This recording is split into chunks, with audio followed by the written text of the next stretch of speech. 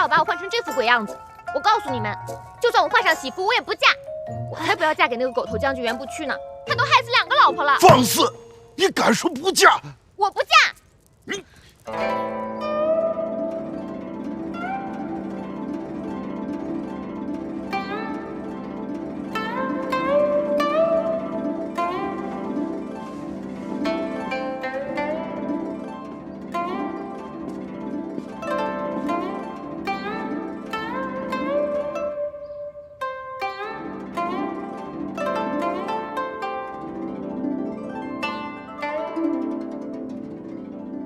冰燕，你该上轿了。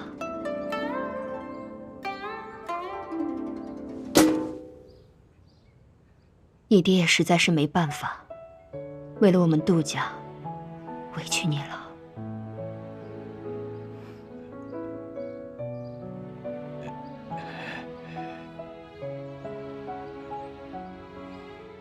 小姐呀，你嫁的可是袁大将军，做个官太太不好吗？我管他圆的扁的，这官太太你爱当你当。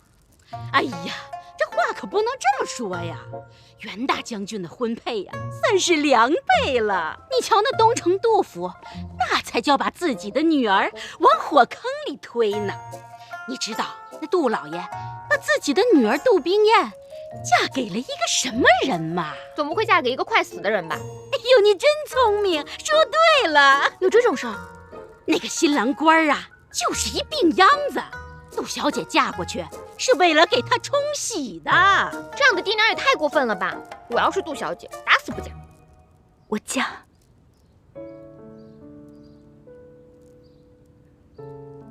别说齐三公子是个病秧子，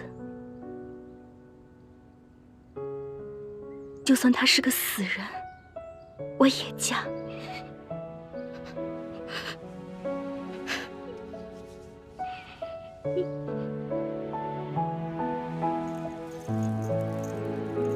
冰燕，我跟你说啊，这冲喜可神着呢，说不定你一嫁过去，齐三公子的病就好了呢。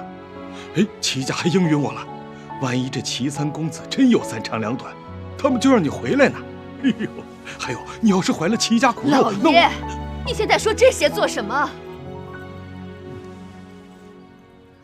今天，城北最大的富户杜府和咱们李府同时送亲嫁女，咱家老爷特意为小姐定制了和杜府同样的花轿、同样的嫁衣、同样的盖头。虽说咱们李府远远比不上杜府送嫁的排场，可咱们老爷自有妙计。杜府送嫁的队伍必定从咱们李府门前经过，到时候咱们就紧随其后，2股合成1股，让杜府为咱们鸣锣开道，借他人的光，造我们的势。不，改了，改了。在杜府的送嫁队伍快到而未到之时，你们抢先一步把花轿抬出去，不早不晚的走到他们前面，这就叫做借他们的势，摆我的阔。老爷英明。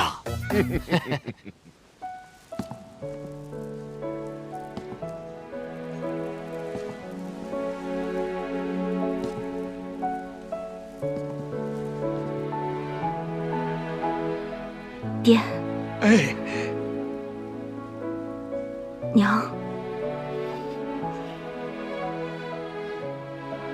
为了杜家的家业不被齐家牵制，我嫁。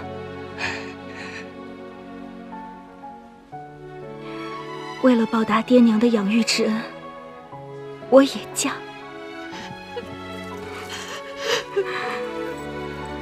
你要照顾好自己。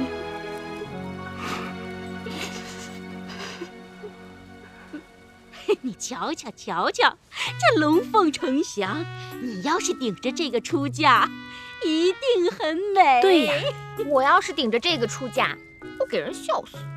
你看这盖头多漂亮啊！来，盖一下。我不要啊！我不要，盖着吧。丑死了！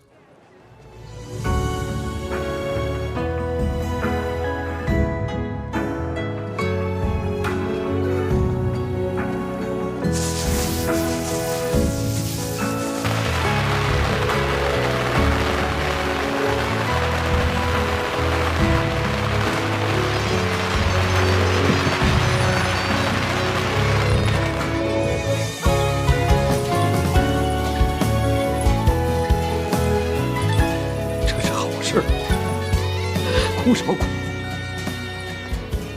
哎呦，不好了，老爷呀！什么不慌？好了！哎呀，你们家玉壶小姐变卦了！什么？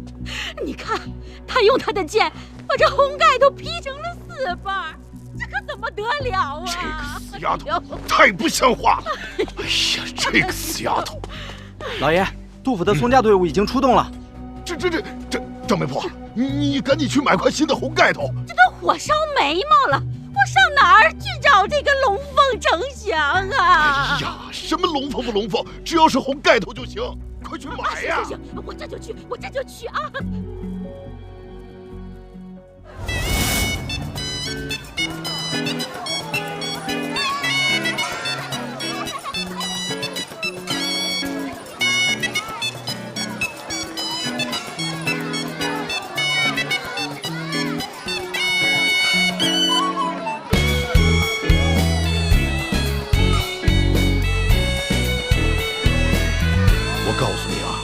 现如今，你生是袁大将军的人，死是袁大将军的鬼，你不去也得去。这婚事又不是我应下的，我打死你！打死我！你打死我吧！哎呀，怎么说着就发起火来了呢？气死我了！玉壶啊，你要是不嫁给袁大将军的话，那袁大将军能饶过你爹吗？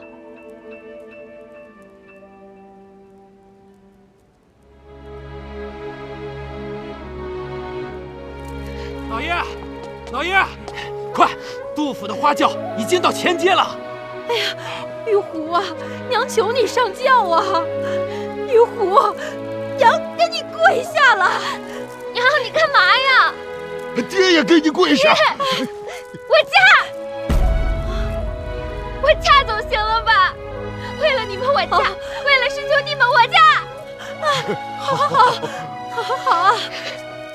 哎呦，来了，盖头来了！鸳鸯戏水，好。玉壶啊，你瞧瞧这头发都乱了，让娘给你整整。来，乖嘛！来，乖，来，快！哎，好。看，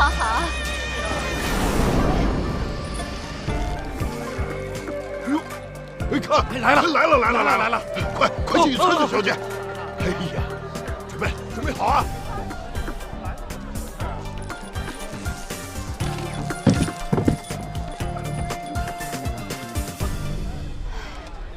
这杨威武管家的。来了，老爷，来了。来，快上轿！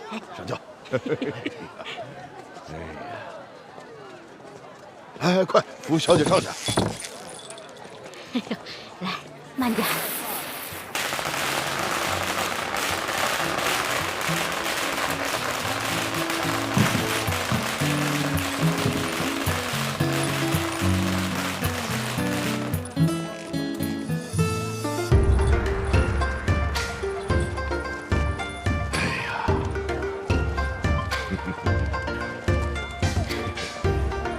终于嫁出去了。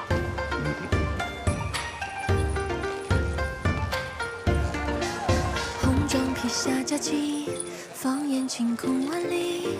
扬州桃李，飘飘十里，满城共聚欢喜。相约骑着离奇，就算跨越千里，共度风雨，只有你能懂我心意。阴差阳错相遇，定下姻缘不易。人海中遇见对的你，无人能比拟。欢喜人家相依，欢。许都是那命中注定。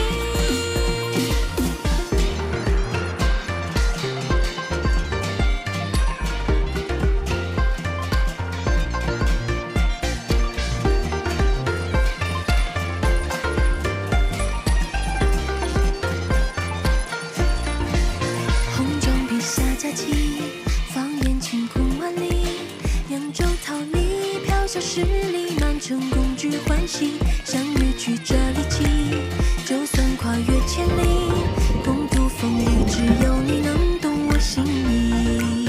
阴差阳错相遇，走快点，走快点，咱们走快点！人海中遇见对的你，无人能比拟。哎呦，前面有个庙，快！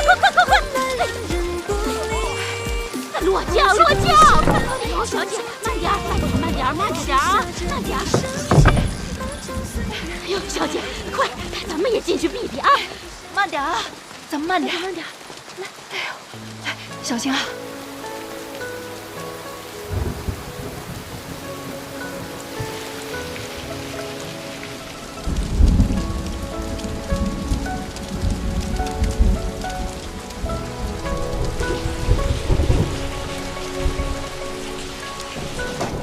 小姐，慢点，抬脚。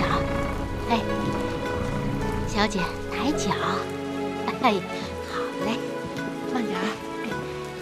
哎呀，小姐，外面雨太大了，咱们在这儿避避雨。您在这避避雨，我们先出去了啊。小姐，您歇会儿，我们出去了啊。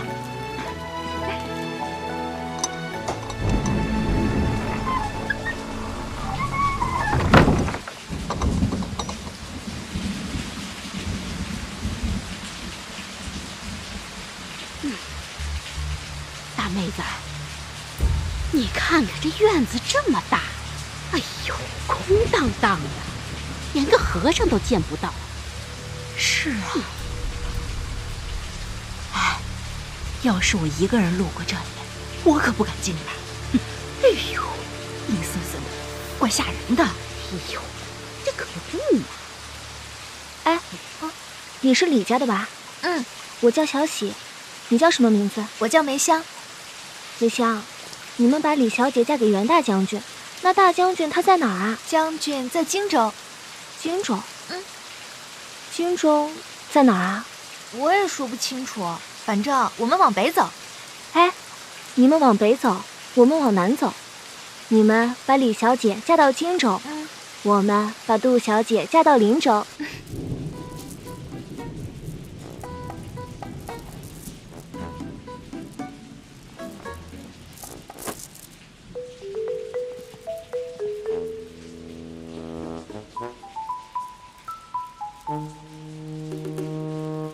杜小姐，杜小姐，你要是觉得闷，就把盖头掀了吧。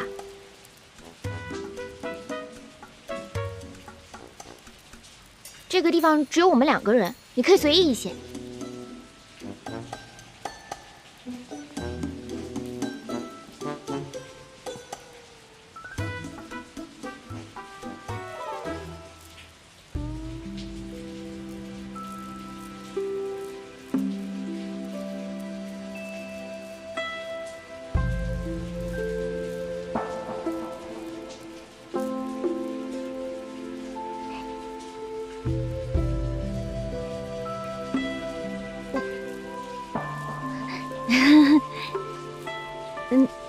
你的衣服跟我的衣服一样，你还顶着这块破布干嘛？拿下来吧。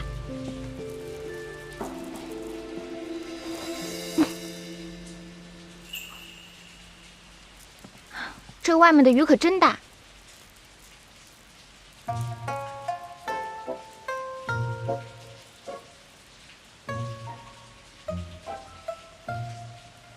李小姐，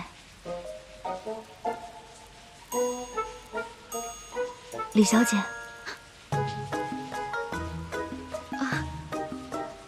对不起，是我失礼了。我是看你长得实在是太美了，我还以为我算是标致的了，可是跟你根本就比不上。你就是天上的大雁。我就是水里的鸭子。不是的，李小姐，你长相娇俏，还带有一股英气，为人也洒脱。而我，只不过是常年在闺阁中没有见识的女子罢了。你放！我的意思是，你呀是千金大小姐，是我们扬州城数一数二的美女才女。听闻你的才气，那些男子赶着800匹马都追不上呢。我呢，大字不识几个，跟你比不上的。李小姐，今日我们同一天出阁，同一天告别扬州，又同在这仙女庙中避雨，真可谓是缘分。有缘有缘。要不坐下说？坐吧。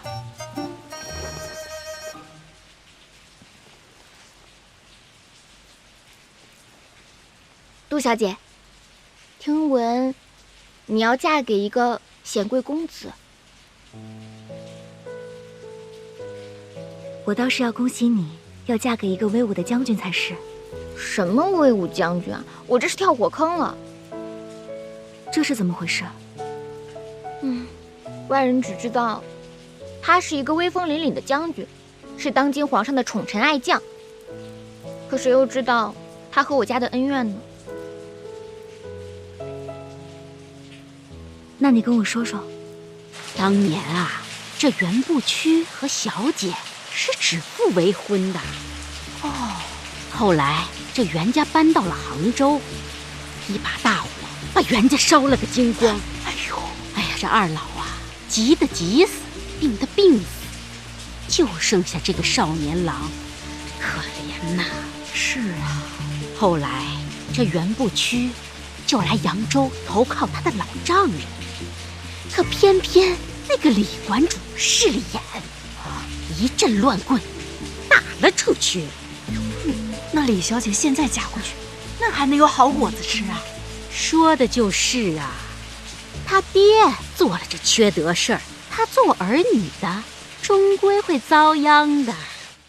现在袁不屈是威风凛凛的大将军，他若想报复你的父亲，十分容易，又何必花10大香聘礼把你给娶过去呢？所以我想，他是不会把怨恨牵到你的身上来的。哎呀，你不知道，他已经娶了2位夫人了，而且都是被他折磨死的。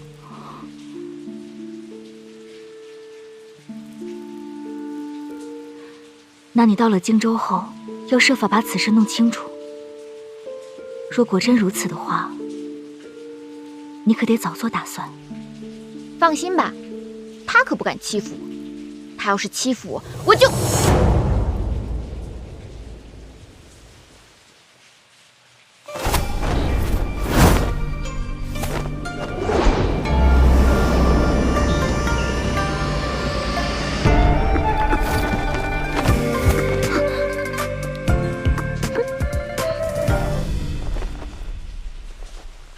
好功夫。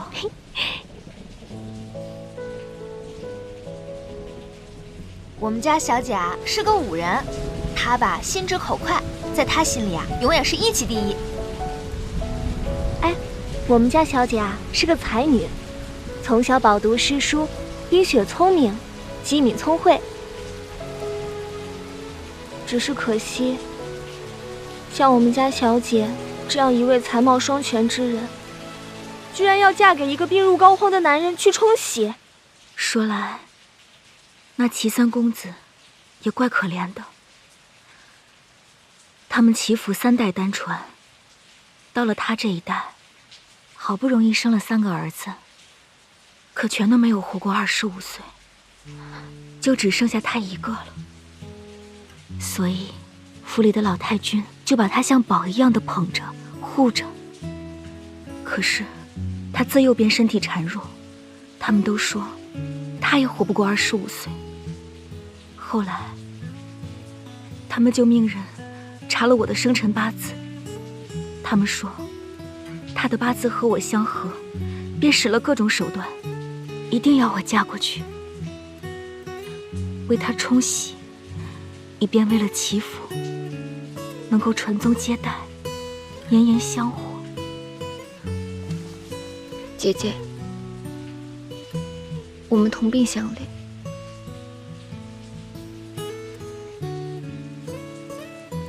那我们就在仙女娘娘面前一结金兰，希望她能够保佑我们。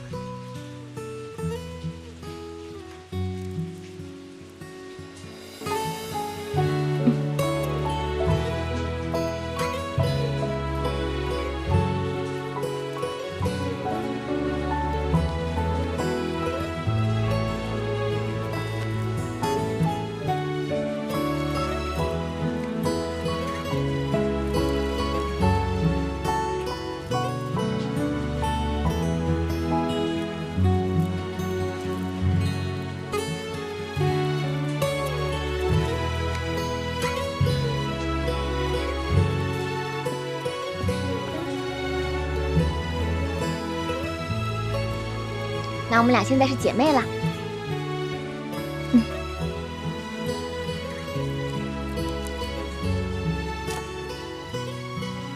这个是袁将军送我的聘礼，碧玉剑。现在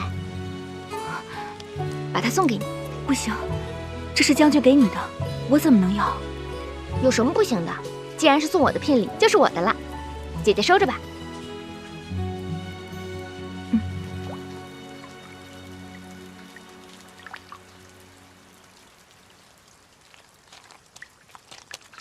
雨停了，雨停了，雨停了！哎，一会儿是不是接着下呀？在这儿干嘛？来人了！哦，师傅，我们是来这儿避雨的。哎呀，赶紧走，赶紧走！再不走啊，你们会有血光之灾的！血光之灾？什么血光之灾啊？最近啊，我们这一带出现了一群江洋大盗，无恶不作，见人就抢，手段十分之凶残。3天以前，他们用刀子在我们庙门之上给我们留下一封信，让我们3天之内给他们送200两纹银去。否则啊，就把我们仙女庙屠个满门皆死。我身上有祈福为我特别定制的信物，它叫水晶燕。既然你将这个碧玉剑给了我，那我就把这水晶燕给你留作纪念吧。今天可是最后一天了，这强盗说来就来。我跟你们说啊，大家还是赶紧逃命去吧。别走！你们干什么？走吧！你们先走啊！强盗！妹妹，外面的情况我们还不知道，我们还是先把盖头盖上吧。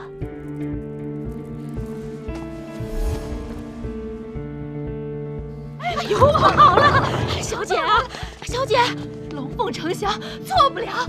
有鸳鸯戏水也没错，快梅香，小姐，小姐，来，小姐，慢点啊！小姐，抬脚，抬脚，慢点啊！哎呦，强盗来了，快，慢点啊！咱这排场不能丢啊！别慌，别乱，稳着点儿。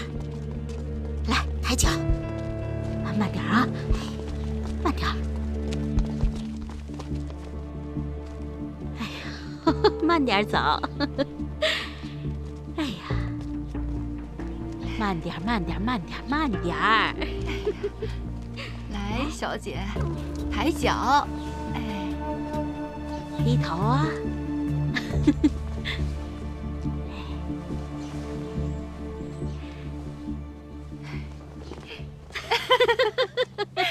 我这个呀是龙凤呈祥，错不了。哎呀，我那个呀是鸳鸯戏水，也没错儿。错不了，错不了。起驾！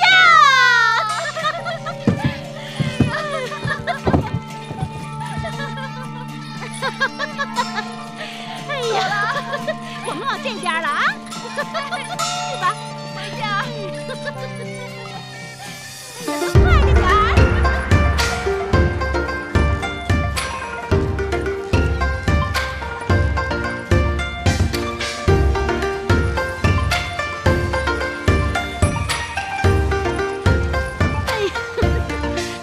红妆披下佳期，放眼晴空万里。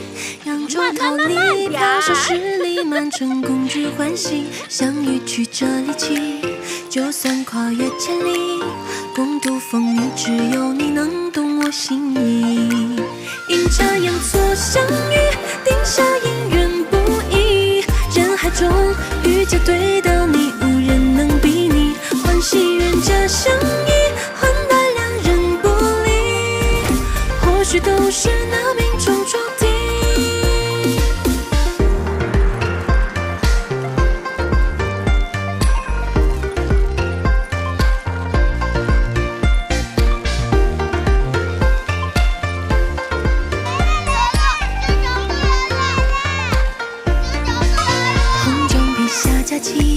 放眼晴空万里，扬州桃李飘小十里，满城共聚欢喜。相遇曲折离奇，就算跨越千里，共度风雨，只有你能懂我心意。阴差阳错相遇，定下姻缘不易。人海中遇见对到你，无人能比拟。欢喜冤家相依，换来两人不离。或许都是那命中注定，许下这一生情，漫长岁月送福送喜的到了，快，请进，请进。好嘞，我说老板，有好吃好喝的，今晚上你瞧这一个个的都成什么样了？好，请，好走。贵客到，好酒好菜端上来。好嘞。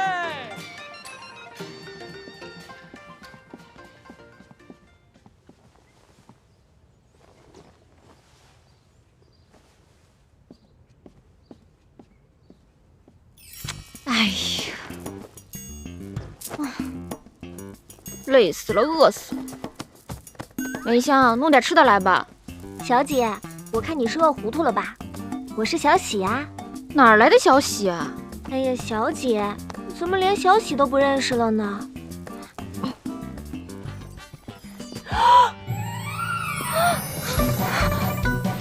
你是谁啊？我是李玉湖。李家小姐，我这做媒啊也有20多年了，这扬州城里哪个不晓得我灵媒婆儿啊？全城啊有一半的夫妻，那都是我拉的线儿。都说扬州城里出美女，拜托林妈妈，你给我牵个红线吧。行啊，给你找一个。找个什么样的呢？哎呦，找个烧火丫头。哎，林妈妈不好了！什么事儿啊？不要慌，慢慢说。哎呀，错了！什么错了？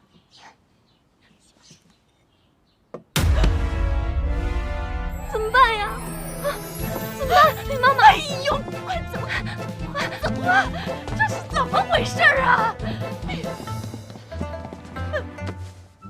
就是他。你是李小姐，杨威武管家的？没错，我就是扬州扬威武馆馆主的女儿，李玉湖。她怎么在这里？我还想问，你们怎么在这儿呢？哎呀！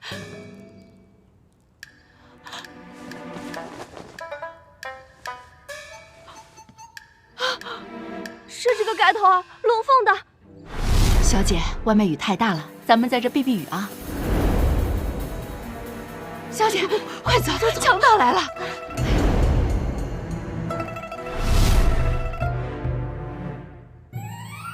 哎呀，错了，这可怎么办呀？哎呀，错了，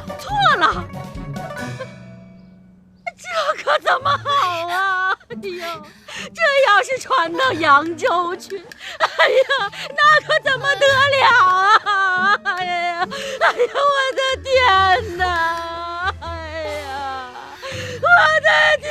张妈妈，咱们连夜赶回去，把我们家小姐换回来。你说的倒轻巧，咱们向北走了一天，他们向南走了一天，这一南一北加起来是2天的路途啊！怎么追呀？咱们飞呀！哎呀，回去，这可怎么回扬州去？不能，千万不能回扬州。为什么？临上轿前，杜老爷再三关照，冲喜的日子千万不能耽误。喜期一错过，齐三公子翘了辫子，谁担当得起啊？那怎么办嘛？那你们不会将错就错，把我送到荆州吧？哎呦，哪能啊！小姐，您先坐啊。哎呀，小姐，您都累了一天了，我跟梅香去给你弄点吃的。以后的事儿啊，以后再说。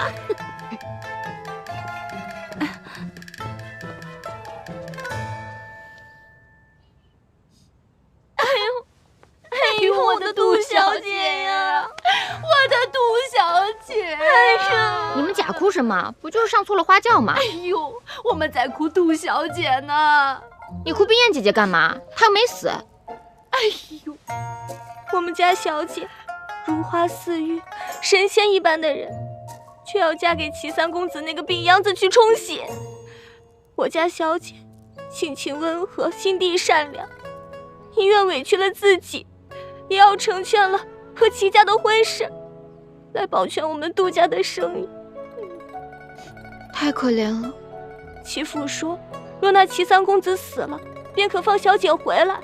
可我们家小姐娇娇弱弱的，哪能熬到那个时候呢？也没有人能帮帮我们家小姐。是啊，我们女孩家真是可怜，连自个儿的命都无法左右，真是可气。李小姐，我听闻你是最重侠义之人，我求你救救我们家小姐吧。我也想救，可怎么救啊？哎，准时赶到灵州，齐公子一死，杜冰燕不就得救了吗？你的意思是让我冒充冰燕姐？那你还想把杜小姐弄回来，让她去冲喜，让她去跳这个火坑？那不行。现在这种情况啊，不如将错就错。你冒充杜小姐去冲喜，这花轿反正是上错了，不如啊，你就帮杜小姐闯过这一难关。待齐三公子眼一闭，脚一蹬，你再拍拍屁股走人。那时候杜小姐早就发现了错嫁，也许啊，早就回扬州城等着你啦。哎，这是个好办法呀！李小姐，我替我们家杜小姐求求你了。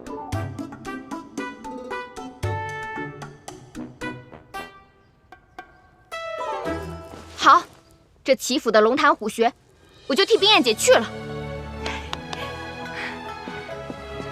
李小姐，你可真是活菩萨，我愿一辈子伺候你，报答你。快起来，我们女孩的命运自己做主。这一次，我就当回杜冰燕。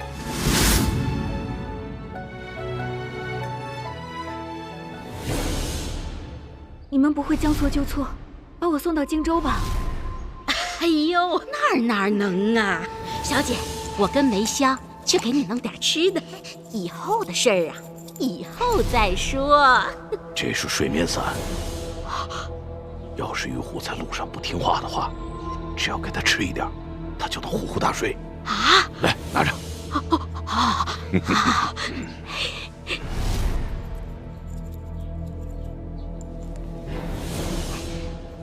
哎呦，你可别怪我，我这也是没办法呀。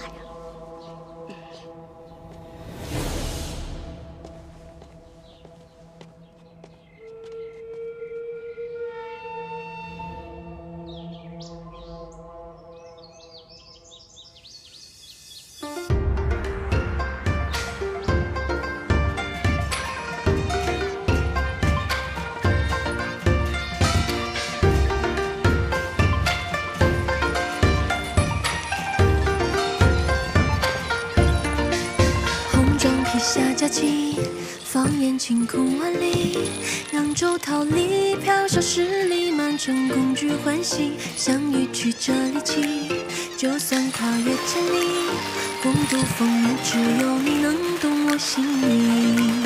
阴差阳错相遇，定下姻缘不易。人海中遇见对到你，无人能比拟。欢喜人家相遇，新人迈步进二堂，大红画两旁。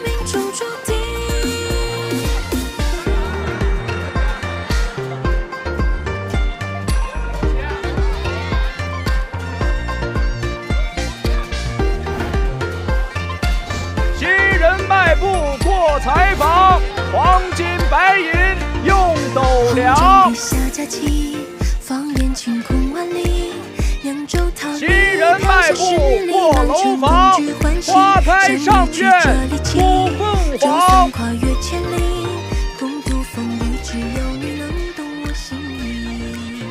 这齐家院子怎么这么大？走得我脚都疼了。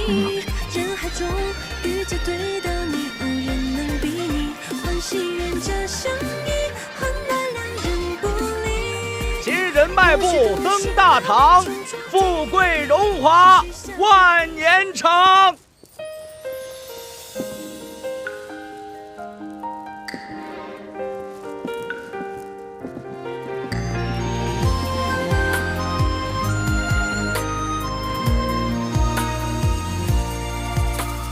鸟语花开春空气，为一缕香追忆。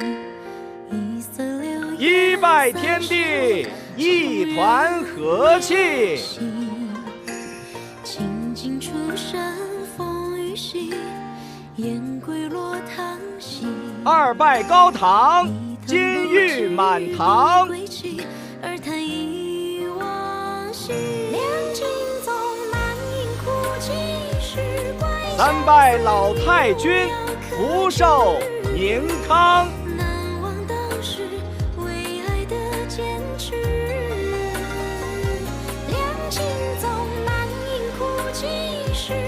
夫妻对拜，相亲相爱，弃恨至此都不舍一世。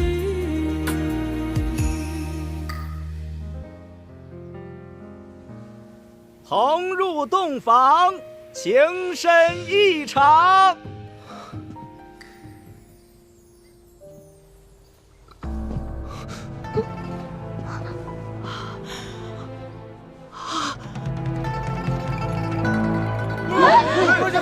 这怎么回事啊？怎么回事啊？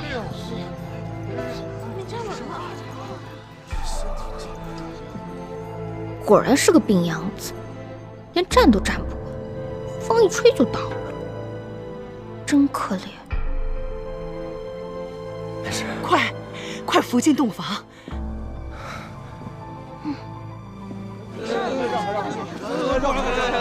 慢点啊！这儿。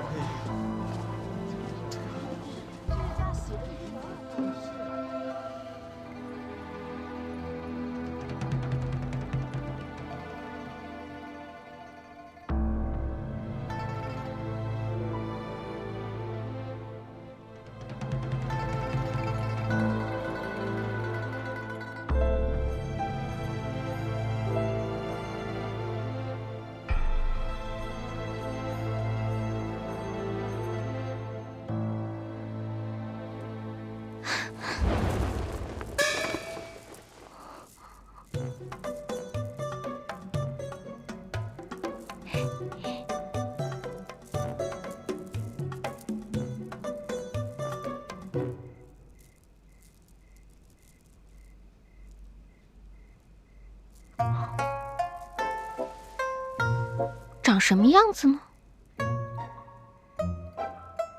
那我看看。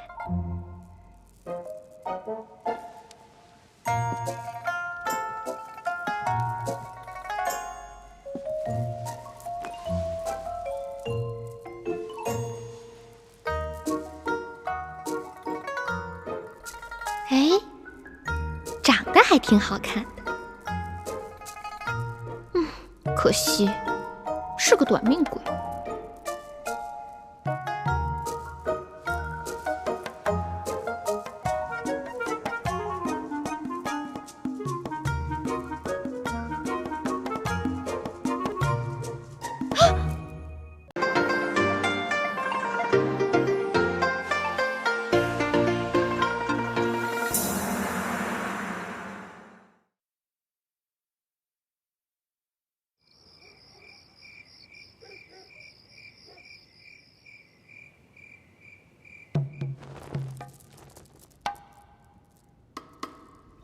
长什么样子呢？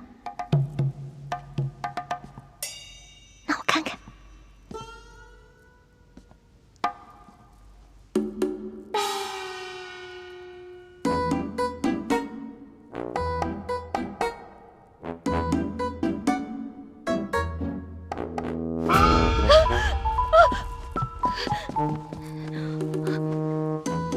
你不是在睡觉吗？吓死我了！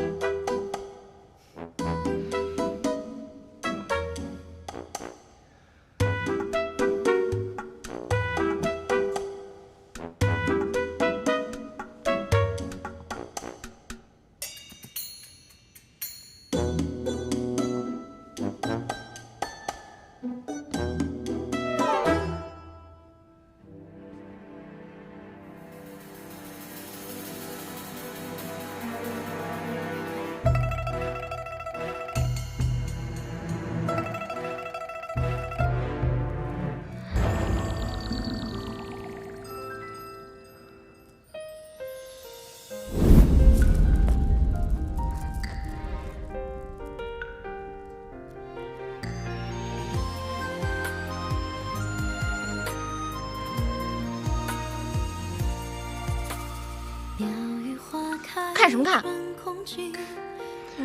怎么，只许姑娘方才偷看我，就不让我看你了？这扬州来的姑娘，好生霸道。我看你呢，我看你是因为怕你是个病秧子。这耳听为虚，眼见为实。那姑娘方才上上下下打量了我一遍，我是否是一个病秧子短命鬼的长相呢？长得倒是挺俊俏。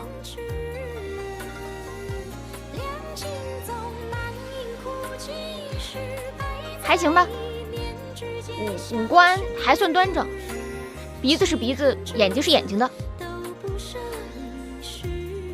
说得好啊，确实是鼻子是鼻子，眼睛是眼睛。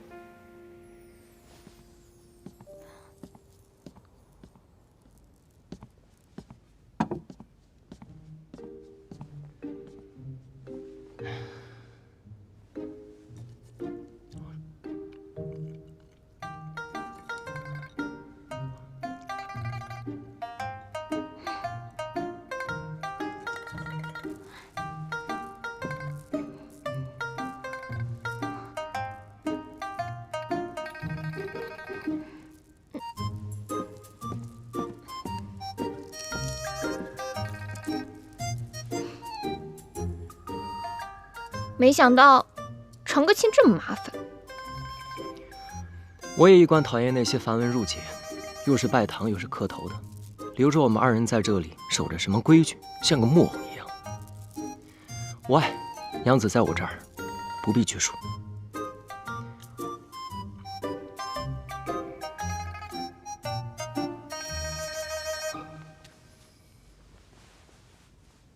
饿了吗？来一块。都快饿死了。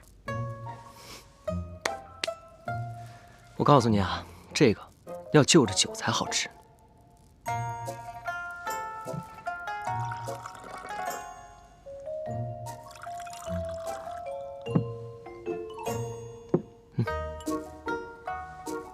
哎，你这个病秧子，当心喝太急了。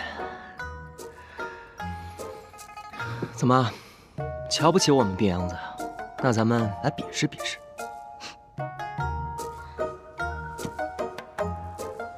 你就是个病秧子，我会怕你？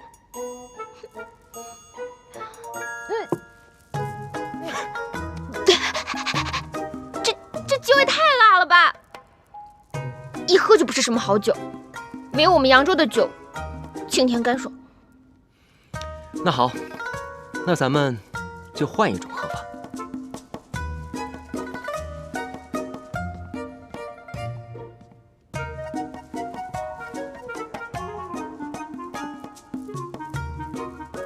这满柜子的书哪有好酒啊？你莫不是喝多了眼花？这书中自有颜如玉，书中自有黄金屋。这书中还有好酒不成？娘子，猜对了。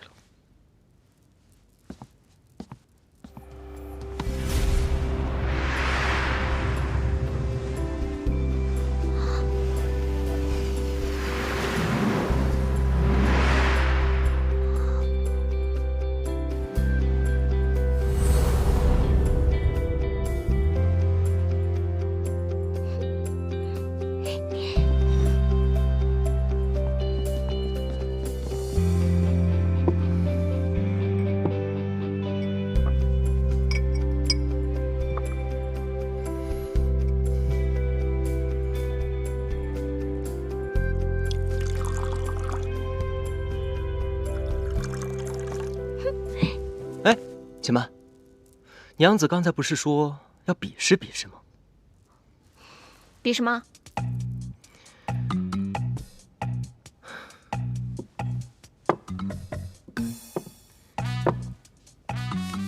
咱们就比比，用这青梅放在这2只碗中，若是娘子猜中了，那便我喝；但若是娘子没能猜中，那便娘子喝。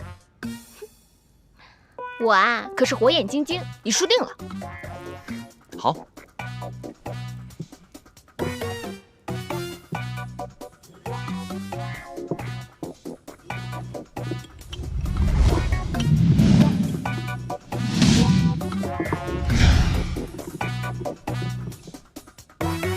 来吧。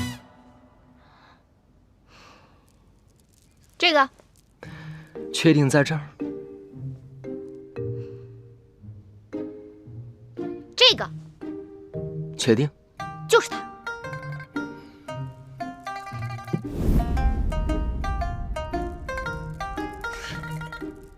娘子，你输了，喝吧。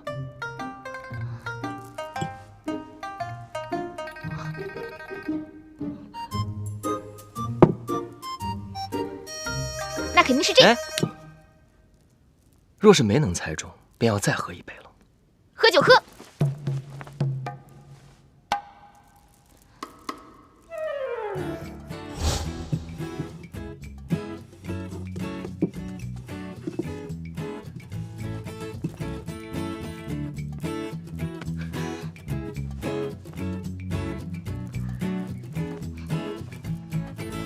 哎呦，不好玩，不好玩。我在家玩的都是投壶之类的游戏，真刀真枪的。你这些莲子果子，有什么意思吗？娘子喜欢玩投壶啊，那还不简单？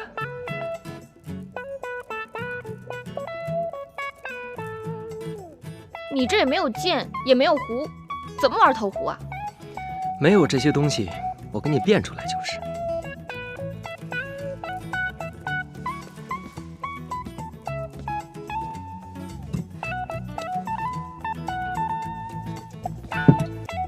娘子，请吧。还挺有办法。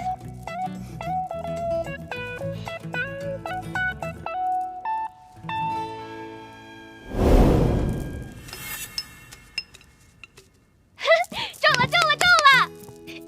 娘子，若我2只并头都中了，按照这投壶的规矩，可算是我赢。你投吧，我才不信你会中并蒂莲呢。那就看好了。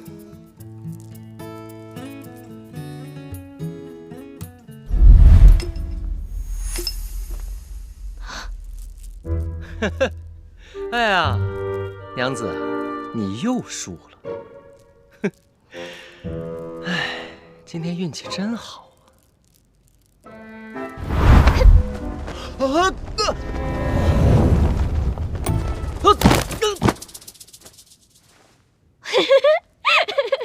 哎，原来没功夫呀！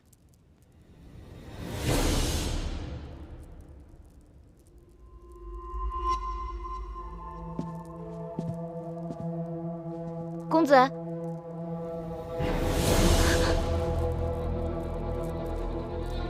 公子，公子，你没事吧，公子？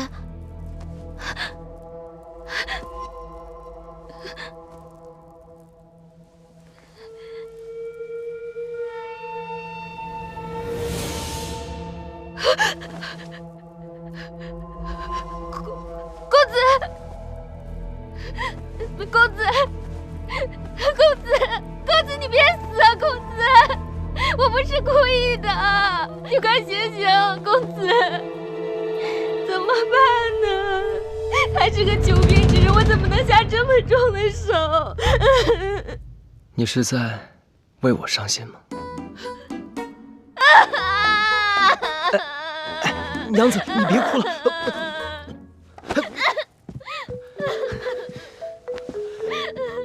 娘子，是我错了，惹得你生气了。我才不是什么，我可不是那种任人欺负的弱女子。嫁过来给你冲洗，已经够气人了。这都怪我这身子连累了你。不过，你跟我想的不一样。你真是需要冲洗续命的孱弱公子。如假包换。看你又喝酒又投壶的，真是古怪。这人世间的事，一两句话说不清楚。你反正已经嫁到戚府来，日后我再慢慢告诉你。不过你放心，我绝对不是冒牌的齐天磊。可是，我是冒牌的杜冰叶。倒是你，这扬州来的大家闺秀，怎会是如此做派？谁说大家闺秀就得摆着了？每个人都有自己的爱好和习惯。就像你说的，这人世间的事儿，一句话两句话讲不清楚。我个性为何这样？日后跟你说。好，这样的性子倒也好。我也不喜欢那端着板着的大家闺秀做派。亥时二更，熄灯入梦。亥时二更，熄灯入梦。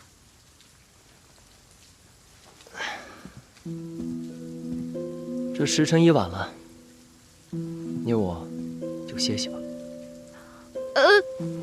你自己先去睡吧。这洞房花烛夜，哪有一个人睡的道理？我刚来林州，水土不服，身子有些不适，所以还是各睡各的吧。定是他害怕与男子同床共枕。原来如此。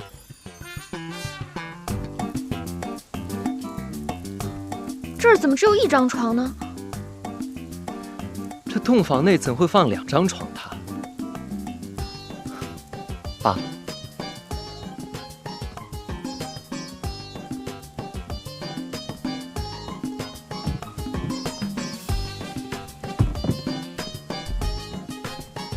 今晚我便睡在此处吧。那怎么行？要睡也是我睡。哎，我一个堂堂7尺男孩，怎么能让一个女孩子睡这儿呢？我堂堂一个巾帼女英雄，怎么能让病秧子睡榻上呢？不用再争了，我睡着。哼！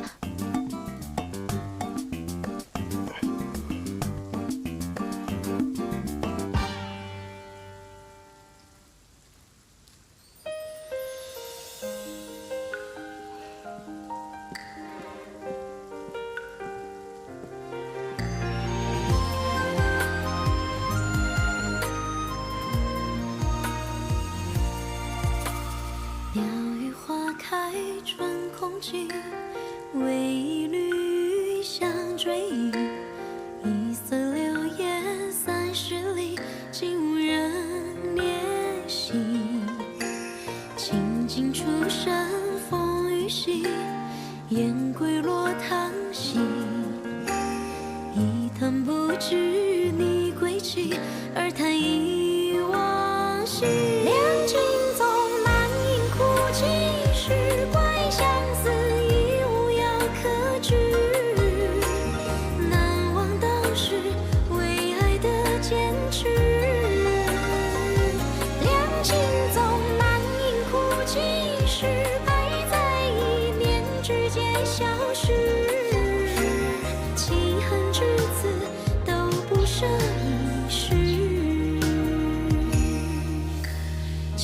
和句子都不舍一叙。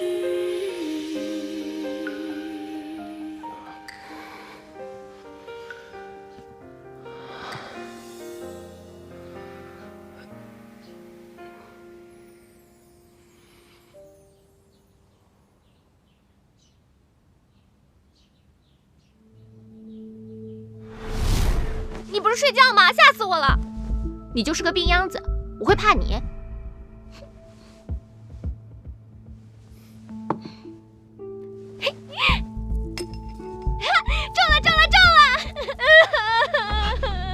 你别哭！吓死我了！吓死我了！我堂堂一个巾帼女英雄，怎么能让病秧子睡榻上呢？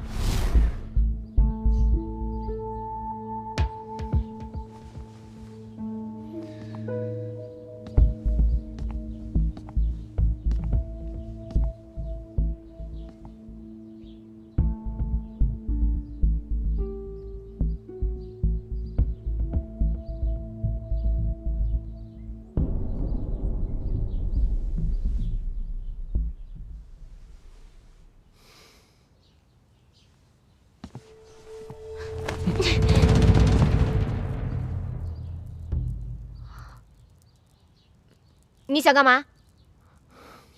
不干嘛。昨晚睡得如何？还行吧。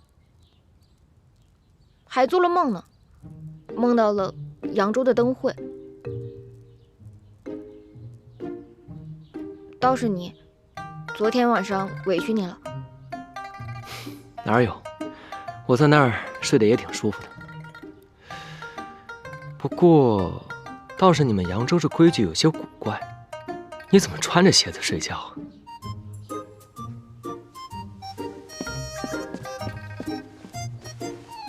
当然是为了防你们林州人。防着林州人？愿闻其详。主要是防你。防我？我有什么可防的？防止你在我熟睡的时候往我身上塞小娃娃，那可就麻烦了。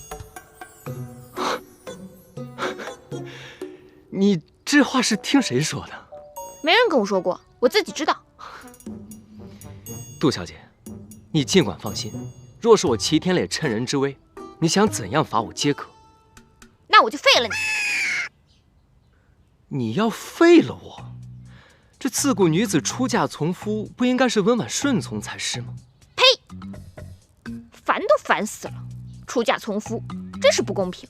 自古以来，男子犯了错，女子得忍气吞声；女子犯了错，不管是多小的错，男子就任意妄为。娘子高论颇有见地。既然如此，那倘若我齐天烈犯了错，娘子就写封休夫书，把我扫地出门，如何？好啊，要是你犯了错，我就拿个大扫把把你扫地出门。好。我还有一件事要问你，你是扬州本地人？当然了。那你会讲扬州话吗？扬州妹，品球喏，耍棍耍枪好把式，吃到小云霄，3文钱一亩。她一个大家闺秀，怎会知晓市井天桥的小吃价钱？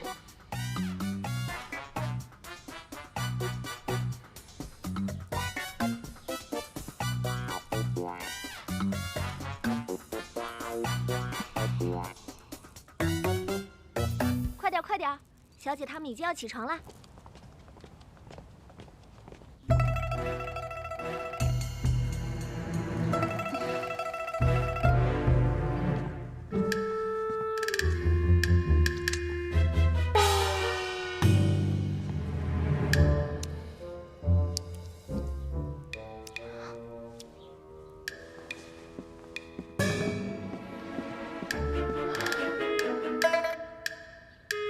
这是干嘛？手没事吧？没事，师傅给的灵丹妙药已经止住了。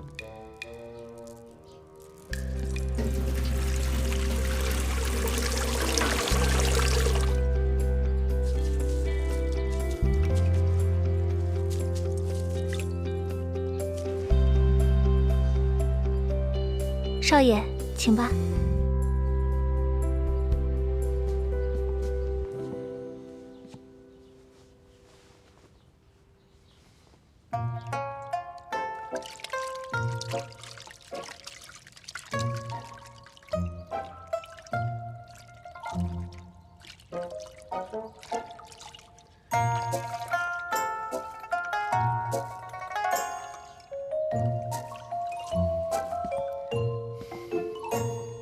请。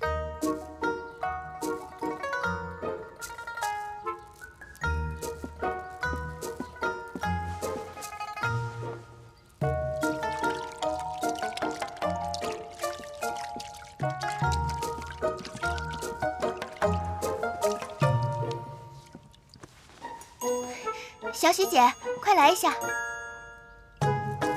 我自己会洗。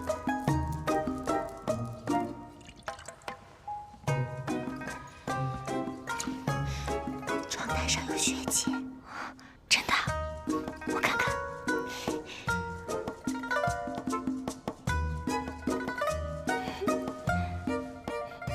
快去告诉老太君，这样她可放心了。是。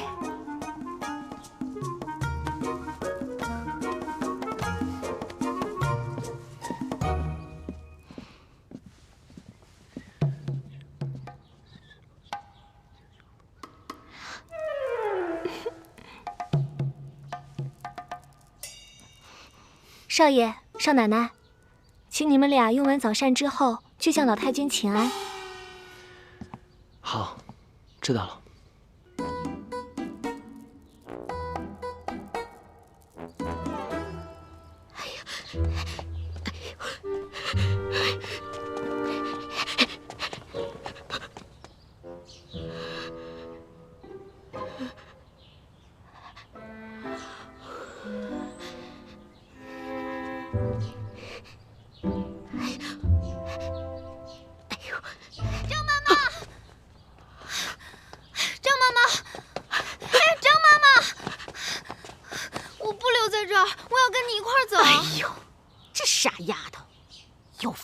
会想，这将军府你不待，你要上哪儿去啊？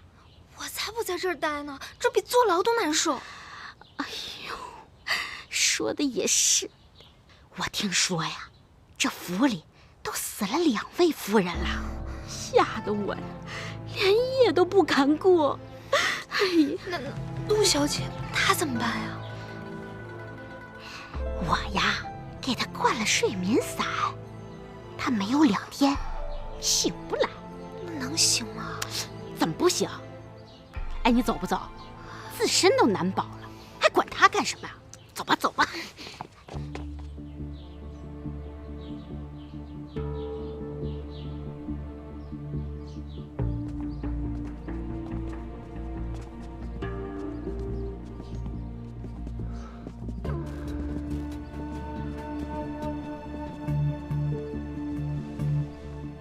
奶奶，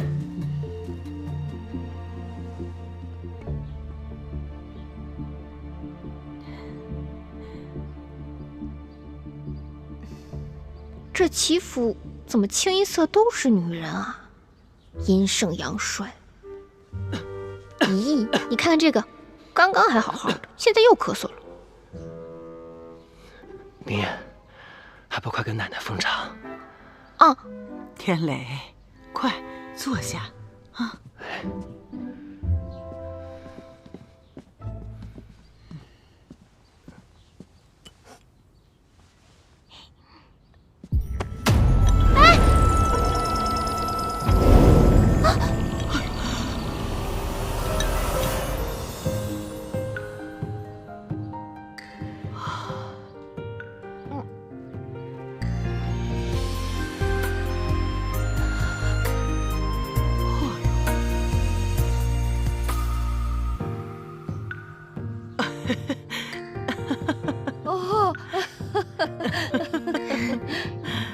老太君慈眉善目，像是佛堂里的菩萨像。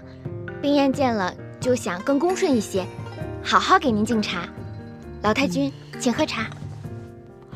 哎，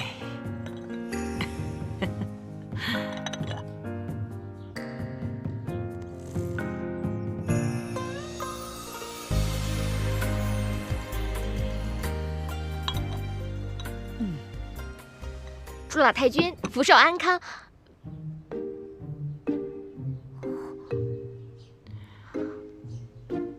小喜教我的词，我想不起来了，怎么办？是吉祥话。祝老太君增福增寿增富贵，天光天彩天平安。好，我喜欢这句话。小巧，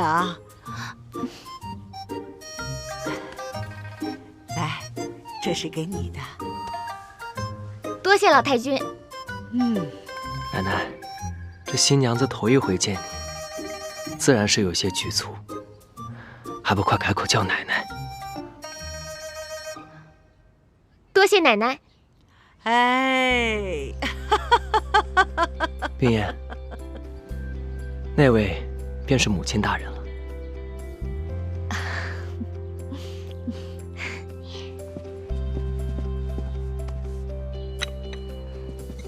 婆婆，请喝茶。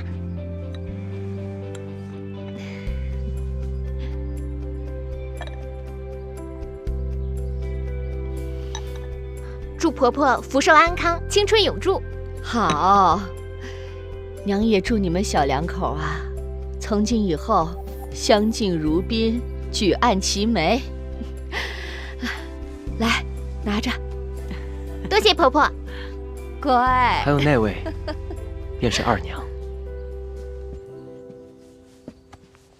冰燕呐，你累了，去歇一会儿吧。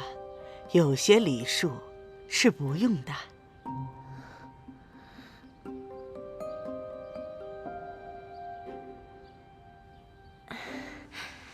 那礼数也是不能少的。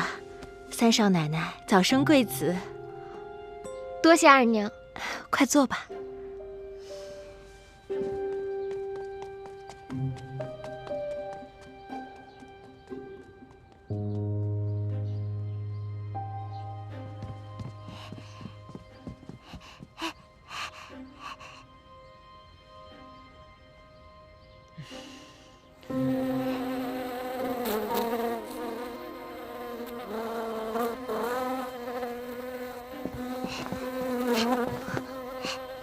生儿，不得对嫂嫂无礼。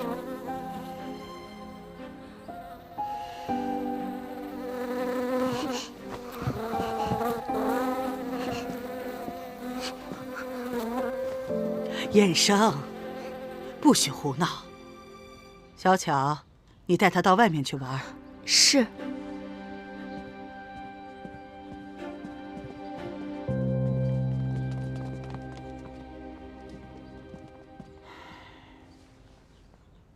二夫人，燕生虽然是个哑巴，但为人之母，你应尽守教养之责。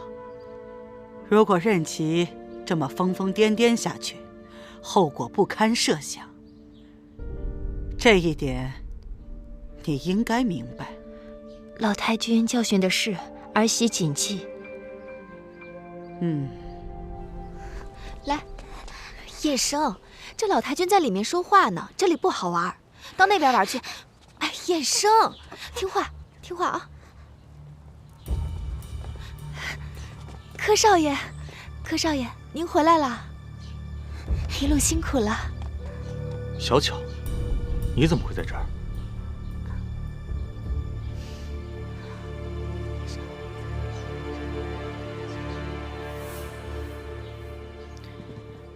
外祖母。哎，回来了，回来了，辛苦了。哦，我给你们介绍一下，这是我的外孙柯世昭，这是你弟妹杜冰燕。世昭见过表弟妹，实在是因为昨日商务纠缠，所以没有赶上如此盛大的庆典，还望表弟和表弟妹能够见谅。表哥客气了。外祖母，齐家14家商行的账目均已理清楚，还望年老过目。老太君，请过目。好，这些都放到我房间去吧。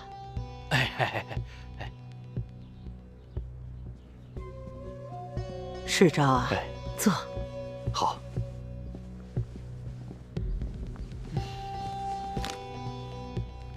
世昭和天磊都是我的心头肉啊。世昭父亲走得早，母亲又不懂做生意，我就把她带到齐府里来教导。唉，天磊呢，身体不好，伤行的事又多，我就让世昭当了天磊的帮手。唉，我在想，总有一天，让世昭帮着天磊一起顶起我齐家的门户。世昭口齿伶俐，办事干练，这3年来为我齐家是尽心竭力，是个能堪大用的好孩子呀。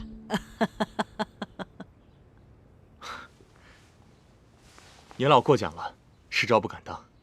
对了，世昭此次去福建，特意亲自选购了一件礼物，还望表弟与表弟妹能够笑纳。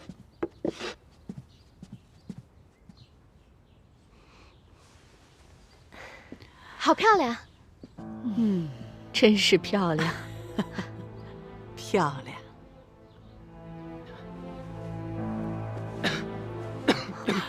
天磊，磊儿，天磊，天磊，天磊，慢点，没事吧？天磊怎么样啊？磊儿，天磊啊！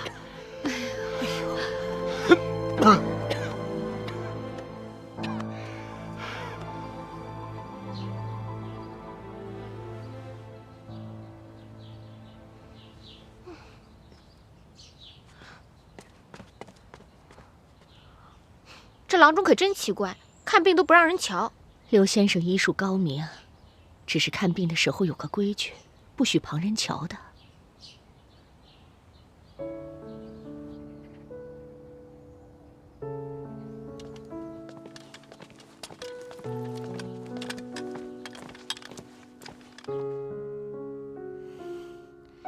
新夫人怎么还不醒啊？是啊，都睡了2天2夜了。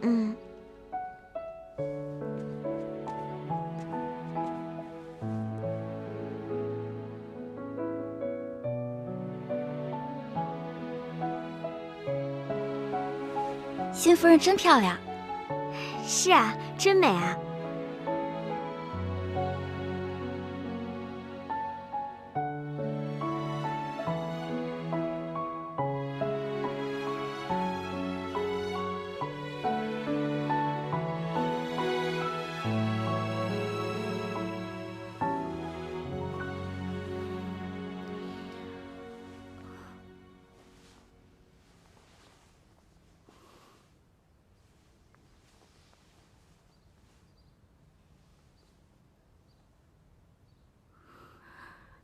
这是什么地方？夫人，这是荆州的将军府。梅香呢？张媒婆呢？不是说好了要回扬州的吗？夫人，他们已经回去了。回去了？是夫人，昨天走的。怎么就回去了呢？留我一个人。夫人真会说笑，花轿到了，他们自然就回了。夫人，请梳洗更衣吧。夫人，请梳洗更衣。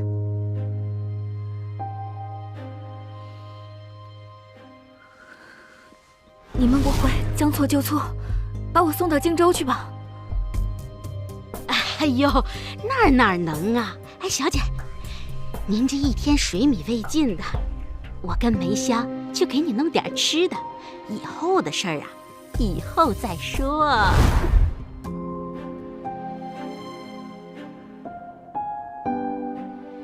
不忙梳洗，也不必更衣。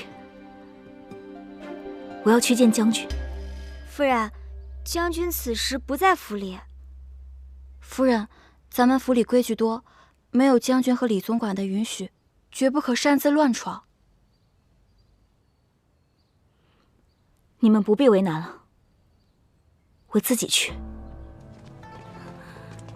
夫人，夫人，你要去哪儿啊？夫人不可乱闯。他已经娶了2位夫人了，而且都是被他折磨死的。被总管知道怎么办呀？快去拦着夫人！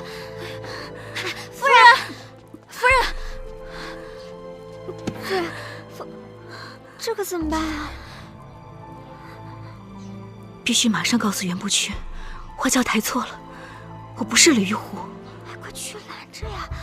夫人，别再跟着我了。怎么办？要不要追啊？快追啊！走，快走！天雷我儿啊，你可觉得好些了？母亲，孩儿有一事请求。只管说，你需要什么，娘立刻帮你办到。孩儿想在那张床榻上加置一床被褥。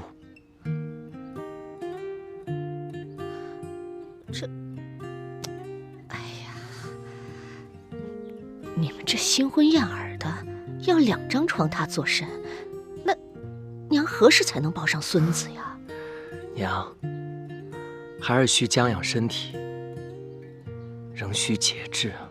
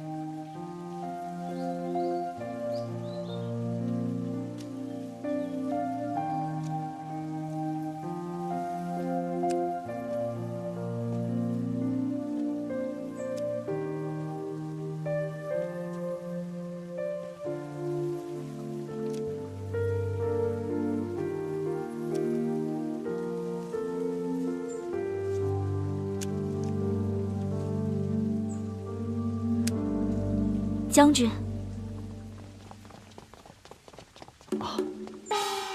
夫人认错了，我不是将军，是将军府的大总管李成。夫人，一路辛苦了。李总管，请问将军在何处？您暂时还见不到将军，他奉旨平西叛乱，戍守边城，已然出征去了。可我等不得呀。您是堂堂的将军夫人，自然应该在府中等候将军回来。将军临走时吩咐，让新夫人在府中静候，待他凯旋再行婚礼。可我根本就不是新夫人啊！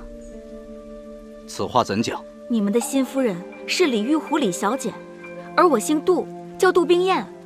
那天我们在扬州仙女庙上错了花轿。夫人，您当我是3岁的小孩吗？我没骗你，那天是李杜两家同时送嫁。好了，夫人，您不必多说，送夫人回房，要小心伺候。是。你，夫人请。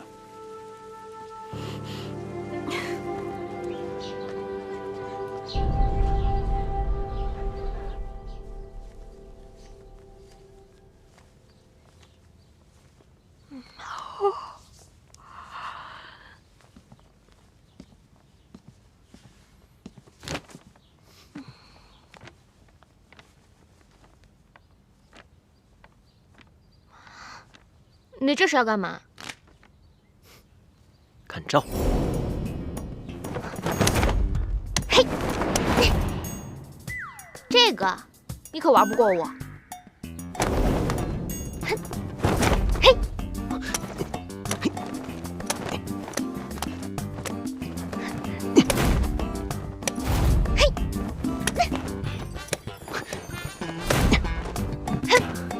哎，以手持剑可是犯规啊！谁说我犯规？哼！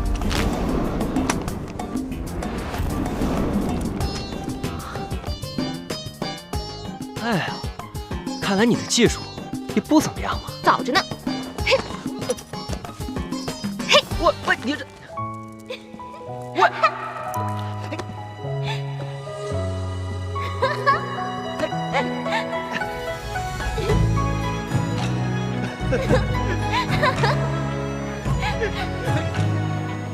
你又来。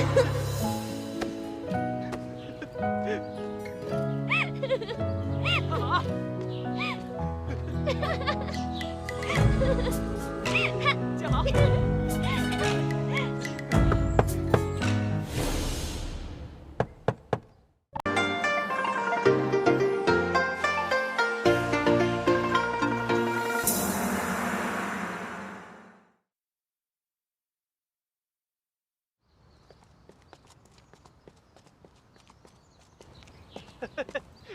看好。三少爷，谁啊？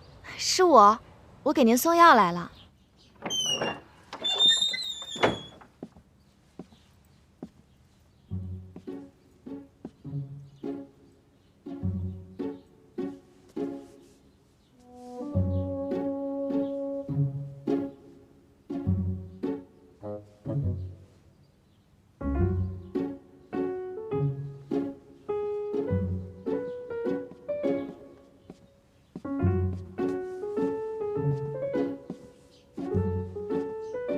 三少奶奶，这线我自己玩呢。哦，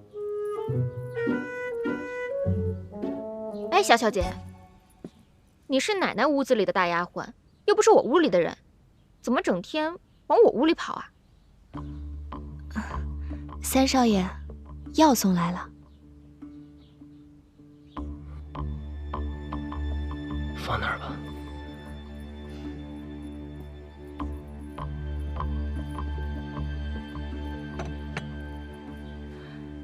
三少奶奶，这药啊是一位名医的祖传秘方，18味药，味味珍贵。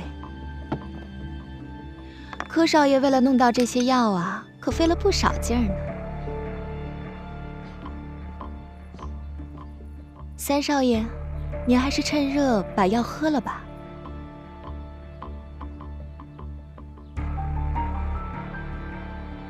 三少爷。这是要三少奶奶喂呀。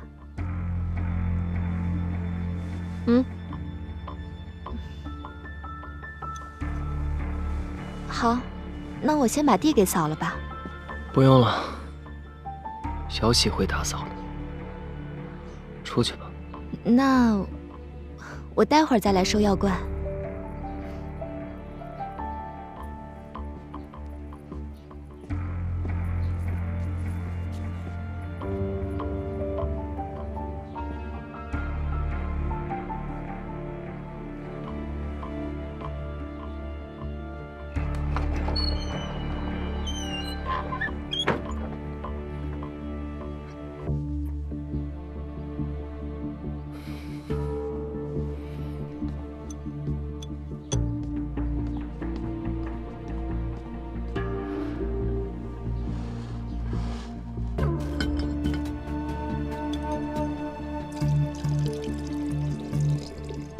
你这是为何啊？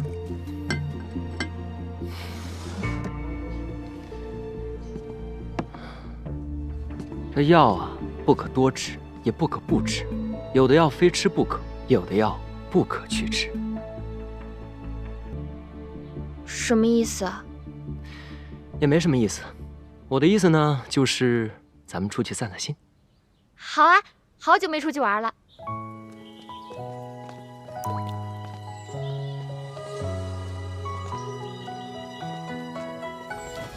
这儿呢。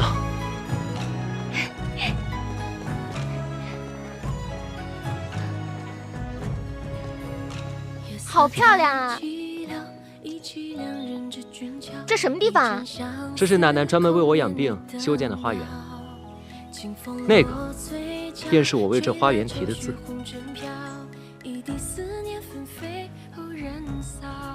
季梯心花。你念什么？季梯心花呀！这么漂亮的园子，干嘛起这么古怪的名字？你笑什么？我说的不对吗？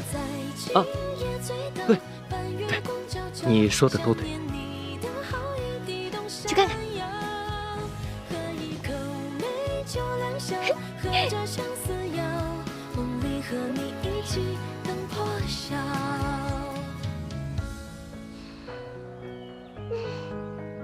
4个字念错了一半儿，知书达理的杜小姐竟然成了白字先生，奇怪。不过，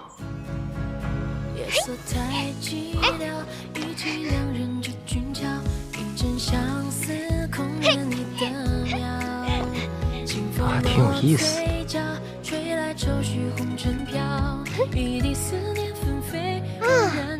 这亭子修的还不错。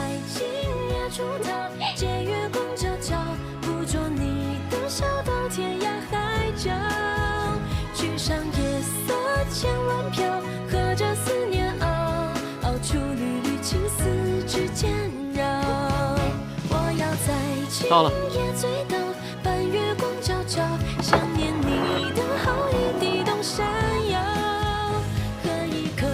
这儿就是我的书房。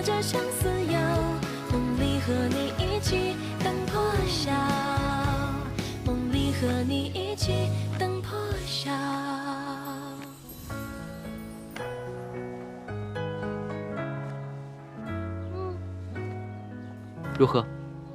不错。对了，你看这4字怎么样？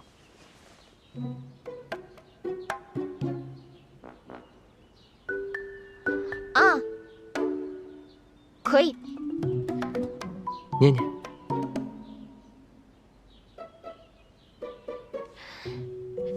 金爵乐。这第3个字，它念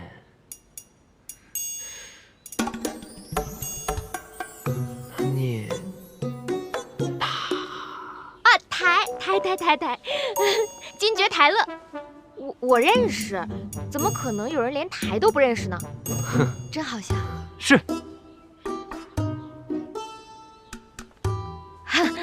你这个宅子这么漂亮，为什么建在这么偏远的地方？多可惜啊！这你就不知道了。我在这儿呢，第一，可以看书写字；第二，这有一扇门，可以直接通到园子里观景。带你去看看。嗯。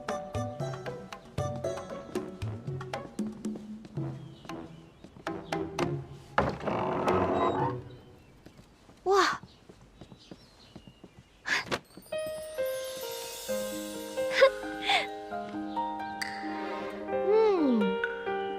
你看，那儿便是观景阁。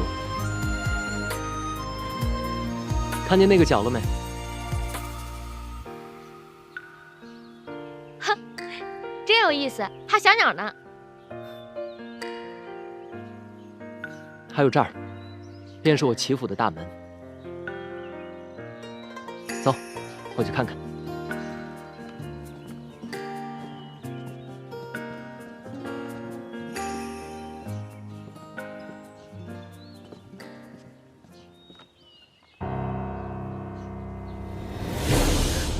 怎么了？这哪是风景，这叫煞风景。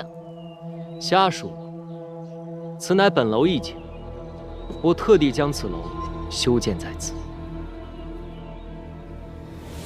你这个人还真奇怪，喜欢看这些荒坟堆子。喜欢啊！我每观此景一次，便醒觉一次。面对此景，鄙人不敢有一刻松懈，所以，我才会在那边的牌匾上写上“金爵始乐”。不是台乐吗？哦，对，金爵台乐。对。你也过来歇会儿。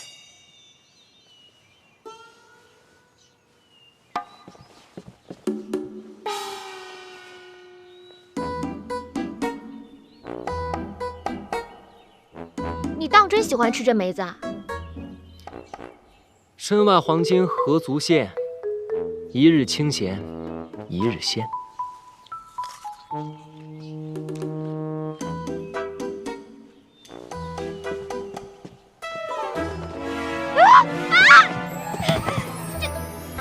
你有这干嘛呀？天机不可泄露。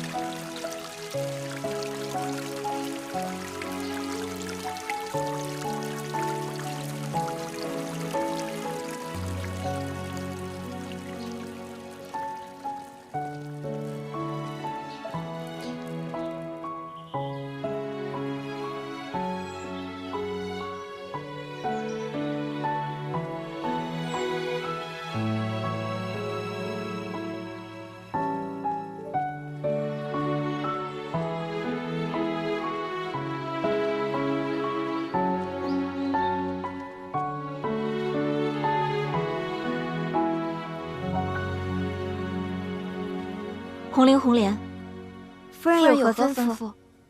今日花园赏景，你们不必处处相陪，让我随意一点，行吗？是，夫人。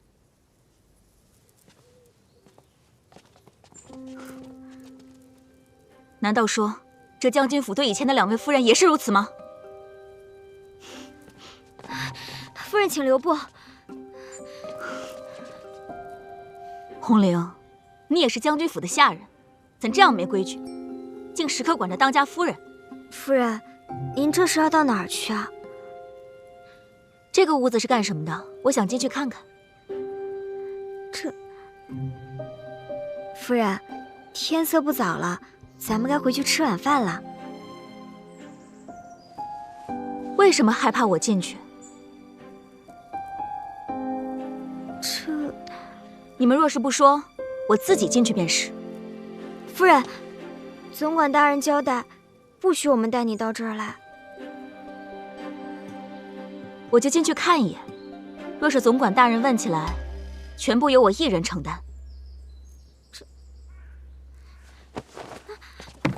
夫人，夫人，夫人，夫人。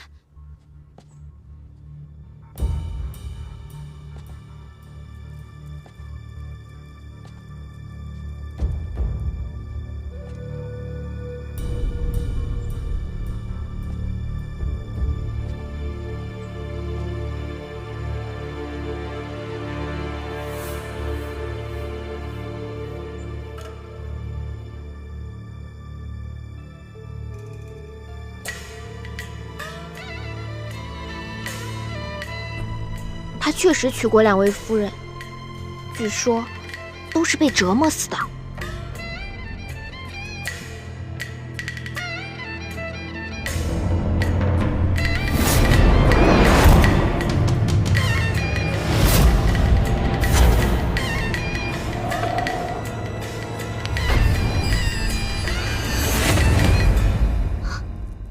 夫人，您不该出现在这里。李总管，我是怎么吩咐你们的？和他们无关，是我自己要硬闯进来的。夫人，您该回房歇息了。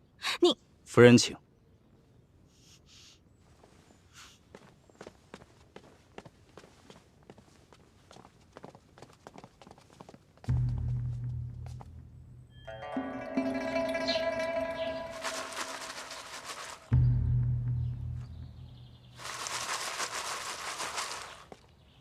哎，天磊，你现在是新婚燕尔，怎的，不与你的新夫人一起独处，却跑到我这儿来了？师父，现在确实是云遮雾障，疑点重重。此话怎讲？徒儿早就听说，这扬州的杜冰雁小姐与我同岁，自幼饱读诗书，温婉娴静。可现在这个新娘子，我这几天与她接触下来，发现了她不少破绽。她似乎比我小。虽说为人娇憨可爱，飒爽义气，不过肚子里却没有什么墨水。他居然把那寄唱心愿念成了寄啼心花，把惊觉始乐念成了惊觉台乐。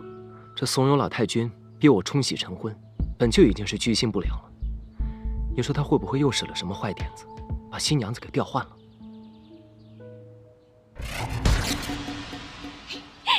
哎呀，小喜，你快点儿！哎，小姐，你要端庄贤淑，你是大家闺秀杜冰雁呢，别露出马脚。知道了，我装样的功夫你还不知道吗？哎，小姐，哎呦，啰嗦！桑少奶奶，您来了，老太君在里面等着您呢，请。快，婆婆，特地在老太君边上给你留了位置，快坐。奶奶，哎，就等你了。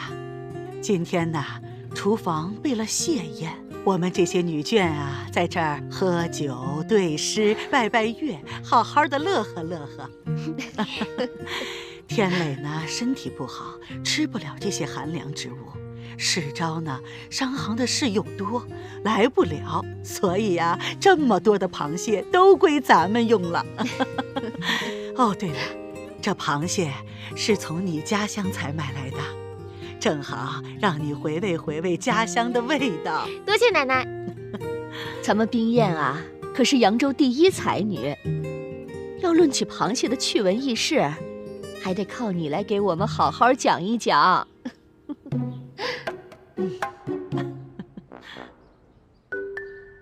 婆婆、奶奶，冰燕愚笨，这奇闻异事的，我脑子里一时想不起来多少，但这民间流传的对子，我可知道不少。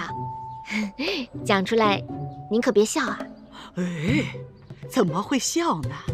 都知道你是个大才女，从你嘴里说出来的，我都爱听。这圆瞪眼，口莫扬，煞是猖狂，皮有春秋，肚内黑黄，铁甲强熬，爪横芒，终不免包其折爪，拌葱姜。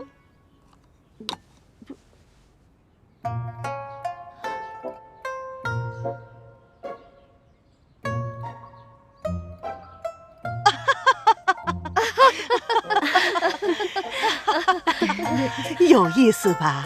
啊，有意思。从冰燕的嘴里说出来，那就是文采飞扬，别有一番风雅呀。是啊，奶奶，您快别夸我了。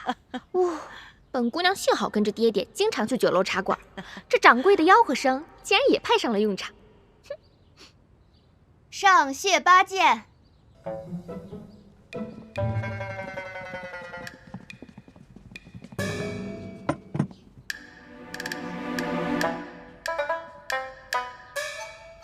狼牙锤、青龙勺、日月镊、凤池剪、青铜墩、乾坤斧、梨花针、柳叶瓜，七七八八的都是什么呀？这群人是不是吃饱了撑的？这用嘴吃，它不香吗？咱们齐家书香门第，如今老太君又得了冰燕这样的才女孙媳，不如咱们趁着佳节吃蟹饮酒，吟诗作赋，老太君可好啊？好啊，那咱们就以这席间蟹来作诗吧。要不我先来？好。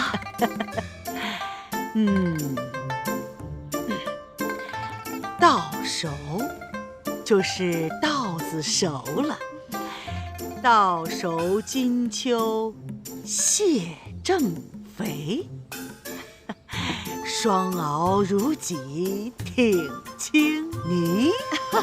好诗，好诗。那接下来谁来呀？老太君啊，不如就让三少奶奶先来吧，一边向我们展示展示扬州大家闺秀吃蟹的风雅，一边吟吟诗，作作对。方小巧啊，你真是哪壶不开提哪壶。冰燕姐姐，你可难死我了。腹有诗书气自华，咱们三少奶奶当然不让啊。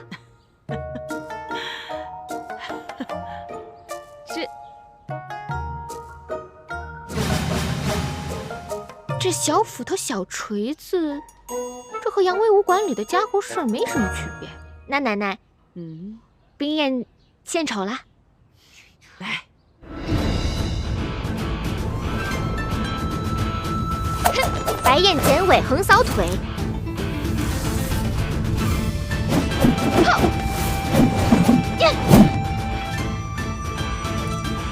飞棍撞中，挺胸扣。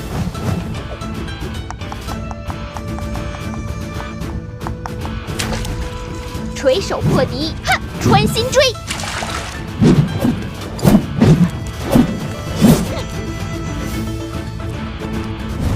舌剑唇枪，蟹纵横。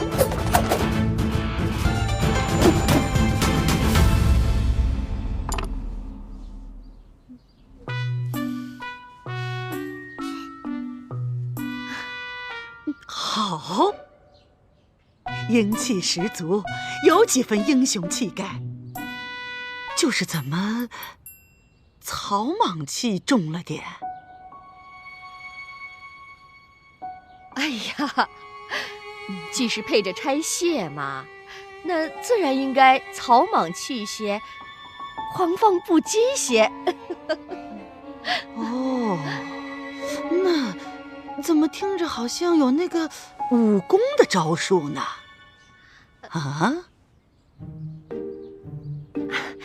老太君，我们家老爷总是教导小姐，说这女孩子呀，也该有心胸宽广，有大江大河的气度，不可以太闺阁胭脂气了些。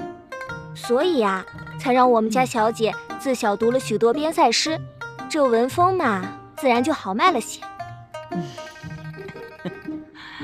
对，奶奶，我可喜欢边塞诗了。想不到咱们三少奶奶还有些侠女气度。那是，巾帼不让须眉嘛。老太君，这屋外各类品相的菊花已经摆好，各位不如先移步屋外赏菊作画。好啊，那走，到门口去看看咱们家的菊花去。冰燕啊，老太君当年可是出了名的名书画匠，你也是扬州的大家闺秀，想必这琴棋书画应该也是样样精通的。今天啊，可得给我们好好的露一手。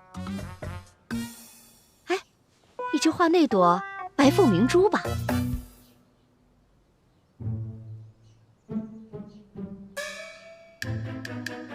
行。好，咱们各自画起来。好。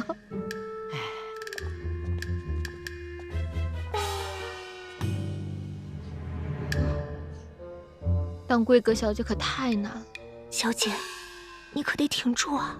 这鲤鱼打挺我挺得住，这咬文嚼字，哎，我尽力吧。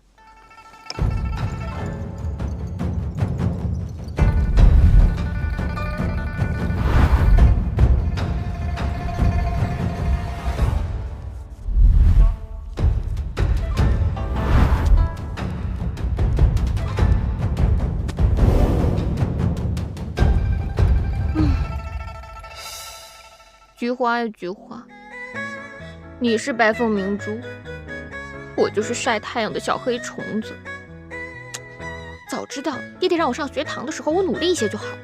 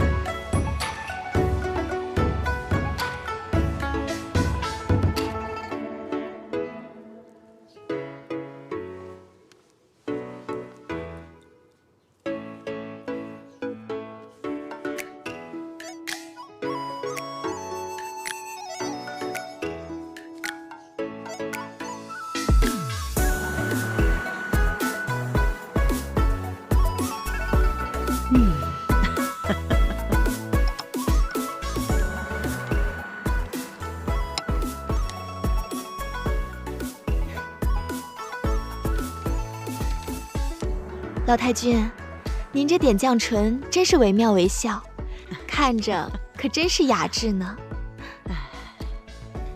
三少奶奶也画完了。哦，那大家都来看看冰燕的画吧。奶奶，其实我不擅长画画。无妨无妨，都是一些逗乐子的玩意儿。让为娘先品一品。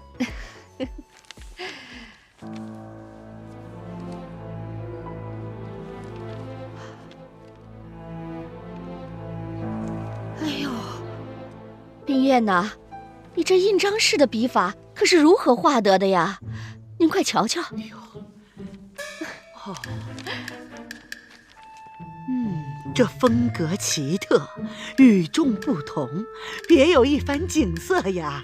好，好，拿近些，让我仔细瞧瞧。这，哎，奶奶，我都有些饿了。哦，哎呀，刚才净顾着画画对诗了，没让他吃东西。好，你想吃什么？奶奶带你去。我呀，想吃糖醋小排。红烧肉。好，糖醋排骨、红烧肉，厨房上。生儿，快来，小心奶奶。哎，好嘞。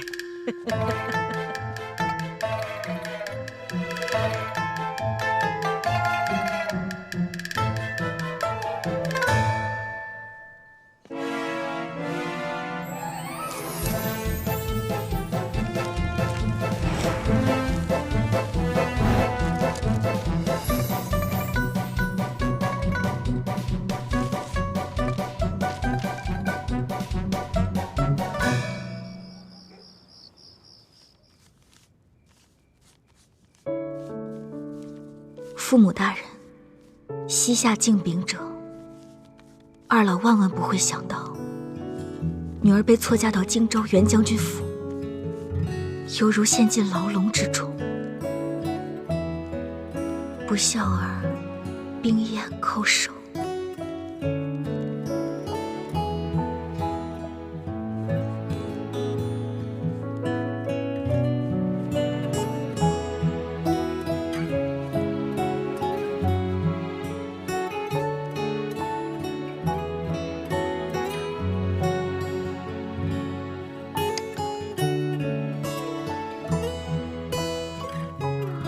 就算没有生错花轿，被嫁去林州齐府，给一个活不了多久的病秧子冲洗，结果又会好到哪儿去呢？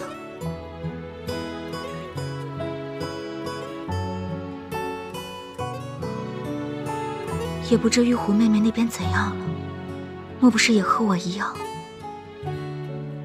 去了林州，也进了火坑？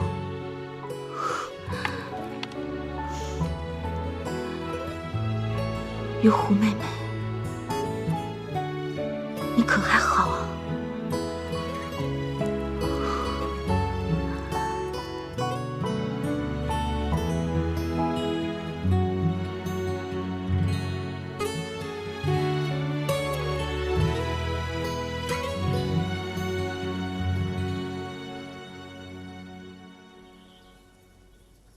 唉，真是太无聊了。再在这个府里待下去，我这满身的功夫就要白费了。唉，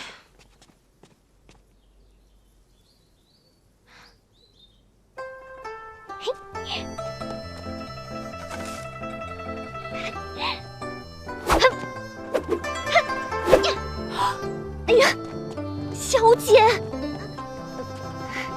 小姐，你记住，你现在的身份是从小饱读诗书、温柔娴静的杜小姐，哪里会舞什么剑啊？我都好久没练功夫了，手脚痒痒。哎呀，手脚再痒也不行，这万一要是露出马脚了，可怎么办呀？真是太大意。哎呀，好了，我知道了，以后不练了，不练了，走。哎，你是小姐，我是丫鬟。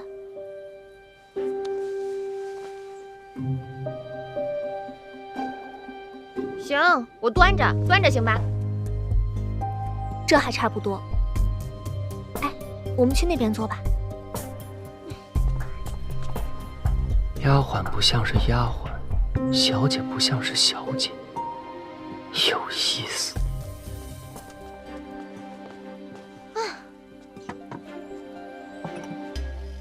小姐，咱们从扬州来到林州这么久了，你觉得这齐府怎么样？怪。那齐三公子呢？也怪。那个哑巴小谁啊？猜猜看。是湘云吗？不是。爱珠？也不是。宝珠？更不是了。哎呀，我猜不出来了。燕生小姐。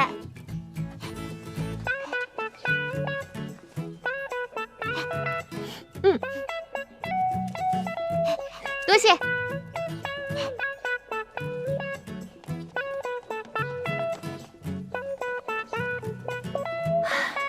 这燕生小姐是个好姑娘，只是可惜了，是个哑巴。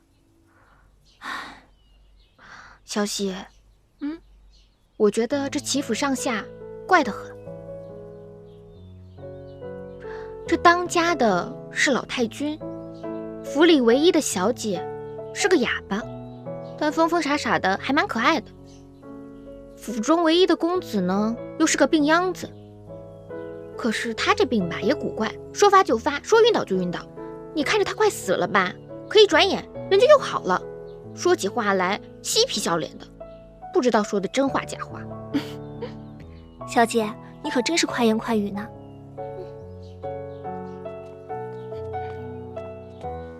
三少奶奶，三少爷说有急事儿找您。急事儿？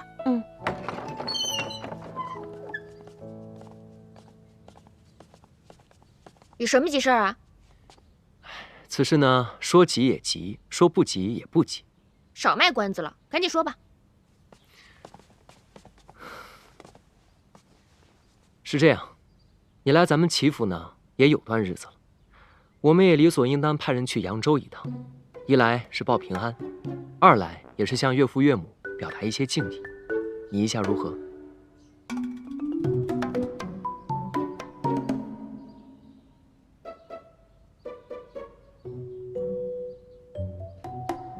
可以啊，你安排吧。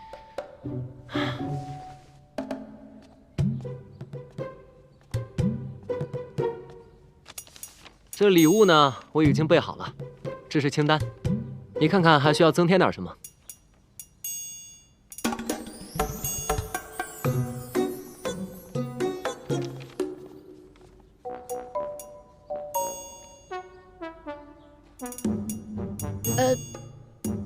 这些差不多就行了。好。哦，还有，这信我也写好了，不过我着实不知道岳父岳母姓甚名谁，名字是哪几个字，所以还要劳你这个当女儿的亲自写了。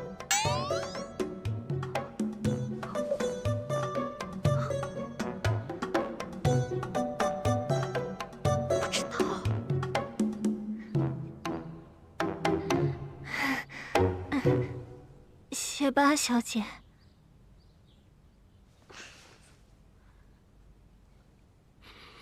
请吧。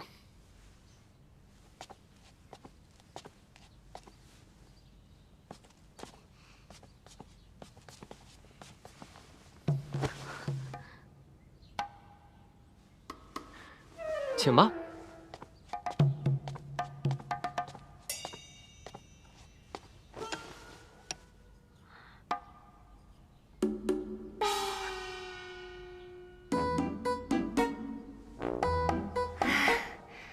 少爷啊，在扬州的时候，我们家小姐读书写字，从来不叫别人伺候她的呀。她呀，只喜欢让我陪在她身边，因为呢，只有小喜一人知晓，我们家小姐她写字的时候需要把这个墨研得浓浓的，这样写字才好看，你说是吧？我们家小姐啊，可写得一手好字呢。是吧，小姐？小喜，我看你就别啰嗦了，赶紧让小姐快点写吧。哎，别废话了，给我写什么呀？哦，哎，小姐，这封信应该是你们夫妻两个写给扬州的第一封信吧？那依我看呢，这个信封应该你们夫妻两个一起写。小姐，你呢就写老爷杜之祥，少爷你呢就写夫人王桂花。什么祥？哎呀，不对，应该男的写男的，女的写女的。小姐，你呢就写夫人王桂花。少爷，你呢就写老爷杜之祥。哎呀，行了，小喜，知道了。哪能像你这么写信啊？我自己看着办吧。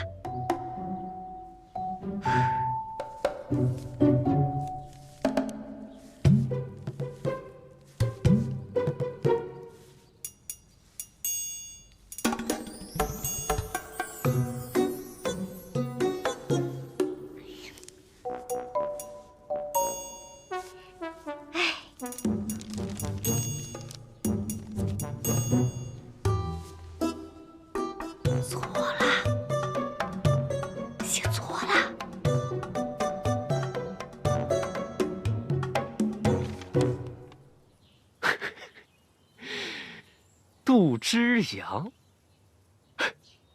这3个字写错2个。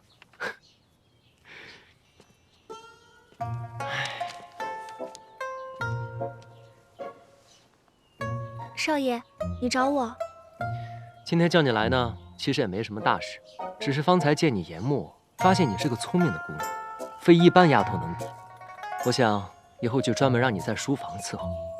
啊，我在扬州的时候啊，就是在书房伺候的多。哦，那你识字？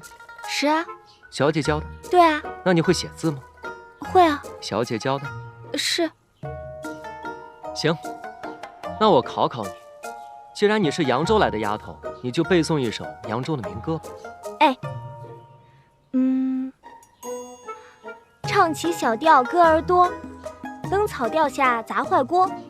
家里看见驴生蛋，外面看见马做窝。这讲的是个什么玩意儿？这个啊，是我们扬州的民歌，名字啊叫《撒谎经》。撒谎经？你们扬州城里有个撒谎经啊？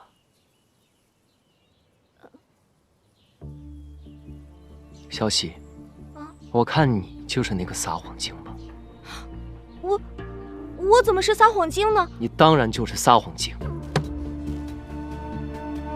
你左一个小姐教的，右一个小姐教的，可你家小姐写的字东倒西歪，你倒是说说这是怎么回事？少爷，这是因为小姐那天啊，她出门的时候，她的手被门给夹了，所以她写这个的时候啊，那个手就哆哆嗦嗦的。住口！你很聪明，一边研墨一边告诉人家，杜小姐的父亲叫杜之祥，母亲叫王桂花，可人家偏偏不领情，把杜之祥3个字写错了2个。你说这世界上哪有这样的女儿，连自己父母的名字都不知道，你告诉她还要写错？人家拿着竹片当宝剑，想在花园里舞一舞，你还跑过去劝阻，叫人家扭扭捏捏的走碎步。没想到我在旁边看得一清二楚啊！大胆丫头，竟然敢冒充杜老爷的人混进齐府！少爷，我不是冒充的，我是杜家的。杜小姐她不是杜家的。哎呀，我是说李小姐她不是杜家的。赶紧说出实情。哎呀，事情是这样的，那天扬州城杜府和李家同时嫁女，不知为何2支送嫁队伍跑了一起。更离奇的是，出了城门天就变脸，一场暴雨让2家的送嫁队伍不约而同地躲进了城郊的仙女庙。小姐，外面雨太大了，咱们在这避避雨啊！哎，小姐，快走，强盗来了！李小姐就是这样阴差阳错，错上花轿嫁到林州的。本来她是不肯来的，但是我们跟她说，她和冰燕小姐是同病相怜。李小姐是个豪爽脾气，见不得我家杜小姐遭罪，这才答应来这边做这个冒牌的3少奶奶，替我家小姐挡过一劫。少爷，李小姐是个侠义心肠的好人啊，我求你千万不要怪罪她。起来吧。是少爷。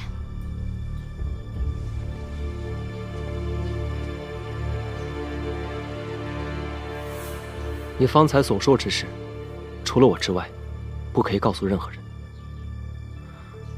从今往后，你在府上少说话，多做事，谨慎小心，不可露出任何马脚。是少爷。还有，此事也不可以告诉三少奶奶。你若是敢走漏半点风声，严惩不贷。记住了。记住了，记住了。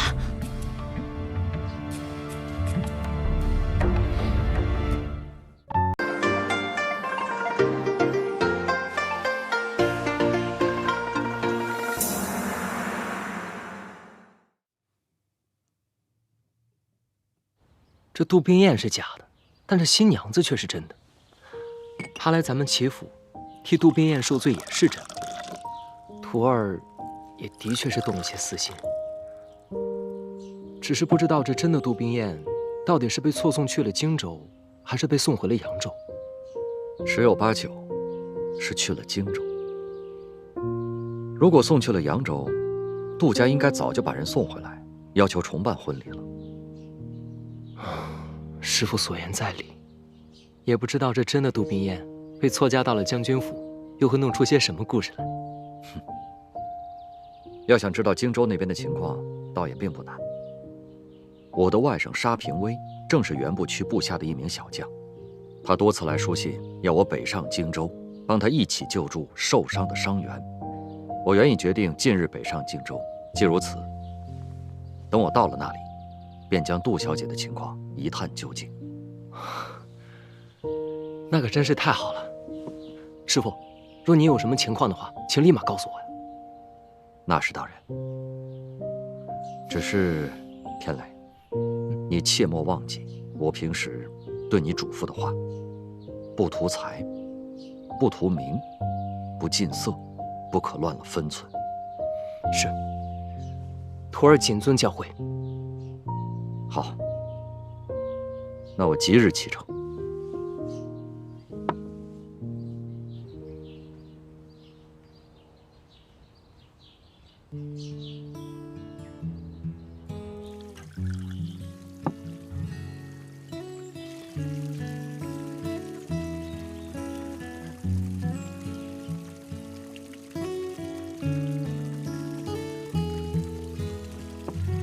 红莲、红玉，你们可知道将军的2位夫人是怎么死的？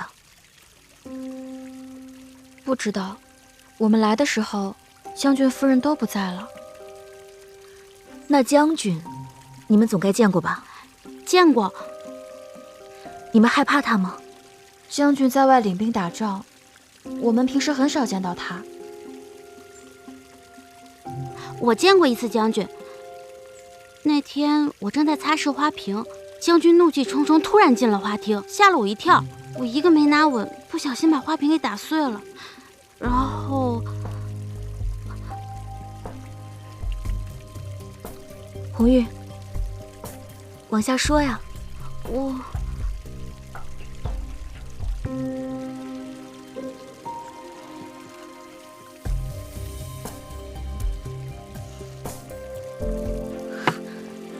回房。是夫人。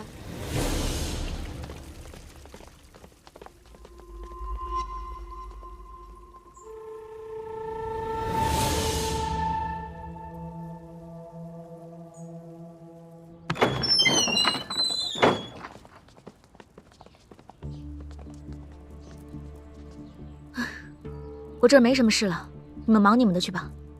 是夫人。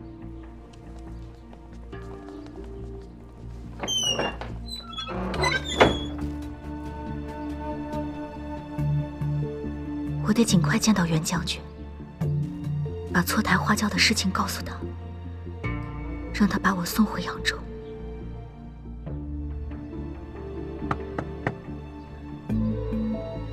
进。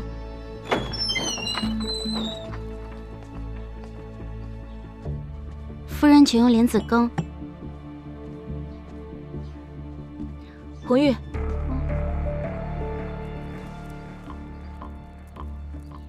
刚刚你说将军忽然进了花厅，吓得你把手中的花瓶都给打碎了。那然后呢？将军是罚你了，还是骂你了？既没骂也没罚，只是说这丫头，我又不是老虎，怎么怕成这个样子？说完就走了。将军当真这么说？头一次见将军啊，谁都会害怕的。其实他外威里善，人挺好的。红玉，你可知道将军的军营离这儿远吗？我没有去过，只是听营里的将士说，骑上快马，当天可到。当天可到？是的。你先下去吧。是。当天可到。夫人，李总管让我们给你打开衣柜。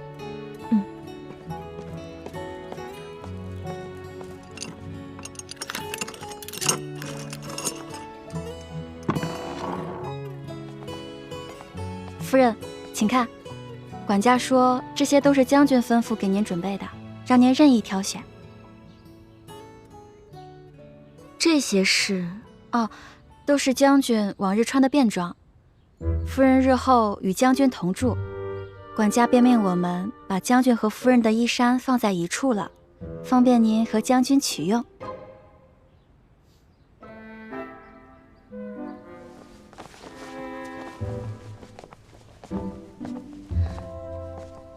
红莲啊，帮我准备剪刀和针线，这件衣服的尺寸不对。夫人，您告诉我，我找师傅改。不用了，我自己来。是。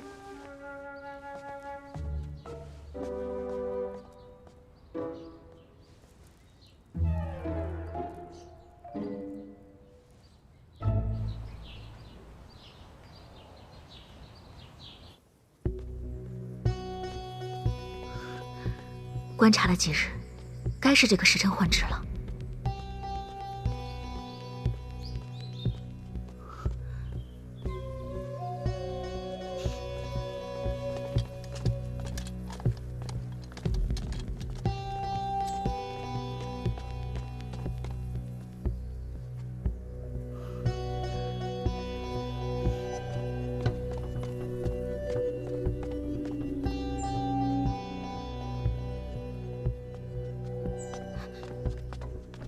红莲，怎么了？这都大晌午了，夫人还是卧床不起，不知道是不是身子不适啊？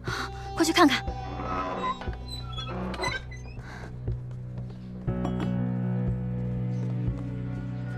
夫人，夫人，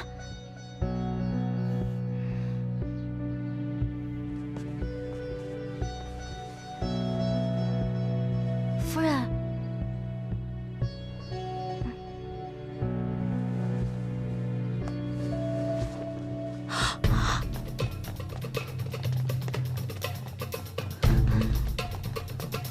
大总管，大总管，都带人巡过了，将军府上上下下都不见夫人的踪影。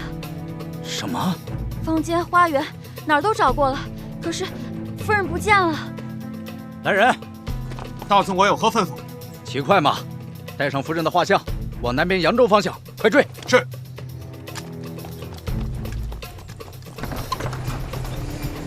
路上干什么去？回娘家。回娘家。啊。走吧。哎，谢谢。来下一个，出城干什么去？回家看孩子。走。下一个。哎，出城干什么去？军爷，我去城外做点小买卖。小买卖。走吧。哎。下一位。叫什么名字？出城干什么去？小的名叫杜宾，家住城外，赶着回家呢。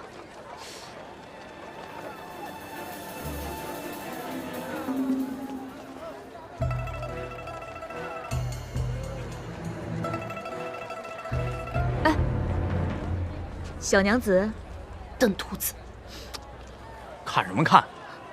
赶紧走，赶紧走！哦。下一个。哦。出城干什么去？我出城买些药。买药。啊。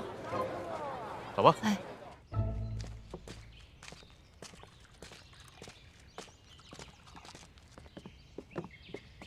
客官，您请坐。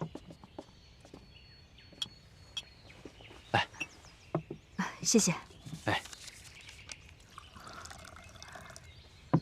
您请。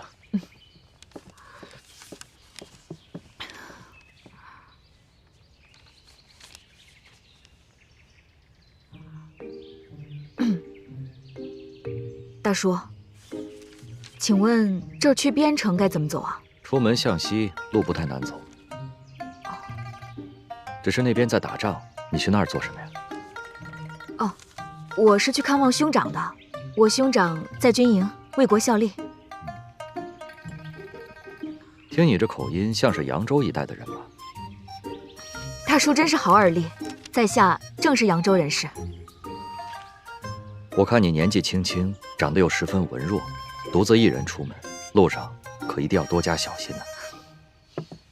多谢大叔关照。啊，到了。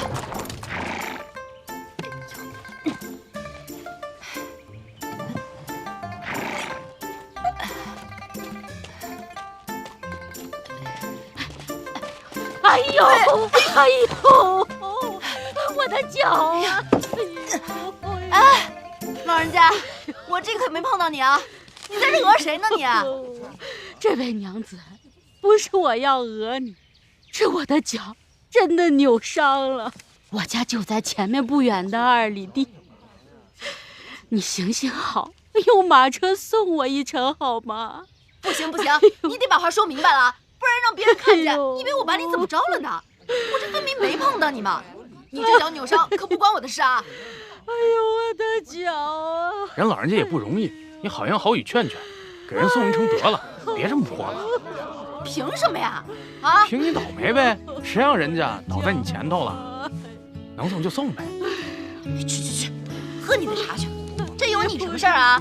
有能耐你自己去送他，站着说话不腰疼。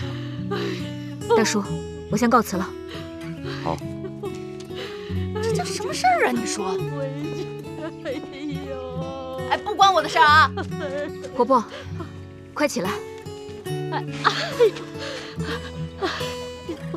婆婆，我送你回去吧。那太谢谢小公子了。走吧，慢点。慢点啊！慢点。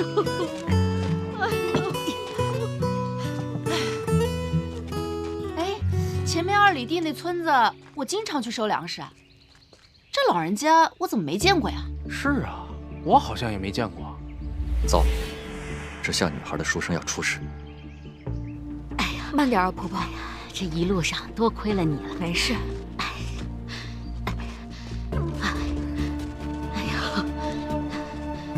这就是我家，小公子，快进去坐坐吧。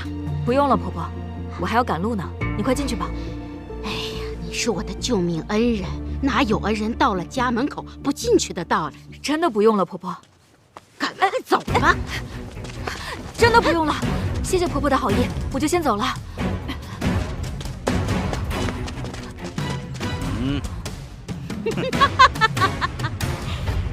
你进了我的院子，踩了我的地面，别想这么便宜的离开。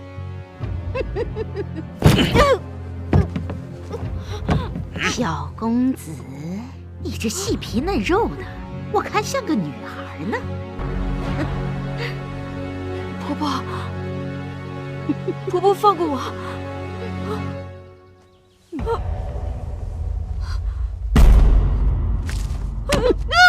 小公子，我劝你识相点，把银子都掏出来。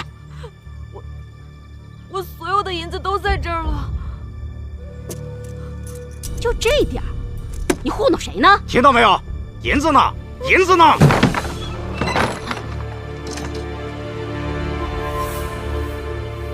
你干什么的？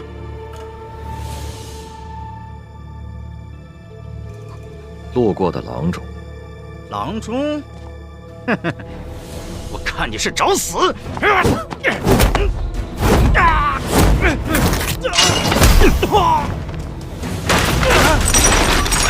家的，大侠，大侠饶命啊！大侠，大侠，放过他们吧。你们2个以后不许再做恶事，滚！哎呦，当家的，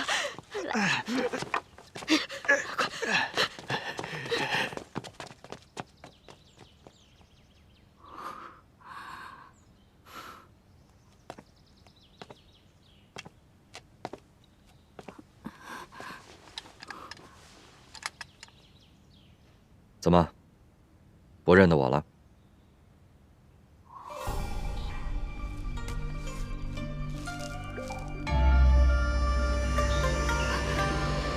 大叔，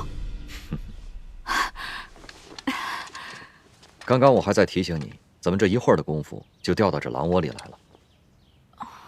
惭愧。其实这也不能怪你，谁又能想到呢？那可怜的老妇人竟是这恶人所化。怪啊，就只能怪你太善良了。多谢大叔救命之恩，在下感激不尽。不必客气，但是需要谨记，日后出门在外，凡事要多加小心呢。哎，大叔，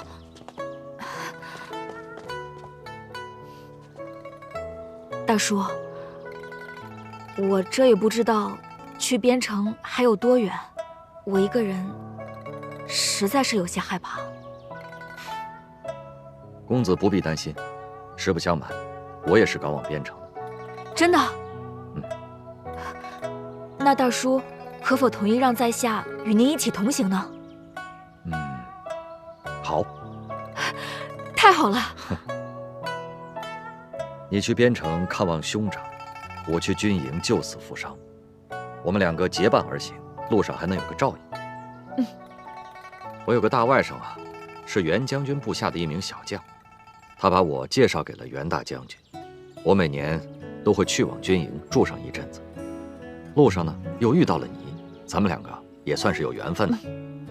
哎，不知公子尊姓大名？哦，我姓杜，单字斌，文武斌，您叫我杜斌就行。杜公子，在下刘若谦。哦，刘大叔，刘大叔，我听说军营的戒备森严，是这样吗？这倒是。即便是亲戚的话，也不能擅自闯入军营。啊，那岂不是，就算我到了那儿，我也进不去啊？这可怎么办啊？刘大叔，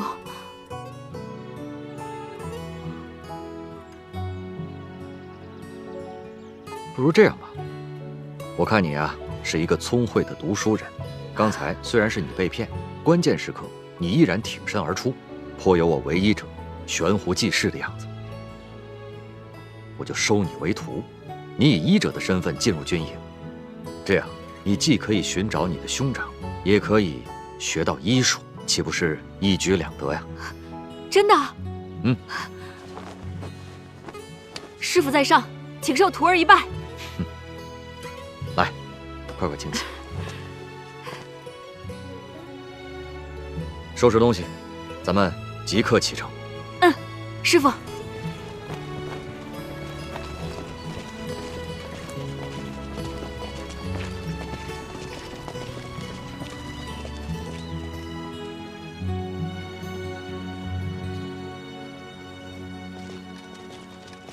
有位进教，可算来了你。哎呀，舅舅，我都快等死了，我等您都快等出相思病来了。胡说什么呢？哎，这位小兄弟是？我来介绍一下，这是我的外甥沙平威，这是我的徒弟杜斌。哦，这位小兄弟长得怪可爱的，白白嫩嫩的，真招人喜欢。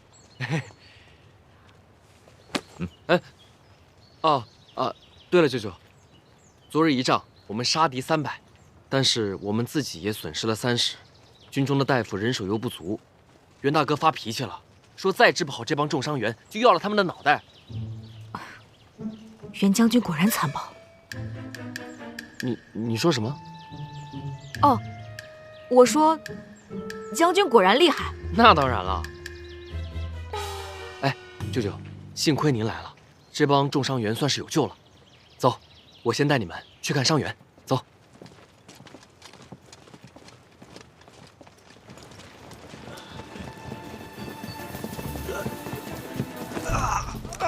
钱军医，钱军医，按这个单子去拿药。好。支前面，这边。哎呀，绷步，绷步。师傅，哎呀，慢点儿，快去拿止血药。止血药？这边这儿呢。倒一下。止血药。师傅。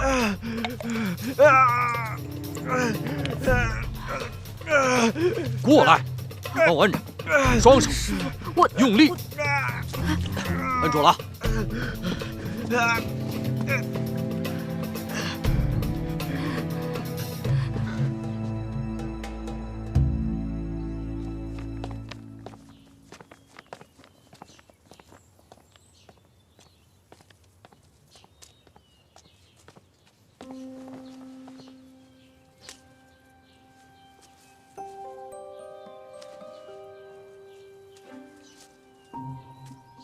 弟妹，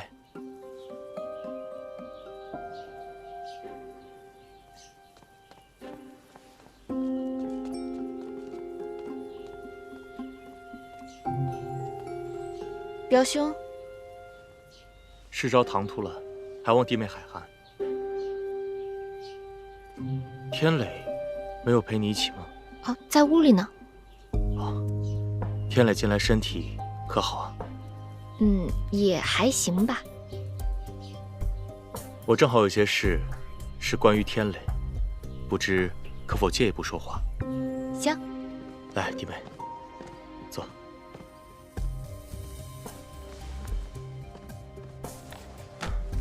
弟妹，我们天磊自幼身子羸弱，前几年更是大病缠身，幸好有一个刘大夫。他虽然医术有些古怪，不过的确是有些本事。天磊吃了他的药，气色有些好转，不过日后还需要弟妹多多照应。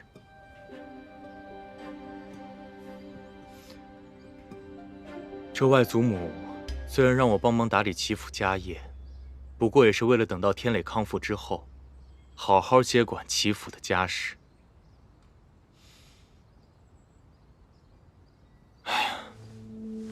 我柯世昭乃是一介书生，如今这齐府的大事、小事、家事、商事，也的确是让我力不从心啊。老太君是我的外婆，也是天磊的奶奶。虽说这手心手背都是肉，老太君对我俩也是同样喜爱。不过，这齐家的骨脉相传是天磊，而并非我世昭。待到天磊身体痊愈，能够支撑起这个门庭，那我世昭也便要回到江州去了。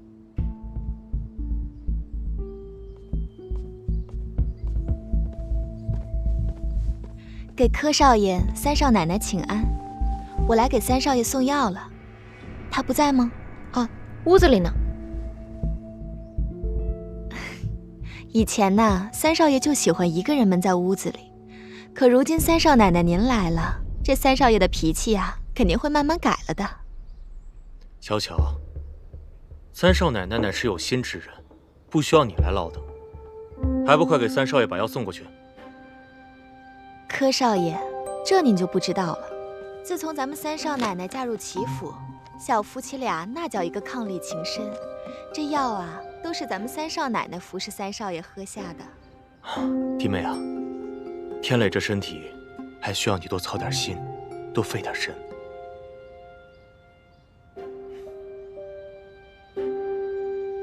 哦，对了，我明日要去外地10几家商铺去巡查，你有什么需要，也可以去找小巧。找我？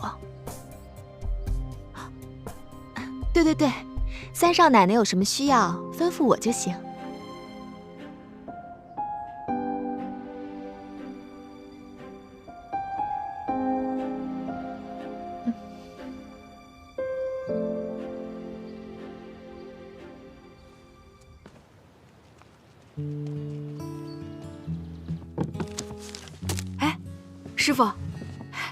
师傅，你可真神，这还不到3天呢，这么多伤员都被你给治好了。你和师傅配合的也好，你是个聪明的孩子，日后啊一定会成为一个很好的郎中。哦，对了，师傅要嘱咐你一下，这个是麻沸散，药效十分的好，伤者一闻立刻就会晕倒。你啊，一定要把这个放到一个安全的地方。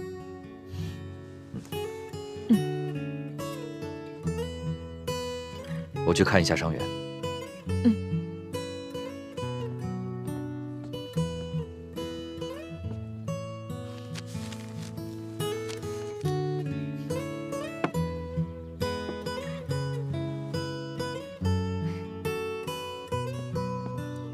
杜宾，这么认真，干嘛呢？我碾药呢。这么辛苦，犒劳犒劳你，吃个果子。吃啊！来，拿上，吃。我今天早上刚摘的。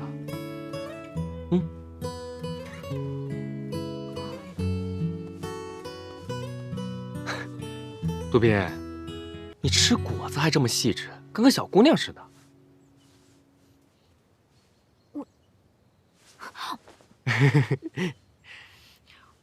我去搜了各个兵营的花名册，好像都没有你哥哥的名字。啊？没有？哎，要不然这样，你呢，让我去见见袁大将军，问问他是不是知道。最近，你就别见他了吧。怎么了？一来最近战事烦乱，二来他府上出了点事儿。啊？什么事啊？我其实不该跟你说的。哎，他在扬州娶了个媳妇儿，但是那个女人好像耐不住寂寞，还没跟我大哥见着面呢，就已经从将军府逃跑了。居然还有这种事呢？可不是嘛！所以我大哥现在是又忙又气还烦。哎，你最近啊懂点事儿，千万别去招惹他啊。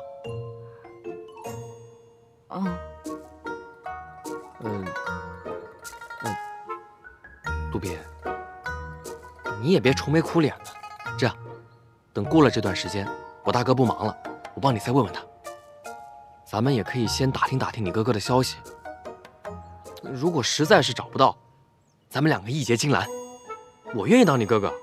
我在家里排行老4，上面有3个姐姐，下面有1个妹妹，我可太想要个弟弟了。沙小薇，你舅舅还等着我给他送药呢，我先走了啊。哎，不是，我这话还没说完呢。下次再说啊。不是。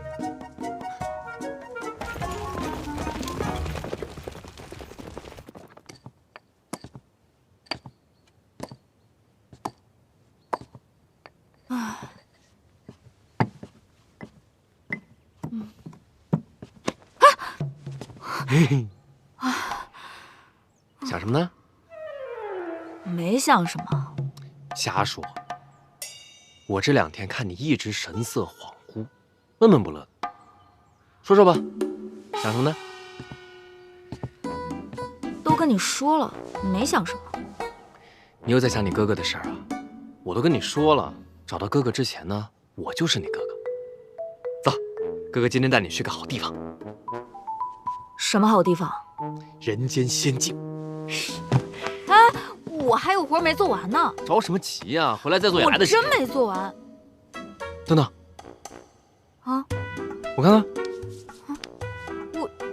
哎，别动！你这个手怎么软乎乎的？怎么像个小姑娘似的？什么软乎乎的小姑娘？你别胡说！我去还不行吗？这还差不多。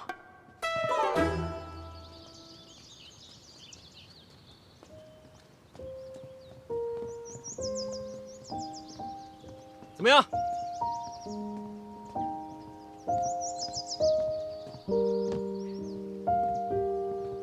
这个地方我一个人发现的，谁都不知道。是吗？这边境居然有这么美的地方，简直就是人间仙境嘛！没骗你吧？我一个人没事的时候，就经常过来洗澡啊、滑水啊什么的。哎，杜宾，啊，你会不会滑水啊？不会。不会？没事啊，我教你。喂，评委，你干什么呀？划水当然要脱衣服了。哎呀，你别脱呀！不是你怕什么？都是大老爷们儿，又没女人在看。我可不看。对面，我扎个猛子给你看看啊！我不看。评委，你快听，是俊浩。这是有急事啊！杜宾，我不跟你多说了啊，对不住，等会你自己原路返回吧啊！哦，先走了。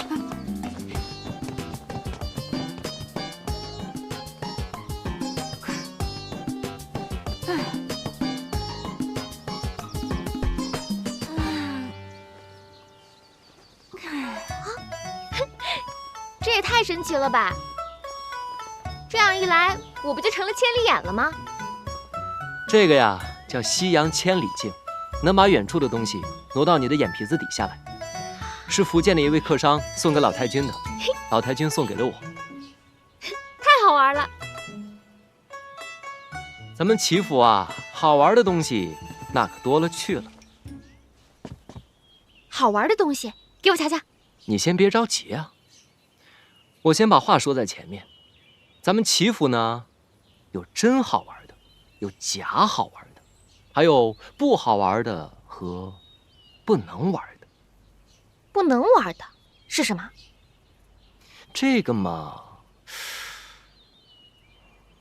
今天就先不告诉你了，日后再慢慢跟你说。哎，你可别哼哼啊，这路遥知马力，日久见人心呢。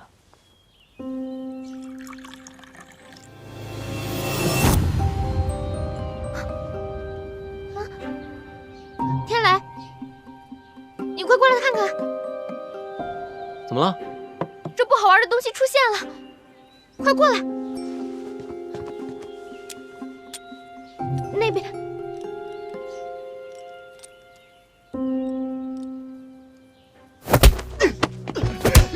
打，狠狠的打，打死他！打，往死里打！停，拉起来！小兔崽子，我看你还往哪儿跑啊？你倒是跑啊！就你这样的，也要见老太君？啊！打死你！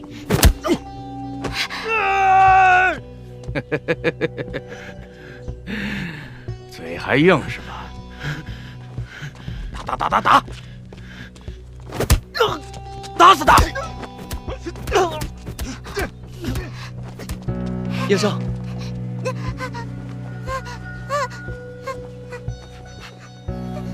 走，住手！谁呀？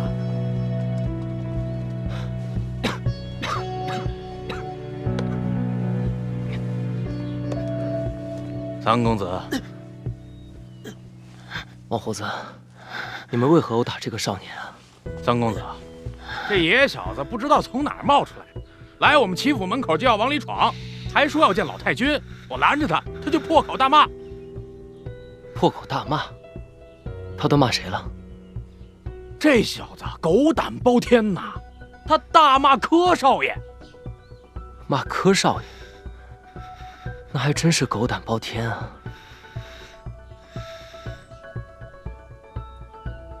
他都骂了些什么？他骂柯少爷，他骂的什么我忘了。骂的什么呀？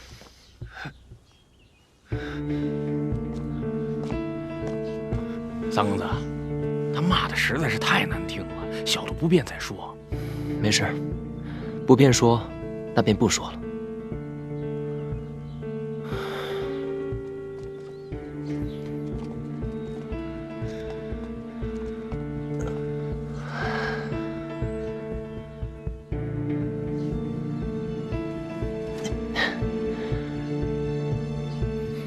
你为什么跟我们齐家过不去啊？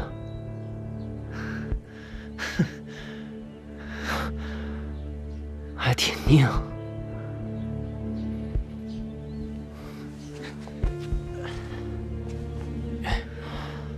胡子，哎，你把他交给我，让我来盘问吧。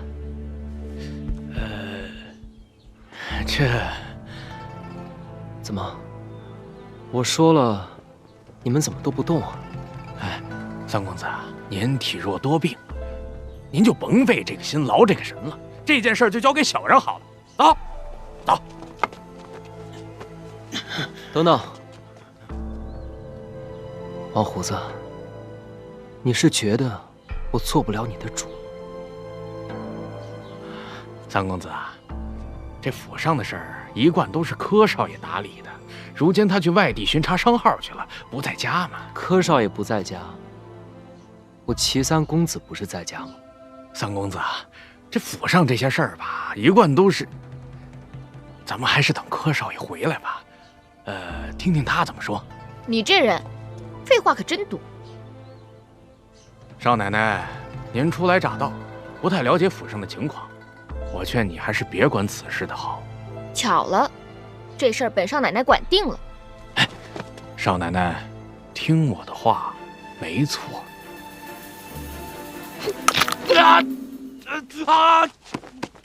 了，疼！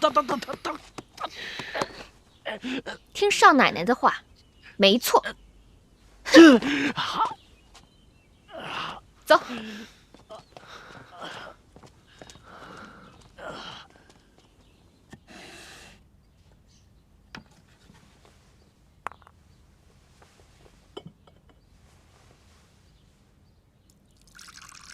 你这是什么东西啊？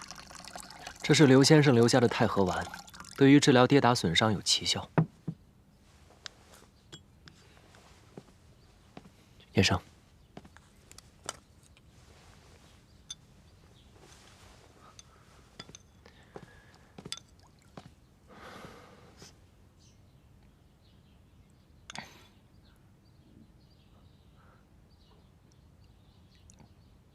小兄弟，你叫什么名字？不必害怕，你说说你是哪里人？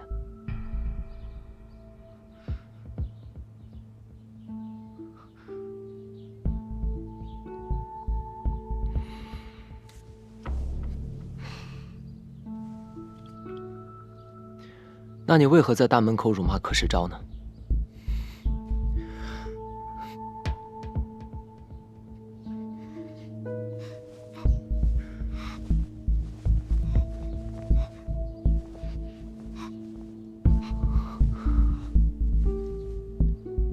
你不必害怕，这是我的书房，你尽管大胆地说。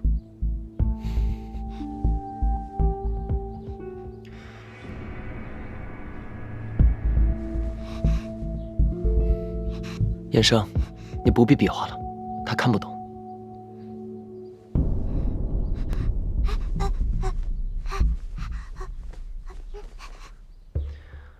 我妹妹的意思是说，她看见你在大门口被别人殴打。你既然是来找老太君的，就定有要事要禀报。王胡子不让你见他，我是祁三少爷，你告诉我也是一样的。若有隐情，我定会向他转告。其实，我有隐情。有人说，你们齐府的长侍是老太君，于是我便做苦主，只求老太君给我个公道。可是还没有见到老太君，就遇到了一群刁奴，他们把我拦到门口，打了下来。原来是这样。你放心，我们和那群坏人不是一伙的，不然也不会把你救下来。你要有什么冤情，大胆说。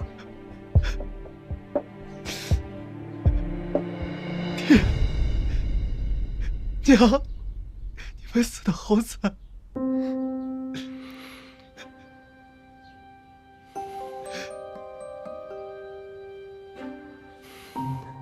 小兄弟，不要着急，慢慢讲。我叫季敬堂，江州人，从小与爹娘经营着一家药馆。这是我和干娘住的地方，你们先稍等会儿。娘，娘，娘，你这是怎么搞的？你去祈福了？没事儿，娘。你怎么就这么不听话？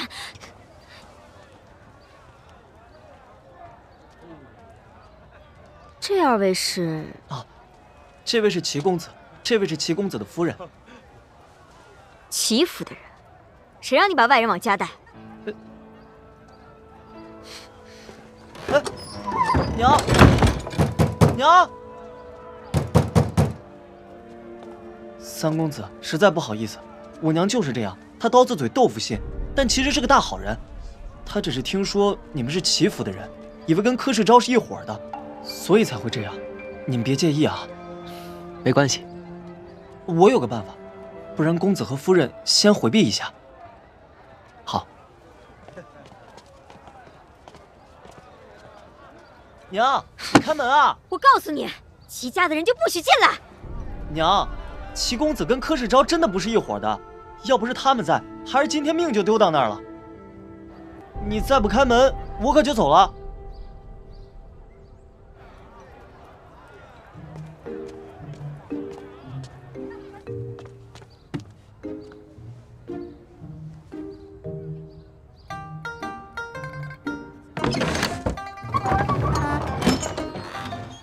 静堂，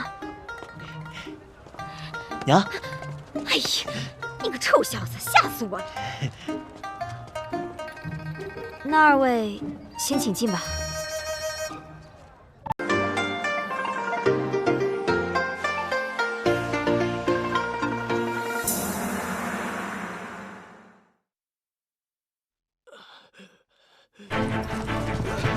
医师，快快！先放那儿，马上就来。好。来伤员了，杜宾，来用麻醉伞。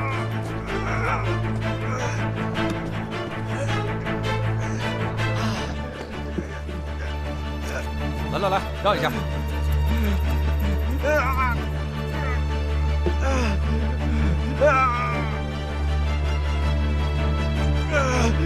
忍着点啊，很快就好了。你觉得寂静堂说的可都是真的？这柯世昭和寂静堂都是江州人，他们说的是真是假，去问问江州百姓，不就一清二楚了吗？有道理。不过，杜小姐，你是个心直口快之人，在事实未弄清楚之前，你还需……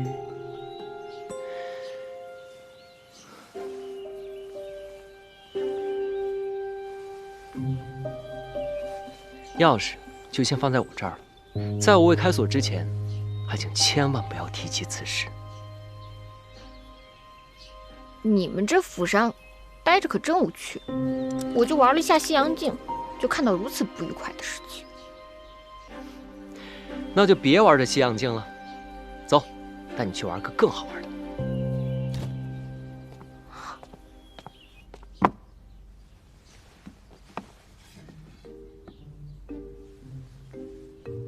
这个叫西洋万物镜，可比你那西洋镜神奇多了。它想看哪儿就看哪儿。真的？我先给你试试。那咱们先看哪儿呢？咱们就先看看扬州吧。扬州在哪儿呢？哎，到了，这就是扬州。这是哪儿啊？门儿还挺大的。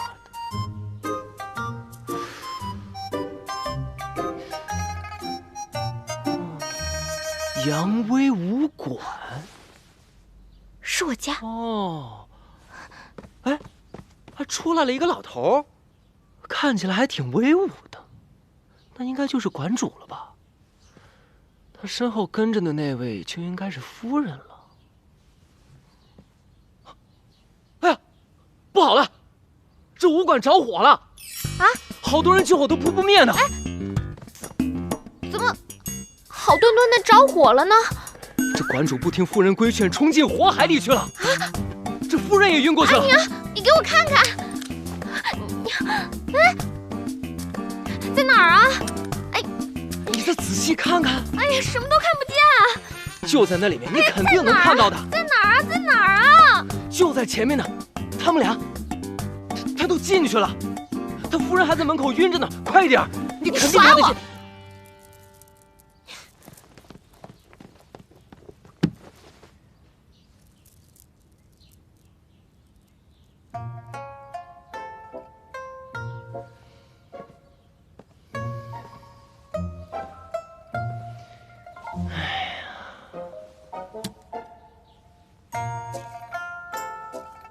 哎，你不是杜小姐吗？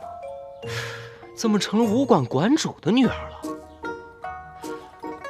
据我所知，这家武馆馆主姓李，那你就应该是从小习得一身武艺的李玉湖李小姐了。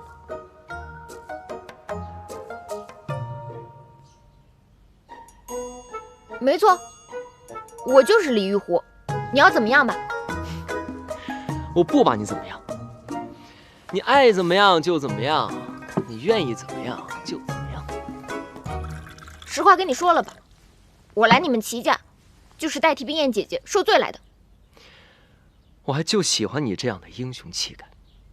媒婆都跟我说了，等你死之后，就把我送回扬州。不得了啊！不得了，咱们齐府又多了一个盼着我死的人。我不是那个意思，我不想让你死，我想让你活着，然后跟冰燕姐姐换回来，把你还给她。武馆馆主的女儿果然大度，就那么舍得把我拱手相让。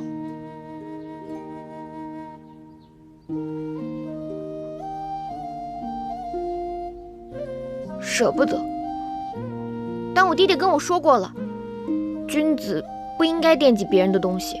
你原本就是冰燕姐姐的丈夫，我虽是女子，也不该惦记。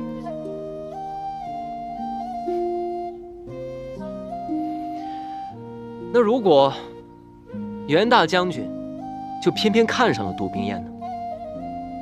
不可能。那万一你的冰燕姐姐偏偏就看上了袁大将军呢？不可能，不可能，不可能！哎，你可别把话说得那么死。这世间男女情爱，最是琢磨不透，都是上天注定的。哼，我冰燕姐姐可是天上的仙女，她才看不上爱舞刀弄枪的大将军。那你喜欢拳脚功夫，不也让我这个齐三少爷心心念念吗？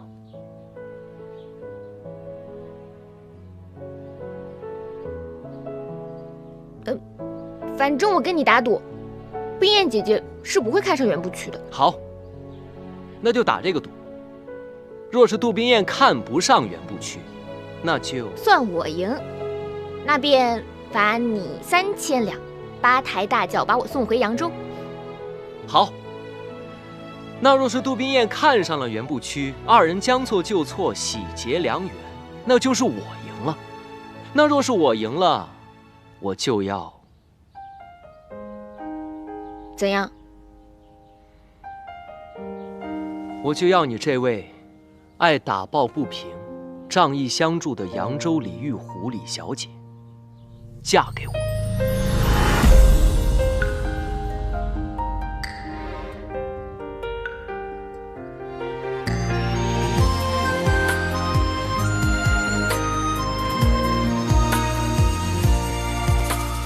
鸟语花开春空气，为一缕香追忆，一色流烟30里，竟无人怜惜。清尽出身风雨息，雁归落汤溪。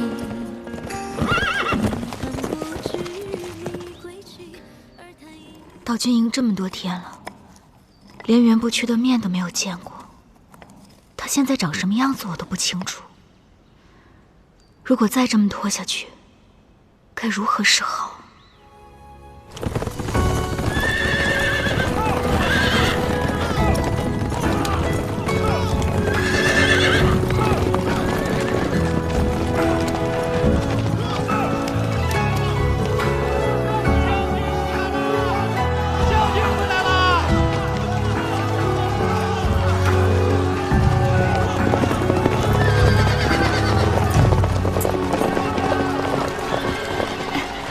将军呢？将军不是得胜回营了吗？不是他们刚刚都过去了吗？大将军打了胜仗回来了。终于回来了。大哥，看什么呢？我瞧湖水是从那片山石中流出来的，为何没有标注？那就是一座小矮山，那儿也有我们的人坐岗上。勘探过吗？水里啊？那没勘探过。那若是敌军从水道过来，那岂不是能直接绕过我们岗上，直奔我们大本营了？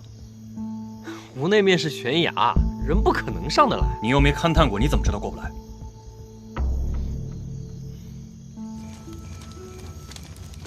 周大夫，这么晚了还没睡呢？哦。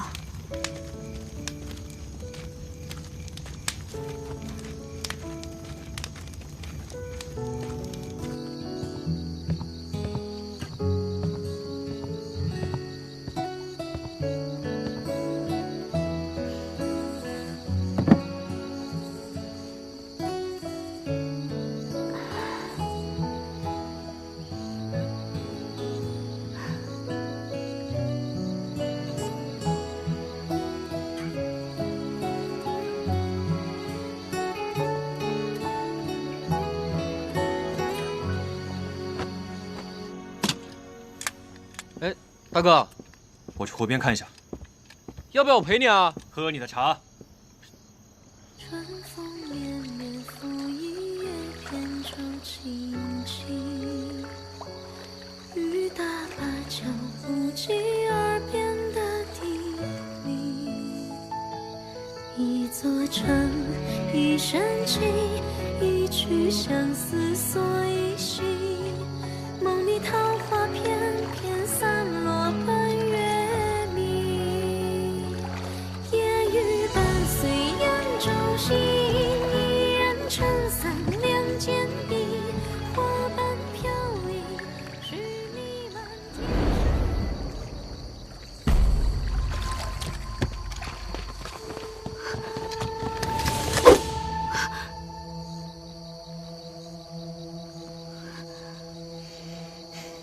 这里是军营重地，女子禁属，你是怎么混进来的？你是谁？从哪儿来的？速速招来，莫让我动手！你先让我把衣服穿上再问，不行吗？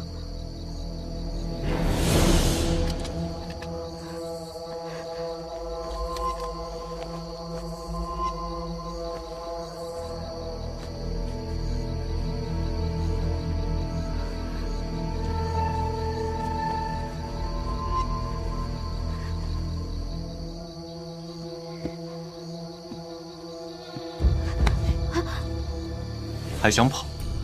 你是谁？快说！我是将军夫人。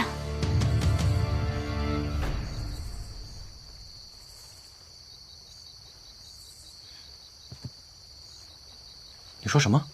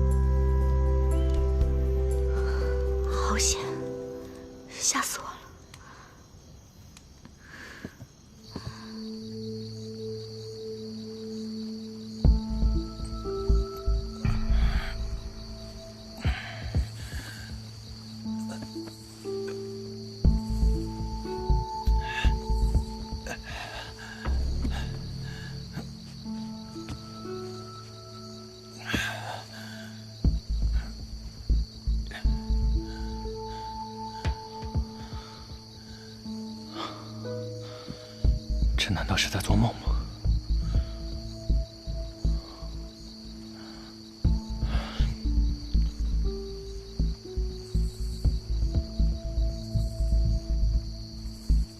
不是在做梦。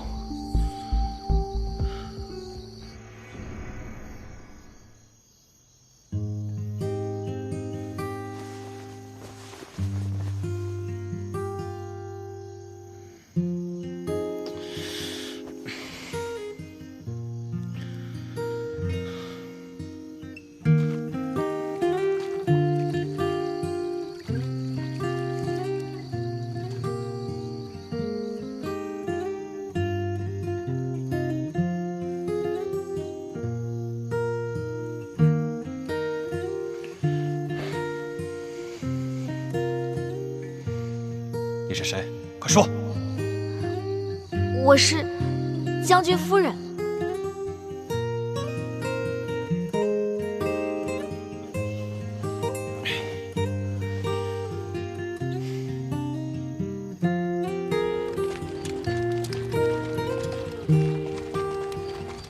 沙校尉，沙校尉，说，将军好像有心事。领兵打仗当然有心事了。不，我一早就看见将军坐着发呆，连早饭也没吃。这女子究竟是什么人？大哥，大哥，你真有心事儿啊？我能有什么心事儿？你之前答应我的事儿，是不是忘了呀？什么事儿？就我那个杜小弟，想见你。谁？杜小弟？对，就是我舅舅的那个小徒弟。告诉他没时间。大哥，人家都等你好几天了。哎，你是不知道，这个杜宾长得眉清目秀的，跟个瓷娃娃似的，脑袋瓜还特别机灵，聪明伶俐，人还特别好，对咱们的伤病悉心照顾。你就当是给你小弟一个面子，帮帮忙，见见他。啊，大哥。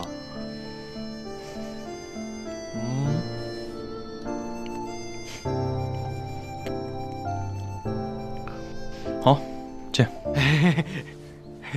好嘞，谢谢大哥。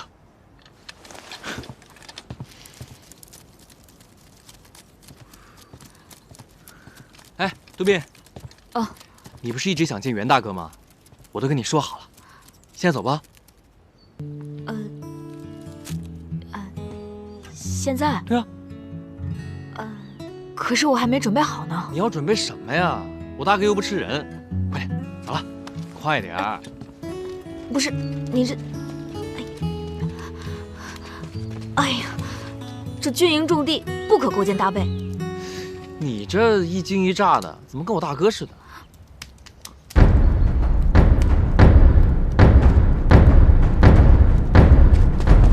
沙校尉，敌军来袭！杜宾，先回去。全体集合，快点！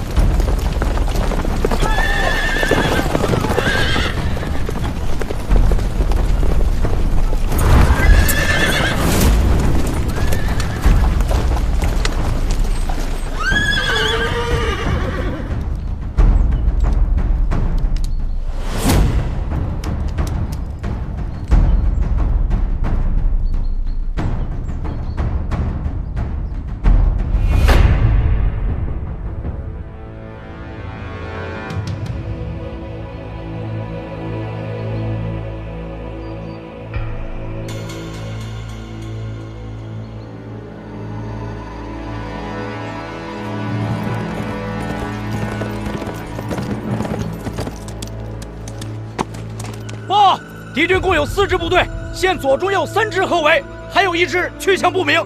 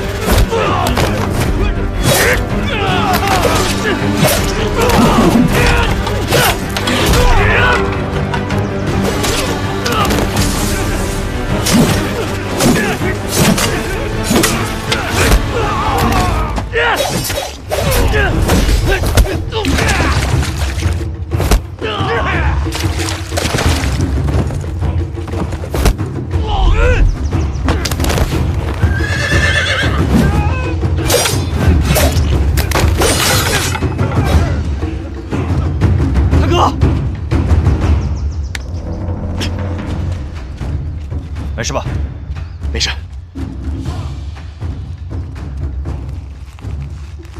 当心！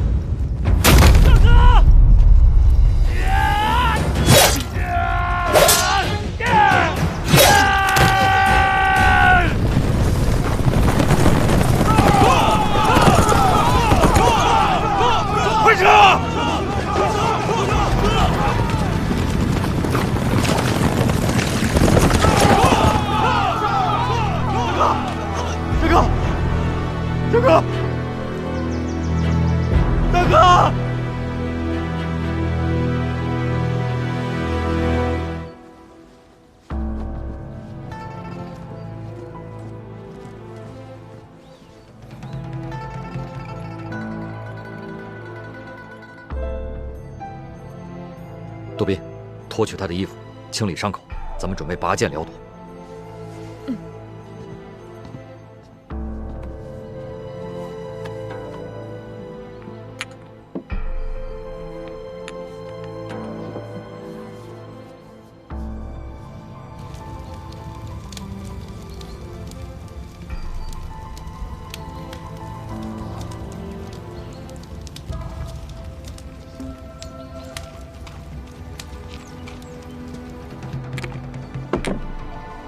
还愣着干什么？脱衣服呀！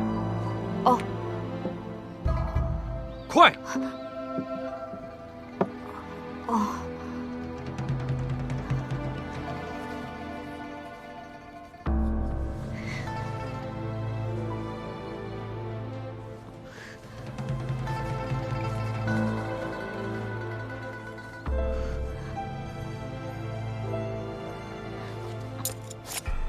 用剪刀。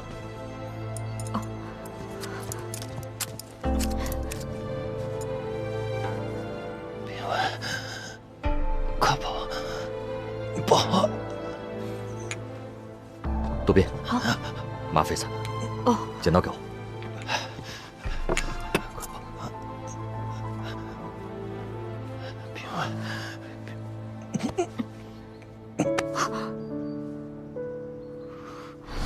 还想跑？你是谁？快说！原来是他。哎呀，别捂着了，起来起来。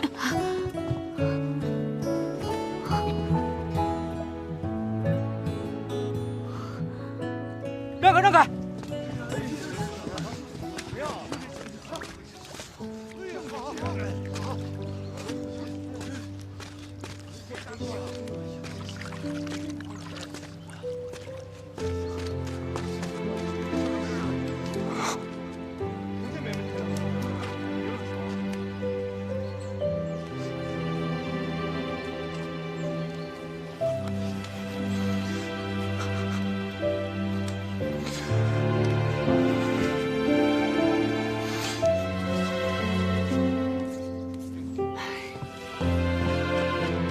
到底怎么回事？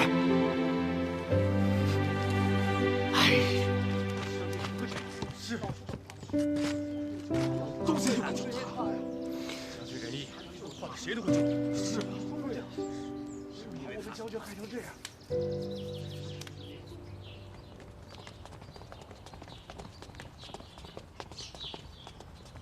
嘿嘿嘿，哎，行，嘿嘿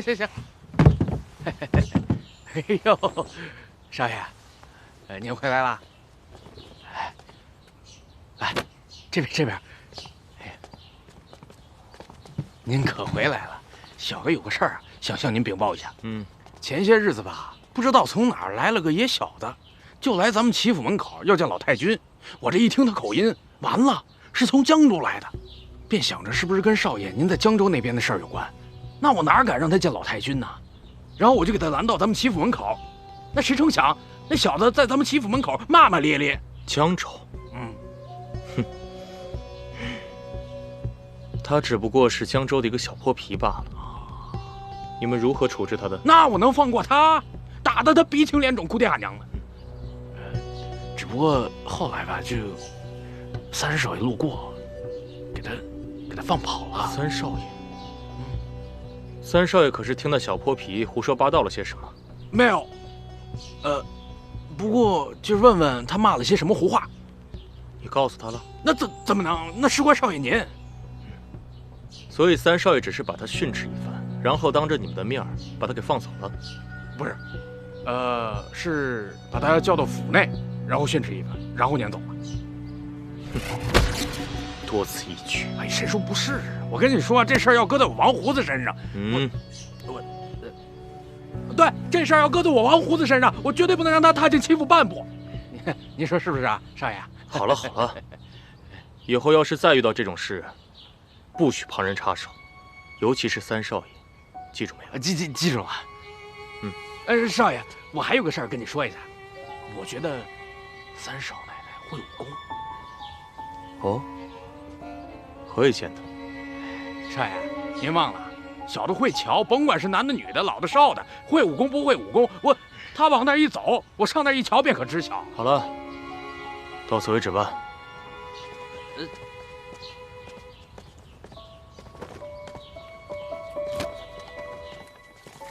小姐，小姐你慢点儿。哎，你慢点，小姐。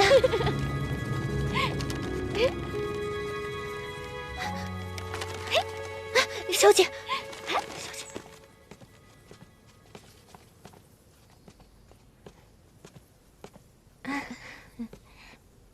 柯少爷，您回来了。表弟妹，近来身体可好啊？啊，冰妍安好，表兄可好？还好，我……小喜，咱们炉子上是不是还有补品来着？得赶紧回去了，不然就坏了。表兄，我还有事，先走了。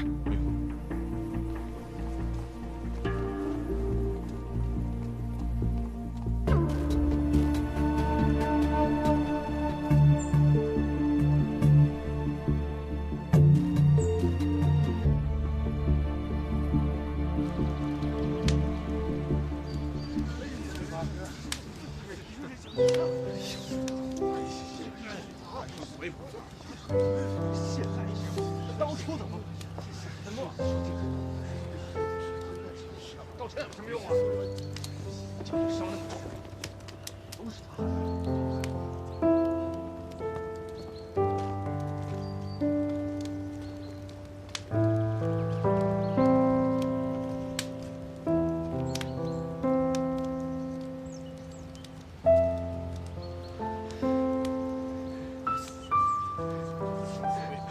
小小，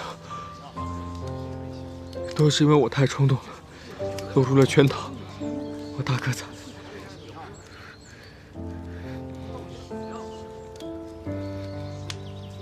将军是被敌军的冷箭所伤，你已经奋力杀敌，怎么能怪你呢？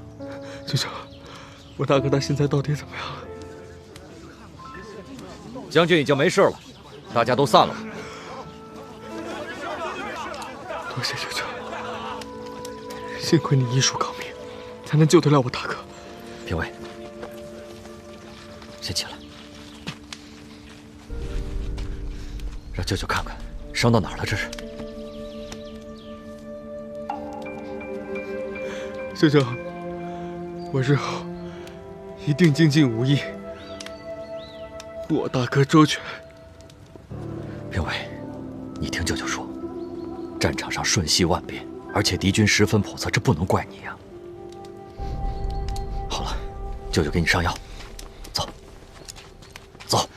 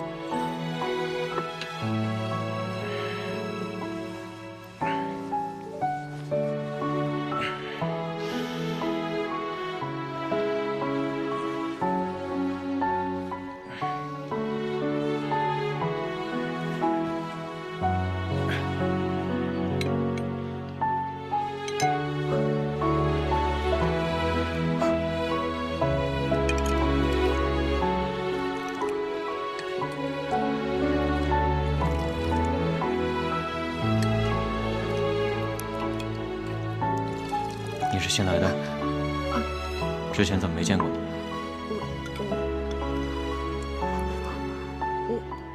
我是医徒杜宾。就是沙平威经常跟我提起那个杜宾。正是。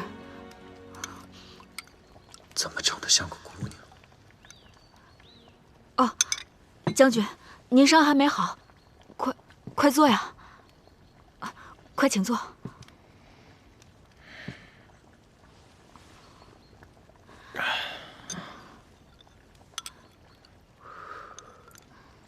你把头抬起来，我看看。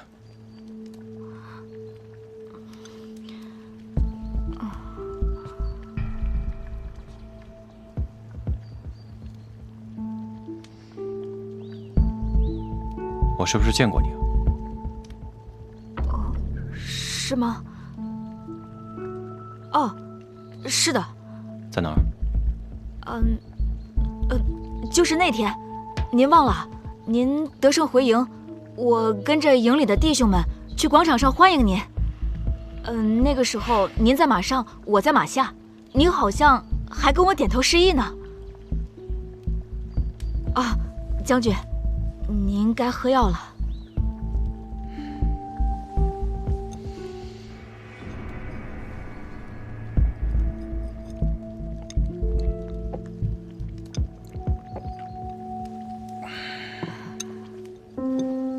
那个，将军，我看您还是需要静心休养。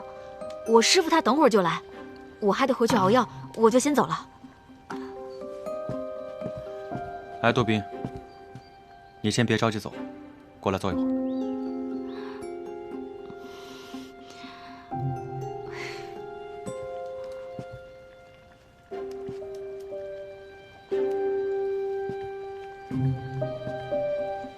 坐吧。将军，我就不做了。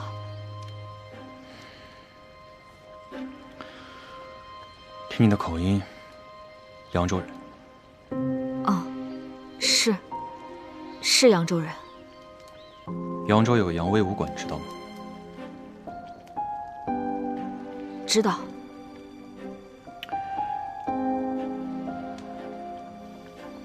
扬威武馆嫁女儿的事，你听说过吗？那我没听说过。那个，哦，我家住在城东，那个扬威武馆离我家远着呢。这样，听评委说，你这次随师傅来军营行医，还想顺便找兄长。我兄长，他叫杜奎。我这支队伍当初招募的时候便在北方，大多招募的都是当地士兵，因为距离南方比较远，投军不易，所以鲜少有扬州那边的士兵。不过我会派人查查军籍，看看有没有扬州那边的士兵。哦，谢谢将军。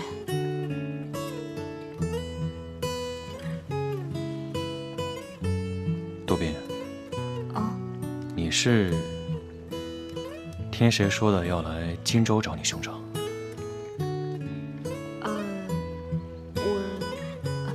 是这样的，将军。我兄长和我邻居家的几个哥哥一起北上投军，可是时隔几年都没有回来。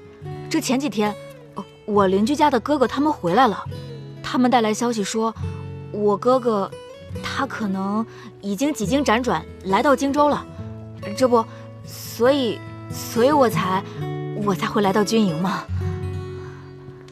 先生，将军，师傅，你来了。将军感觉如何？好多了。哎，那就好。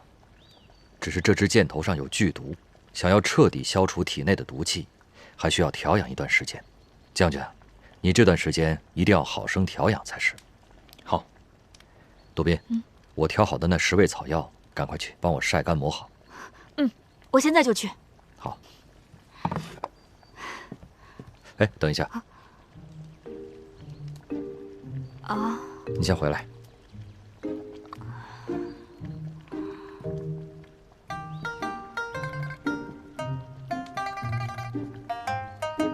将军，这箭伤调养之事，容不得马虎。我看你这大帐之内，连个士兵都没有，不如这样，我把杜宾留下来照顾你，你看如何？好啊，只是今后就要劳烦杜宾小兄弟了。师傅，我那10味草药还没弄好呢，不如我明日再来吧。不用，你就照顾好将军就好了。哦，将军，告辞了。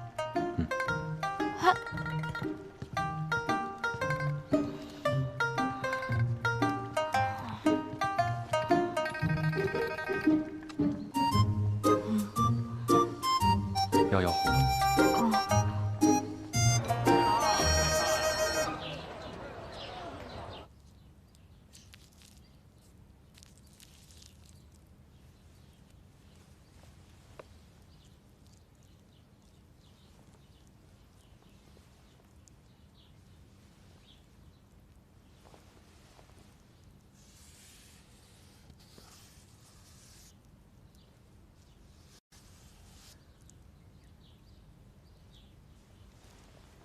这三少奶奶会武功，没看出来啊。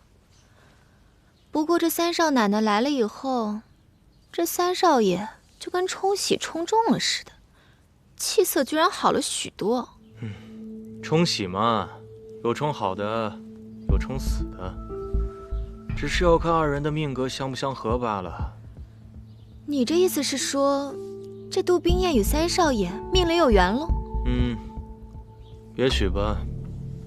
哼，那你以后就不要再与杜冰燕眉来眼去。哎呦，我的乖小巧，你这话是从何说起啊？从水榭说起，从走廊说起，从花园说起，从你第一次见杜冰燕说起。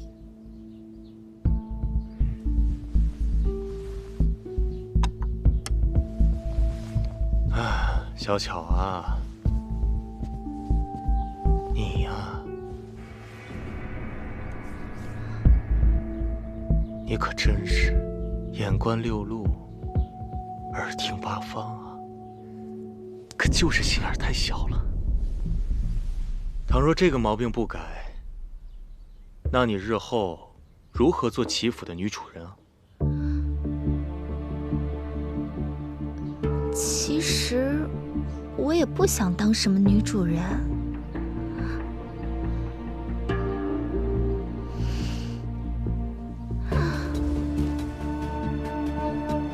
我只要你对我是真心实意，是真正把我当作知己，我就心满意足了。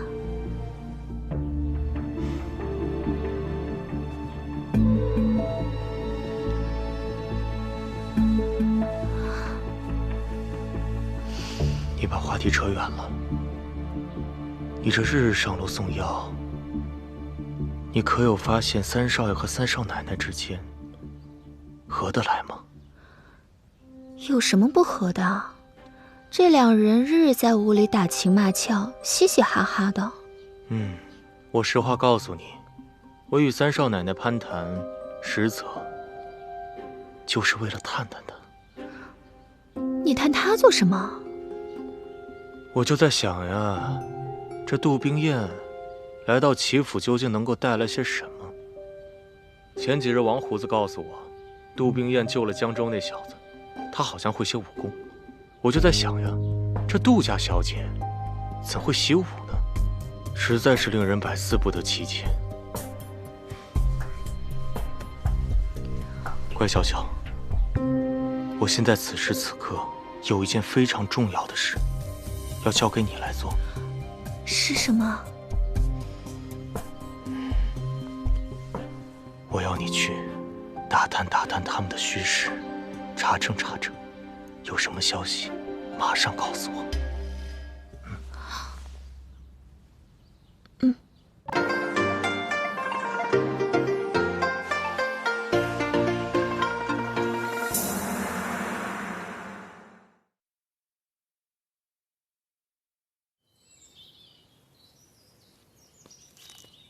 哎，小姐，小巧来了。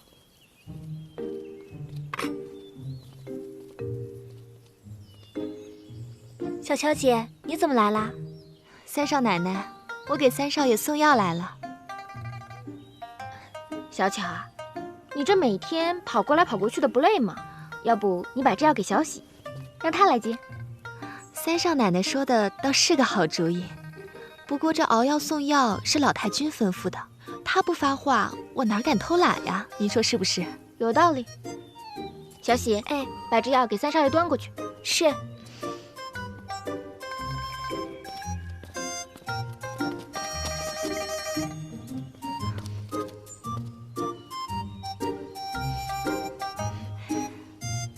三少奶奶，我有个事儿想求求您。你说。我早就听说扬州的刺绣名扬天下，三少奶奶您又是大家闺秀，这女工定是1等1的好。您今天就让我见识一下吧。小巧啊，我们杜家虽不比齐家家大业大，但在扬州也算是富庶人家。家里的绣品衣饰都有专门的绣娘去做。我娘也说了，家产虽薄，可也不缺姑娘那根针线，不像小户人家，让姑娘穿针引线，小家子气得很。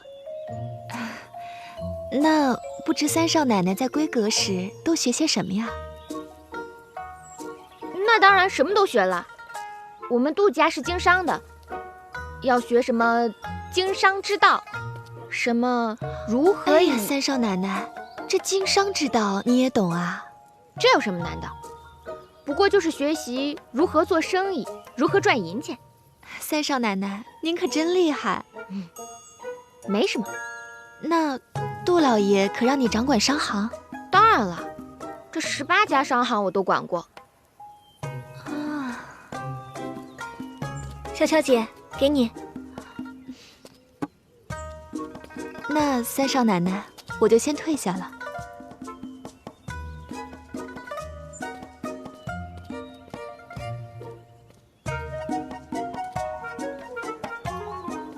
哎，小姐，你们俩刚刚说什么了呀？管过18家商行，哼，这话你信吗？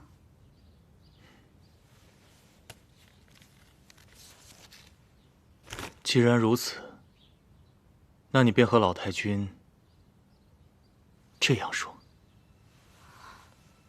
让老太君去查齐府账目，就说刻不容缓。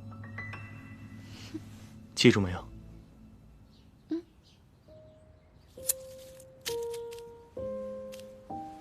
唉，我这个年纪呀，也不知道还能为齐家操多少时间的心呢。天磊呢，身体时好时坏的，也不知道他能不能顶起齐家的门户。好在呀，我有一个世招，要不然呐，我可真是寝食难安了。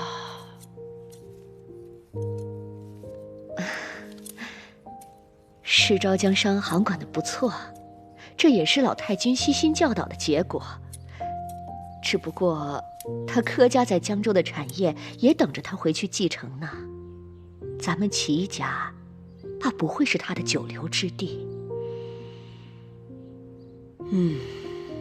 这件事情我也想过，可是天磊现在还不能出来主事啊。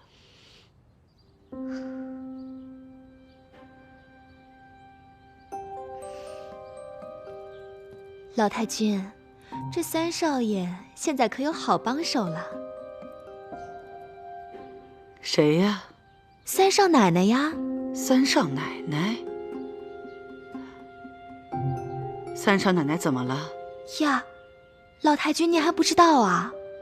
这三少奶奶在扬州的娘家不喜女工，专事经商理财，连哥哥弟弟都对她甘拜下风呢。这都是谁告诉你的？这三少奶奶亲口告诉我的，您的亲家扬州的杜老爷，把18家商行都交给他管呢。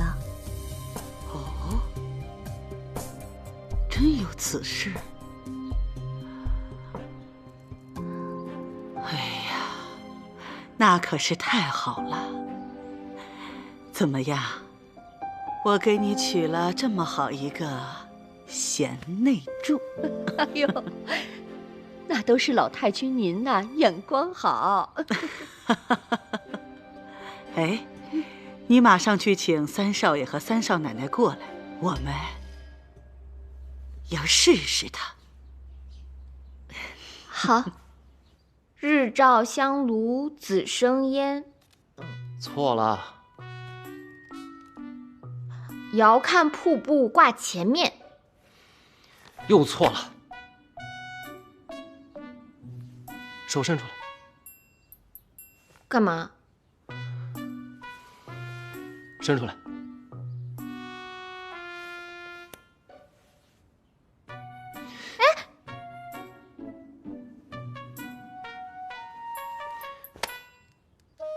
这都念不对，再来。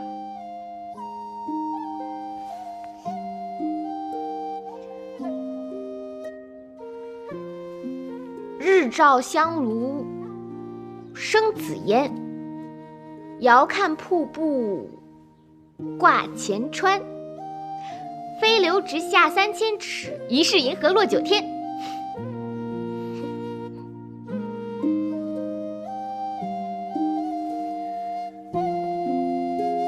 伸出来。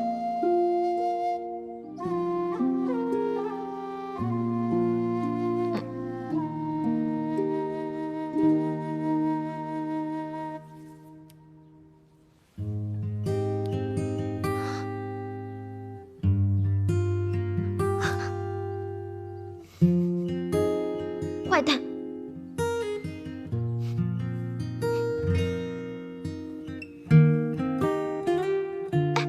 包家小来了，快坐，渴，快渴！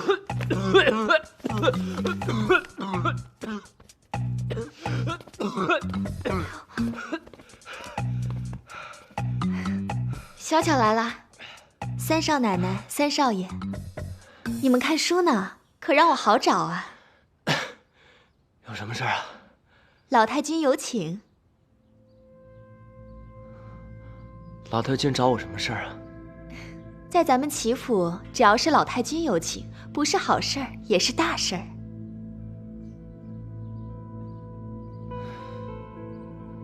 好，那你回去告诉老太君，我跟边野一会儿就来。好，那我先告退。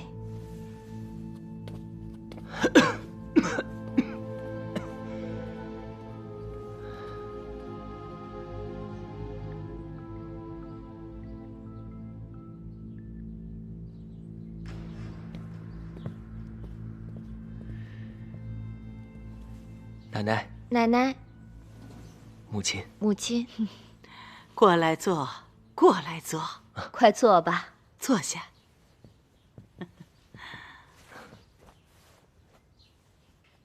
冰燕呐，听说你在娘家的时候经营过18家商行，可有此事？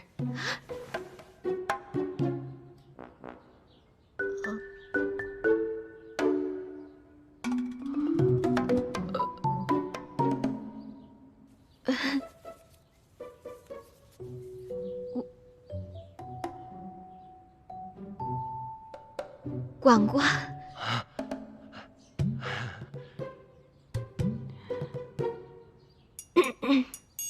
以前，我经常跟着我爹爹，看爹爹管账来着。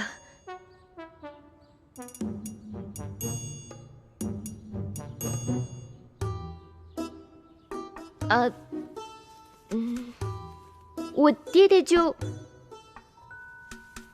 让我试着管了几家，看我管得还不错，就说等我18岁之后再让我管理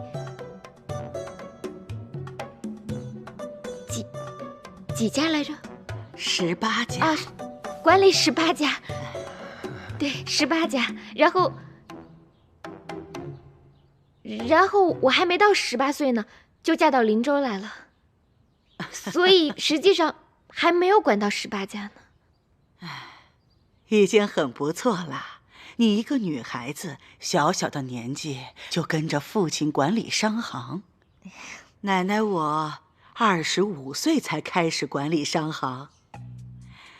天磊啊，你这个新娘子比奶奶当年我要有能耐得多。坐吧，坐吧。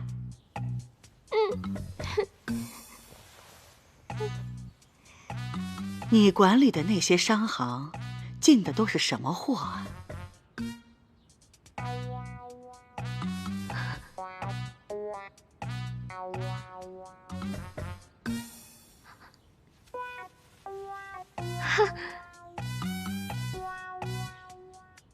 木头，都是木头，奶奶。你们家商行经营的都是木材生意？没听说过呀。您没听说过呀，奶奶？其实也不全是了，我经手的2家卖的都是建房子、打家具的好木料，剩下那些边边角角的木料，我觉得扔了可惜，就把它们扔给2家小店铺，让他们当柴火卖。想不到他们还蛮有生意头脑的，卖得很好。后来在扬州买了好大块地呢。你笑什么？他们真的买了好大一块地。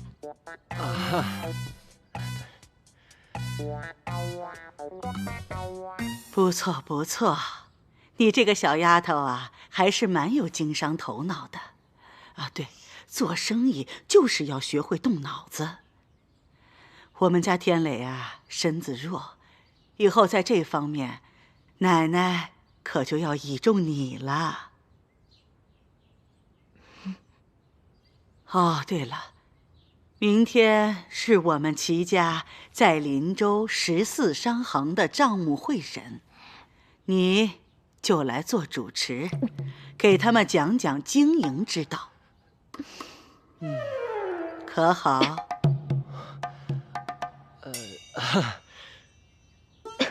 那个奶奶啊，冰燕她刚到林州，这人生地不熟的，我看此事还是交给柯表哥主持比较好。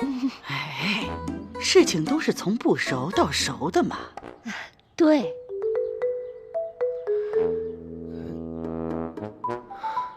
奶奶，这冰燕也是刚到咱们齐府，又是年轻后辈，担此重任不太合适啊。有什么不合适的？我看挺合适的，这事儿就这么定了。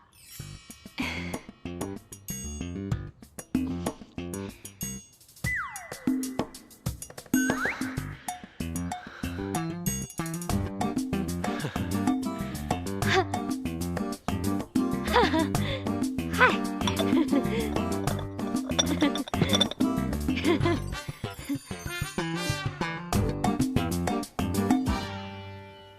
你帮我想想办法呀！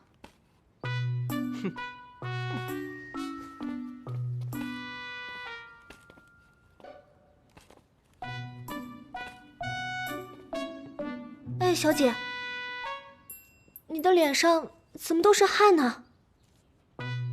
吹的。吹的？这风怎么还能吹出汗呢？吹牛吹的。你们家小姐呀，把这牛都吹到天上去了。她说她在扬州管过18家商行，那老太君一听，开心的不得了，明天就要考她，让她去参加这14家商行的账目会审。啊！哎呀，这可不是玩儿，小姐，你会考糊的。那就不考了，我们走。走哪儿啊？回扬州。哎，你们可不能走啊！你这脚底抹油一溜，那岂不是麻烦就大了？能有什么麻烦啊？你想想，你要是现在一走，岂不是证明了你自己不是杜冰燕，而是假冒的杜冰燕？人家能放过你？还不光是你，你那扬州的爹娘都会受到牵连，他们还会吃官司，倒大霉。小姐，齐三公子说的对啊，咱们不能溜啊。那能怎么办嘛？考我又不会，走又不能走。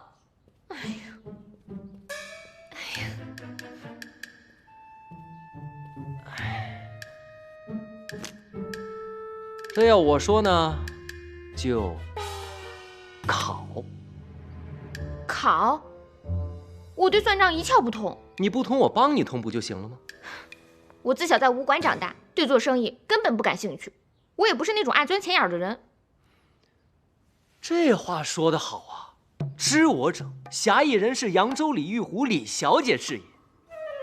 不过这句话可不能明天说，明天得换一个说法。说什么？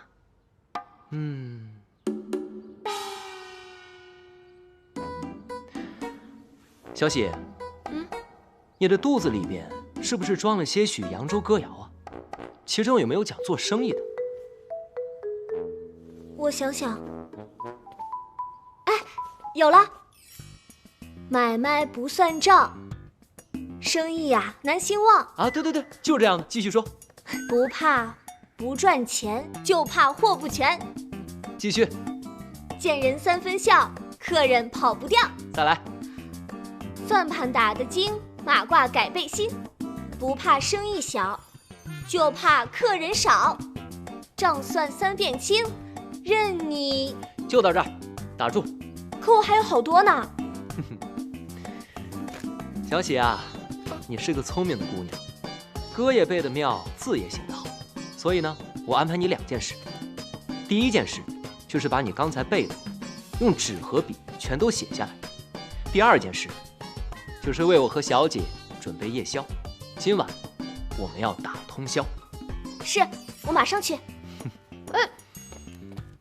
都不让人睡觉的吗？谁让你平时不用功，逍遥自在的？这就叫平时不烧香，临时抱佛脚。哼，哎呀，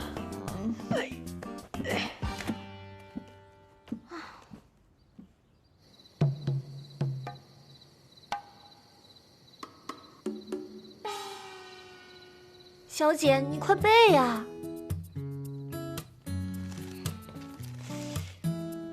买卖不算账，生意难兴旺。不怕不赚钱，不……哎呦，小姐又错了，重新来吧。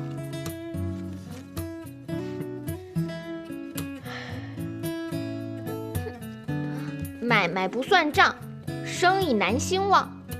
不怕不赚钱，就怕货不全。见人三分笑，客人躲不掉。做商变行商，财源达三江。哎呀，对了，这次全都对了，一句都没错。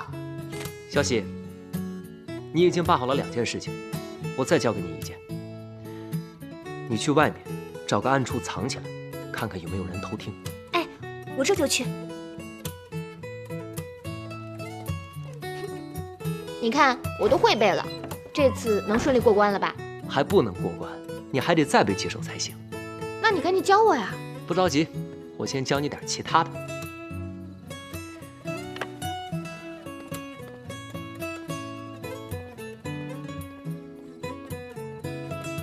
坐吧。明日你便照葫芦画瓢，按我做的，原模原样的演一遍即可。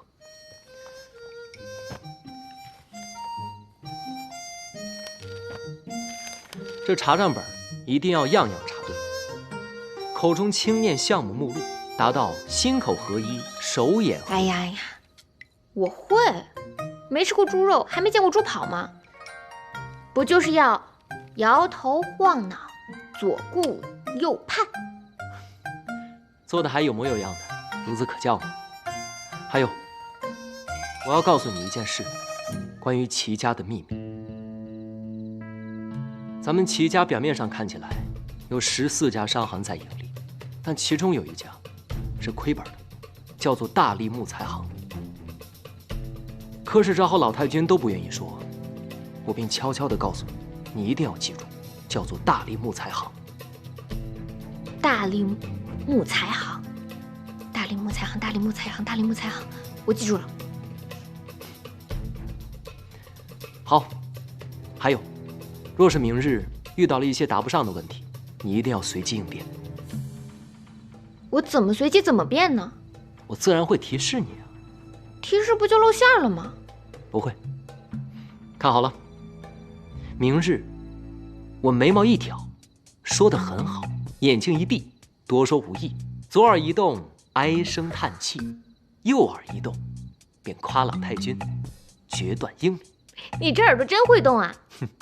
还有，我鼻子一捏，立刻装病。装病不是你的活吗？我可不能再装病了，再装病我就欲盖弥彰了。明日只要你一见我捏鼻子，你就要装出一副要呕吐出酸水的样子，就像这样。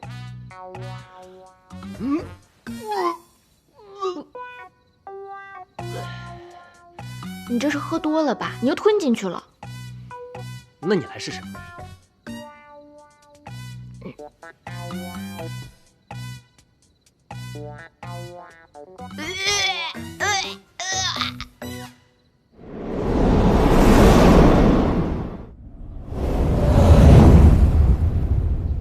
各位主管，请喝茶。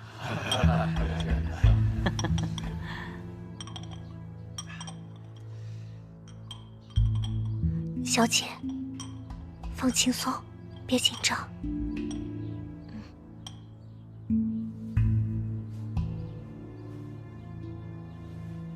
外祖母，他们人都到齐了，可以开始了。各位主管，今天我要给你们介绍一个人，她是我的孙媳妇，杜冰燕。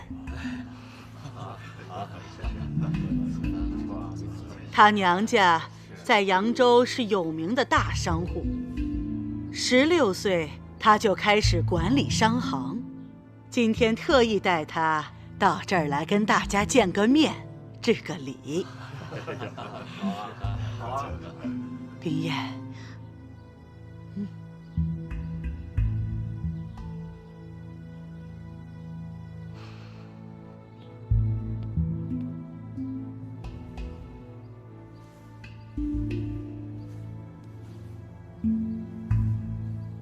冰燕啊，你可以开始看账目了。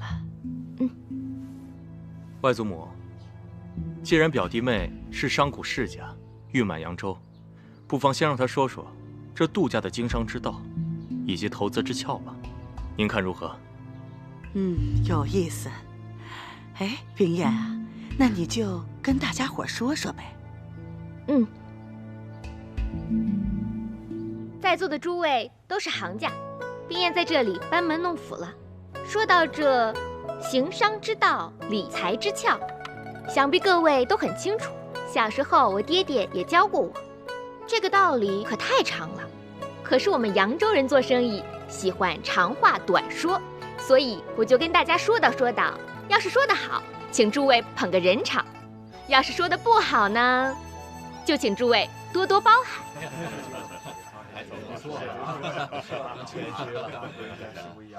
说到做生意，这买卖不算账，生意难兴旺。不怕不赚钱，就怕货不全。见人三分笑，这客人啊跑不掉。做商变行商，财源达三江。果然是出口成章，是才女。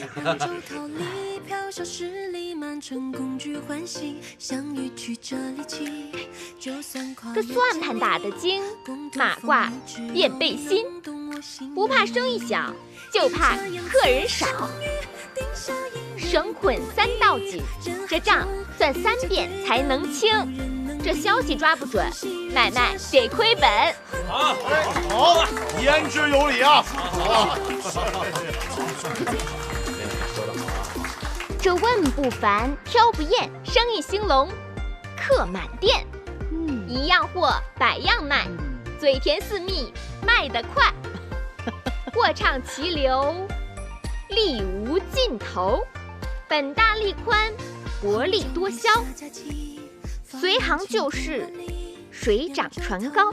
鸡要卖叫，鱼要卖跳。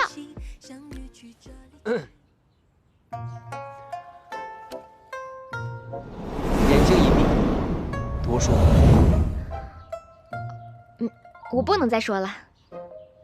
为什么不能再说了？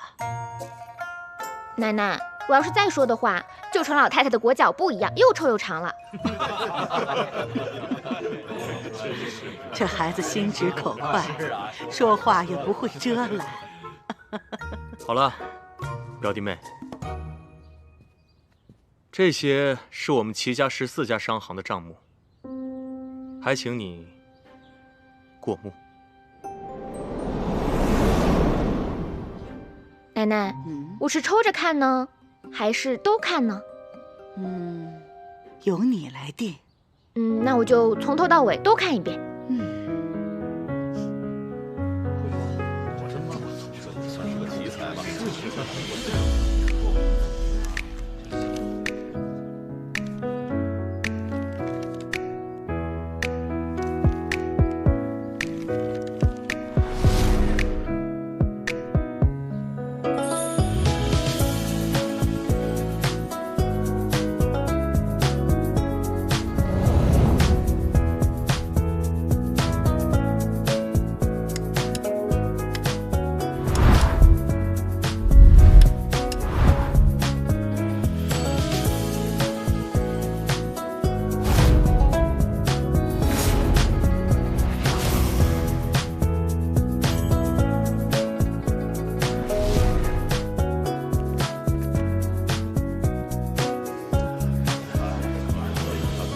奶奶，这些账做的都挺好的，就只是有一家动了歪心思，有些弄虚作假。这丫头眼睛怎会如此之尖呢？冰燕呐，这美罗账本的旁边都有商会的名字，你刚才说的弄虚作假、动歪心思的，是哪一家商行啊？那就是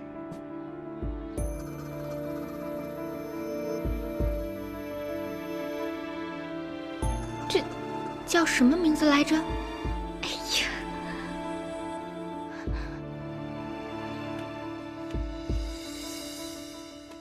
哪一家？叫什么木材行？没关系，你就大胆的说吧。我得套出来。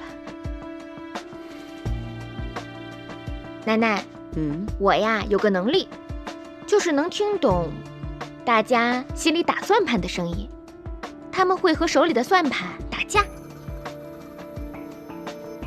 要不给您展示展示？好啊，各位，咱们一起来看看三少奶奶的本事。各位大主管，算盘打起来！好，打起来！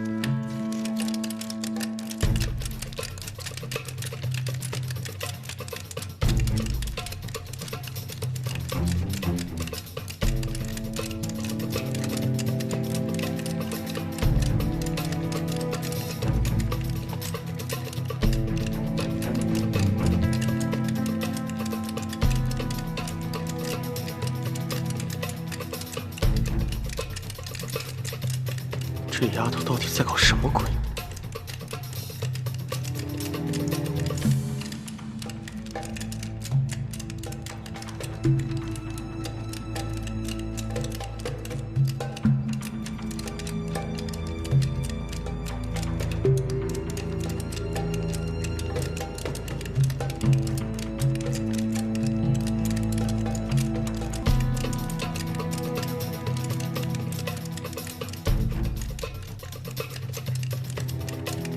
停！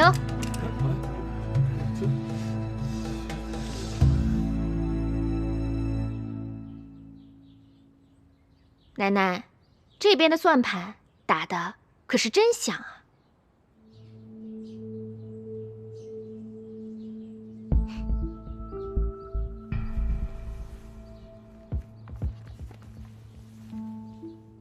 童叟无欺，生以精；诚信经营，生以兴。我眉毛一挑，说得很好。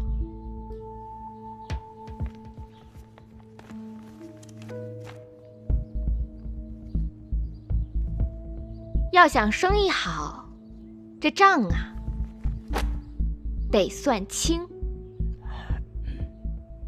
就是他。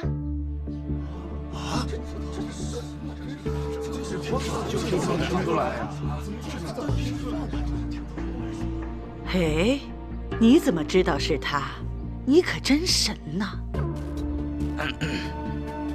冰燕小姐，只是粗略地看了一下账本，便能找出我们的问题，真是个行家。歪打正着，歪打正着。奇怪，这账都做平了，他怎么知道大林木材行亏本的？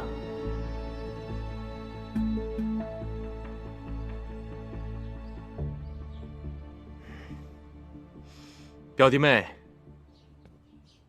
你果然聪慧过人，是招佩服。来，请坐。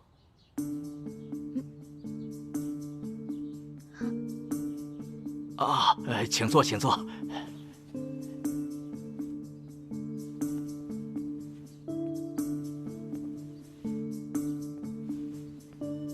表弟妹啊，这个是大林木材行的账本，还请你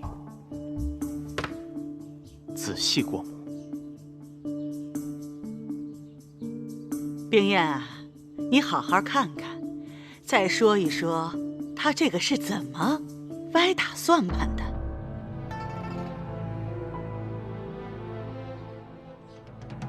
这该死的怎么还不说话？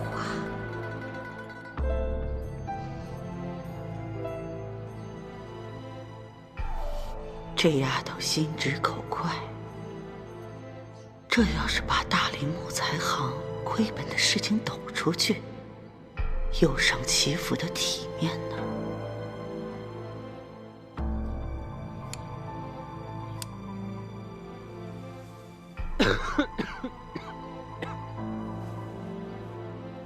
明日只要你一见我捏鼻子，你就要装出一副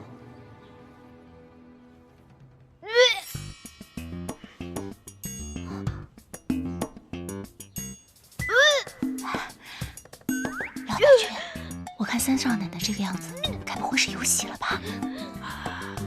我看像。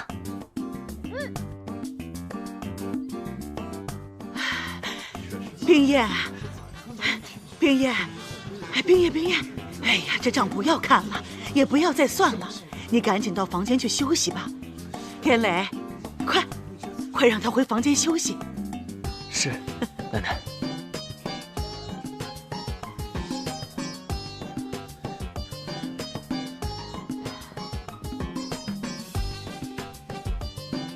小巧，你快去帮忙。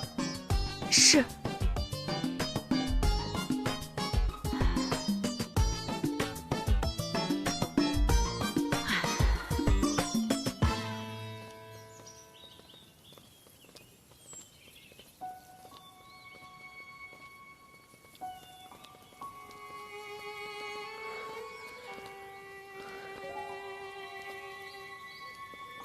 就到这儿吧，小巧，回去告诉老太君就放心吧。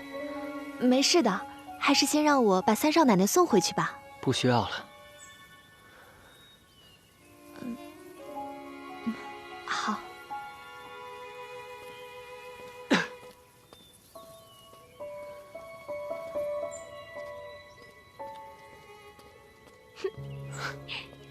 哎，这个病症可真管用，我有。奶奶就让我走了。哎，这到底是什么病的病症啊？以后我遇到麻烦就这么着。我的小姐呀，这个病可是不好时时拿来当挡箭牌的。为何？是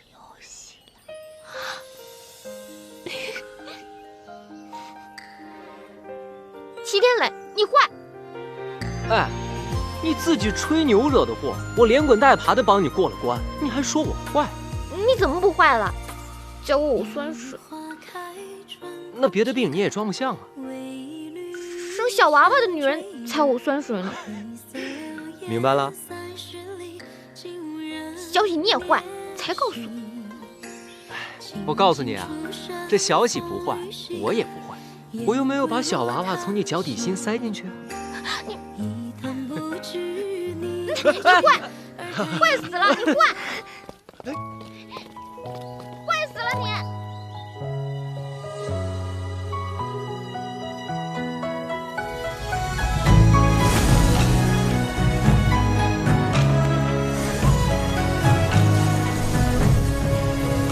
夜色太寂寥，忆起两人之俊俏，一阵相思空念你的妙。清风落嘴角，吹来愁绪红尘飘，一地思念纷飞。眉眼含羞荷，风卷罗裙带。今夜出逃，借月光皎皎，捕捉你的笑到天涯海角。举上夜色千万飘，和着思念熬，熬出缕缕情丝之间绕。我要在今夜醉倒，半月光皎皎，想念你的好一滴动山摇。喝一口美酒良宵，和着相思谣，梦里和你一起等破晓。我要在今夜出逃，借月光皎皎，捕捉你的笑到天涯海角。举上夜色千万飘，和着思念熬，熬出缕缕情丝之间绕。我要在今夜醉倒，半月光皎皎，想念你的好一滴动山摇。春风十里扬州路，名花倾国两生欢。我与玉狐妹妹也是得见佳人，两生欢喜。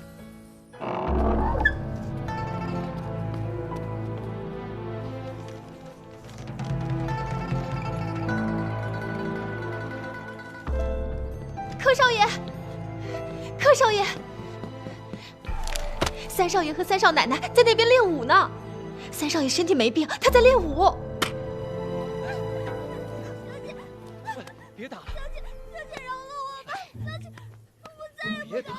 小姐，我敢赌咒，如果我看花了油，不得好死。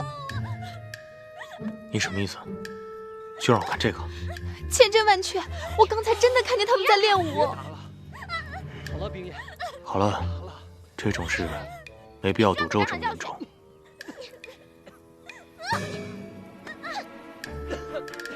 好了，小强，这件事咱不想了。以后要是再遇到这种事，还是要跟我说，记住没有？好吧。好，下去吧。还敢不敢了？冰叶，好了。还敢不敢了？冰叶。方才好险，还好我机灵，早做准备，不然我俩都得遭殃。我给你出一道题，你且猜猜。什么题？你就猜猜是谁怂恿老太君考你的。方小巧。猜对了一半。柯少爷。这还差不多。可他为何与我作对啊？此事说来话长，你再在齐府待些时日，我慢慢告诉你。又跟我打哈哈。我刚来齐府的时候问你，你这是需要冲洗的病秧子吗？你怎么跟我说的？哎，这事儿一两句话是说不清楚的。反正你人都在齐府，以后慢慢告诉你。可你告诉我什么了？你什么都没告诉我，反倒是把我肚子里的话全都掏出来了。齐三公子，你要是再不跟我说清楚，我就……你就怎样？我可防着呢。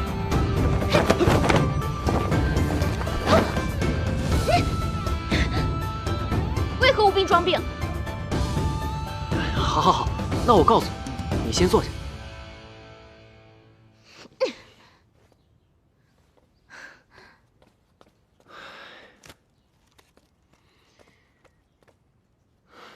行，那先且说这齐三公子为何有病变无病，无病变装病？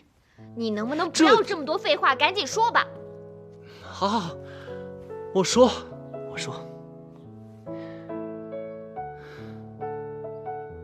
话说这林州首富齐府，几代男人骄奢淫逸，吃喝嫖赌，落得个疾病丛生，身亡命丧。老太君主持家政，只见大哥齐天祥老实敦厚，先天不足；二哥齐天放生性闲散，于是呢，就只能把希望寄托在了我的身上。老太君对我格外宠爱，让我每日待在屋中，休养生息，锦衣玉食，人参燕窝供应不绝。可正是因为这样的宠爱和骄纵，让我灵气有余，精气神不足，落了个病秧子的下场。但这不幸中的万幸，我这歪歪扭扭的病秧子也长大成了人。可是近几年，咱们齐府不知沾染了什么邪气，怪事不断。什么怪事？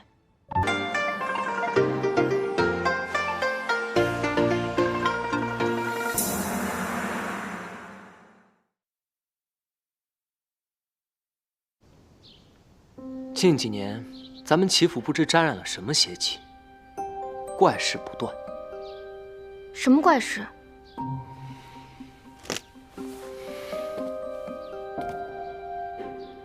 先是我那老实木讷的大哥齐天祥，精神一天比一天萎靡，原本健健康康的一个人，忽然之间就再也叫不醒了，就这么离奇的死掉了。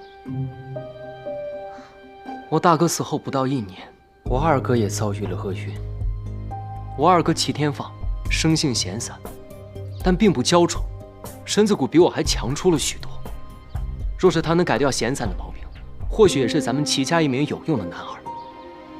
可就在那个夏天的晚上，天气闷热，二哥齐天放开敞门窗睡在凉席上。夜深人静之后，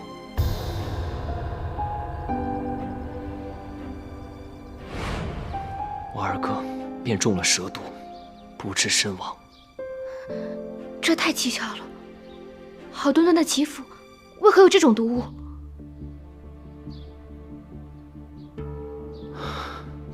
那个时候，由于我大哥二哥相继离世，齐府上下都流传着一个传闻，说齐三公子活不过25岁。那时的我被吓得心惊肉跳，寝食难安，我便病上加病。再后来，后来怎样了？万念俱灰，我就觉得自己是一个被困在金笼子里面的病鸟。我便找了一天，甩掉了所有的丫鬟和仆人，一个人逃到了城池外的荒郊野岭。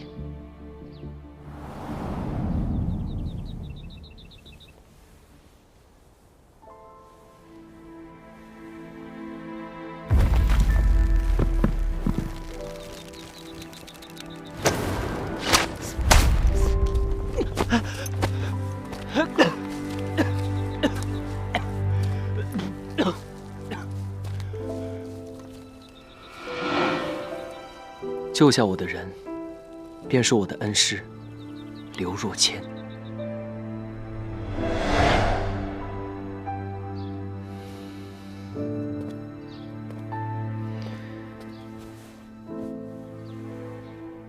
师傅将我带回了齐府，带到了奶奶面前，说我还有救。奶奶便将他留到了齐府，他便成了我的师傅，还传授了我一身武功。这么说起来，你还真是不容易。想起以往，恍如隔世，恩师就是我的再生父母。你这从有病到无病，我是听明白了，可是从无病到装病，其中缘由你还没告诉我呢。恩师来了府中半年，对咱们齐府的情况洞若观火。他告诉我，钱财对于穷苦人家来说，那是救命生存的根本；可对于咱们齐府，那是催命的毒药。别看这亭台楼阁、碉楼玉柱，这齐府里面的人早已变身豺狼，杀心四起。师傅还告诉我，要我韬光养晦，装出一副大病未愈、时好时坏的样子，方可让豺狼掉以轻心。那你就不能求求你师傅帮忙，将豺狼绳之以法吗？冰冻千尺，非一日之寒。此人在齐府隐藏极深，若想抓住他的把柄，还需等待时日。我看你们这齐府，根本就没什么好待的。那你是想回扬州去了？你们齐府就是泥塑的金刚，外头看着亮，里头黑得很。我李玉湖迟早要回去的。那你是想把杜冰雁给换回来？那更不可能了。冰雁姐姐就是个文弱女子，又不像我一身武艺，什么都不怕。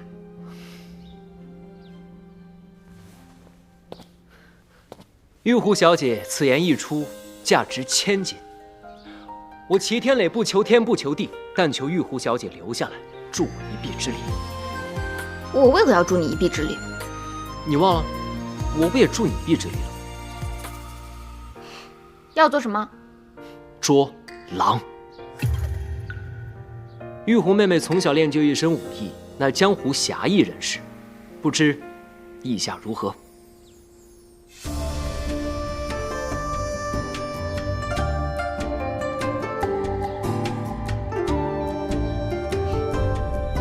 本小姐答应你。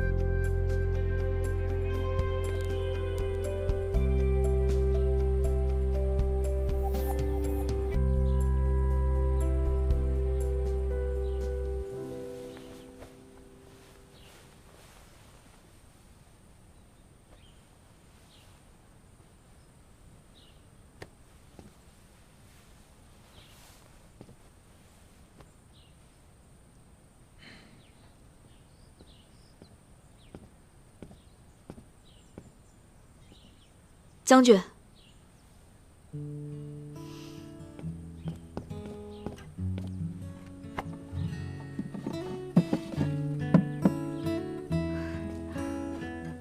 将军，该喝药了。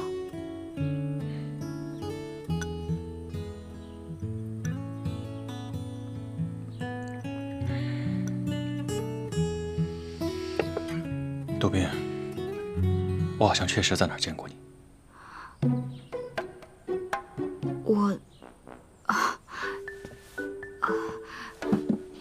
将军，我不是说过吗？那天您得胜回营，您在马上，我在马下。不对，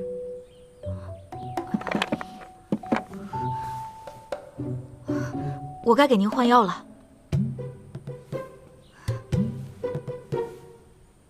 我帮您。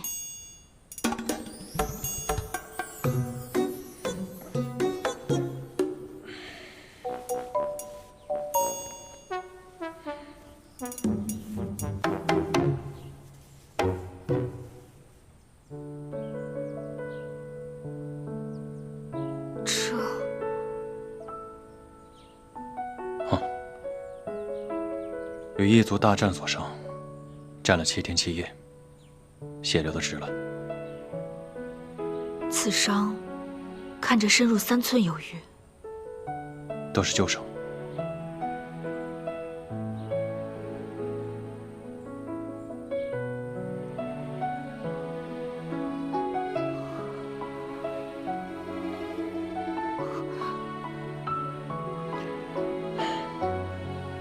这是被昔日战友所出卖，没防得住背后的暗箭。将军为国为民，将自己的生死置之度外，实在令人敬佩。没想到你一个小小的药童，竟如此深明大义。我之前也读过几年书。哦，我该给您换药了。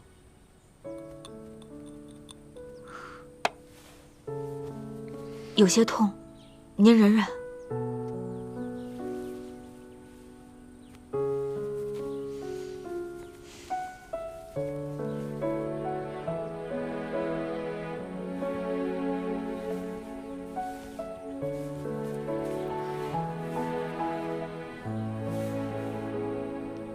师父再三叮嘱过，说剑疮难愈合，尤其是您这带毒的剑疮，就更难愈合了。将军，您还是赶紧上床歇息吧。好，我帮您把衣服穿上。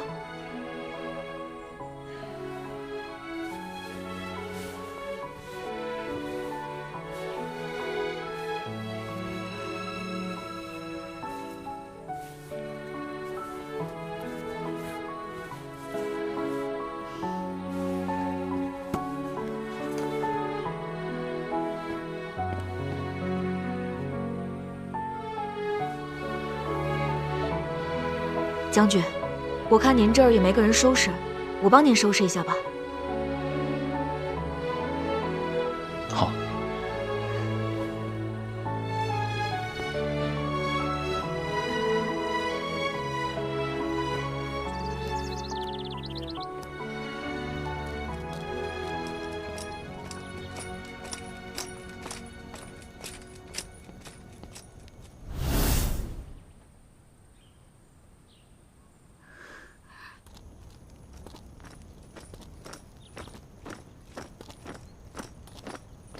廷尉，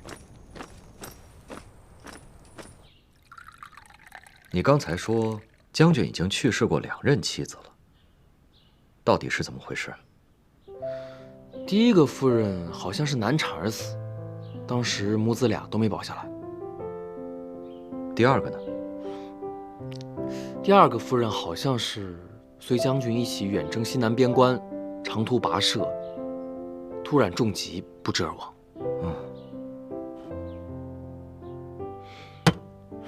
也不知道给舅舅倒水。我刚才没倒。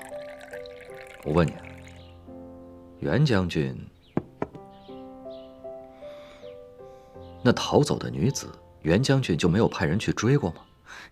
将军天天打仗那么忙，哪有功夫管这事儿？大哥说了，人家小女子不愿意就算了。评尉，日后你要多向袁将军学习啊。我知道了，舅舅，都说了800遍了。啊，强身健体的，好好补补你自己的身子。谢舅舅。一天到晚傻兮兮的。我才不傻。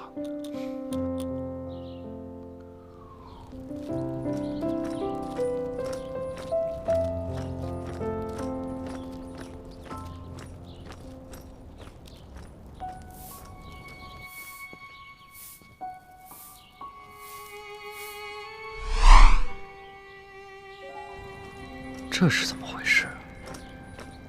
这俩人，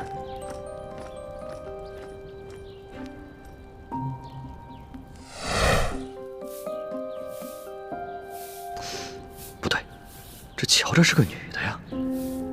杜宾，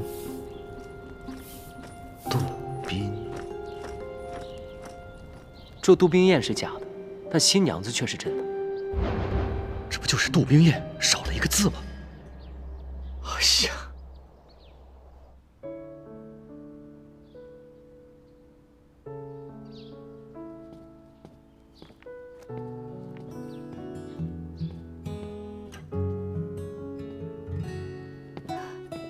将军，该用膳了。这么多好吃的。将军，你中了箭毒，有些发物不可乱吃。我呀，特地选了一些温补的食材。快来尝尝。差点忘了，你的伤还没好，还是我喂你吧。不用。啊？我堂堂将军，怎可如此？虽说你是将军，那也是我杜宾的病患，在战场上听将军的，在这病榻前，那可得听我杜宾的。还是我来喂你吧。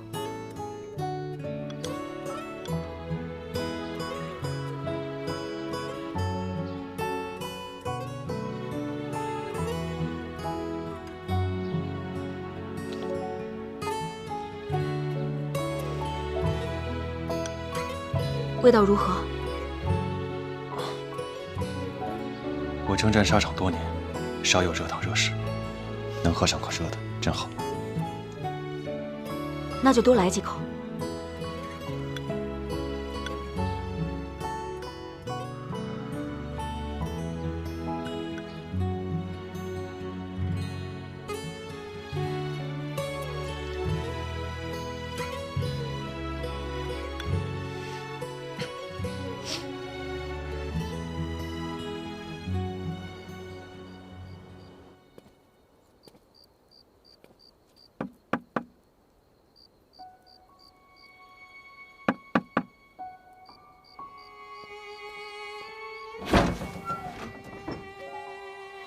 小乔姐，你怎么来了？给三少爷送药啊。哦，哎，等一下啊，少奶奶，小乔姐来给三少爷送药啦。三少奶奶，这药已经熬好了，得让三少爷亲口喝下去，老太君才能安心呢。他已经歇着了，交给我吧。你去歇着吧。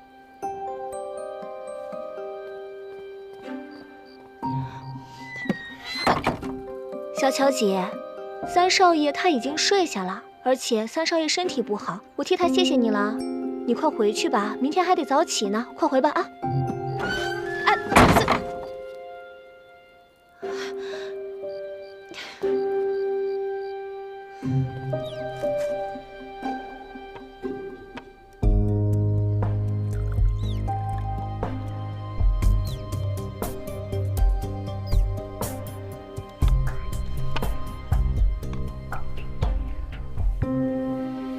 他们就是天天喝这药，才命尽黄泉的。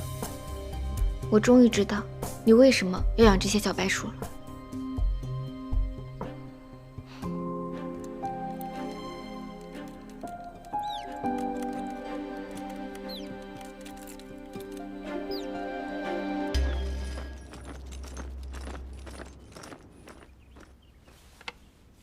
记得一日一剂。来，杜宾。跟我来。下一个。谢谢。恢复的差不多了。杜宾，再给他拿一些乙种药丸。好。乙种。哎，杜宾，忙着呢。多谢。你来干什么呀？舅舅，你再给我开一个上次的药丸吧。哦，杜宾，帮他去拿一颗乙种药丸。哎，杜宾，这个药可好了，要不舅舅你给杜宾也开一点？你是不是闲着没事儿啊？要不要我让将军给你多加点训练？哎，别加了，别加了。喏，谢谢你啊。快走吧。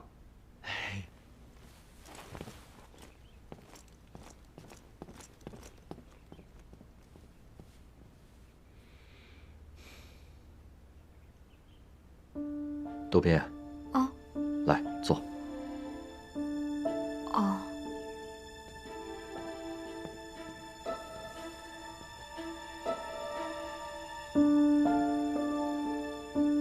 为师帮你也好好脉。我？右手。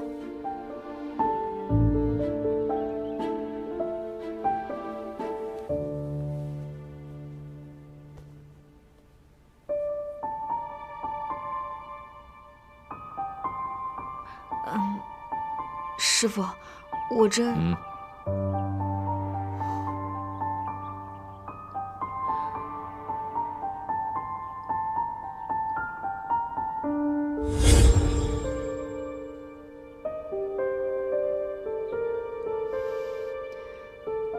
然不出我所料。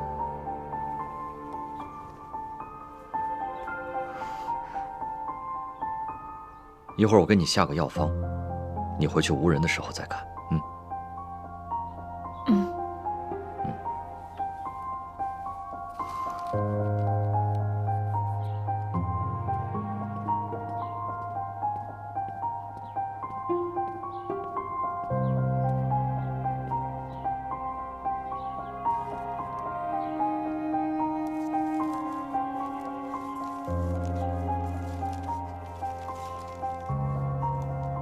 一两柴胡去林州，4文冰片到边城。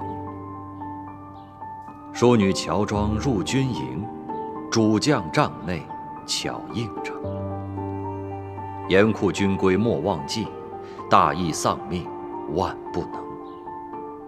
如须为师来相助，明日见面续详情。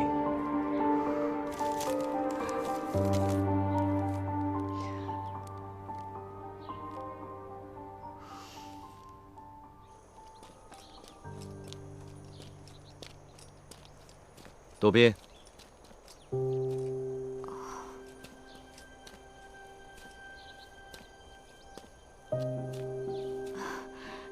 师傅。为师帮你开的药，不难吃吧？不难吃。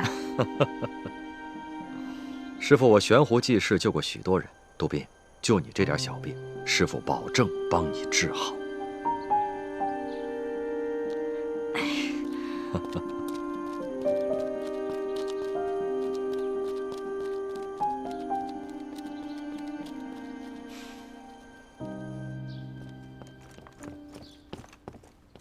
禀报将军，按您吩咐，小人查了咱们部队军籍，如今服役人员当中并没有叫杜奎的人。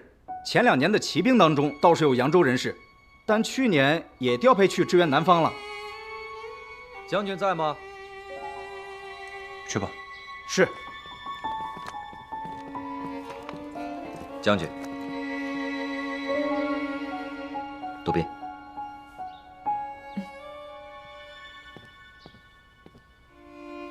将军，我来帮您看看伤口。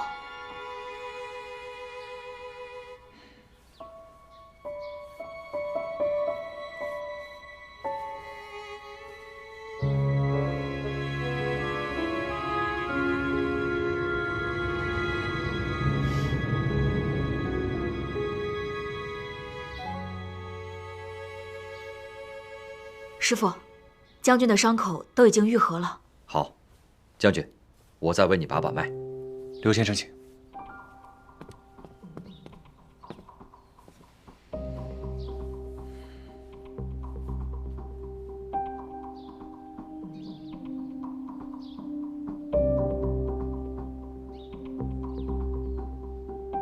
将军请放心，再休息2日，便可上阵杀敌了。多谢刘先生。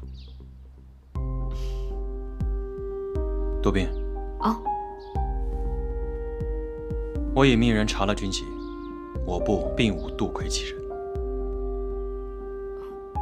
兄长不在此处，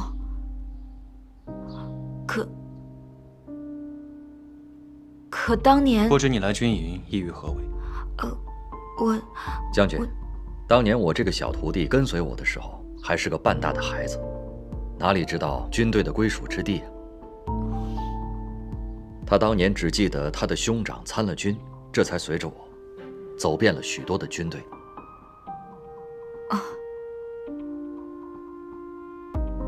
原来如此。大哥，大哥，敌军又来叫阵了。又来叫阵，而且这次出来的都是骑兵，恐怕是要冲营啊！替我准备战袍。且慢，今日不可上阵杀敌，崩裂的伤口很难再愈合。刘先生，等不及了，评委，马上调派100名弓箭手上阵御敌，我去观察敌情。是，将军，我和杜宾一同前往，以防不测。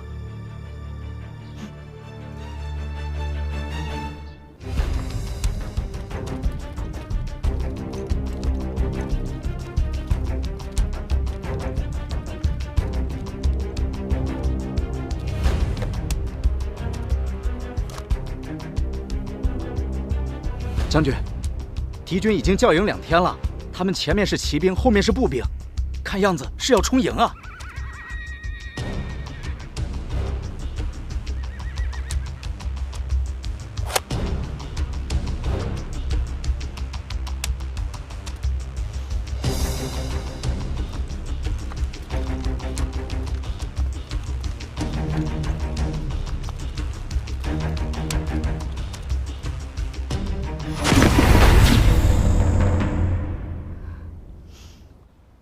敌人此次以骑兵为主，妄图以己之长攻我之短。咱们的弓箭手和长枪兵都已经准备就绪了，敌人应该不敢强攻。我们要分成几步，四处游动，或趋前击敌，或佯败诱敌，诱导敌人进入我们的包围。但敌军如果强攻怎么办？那咱们就跟他们硬打。是啊，强攻怎么办？是。躺下下来。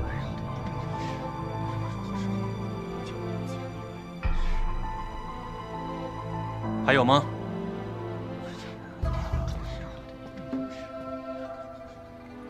将军，杜宾虽未上阵杀过敌，但也读过几本兵书，也有一计想要献上，不知可否？当然，请说。我与师父在军营行医之时，发现敌军长期为我军所扰，又远离后方给养不足，因而人马皆乏，常显疲惫之状。我刚刚登楼望敌之时，发现仍有此迹象。有何依据？近日我都是在敌军生火做饭之时登楼观察，我发现军营中的士兵皆是以大铁锅做饭，我以我们军营的现状为依据，推算出大约是30个士兵共用1口锅1个灶。此法便于行军打仗，30个人为一边，想来敌军也是这样想的。而且杜宾发现，近日敌军生火做饭的数量明显有减少。你怎么知道？金城干燥，若想生火做饭，需要用到一种特殊的枯枝，而这种枯枝虽然容易燃烧，但也极易产生浓烟。近日我发现敌军浓烟的数量明显减少，如果有此种情况，只有一种可能：粮草不足。将军也推算出来了。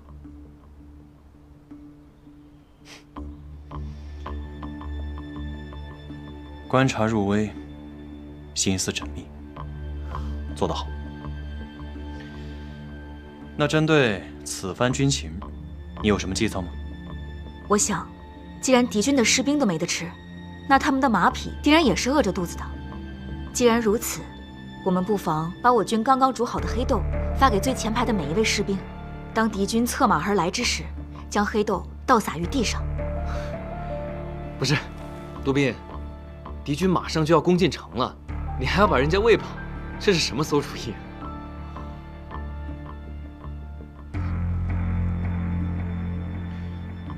你继续说。我想，那黑豆香气扑鼻，那些马匹本来就饿着肚子，他们闻到黑豆的香味，定然会四处散开，也不会再听敌军的指挥了。我们便可趁此时机，杀他们个措手不及。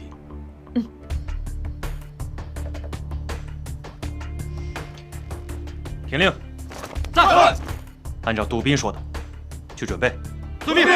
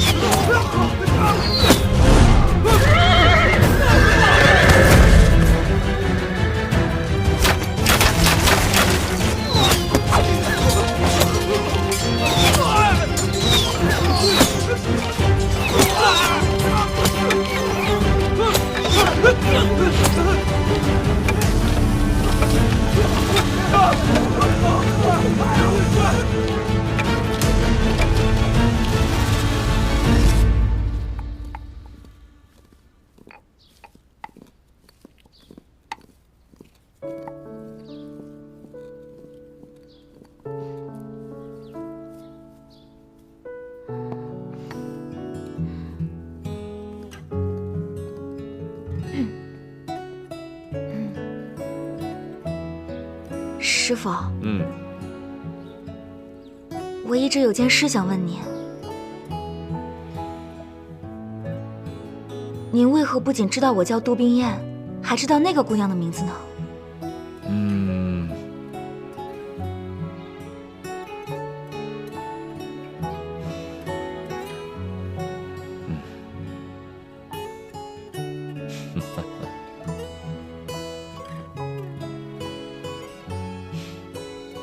其实啊，为师什么都清楚。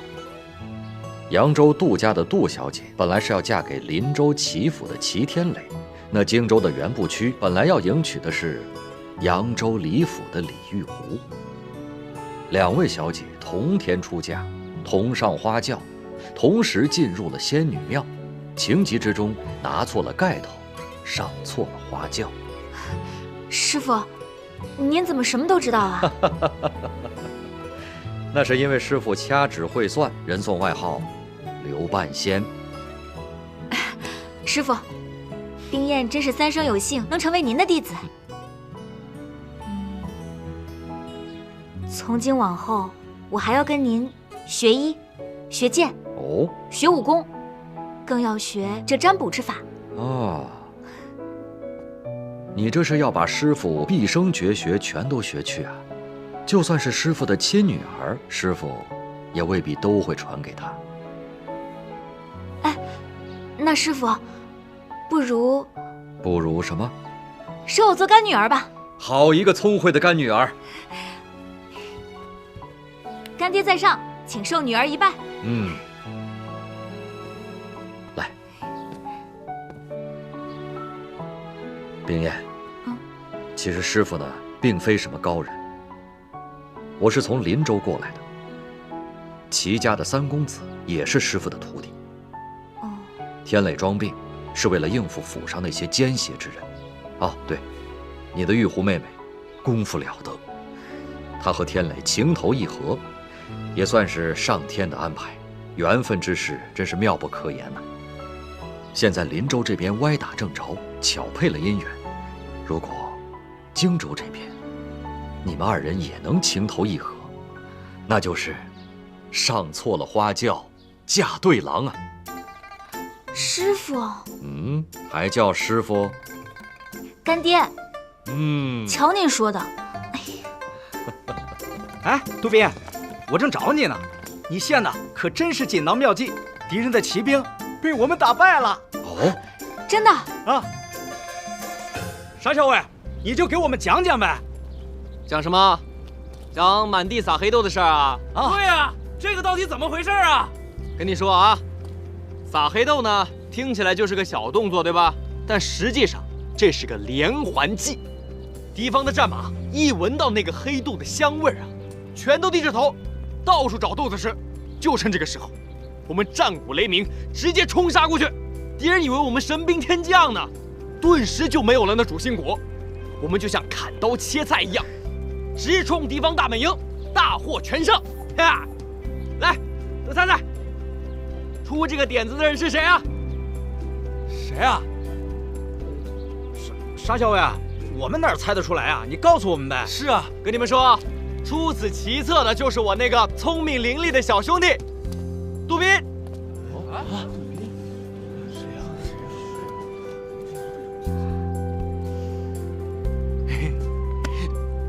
哎，大哥来了。将军，我让你在这儿给我操练，你在这儿跟我瞎吹呢。兄弟们都累了，让他们休息休息。也不知道谁说的，说人家出的是馊主。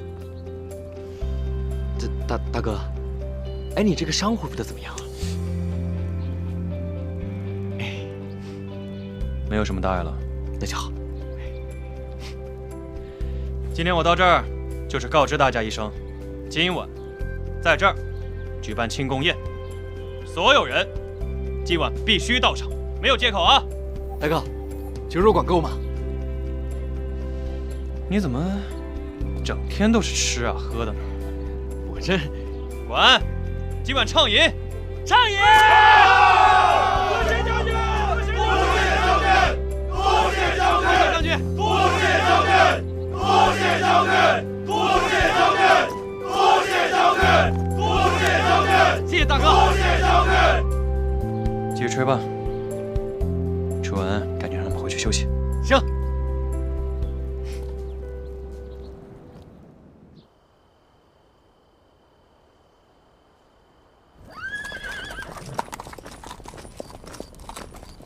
干爹，我们的药材用得太快了，那药箱都快空了，您说这可怎么办啊？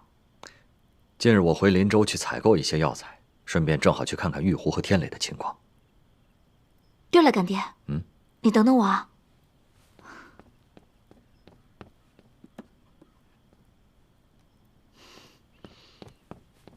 干爹，今天我看到了这个。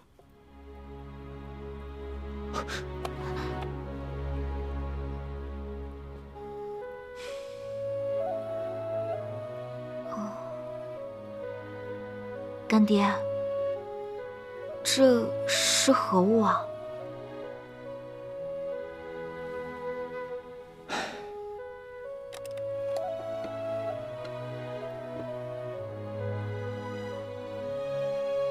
这是一对痴男怨女的信物。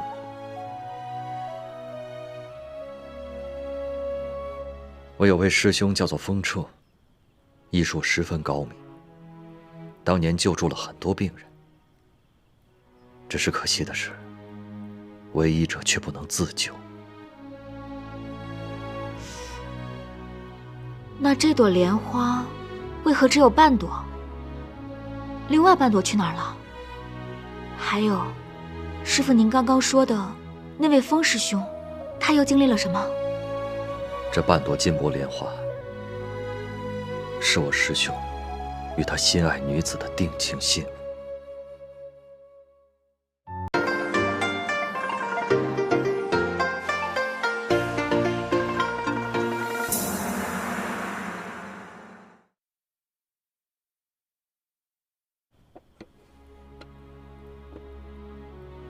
那这朵莲花为何只有半朵？另外半朵去哪儿了？还有，师父您刚刚说的那位风师兄，他又经历了什么？这半朵金箔莲花，是我师兄与他心爱女子的定情信物。我亲手做的金莲，以后作为你我的信物。你看。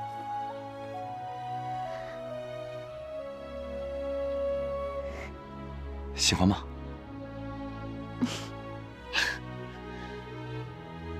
小姐，小姐，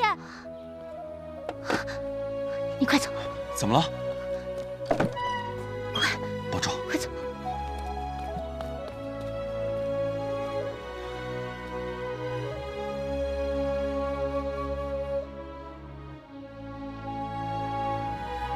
快走！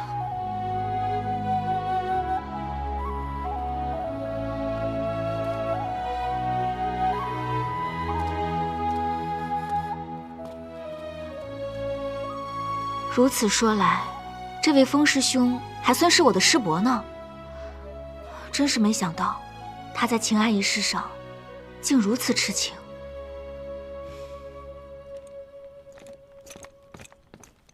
二位都在，将军命我来请二位过去呢。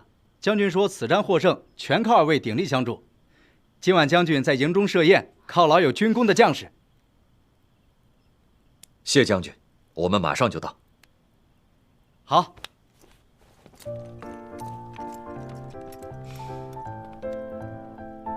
还不快去换身衣裳？干爹，我不太想去。啊，干爹明白了。你是在想，你立了大功，将军一定会让你喝酒，你却不胜酒力，怕露了马脚，对不对？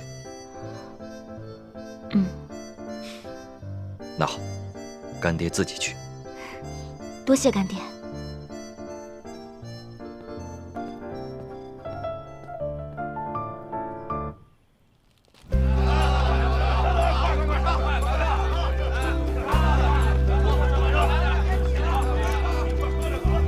兄弟们，今大哥一杯！好！将军常胜！将军常胜！将军常胜！将军常胜！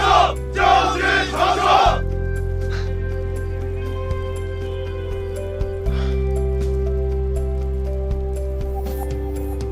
兄弟们，大丈夫手握利刃，沙场冲锋陷阵，方能换回身后百姓的安宁。我袁不屈，谢谢你们！手里的酒，干了他！干！干！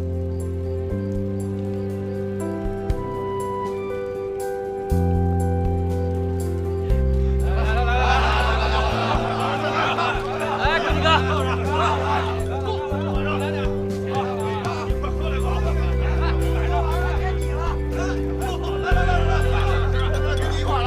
晚上，喝啊！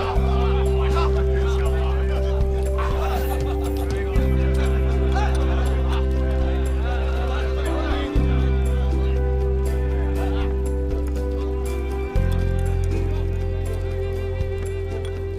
将军有心事。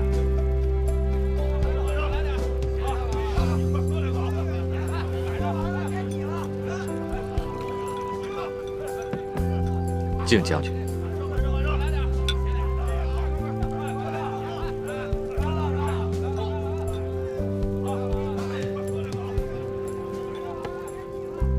评委，凳子来了。舅舅，你这是要砸舅舅的脚啊！坐。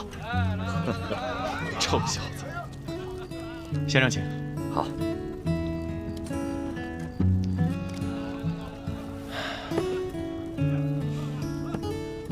先生，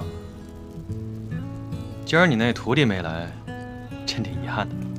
本来还想好好奖励他一下。我这小徒啊，今日有些劳累过度，身体有些不适，我让他回去休息了。你这徒儿啊，怎么？黑豆妙计，令人拍案叫绝。这孩子还真是聪慧过人呢。不但聪慧，而且乃性情中人。为兄长，只身入荆州，为救济士兵，殚精竭虑；为将军，也是用尽全力。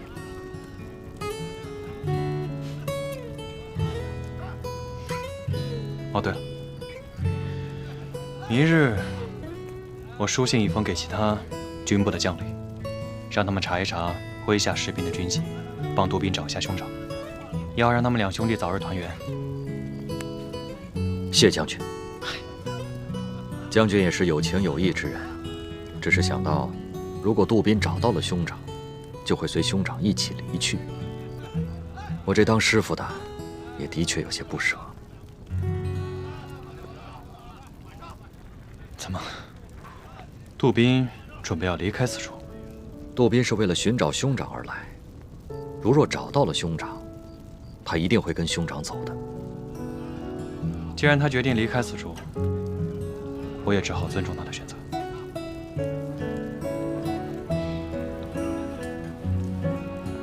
来，将军。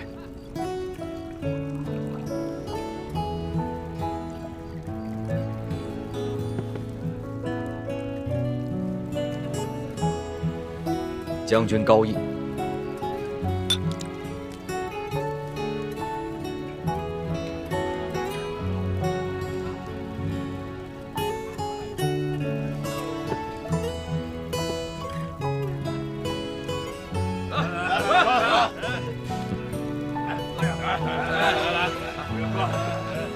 再来。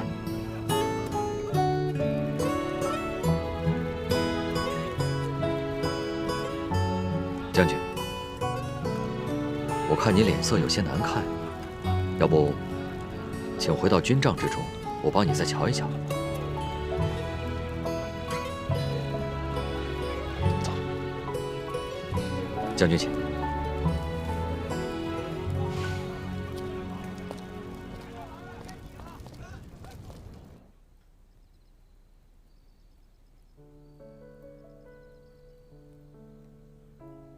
将军的剑伤已经好得差不多了，这脉象也是平稳有力。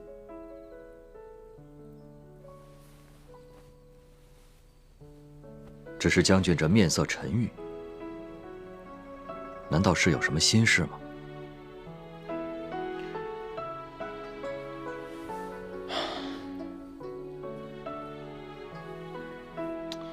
我第一次见到杜宾的时候，我就觉得他特别面熟。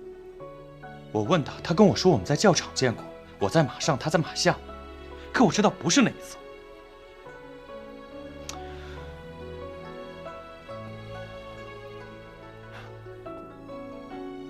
我想起来了，是在荆州的大街上，有一个书生，他要来投军，不对，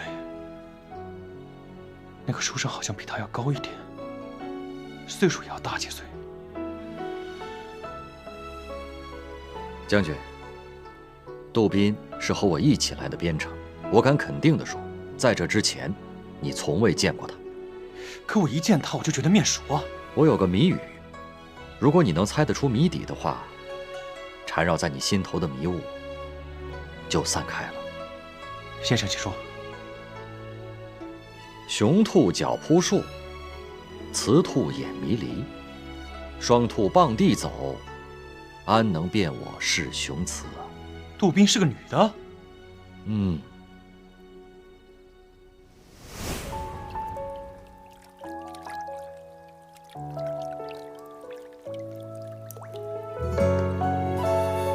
原来是她。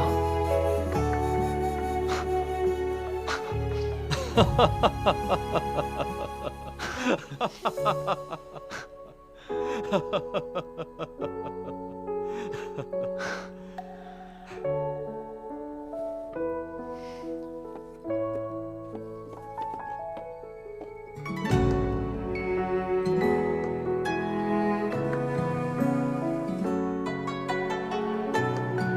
将军，这条丝巾就是他的。只是此事内有波折，此女子还并不是本来要嫁给你的扬州武馆的李玉红。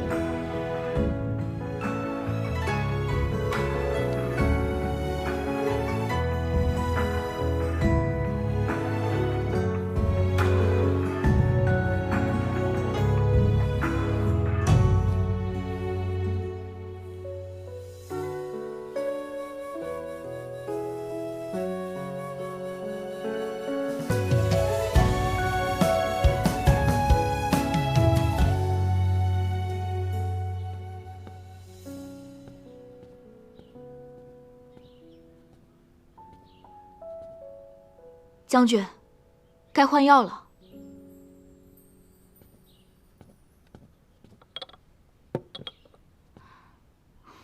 将军，该换药了。啊，抱歉。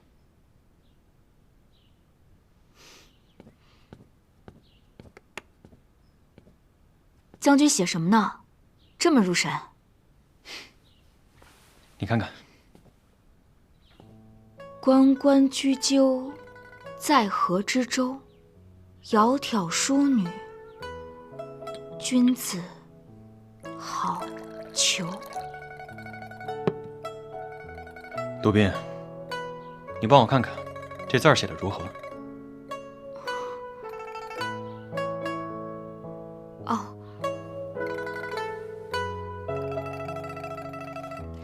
将军的字透着一股威风，正可谓字如其人。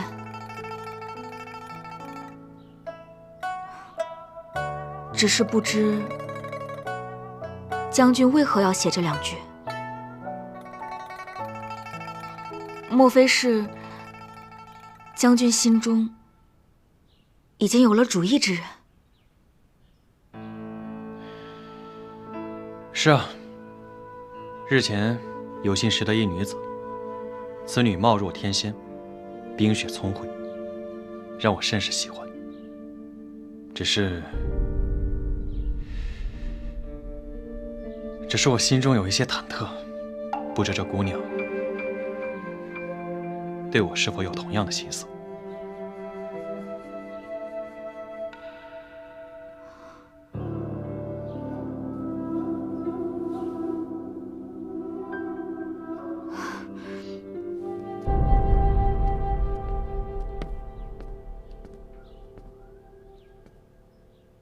将军，你何须忐忑？这自古美人都爱英雄。将军你战功赫赫，文武双全。再说了，长得也是一表人才。任他再好的姑娘见了您，那不都得倾心相附才是？是吗？我竟如此好吗？嗯。那如此说来，若杜宾你是女子，可愿嫁我？我，将军，我们该换药了。啊，不着急，我还有事想要问你。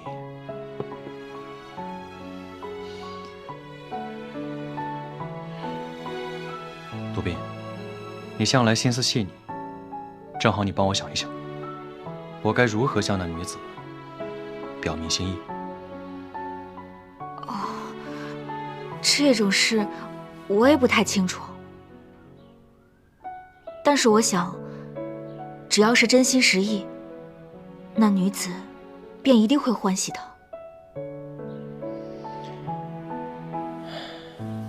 你有所不知啊，这世间女子都是喜爱礼物的。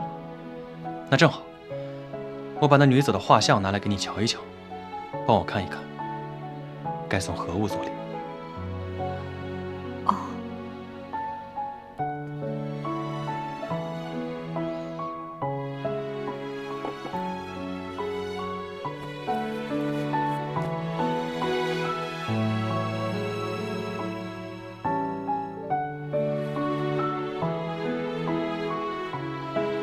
打开看看。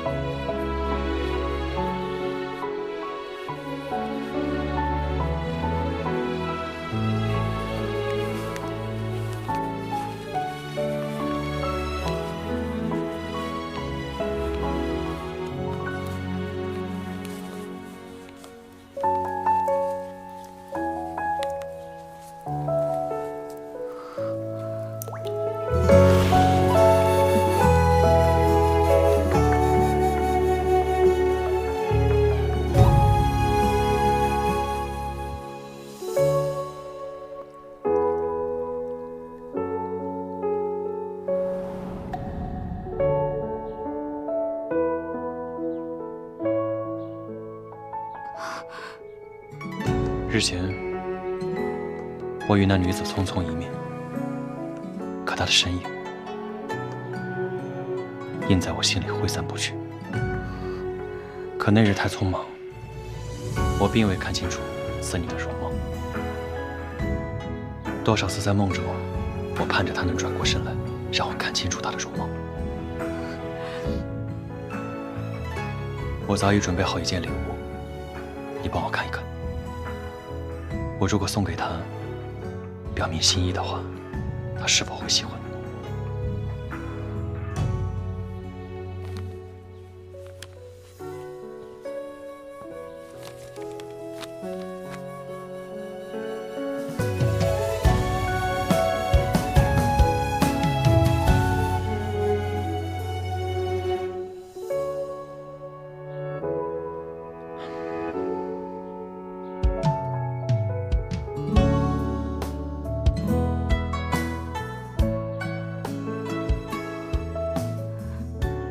这是将军夫人的私信。你是谁？快说！我是将军夫人。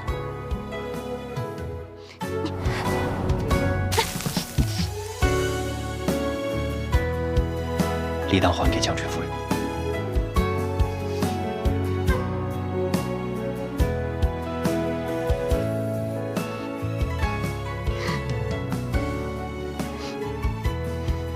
此物，你可还喜欢？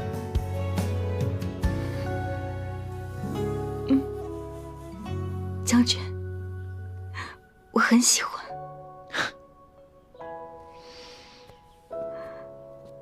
冰燕，你叫我子仁可好？你知道我真实的名字？你师父野人教，上座花轿之事告知。可无论是否上座花轿，我袁不屈心系唯有一人，便是你杜冰烟。自然。夜雨伴随扬州行，一人撑伞两肩并，波般飘零，许你满天深情。夜雨无声人有情，不负真心不负语，不负人间亦不负。哎呀，舅舅，你这突然走了，真有点舍不得呀。哼，你一定得早去早回啊。我回到林州，把药材置办好，就立刻回来。行医云游四方，照顾百姓固然重要，但别让舅妈一个人待在家里，独守空房啊。你小子就爱胡说八道。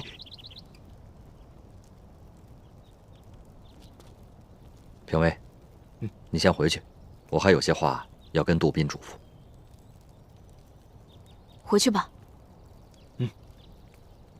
多保重。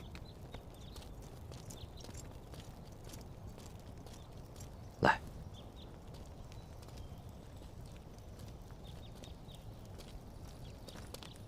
我回去之后，你一定要照顾好将军，谨防他的剑伤复发。还有，要切记，你自己做事要处处小心，千万不能让任何人知道你是女儿身，君贵难为啊！干爹，你放心吧，我自己会小心的。对了，干爹，我这有遗物，麻烦你到了林州之后，帮我转交给玉壶妹妹。一定。干爹，一路平安，照顾好自己。走。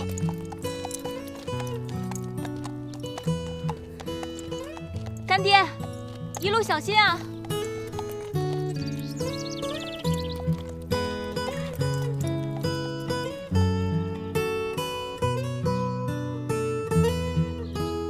也不知道这三少奶奶打的什么主意，日日都往老太君院里跑，这哄得老太君高兴得不得了，逢人就夸三少奶奶孝顺，那好东西更是流水似的往姬昌新院搬。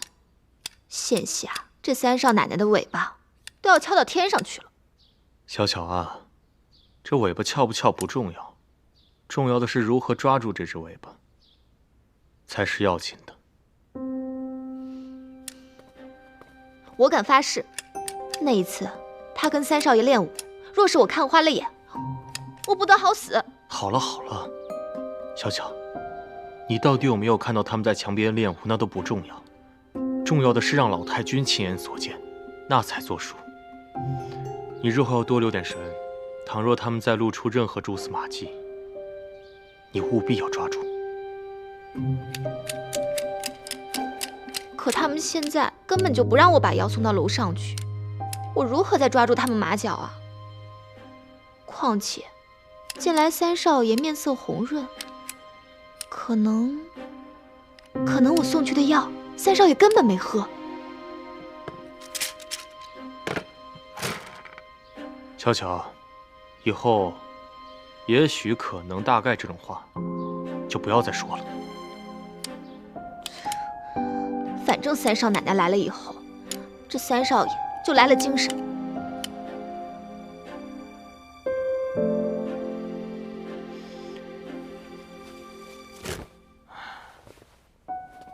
这杜冰燕乃是扬州的大家闺秀，按理说她的表词达意应该是灵秀文雅，可是当日账目审核大会上，她竟然口出礼词俗语，实在是令人费解。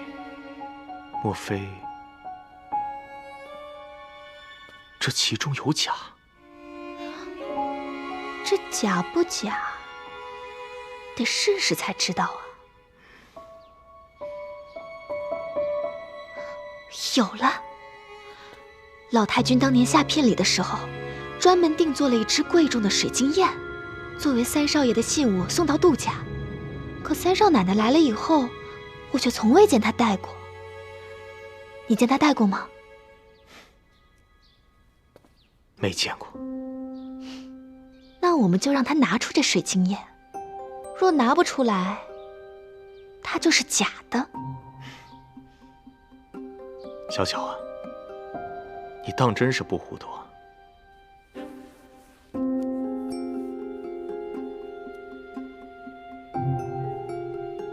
你这主意是极好的。再过几日，便是15，到时候外祖母会在齐府举办宴会，众人皆在。届时，你就提议要看这只水晶燕。哼，当着全家人的面儿，想必这杜冰燕也休想搪塞过去。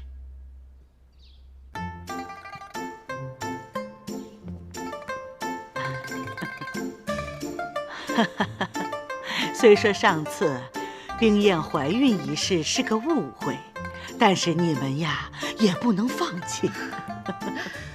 那我先预祝咱们冰燕能早日有好消息，燕娘能早日抱上重孙子。好，好，好，咱们一起喝上一小杯。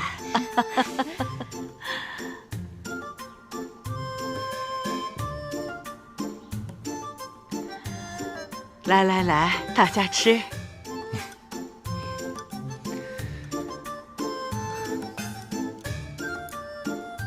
来，冰燕。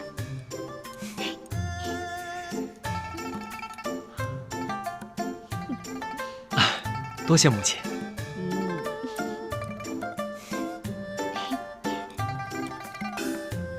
冰燕啊，你穿这身红花雪青的衣服，真漂亮。冰燕，这可是老太君特意为你定做的，还不赶紧谢过老太君？多谢奶奶。哎，俗话说呀，这佛要金装，人要衣装。你们看看，她穿上这件衣服，真是光彩照人呐！哎呦，那还不是您老人家眼光好啊！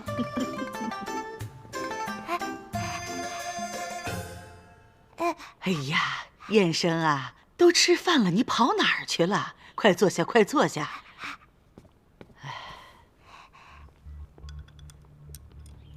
吃吧，吃吧。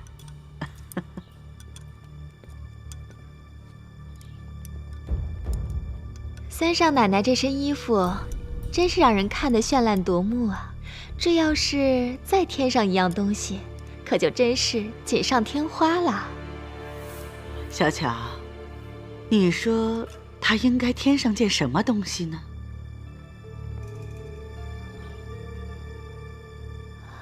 这件东西啊，是现成的，就是那年下聘礼，您找人专门定做的那只珍贵的水晶燕。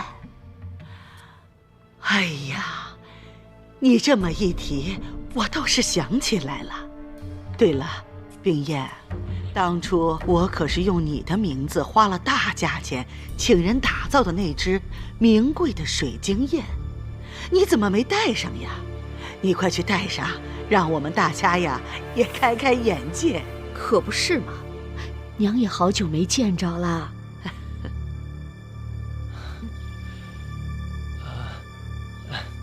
奶奶所言极是，我这就与冰燕回房去拿水晶燕。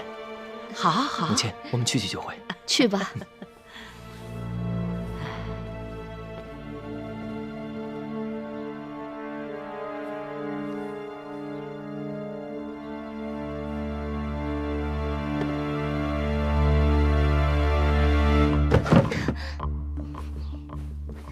哎，你这是干什么？回扬州去。你说你溜走有什么用呢？哎，我们一起好好想办法不行吗？我根本就没有水晶燕，想什么办法？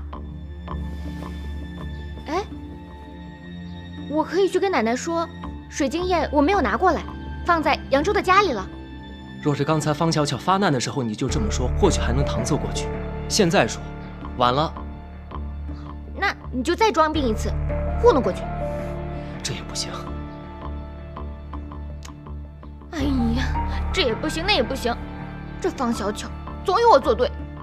他背后可是有个柯世昭啊！柯世昭也是个大坏蛋，真是的。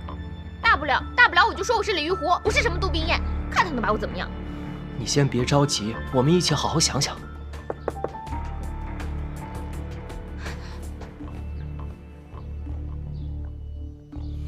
进。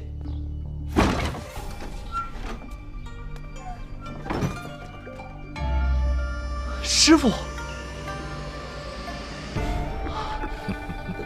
师傅，你怎么回来了？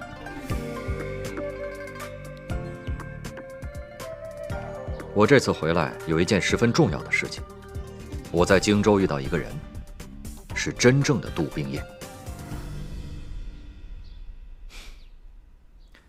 他让我把这份礼物要亲手交给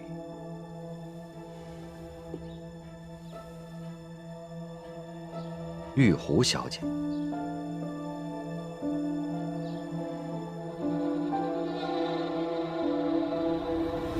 交给我。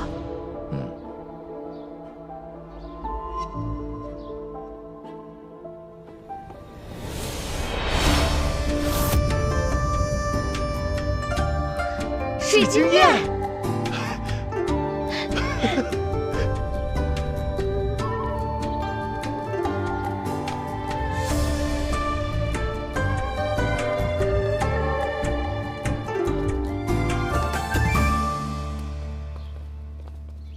这个柯世昭三番五次为难我们，这次就让他竹篮打水一场空。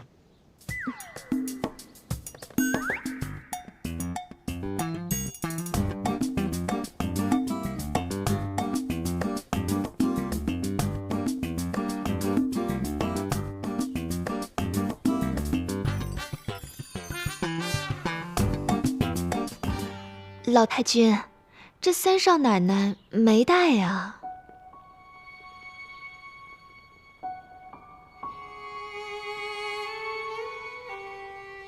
冰雁，你的水晶燕呢？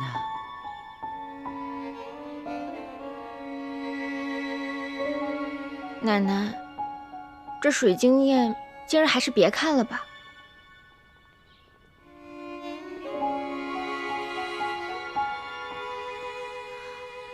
老太君，这水晶燕是三少爷和三少奶奶缔结姻缘之物。您瞧，这大伙儿都等着沾沾这水晶燕的喜气呢。可不是嘛，冰雁，你为什么不愿意带出来让大家看看呢？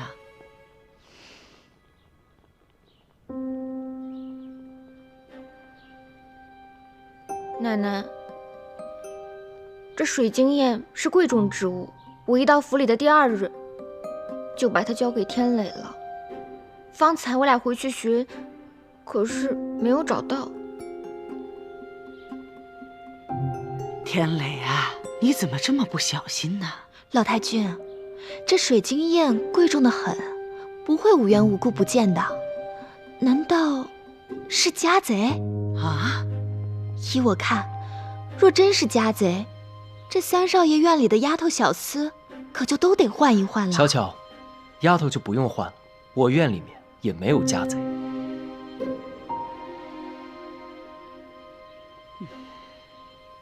哎呀，你就别卖关子了，惹得我紧张兮兮的，惹得母亲和奶奶也紧张兮兮的。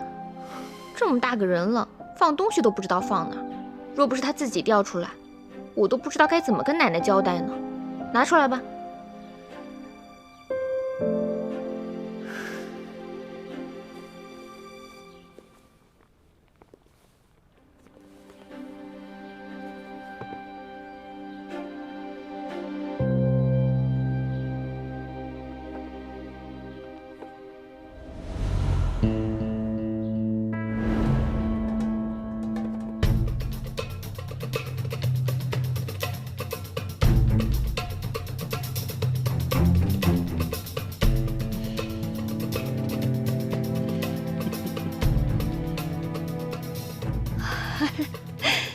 哎呦！太君，你瞧，还是那么精致。对了对了，就是这只雁。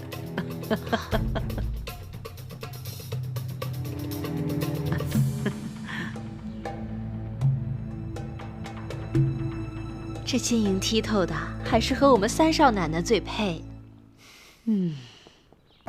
哎呀，奶奶你不知道，这天磊平日里最爱逗我玩了，看见我着急，他就高兴得不得了。刚才我多说了他2句，他还冲我吼呢。哎，您看他欺负我。哎，天磊，以后不许欺负我们冰雁。哎，奶奶，我哪敢呀？老太君，那是他们小两口没事儿逗着玩呢。哦，哦，哦，哦。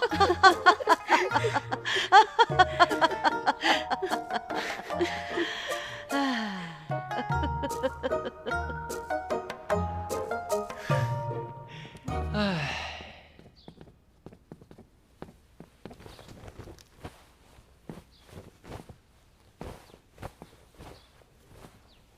你这是要走？走。我们好不容易顺利的闯过了这一关，为何你还要走呢？一关一关又一关，谁知道下一关是什么等着我？在你们祈福演得累死了，不累死也要憋屈死。那你不是答应要助我一臂之力吗？不助了。你不是答应帮我捉豺狼吗？不捉了。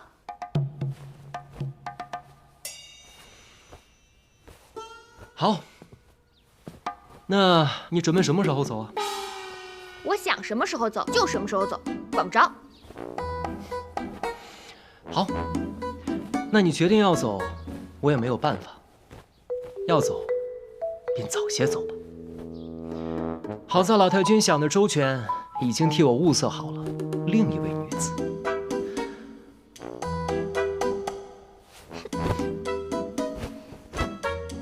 我齐天磊素来讨厌一夫二妻。我曾见暗自许诺，绝不娶第2个老婆。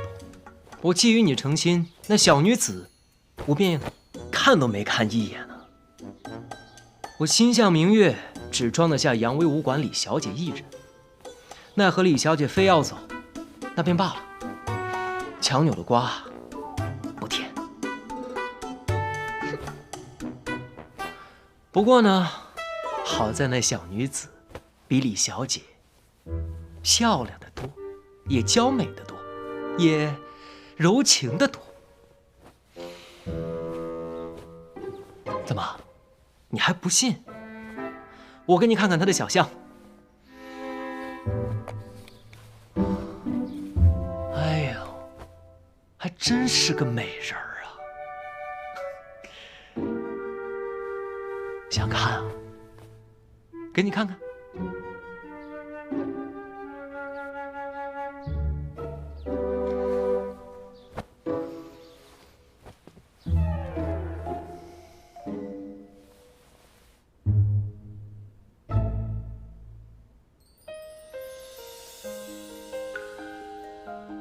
怎么样？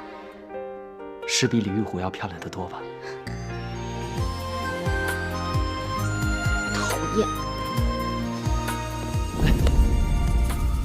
鸟语花开春空气，为一缕香追忆。别走好吗？一色流叶30里，竟无人怜惜。我不要什么大家闺秀的小女子，我只要李玉虎。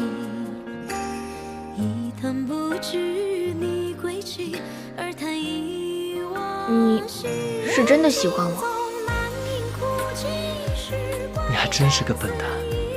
你难道真的看不出来我齐天烈满心满眼都是你吗？我又不可能钻到你心眼里去。我不知道。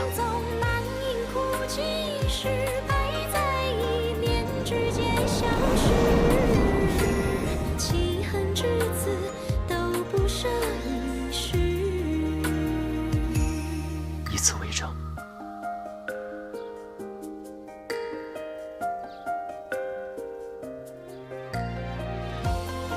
怎么，还是不信？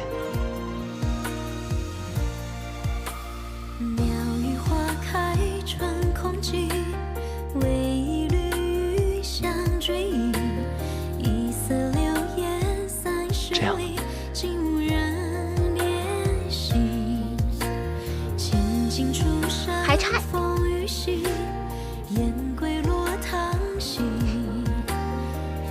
此呢？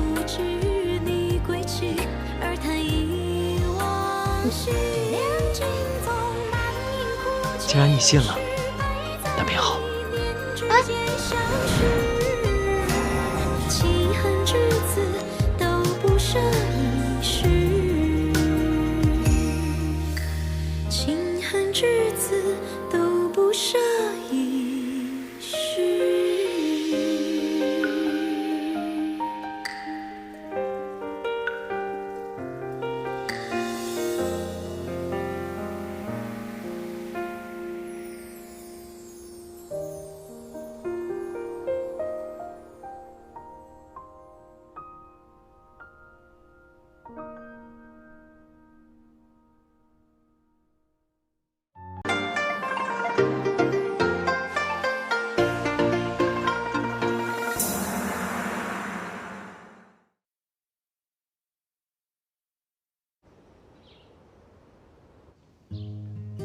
师傅，您可真是及时雨。那日要不是您突然降临，那我就……他就要收拾东西回扬州，把我一个人丢在这儿了。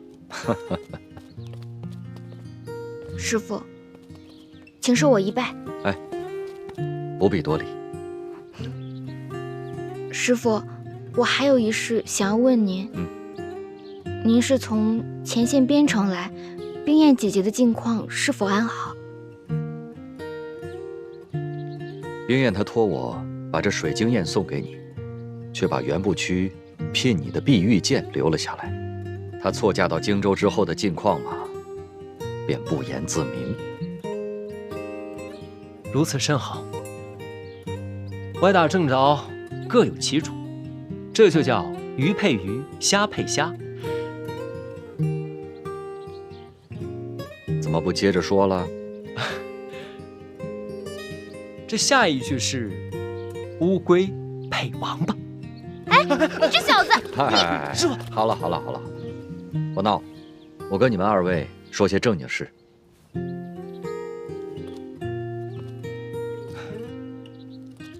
好在是京城连战皆捷，再打好这最后一仗，便可以得胜回朝。只是现在前线药材奇缺，我这次赶回来就是来采购药材的。过几日我就要赶回京城去，前线的条件十分艰苦，不但这药材紧缺，而且居住的环境也十分恶劣。冰燕，一个扬州闺秀，女扮男装挨到今日，不但可以救死扶伤，而且还可以献计立功，实在是令人钦佩啊！真想见见他。师傅，您只需好好休息即可，这药材之事交给我办就好了。购药之事尤为重要，一定要小心行事啊！既是军情大事，定要小心谨慎。师傅，不如您把这清单给我，我这儿倒是有一家妥帖的药铺，老板人也好，药材也齐全，咱们可以去他家采买。好，我这就把清单给你。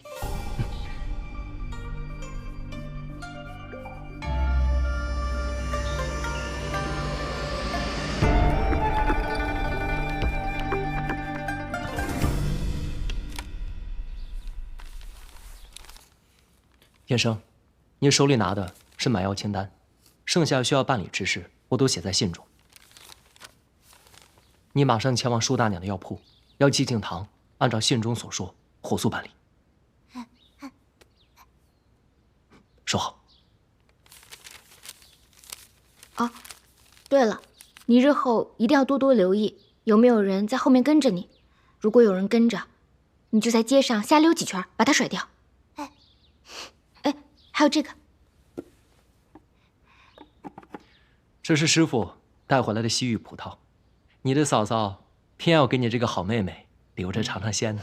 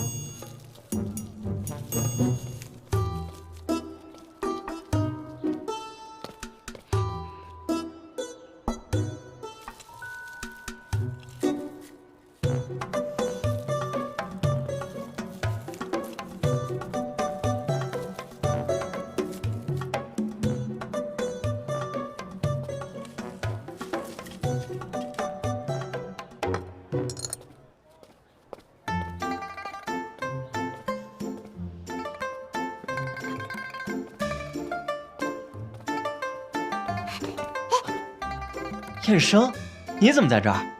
快来帮我。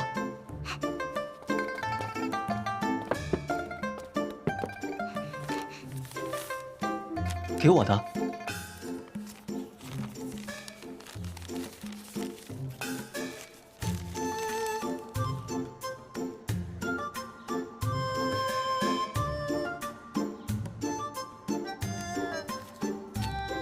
敬堂兄会见，无事归来。其身为戍边郎中，需为战事伤员筹买药材，此事事关重大。好，我马上去办。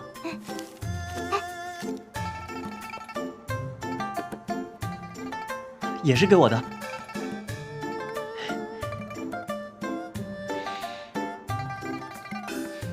真香。开始吧。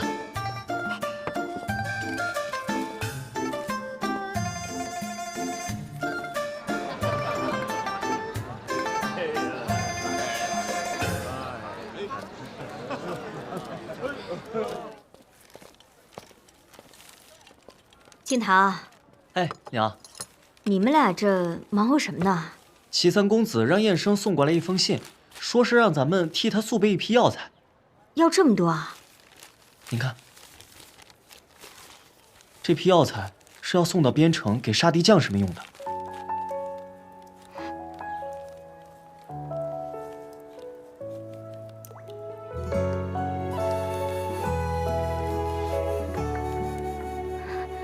敬堂，哎，这药材是谁写的？不知道，听燕生说，好像是一位郎中写的。那你快问他，这个郎中叫什么名字啊？燕生，这封信是谁写的？哎呀，我又看不懂，你就告诉我，这个药方是谁写的？啊？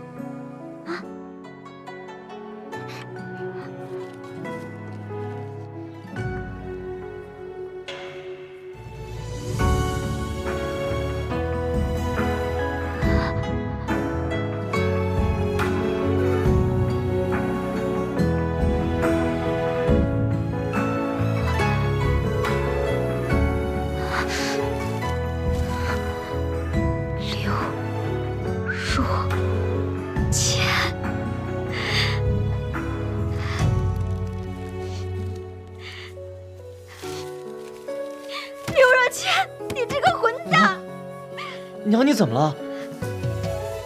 娘，你说话呀，娘！敬堂，你知道刘若谦是谁？我的夫君，你的干爹呀！真的？但是，会不会是同名的呢？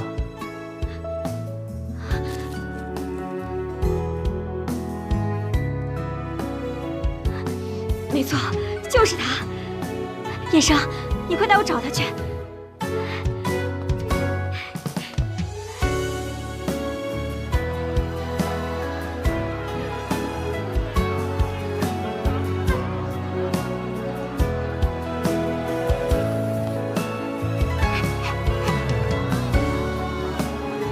就这儿，快走。哎，客官里边请，里边请，里边请。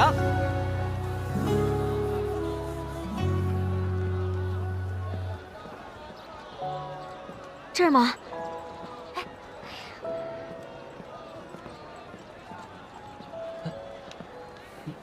舒大娘。哦，我师父他上街办事去了。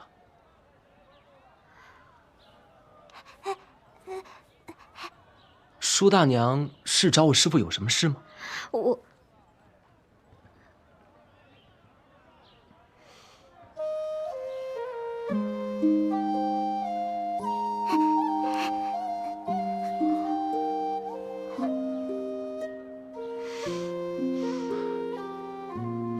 大娘，您是师傅的？我是你师傅的发妻。啊？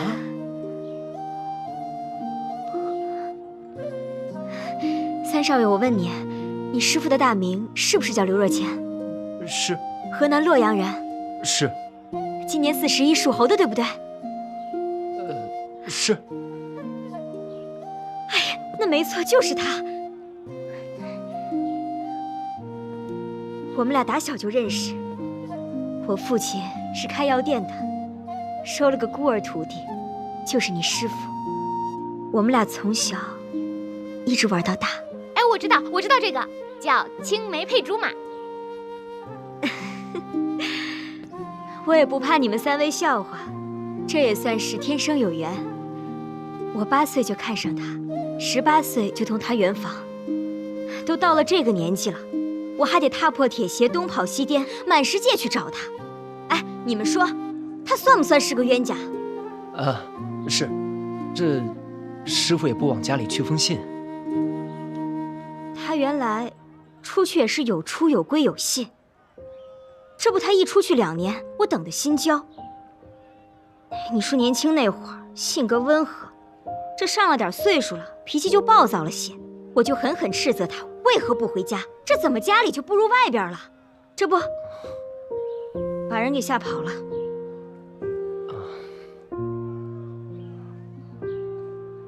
这有的时候啊，越亲的人说出的话才更伤人。您到底说了什么话把师傅吓跑了？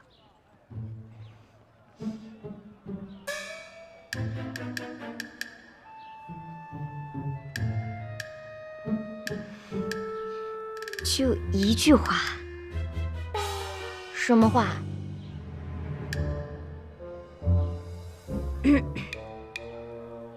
你有种，就别踏进我舒家大门！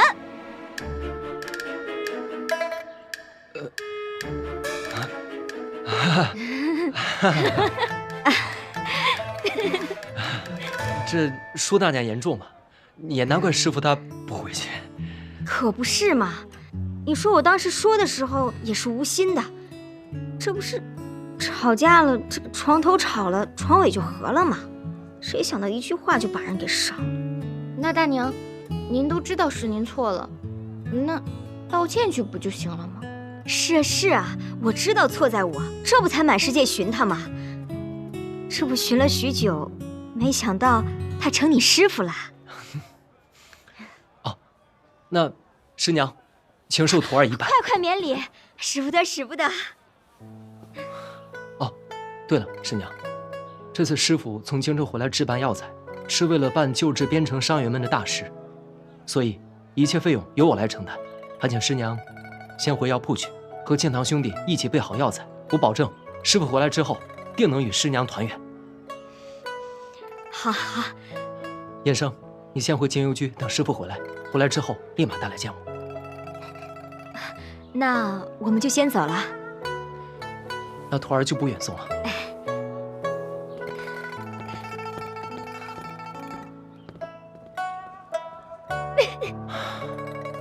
哎，这舒大娘还真是个泼辣直爽的性格呀。李小姐，你日后不会成个李大娘吧？那倒是不会，我呀，只会变成一只大老虎，然后把你吃掉。哦，那我这齐三少爷还真是可怜啊，要被个虎儿叼走了。那你就来吧。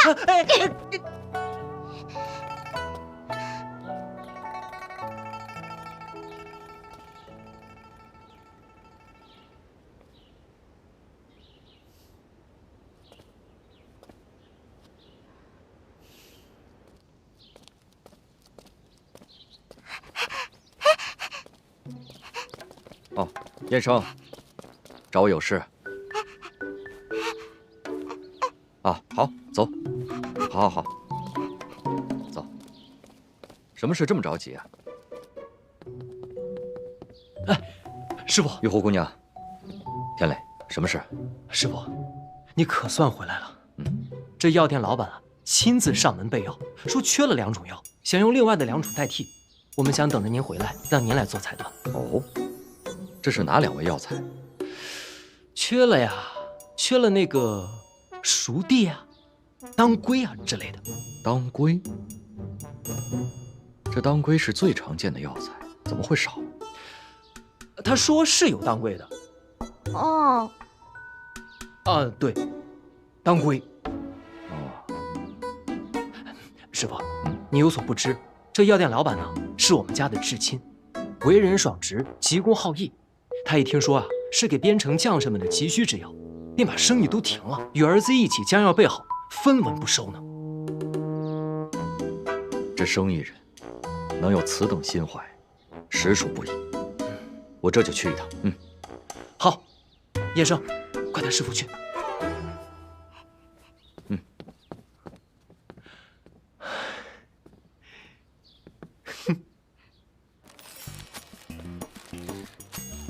静堂啊，哎娘，他们怎么还不来啊？哎娘，你就放心吧，准备了这么多药呢，干爹肯定会来的啊。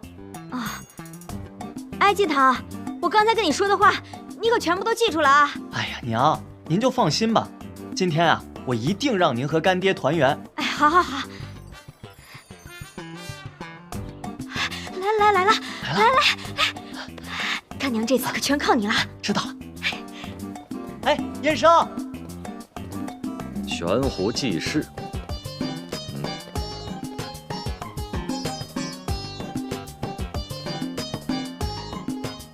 啊，您就是来自边城的刘先生。啊，在下刘若谦。我叫季敬堂，是这家店的伙计。哦。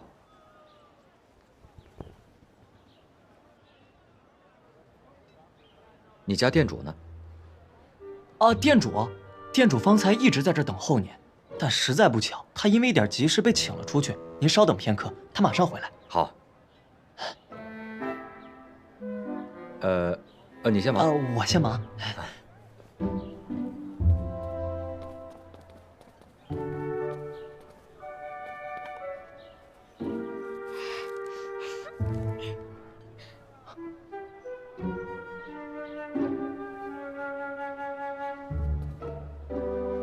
刚刚是什么声音？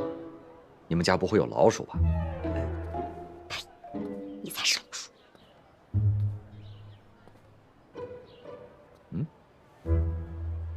对了，先生，听说您是河南洛阳人。是。我们家老板也是洛阳人，据他说，他是您儿时的玩伴。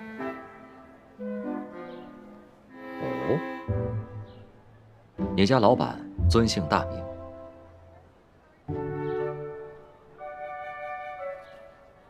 他姓佘，叫佘宇。姓佘啊，还真是记不起来了呢。想不起来，就给我好好想想。快去忙吧。哎。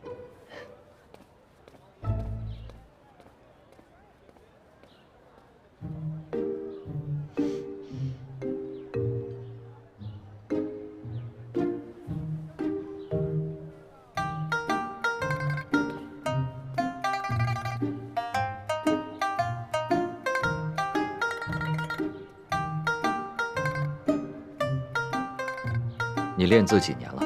啊，4年了。触笔灵秀，后生可畏。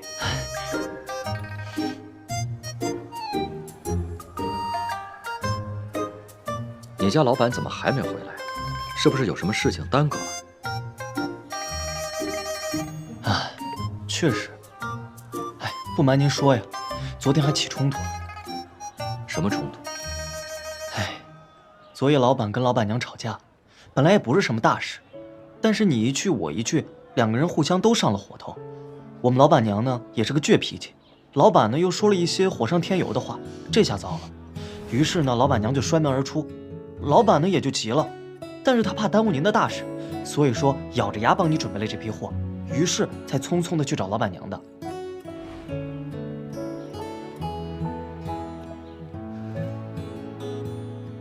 真的是家家有本难念的经。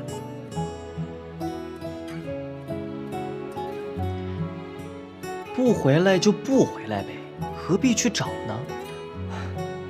你还小，你懂什么？虽然说夫妻之间没有隔夜的仇，但是又说了过头的话。他不去找，另外一个又怎么下台阶呢？没良心的！我给你台阶，你下吗？哦，对了，老板临走之前给了我一件东西，说只要将它交给你，就知道有当归了。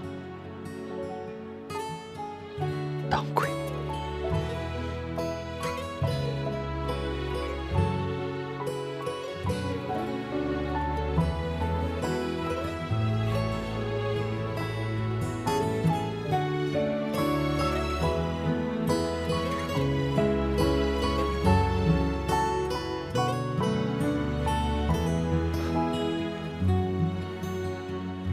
你家老板到底是谁？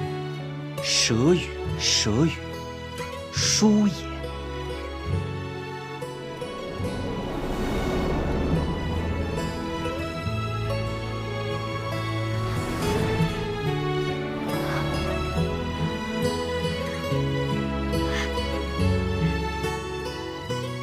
热姐。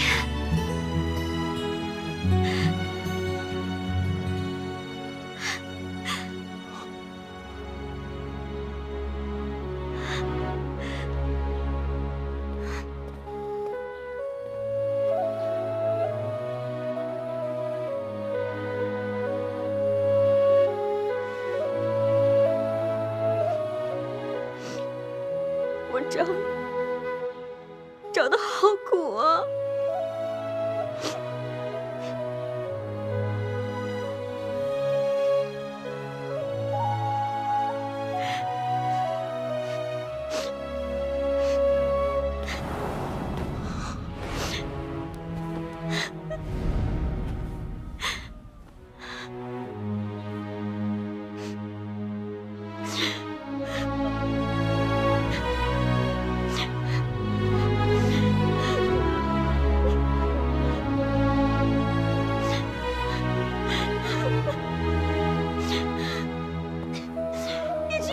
你这段时间去哪儿了？去哪儿了？去哪儿了呀你？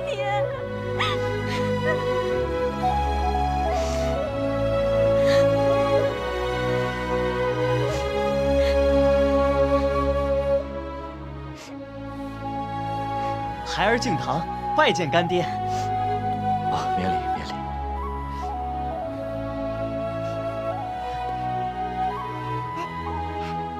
干爹，你看这葡萄是你从边城带回来的，几经周转，还是送到了娘手里。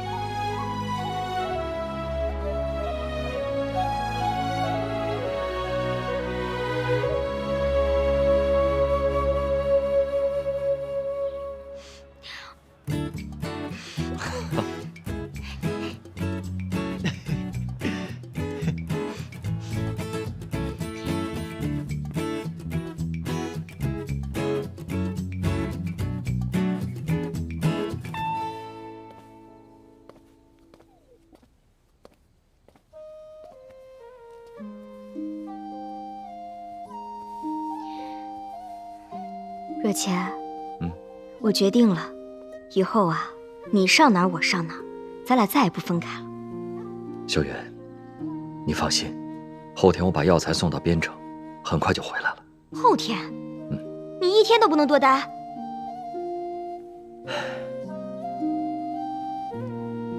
主要是前线呢，还有很多伤员等着我去救治。你不放心这个，不放心那个，你怎么那么放心我呀？你去悬壶济世，我不反对，但你也不能把我丢在一旁不管不顾呀。你呀，刚好了那么一小会儿，就开始唠唠叨叨，没完没了啊！我唠叨，还不是因为挂念你吗？我知道你是在乎我。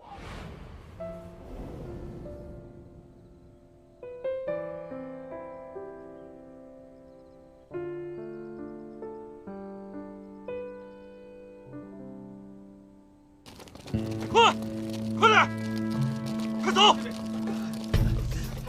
帮我看一下，住啊！怎么样了？哎，杜宾，止血药还有没有了？止血药都用完了啊！这可怎么办？不马上止血的话，这位将士的命可就难保了。我想到了，我师父之前指着山上的黄杨草跟我说，此草虽有一定毒性，但是关键时刻可以救人性命。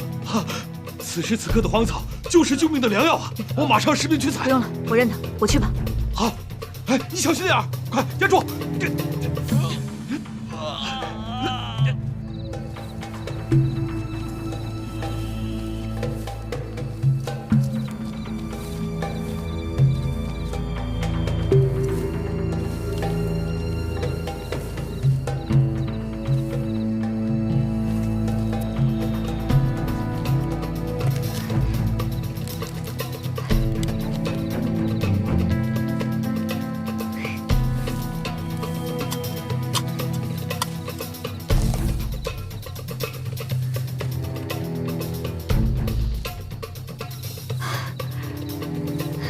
我找到了。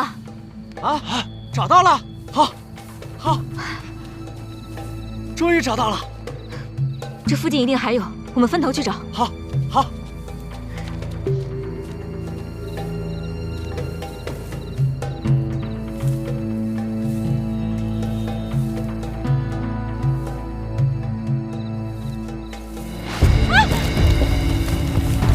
怎么了，杜医生？杜医生，杜医生！兄弟，忍住！有了这个就有救了，就有救了！多亏了杜医师，连夜上山采的呀。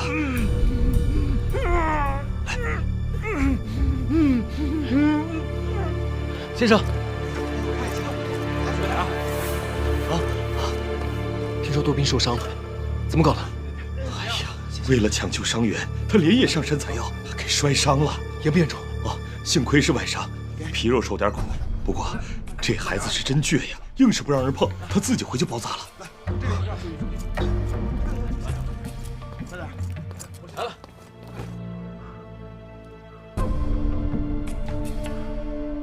杜斌，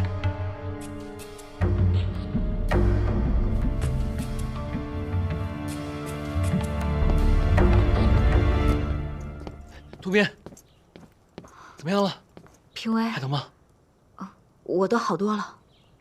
你也真是的，半夜私自上山，为什么不跟我说，让我陪你一起啊？来不及了，救人要紧啊！行吧，哎，跟你说个好消息，入虎学探敌情的那个小兄弟得救了。真的？当然了，这也多亏了你，及时上山采药，又立了一大功啊！这仗是大家打的，人也是大家救的，什么功不功的？反正你就是功不可没，我要找大哥帮你请功。干嘛？大哥来了，还有人跟我请功呢。对，大队人马还在外面呢，快去。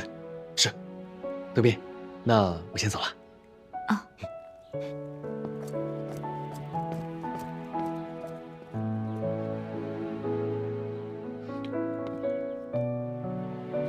来，先坐下。哪受伤了？给我看看。没事。给我看看。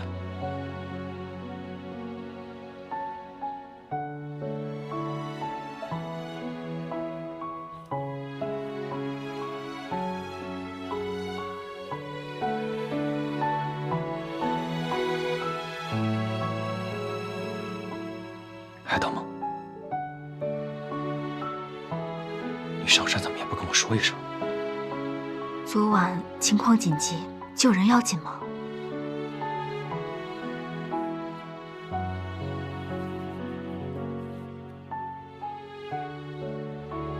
让你受苦了，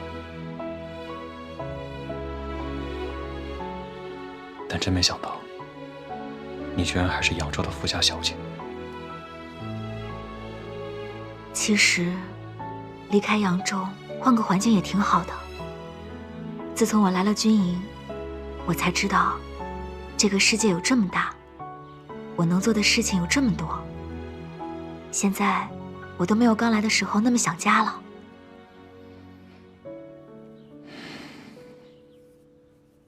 你一个女儿家，漂泊在外，思乡心切，这是人之常情。冰燕，我想先送你回将军府。不，那我会被闷死的。那我先派人把你送回扬州。也不要，这边城胜利在望，我要和你一同凯旋南下。但你一个女儿家在军营里，女扮男装太不方便了。这倒是，我在军营中确实是有诸多不便。这样，明年我把军营里的告示牌给折了。万万不可！你皇命在身，重任在肩，就不必为我多操心了。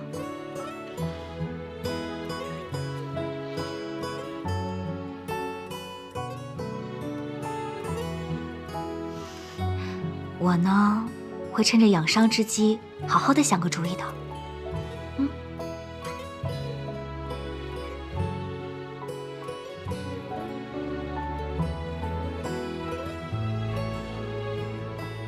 好吧，但你以后必须在我的视线范围内。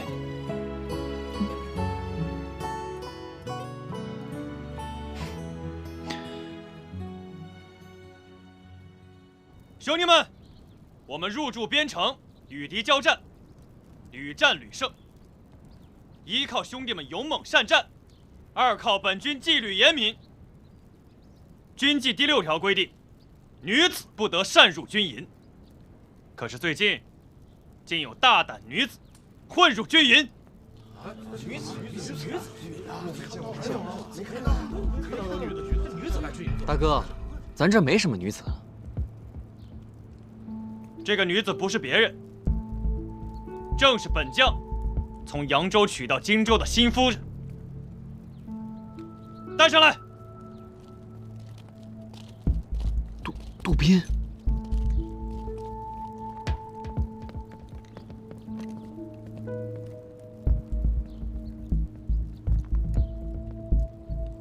大哥，你是不是搞错了？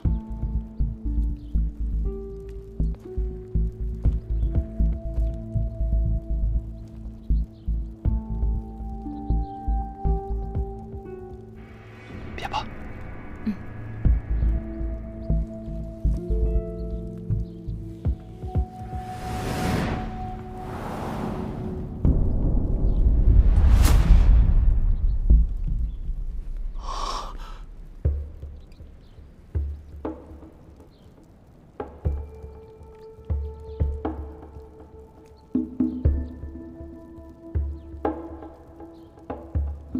杜宾，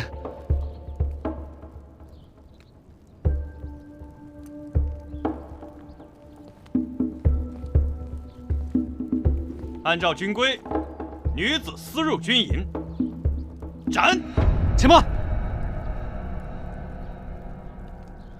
如此处置，我觉得不妥。为何不妥？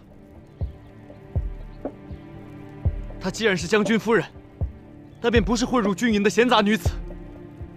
况且，自从她入军营以来，献巧计，救伤员。大哥，就连你身上的剑伤都是人家日夜操劳、精心呵护之后才照顾好的。你这样二话不说就把人家给……反正我觉得不公平。对，不行，不行，不行，不行，不行，不行，不行，不行，不行。国有国法，军有军规，不依规矩，难成方圆。她虽然是我尚未谋面的夫人，可她犯了我制定的军规，我袁不屈，赏罚分明。将军，您就饶了杜军医吧。对啊，将军，您就饶了杜军医吧。本将军的夫人犯了军规，本将军难辞其咎，纵容亲眷之罪，也该罚。来人，袁不屈，军棍100。将军不可。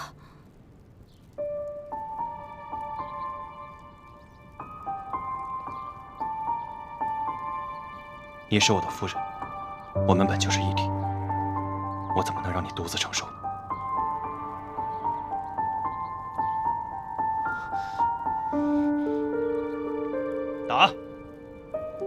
将军，动手！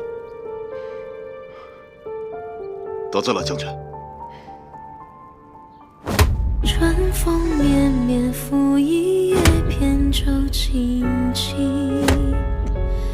雨打芭蕉，不及耳边的叮咛。一座城，一声情，一曲相思锁一心。梦里桃花片片散落奔月明。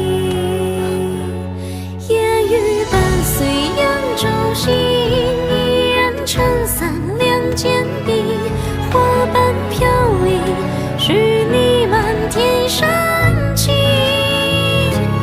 夜雨无声人有情，不负真心，不负雨，不负人间，一步后期。将军，老朽乃义军之军师，最是遵守军纪。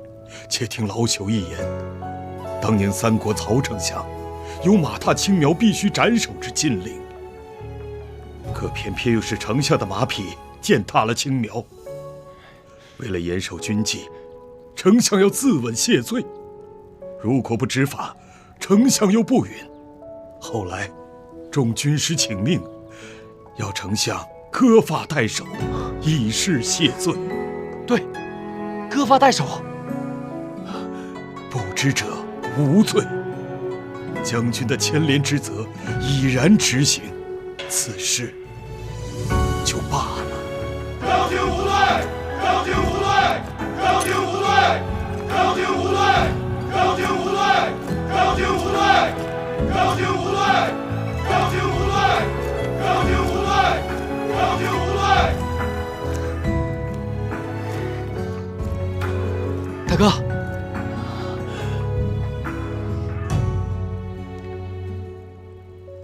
好，今日我就效仿三国曹孟德。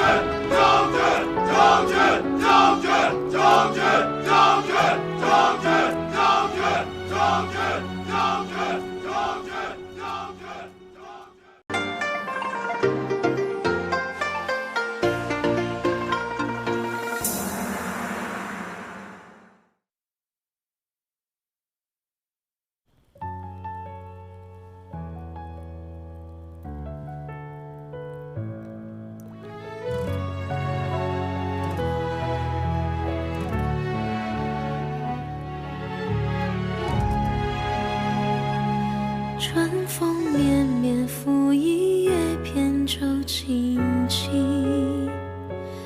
雨打芭蕉，不及耳边的叮咛。一座城，一声情，一曲相思锁一心。梦里桃花片片散落奔月明。夜雨伴随扬州行，一人撑伞两肩并，花瓣飘零。真没想到，将军夫人既是诸葛之士，一骑良方，妥善亮出了自己的身份。还能品味擦亮了双眼，认下你这个嫂嫂。有得亦有失。你看我这长发，不就被你无情的削去了？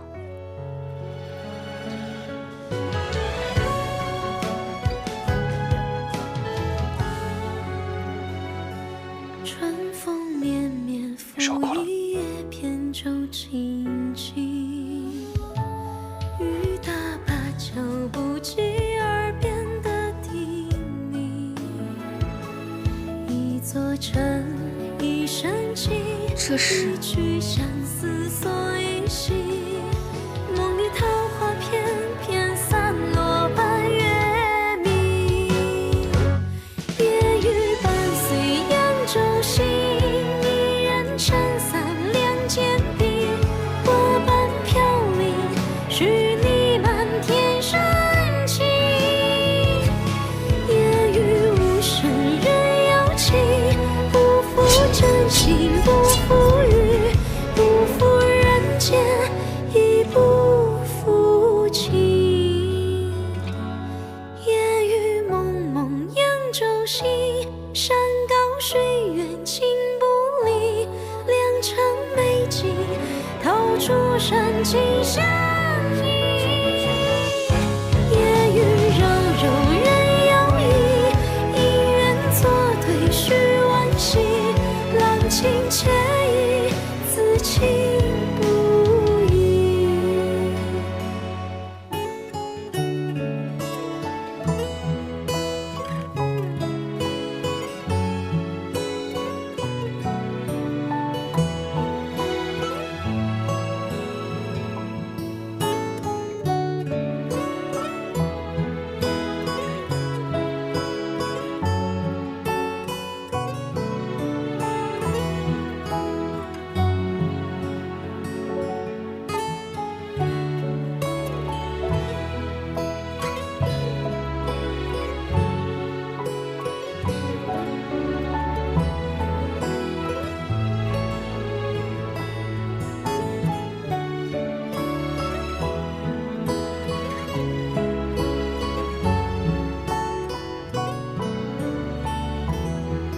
若谦，我给你收拾的差不多了，你过来看看还缺什么？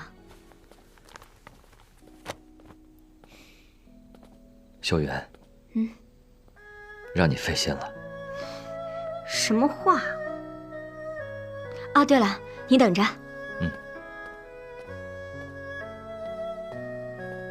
来试试，这是我给你新做的。这得花费不少的银两吧？这算什么呀？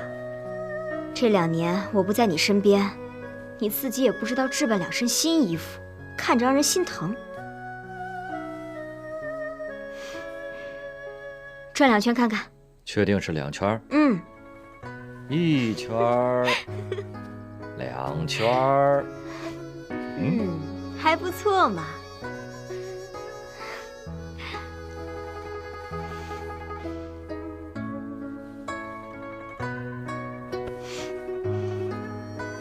秀媛，我都懂。若谦，我有个事儿想和你商量。 你说，但不知道你愿不愿意听。都老夫老妻的了，有什么愿意听不愿意听的？哎，我说你一个性格直率之人，怎么也变得扭捏起来了？你说，我们俩也快3年未见了吧？这才团聚了2天，你明天又要走。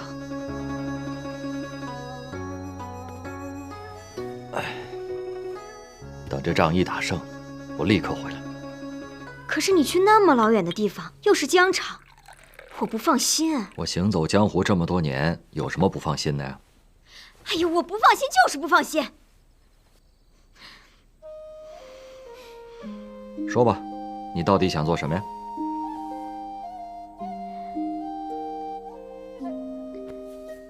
你带我也去吧。不行。 怎么就不行了？这路上多一个伴儿，他怎么就不行啊？路途遥远，而且军中环境十分的恶劣。我是怕你受苦啊。我不怕。袁将军他还颁布了一条军规，不得任何女子步入军营，否则格杀勿论。那你徒弟不是女的吗？我不是跟你说过吗？她是女扮男装。那我也女扮男装。不行，反正我说过，不行就是不行。现在已经有一个了，你再去不是添乱吗？我。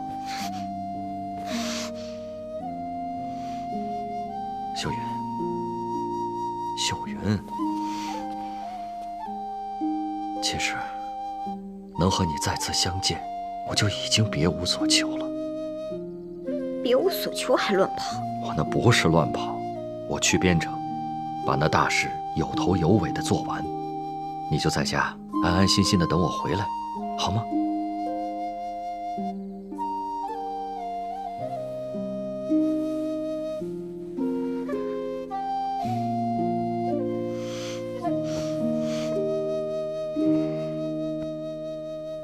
爹娘，齐，你来的可真是时候啊！说吧，什么事？齐三公子来了。行，我们知道了。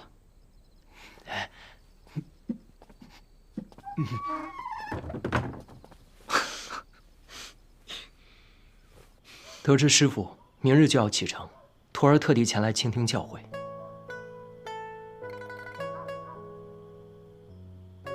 其实别的也没什么，只是那人阴险狡诈。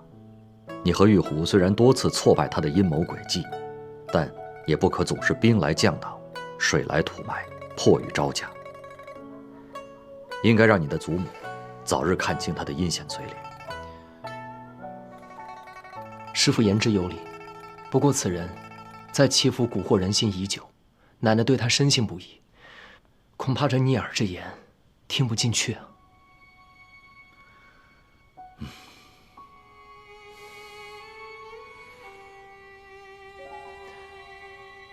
师父，徒儿突然想到一计，我想让奶奶尽快知晓柯世昭在寂静堂父母身上犯下的恶行，怎么样？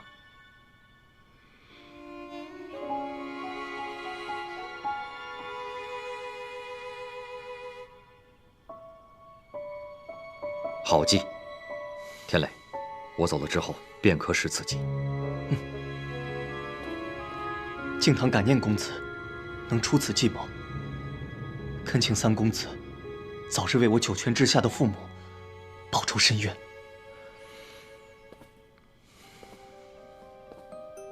敬堂兄弟，此仇不是不报，时候未到，但一定会有那一天的。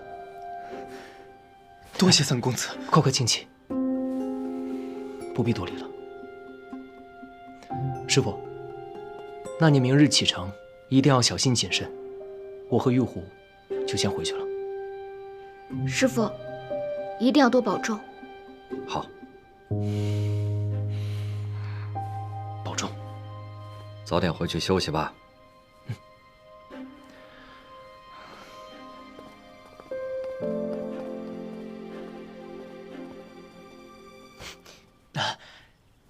干爹干娘早点休息，我便先走了。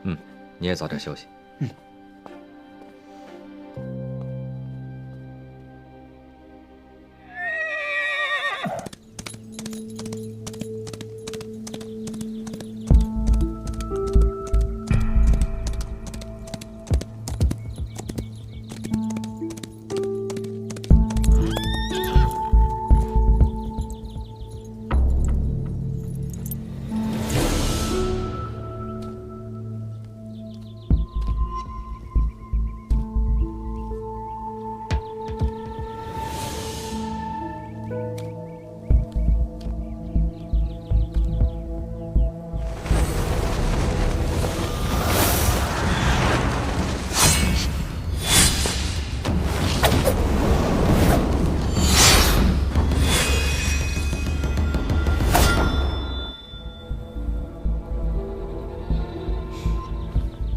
故弄玄虚。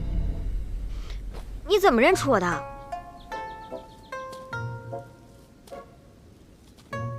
你化成灰啊，我也认得出来。不好玩。本来人家就是想让你试试我的功夫长进了没，这么早把人认出来，没意思。我早就知道你一直跟着我呢。怎么，真的要跟我一起去边城呢？那当然了，我从不说二话。可人家军营中有规定，不许女子入内。那我不住军营，我们到军营旁边找个房子住。那是军营，旁边哪有房子呀？反正我不管，你上哪我就上哪。我是真拿你没办法呀。你答应我去啦？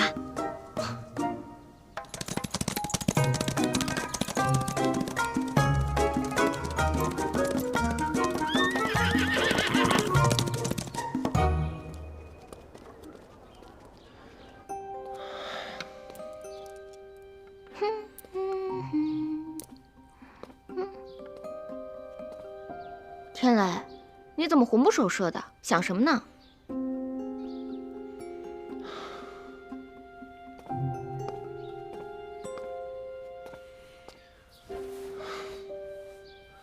虽然师傅也赞同我们的计策，用这个方法，不仅可以让奶奶知道寂静堂一家被陷害之事，也能让她知道柯世昭的真实为人。那有什么好顾虑的？但是揭穿此人，又谈何容易呢？你是怕奶奶不相信你？奶奶自然是更相信他了。为什么呀？奶奶年轻时喜欢养兔子，最宠爱的那一只脖子前有一撮红毛，后来得病死掉了，奶奶伤心不已。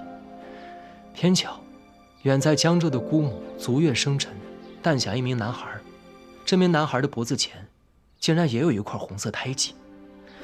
奶奶听闻之后，便以为是玉兔转世，亲自前往江州查探，之后便倍加宠爱。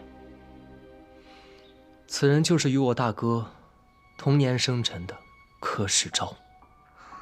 竟然有如此巧合之事！这个柯世昭极会笼络人心，整个齐府上上下下，除了我母亲、雅妹之外，所有人都认为他好。你觉得，要是我们没有掌握他的铁证，奶奶会相信我们说的话吗？有道理。所以此计还需周密行事，最好是能够支开柯世昭，单独向奶奶汇报，免得节外生枝。唉，要是他不在府上就好了。对呀，奶奶一直想收回一家外地的商铺，我可以在奶奶耳边吹吹风，让她派柯世昭去速速督办此事。就这么办。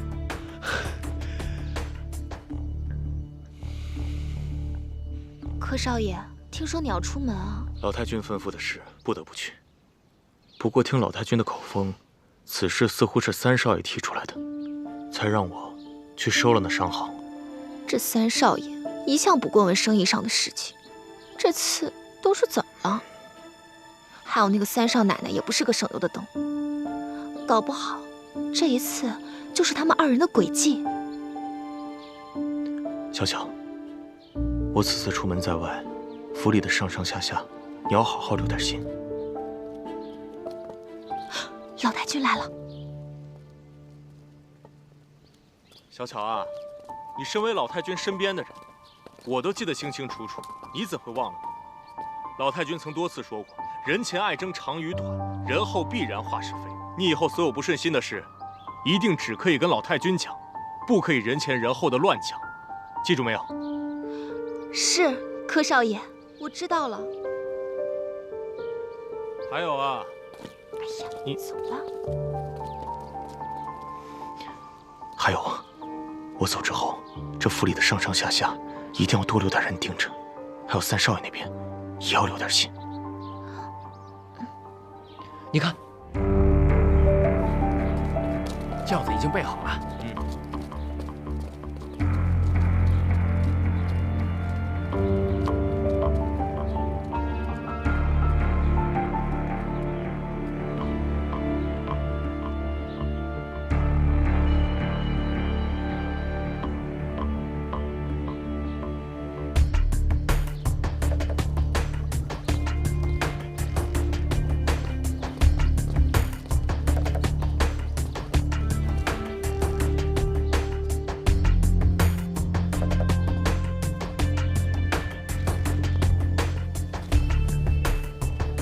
少爷您的包袱。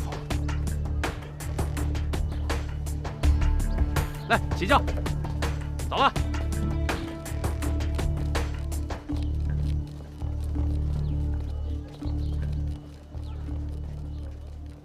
天磊啊，找奶奶有什么事吗？奶奶，最近咱们这儿来了一个戏班，叫鸾喜班，他们演的剧目我们连听都没听说过呢，现在已经唱红了整个林州城。行吧，那就把这个戏班请到齐府来，为齐府的老老少少专门演上一场，可好？行。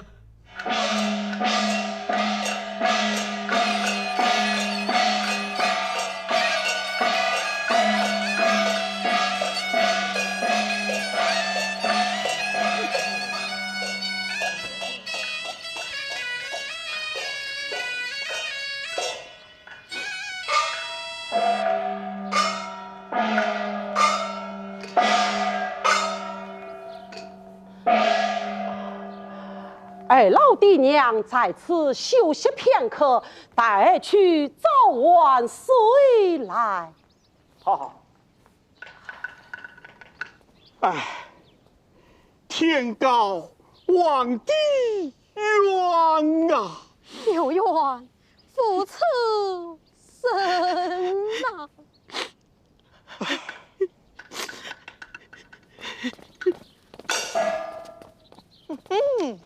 你们逃得出江州，却逃不出我的手掌。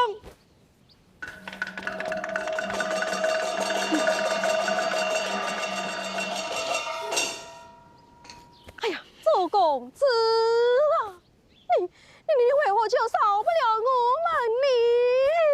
们呢？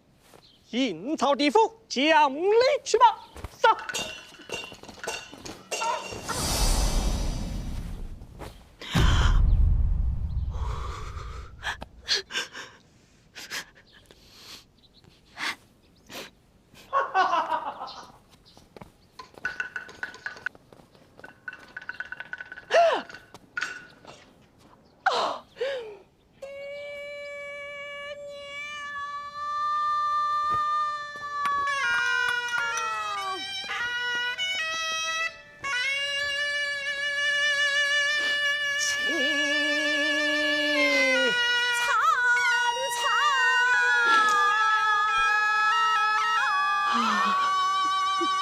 可怜的见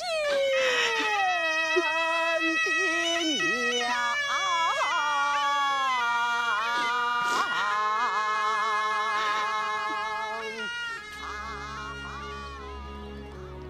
哎呀，好了，奶奶，您别哭了，这哭坏了身子可不好。奶奶，您觉得这出戏如何？这个戏是不错，就是太苦了点儿。哎，这个戏叫什么来着？叫《丁郎恩仇记》。那个演丁郎的小生啊，唱功不错，做工也不错。奶奶，您有所不知，这位丁郎可是确有其人，这出戏也是真的。哦，你是怎么知道的？这丁郎是我朋友的一位亲戚，现在就住在我朋友家里。哎呀，这可怜的丁郎啊！奶奶，您想不想见见这个丁郎？也好，改天你把他带到齐府来，咱们好生的安抚安抚。好，那我明日便去请他来。奶奶，那你就不能伤心了。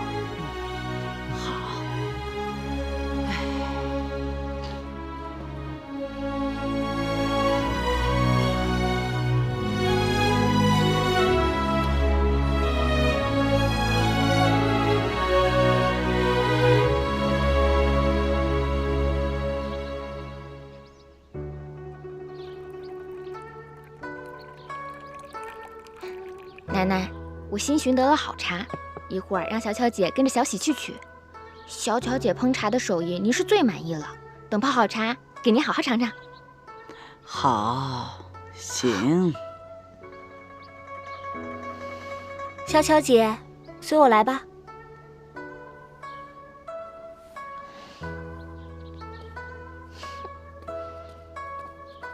那茶呀，可香可香了。是吗？您肯定会喜欢的。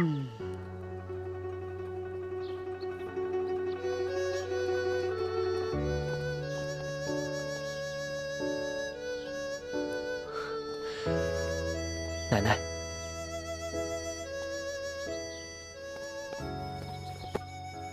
见过老太君。起来，不必拘礼。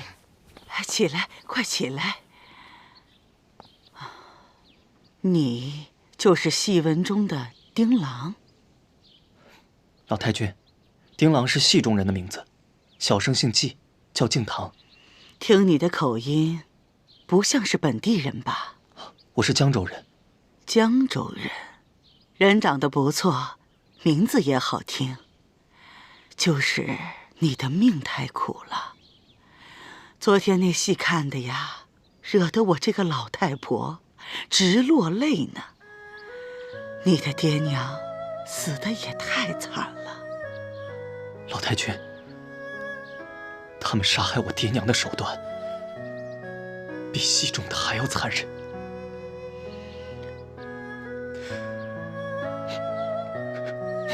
别难过，别难过了。既然如此，那我就问问你，为什么不把真实的情况写到戏里，让大家都知道呢？戏班班主怕惹祸，只能真真假假、虚虚实实。况且我爹的冤屈，也不是一场戏可以说明的。戏说不明白，嘴能说明白吧？老太君，那戏里的周世彪是借刀杀人，可那江州的周世彪是用毒计害人，心狠，手更辣。他们为什么要缠着你家呢？江州城东有一恶霸，恶贯满盈，坏事做尽，而他的儿子周世彪，跟他比起来是有过之而无不及，人称玉面郎君。我们家在城西经营着一家药馆，本来与他们周家毫无瓜葛，可万万没想到，还是被那恶人盯上了。那他们有何图谋？他们看上了我们季家的药馆，那是块生意兴隆的风水宝地。起初，只是派人出价收购，我爹爹一口回绝了。后来他心有不甘，便想出了一条丧尽天良的毒计。毒计？什么毒计？奶奶，您先别急，听他慢慢说。好，你慢慢说。那恶人周世彪一心想要我家的地，但是又不能从城东到城西去强抢，于是便挖空心思的陷害我家。直到有一天，他在江州的大街上东游西逛，看到了一对乞丐母子坐在街头乞讨，心中突然冒出一个毒计。他别有用心地走到乞丐母子面前，说这乞丐母子的样貌像是他家一个什么远亲。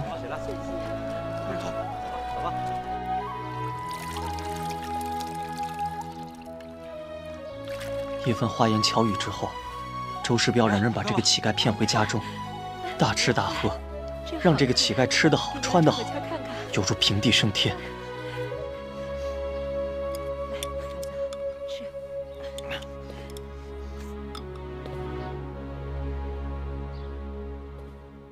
如此，他也就乐得跟在周世彪身后收租讨债，狐假虎威，当了一个衣来伸手、饭来张口的甩手公子。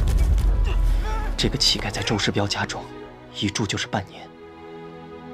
有一天，这个乞丐公子偶然得了小病，周世彪便请了个郎中给乞丐把脉瞧病，开了药方。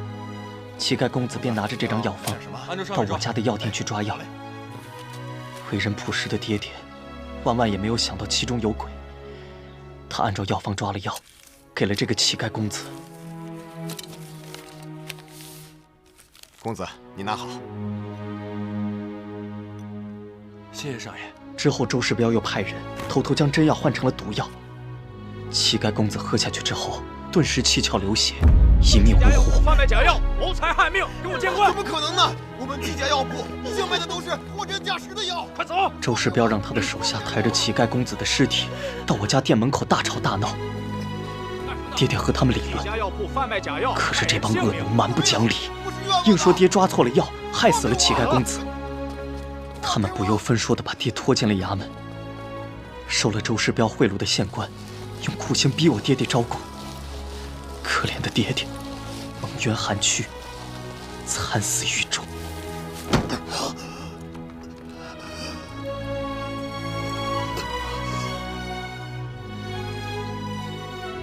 这个恶人丧尽天良，用无辜乞丐的性命嫁祸你家药铺，谋财害命。你刚才所说，都是从哪儿听来的？当年敬堂想去官府报官，却被那周世彪买通的狗官赶了出来。恰巧在门口遇到了那位乞丐老太，乞丐老太也觉得他的儿子死得有蹊跷，便去质问周世彪。这周世彪便派人在他的吃食里下毒。幸亏有个心善的小丫鬟提醒了他。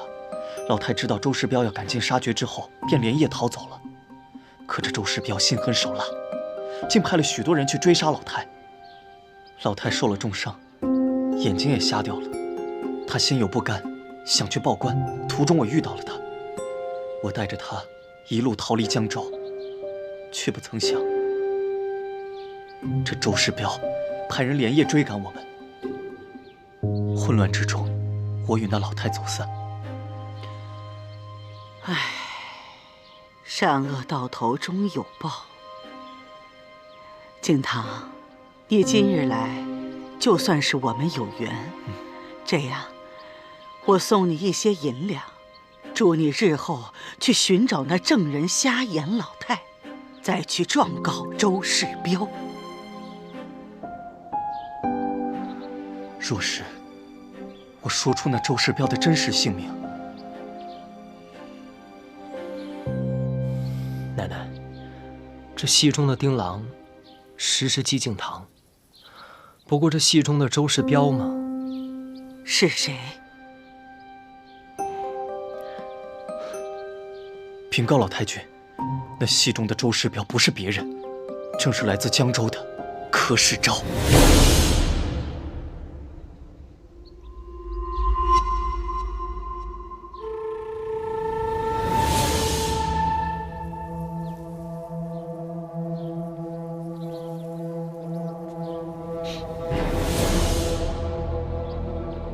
你究竟是何人？我是江州季家药馆掌柜之子季敬堂。那柯世昭害得我家破人亡，请老太君替我做主。我说的话句句属实。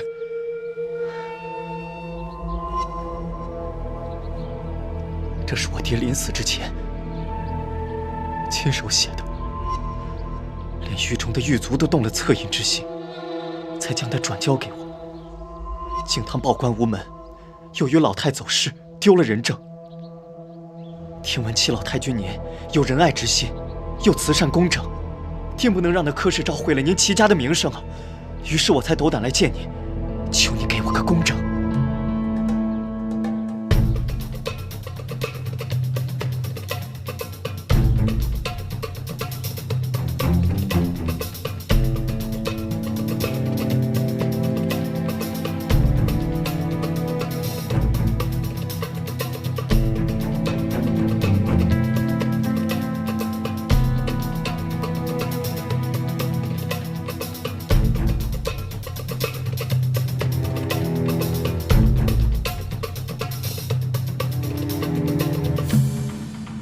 原来他是来告世昭状的。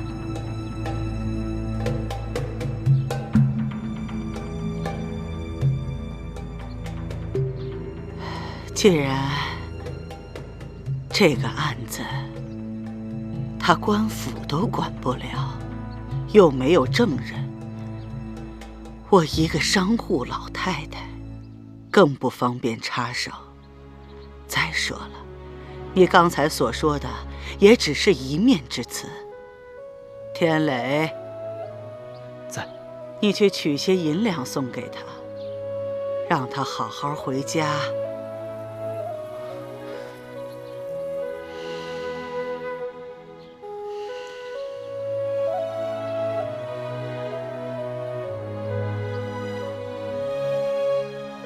是。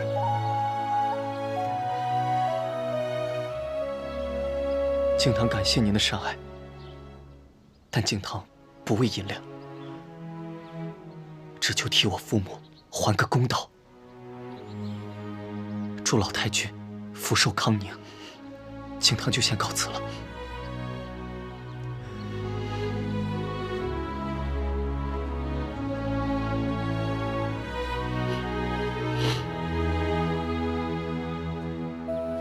我去送送他。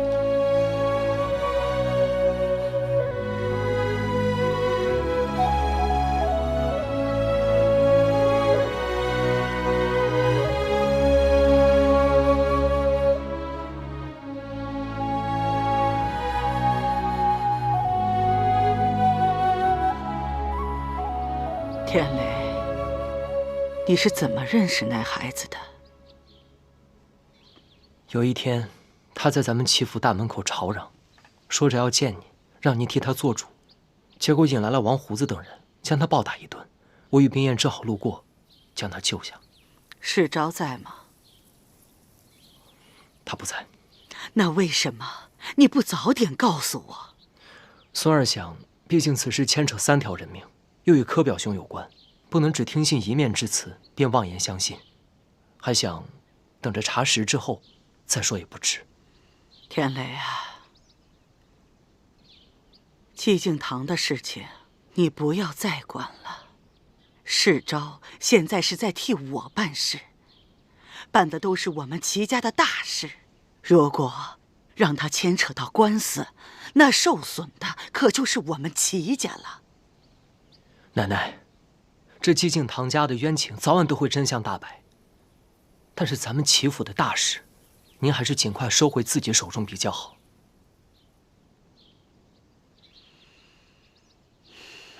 奶奶，这传说不可能空穴来风。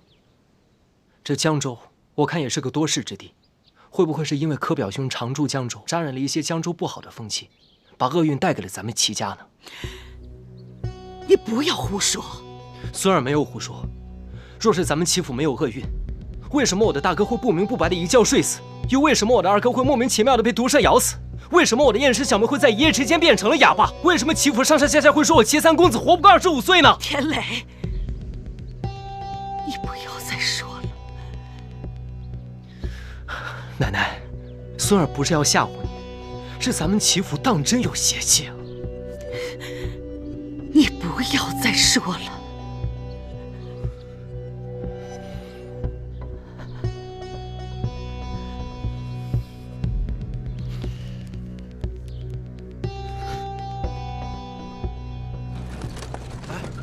快走2步。少爷辛苦了。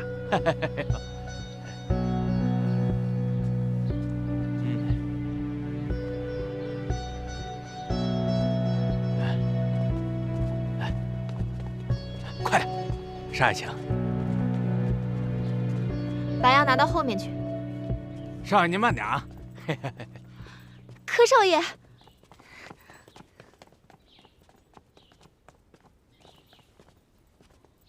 柯少爷，你总算回来了。回来了。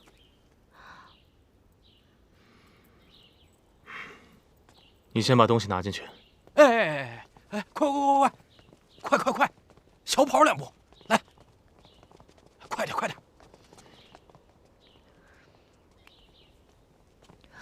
去。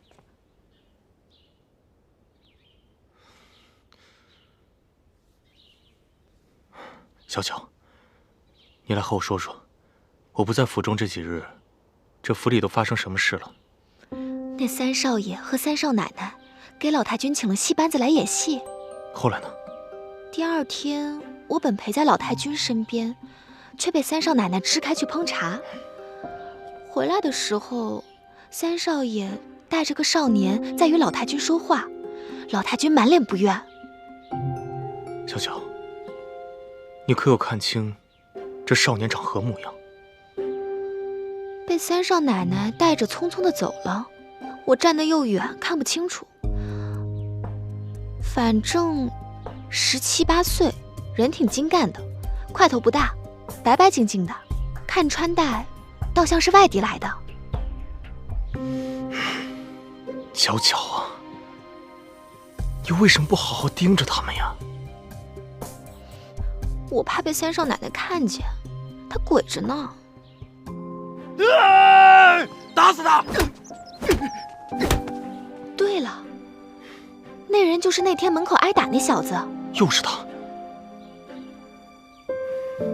小小，你告诉我，你可知他向老太君说了些什么？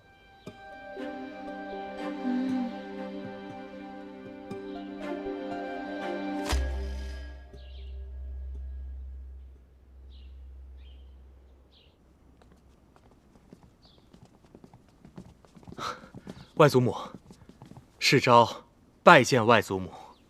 世昭，你回来了啊，回来了。来，把东西放过去。哎，外祖母，外祖母，您看看，这些都是我精心挑选给您带的礼物。又带了这么多东西。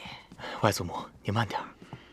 你每次归来，都给我带这么多的东西。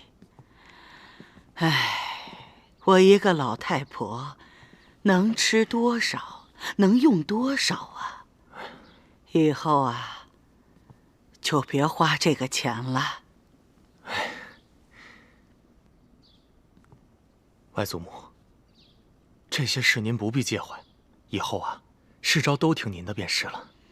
还有，各方亲戚不要再送什么土特产。今天呢，这2罐茶叶我收下，其他的你帮我送到江州。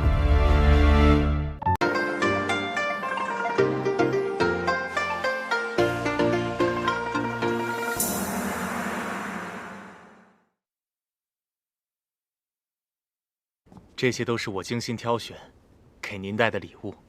以后啊，就别花这个钱了。还有，各方亲戚不要再送什么土特产。今天呢，这2罐茶叶我收下，其他的你帮我送到江州。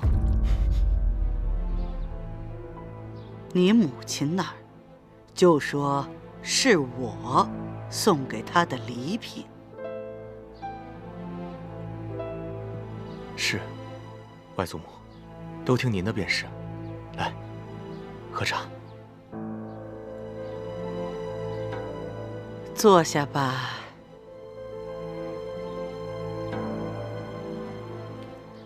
我呀，就剩下你母亲这么一个女儿了，多年不见，十分想念，所以我想到江州去看看她。外祖母，您年纪大了，腿脚多有不便的，不妨让她来林州看您。这江州啊，实在没什么好看的。哎，我就去过江州1次，来去匆匆的，也没见过什么好的景致，所以我想，这江州没什么好看的。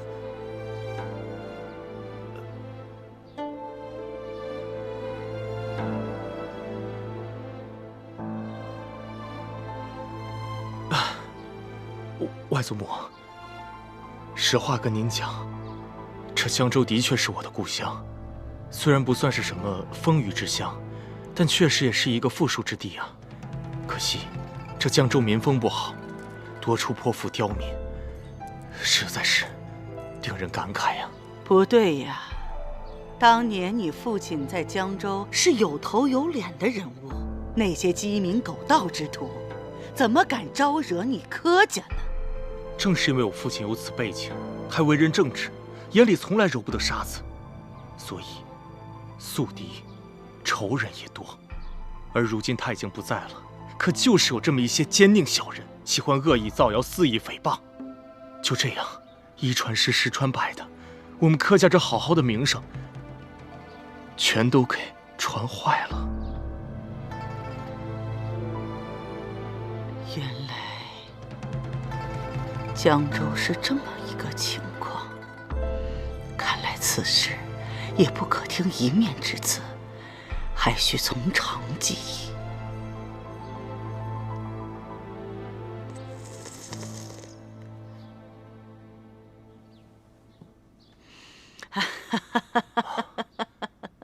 世昭啊，你刚回来，一路辛苦了。等你休息好了，再来给祖母讲讲外面的一路风景。是，外祖母。那世昭，先行告退。嗯。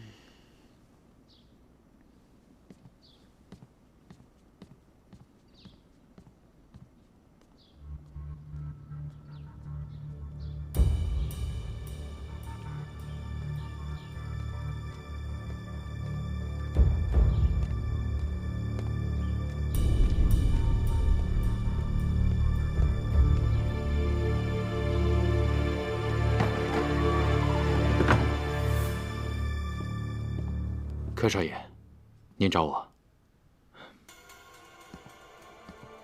老官，我正好有事情要吩咐你，请讲。江州有一位瞎眼老妇乞丐，我要你带着兄弟们暗中查访，找到最好的时机，除掉他。明白。所以，老太君信了吗？方才老太君找柯世昭问话，柯世昭出来只是神色坦然。根据推算，奶奶并不相信寂静堂所说的。捉贼拿赃，奶奶不信，我们就把证据摆在她面前。对呀，这寂静堂是受害者，奶奶不相信；但若是把瞎眼老太找来做人证，岂不是铁证如山？奶奶自然就信了。只是这老太太在山高水远的江州，我们被困在宅子里，出也出不去啊。我有办法。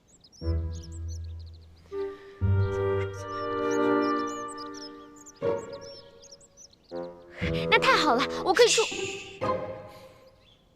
小声点，我的姑奶奶。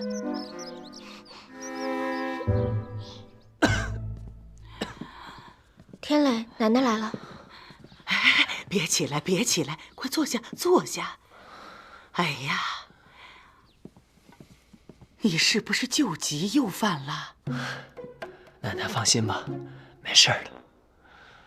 一定是前段日子他太累了，累病倒的。奶奶，不碍事的。最近天气闷热，孙儿胸口憋闷。早些年刘师傅在，都会带我去山林别院静养。今年师傅不在，身子也就虚弱些。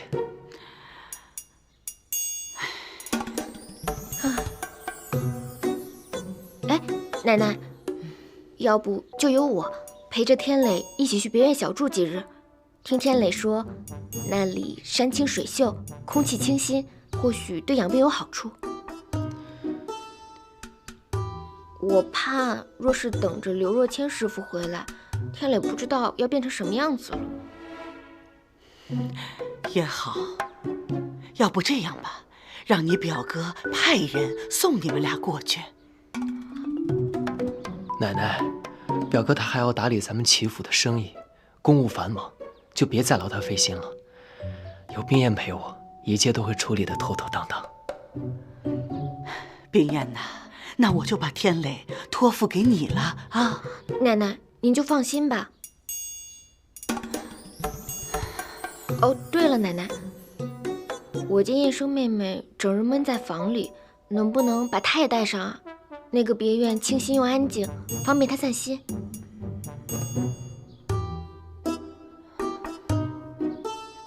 行，行。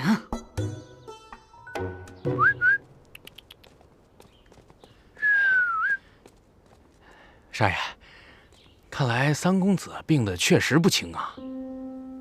不可以大意。你的人靠谱吗？放心吧，我的人绝对靠谱。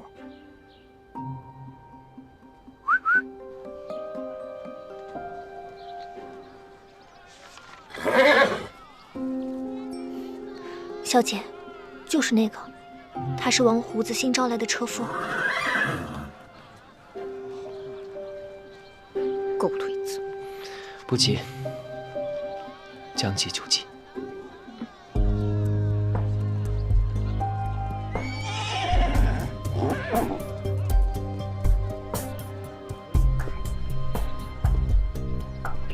小喜，你跟燕生先走，记得去东街办事，一切小心。是。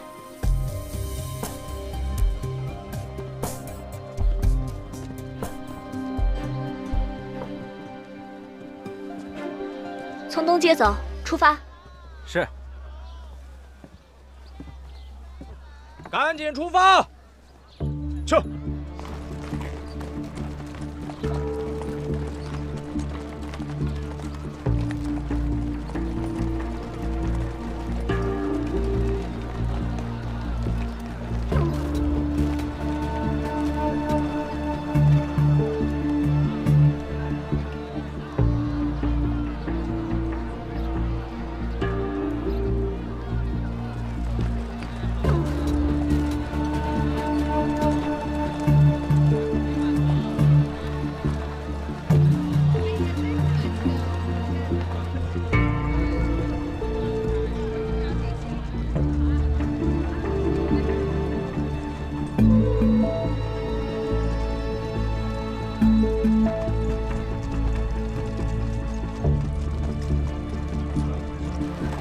停下！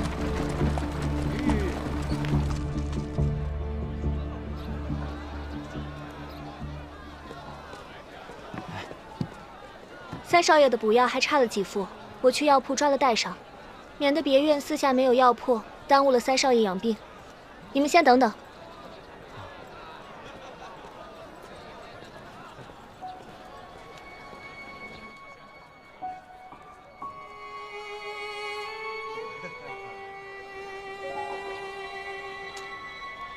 兄弟，来，帮我看会儿马，我去拉肚子，好不好？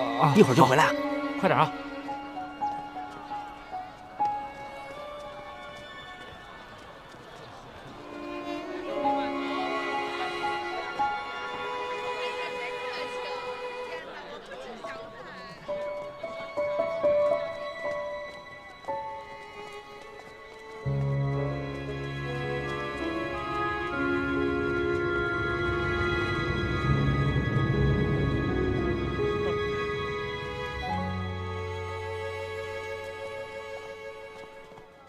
慢走。就按药方上的准备。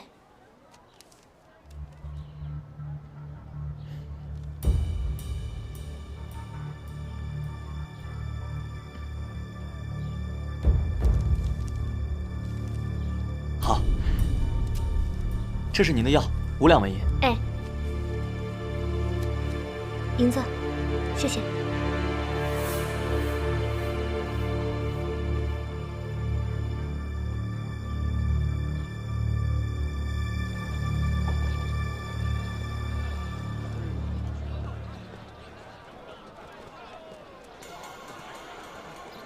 药抓好了。三少爷身子弱，受不得颠簸，你们啊慢着点儿，咱们也不赶时间，压着点走。啊。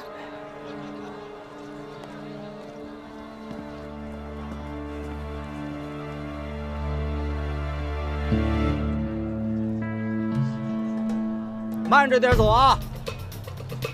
去。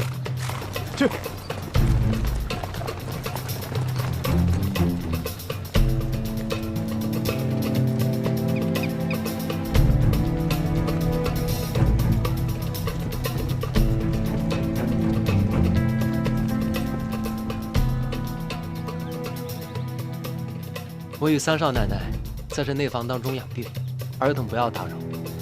你们便守在这大门口，住在偏房中即可。如有不听命的，待我们回府之后，三少爷禀明老太君，肯定会重罚，并且打发你们出府。听明白了吗？明白。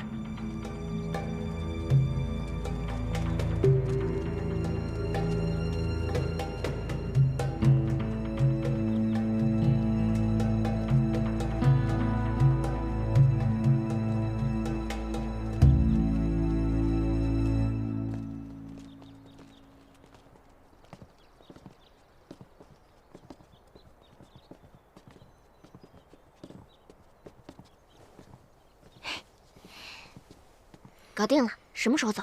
择日不如撞日，就在今夜，清风拂林之时。今夜怎么走啊？师傅在此别院还另有一条西径。小喜，你便安顿在此，按计划行事。明白，三少爷。哟，二位兄弟职业辛苦，上好的女儿红，来2口。来，这个时候不能。哎呀，夜长喝2口解解乏嘛。来，一块喝，来，喝呀！快！来，三少爷怎么今天那么安静？给我再喝一口。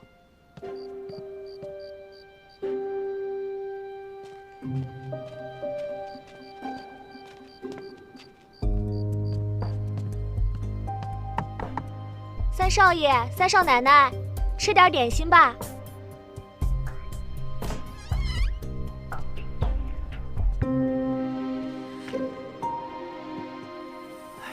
来，给我一口。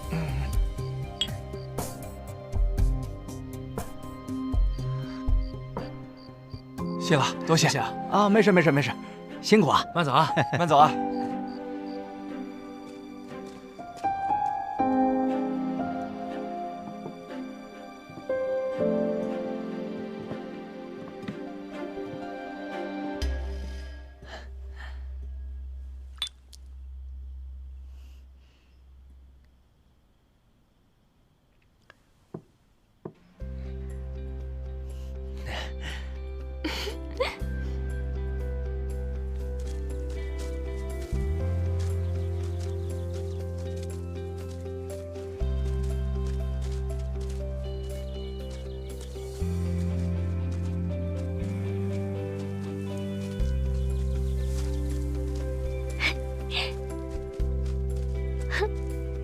没想到这个别院还有这么一条暗道，真精巧。哎，我都好久没出来玩了。那咱们这次就玩它个够。好，好看吗？好看。杨子，我这招偷天换日如何？还行吧，只是不知道可以瞒多久。是，所以咱们也只能将计就计，速速寻找证人夏言老太，然后赶紧回来才行。哎，我都好久没出来玩了，在你们齐府都要待烦了，这次出来得好好玩一玩。哎，你知道江州有什么好玩的吗？你想玩的应有尽有。那赶紧走吧。走啊，跟我比一比。行。去。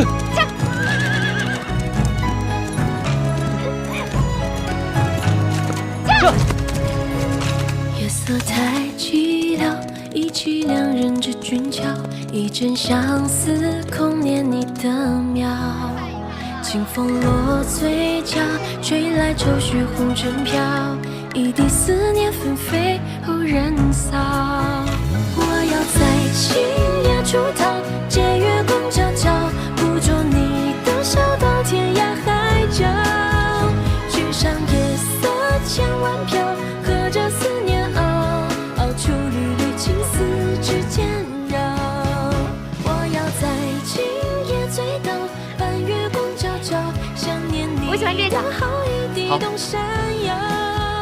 喝一口美酒良宵，和着相思谣，梦里和你一起等破晓。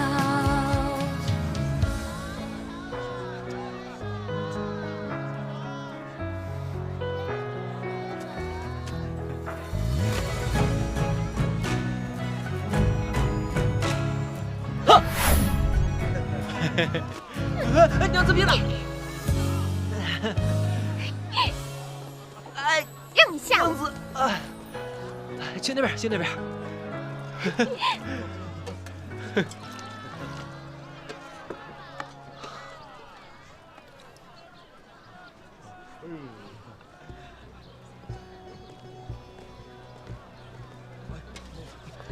各位朋友，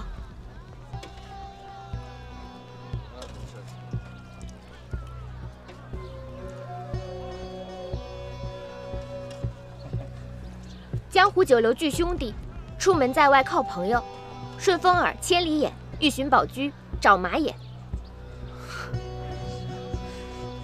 这谁呀？原来是道上的朋友，有什么需要您说，但凡是我们知道的，必定告知。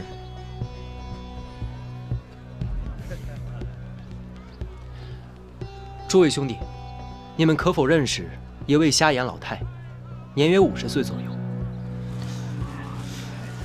他的儿子也曾做过乞丐，还曾跟随贵人逍遥过一段时间，却在1年前离奇的死了。朋友，这单生意我做不了。酬劳可谈。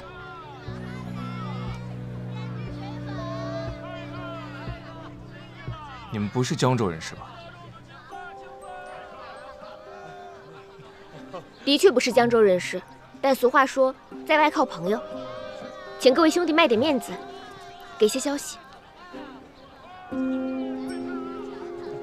朋友，我们只是来打听一点消息，并无敌意。方才这位兄弟说做不了，这做不了3字，况谓含糊。若是我没有猜错的话，此事关乎诸位的身家性命。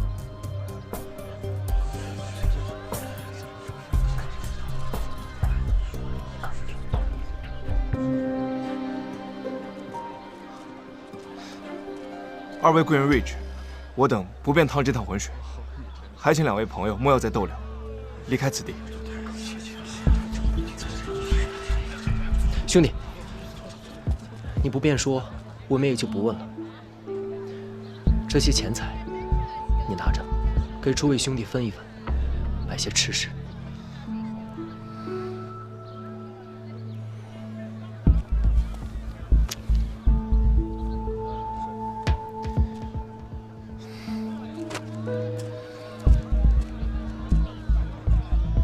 此事我们说不得，不过2位可以试试去逍遥楼找尔报神，他法眼通天，只要银钱给的够，什么消息都可以在他那儿买到。多谢。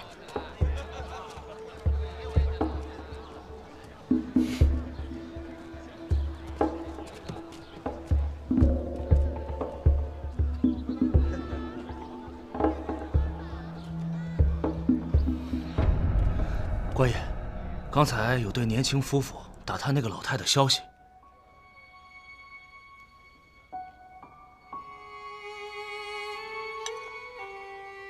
什么人？听口音不像江州人士，那男的一副白面小生的模样，那女的倒是有几分姿色。哦，对，还有点江湖气。这样，你带兄弟们，一面继续暗中打探那个老太的消息，另一面给我死死地盯紧了这2个可疑的人，一旦有任何消息，立马来报我。是。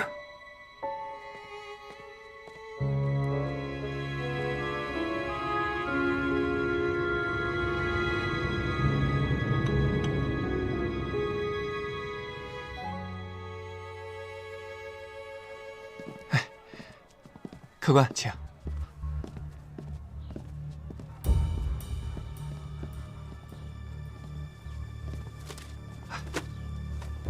2位客官有什么需要，随时吩咐我。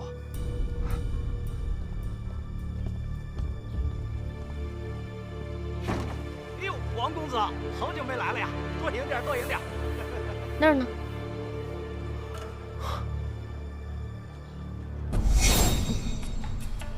这逍遥楼原本就是做这类生意的，鱼龙混杂的赌场，消息自然灵通了。走吧。等等，去这种地方打探消息，自然要有些门道。门道？其3公子锦衣华服，腰带玉佩，头戴玉冠，富贵非常。可就是这脸嘛，我脸怎么了？这脸白白净净，斯斯文文，就是这眼睛太精明了一些，一看就会骗人。我如此温和敦厚，又怎会骗人？你可不要冤枉我。可是我这法子就得要会骗人。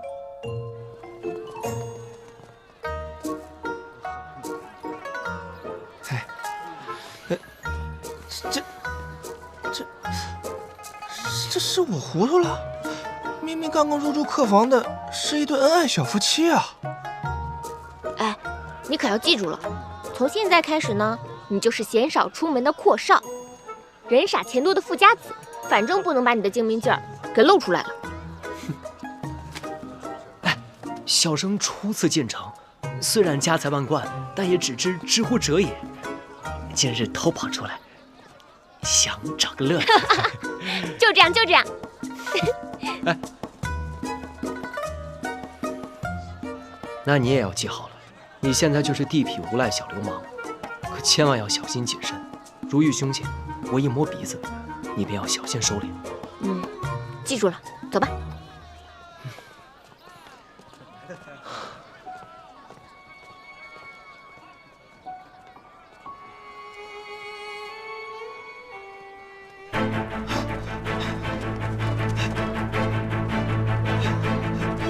站住！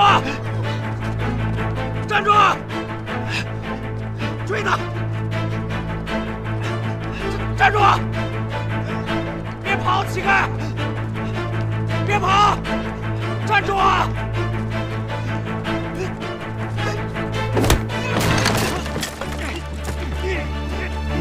起来！跑啊！你们是什么人？什么人？给我打！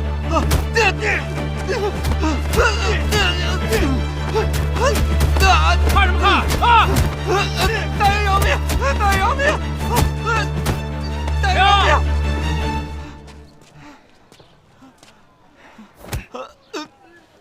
说，今天给那对找老妇的人说了什么？我什么都没说呀，大哥。小混蛋，你想找死是吧？大哥，饶命！赶紧说，要不今天要你小命！我说，我告诉他们去逍遥楼打探消息。以后给大爷管好自己的嘴，走。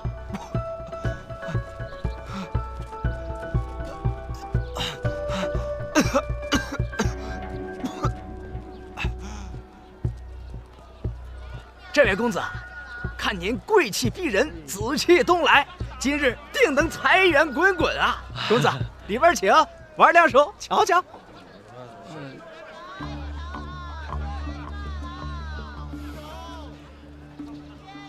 瞧瞧，公子请。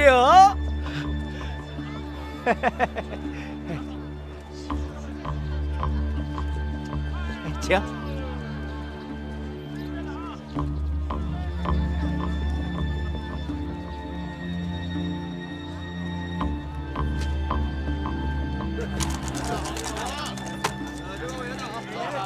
兄弟，买大买小啊？大。哼，122，你输了。大哥厉害，小生佩服。再来一局吧。好。我还压大。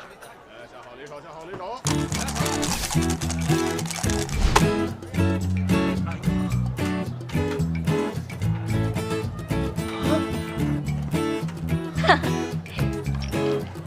再来。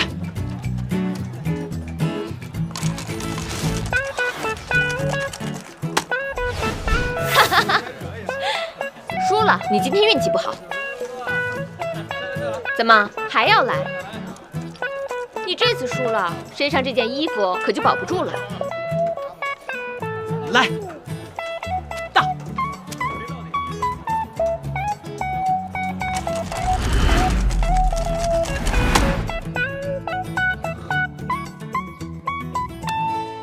小兄弟，你的骰子我来帮你开。哼，爷爷，我今天手气好得很，不需要。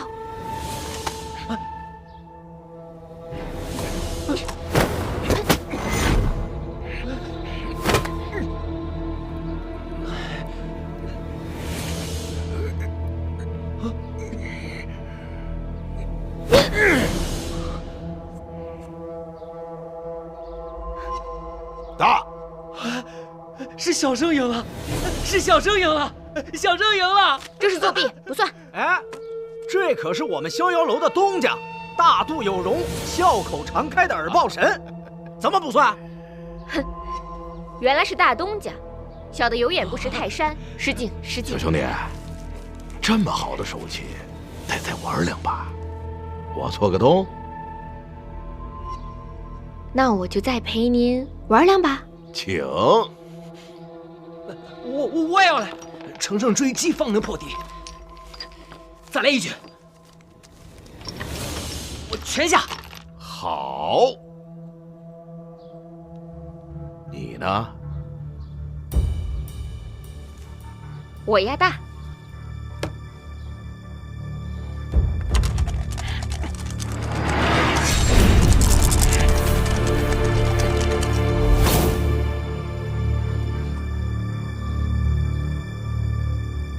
3个1，豹子，庄家通吃，胜！好嘞！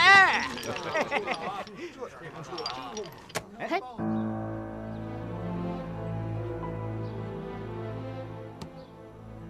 小兄弟，赌局的规矩，愿赌服输，你这是要砸我场子呀？啊！不关我的事啊！我当然不敢砸您的场子了。对，我是觉得这赢了就走的话，多少有点不太道理。嘿，说的对，但你还有钱吗？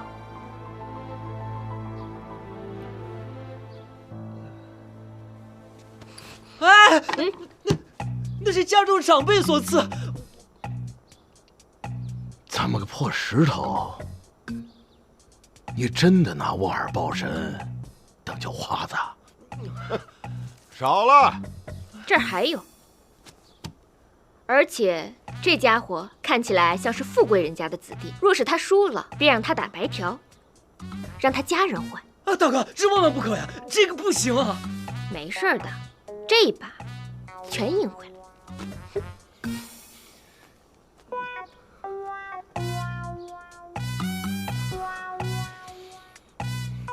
行，好，有胆识。我耳报神开门做生意，来者不拒。既然是豪赌，二位雅家请。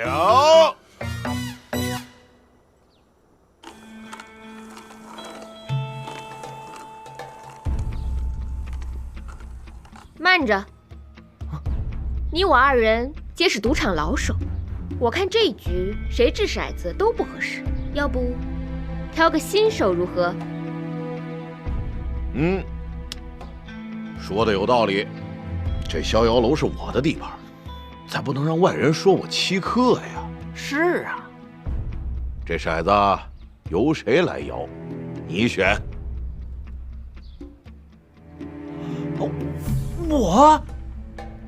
我不行的，小生只会执笔写字，不会这些东西，我不懂。哎，不会就对了。你来摇。兄弟，看你了。我试试。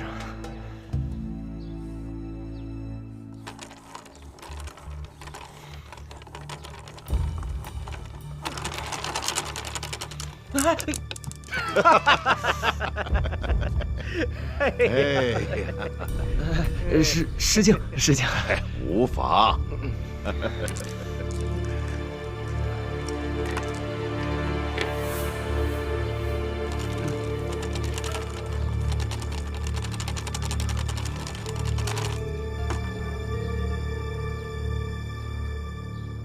好了，我先选小。那我就选大。大。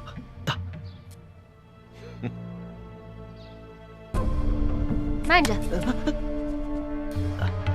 耳报神，我跟这位兄台可是赌上了全部身家，不知道您赌什么？来，是东家。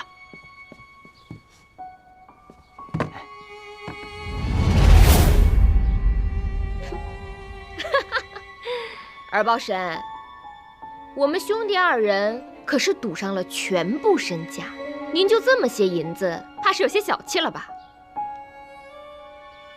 依我看，若是您输了，就把这半个逍遥楼输给我们俩。大胆！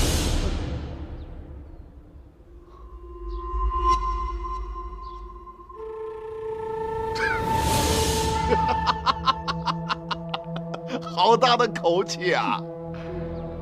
哎，好，我依你，但我也提个条件：这把如果你们俩输了，打明儿起，在这逍遥楼给我当牛做马，你们俩的资产都归我。啊，那岂不是把我祖产都全押上了？我不玩了，我不玩了。完了，哎，好，开！开！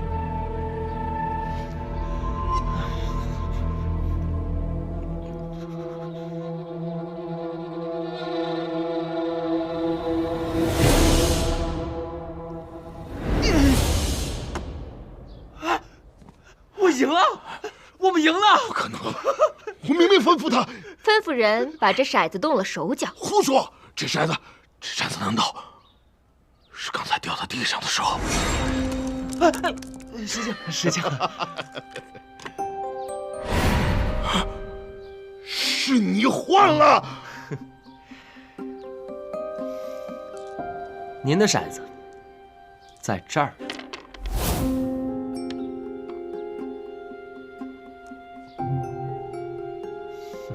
您的骰子摇大摇小，还不是您说了算？我们二人怎么会这么傻，把自己的身家性命全押上？二豹神，你这半个逍遥楼以后就归我们管了。你们究竟是什么人？我们也无心为难二豹神您，只是听二豹神耳听八方，任何消息都逃不过你的眼睛，所以特地来此跟您询个消息。问。我们在找一位瞎眼老太，想必以您的神通，已经知道她是谁，在哪儿了吧？早就听丐帮的兄弟说，有2个人在外边瞎打听，就是你们俩。耳豹神果然神通广大，我们二人也知道，此事背后牵连颇多，才斗胆拿着半个逍遥楼来跟您换消息。若是您肯帮忙，刚才这赌局便不作数了，这逍遥楼也还是您的逍遥楼。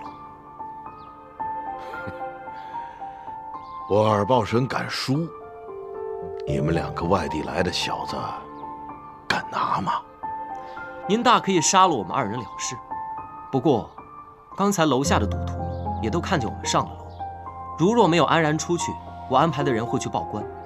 我知道以您的手段平复得了官府，不过因为这样一个小事摊上一宗麻烦，这不值当。况且，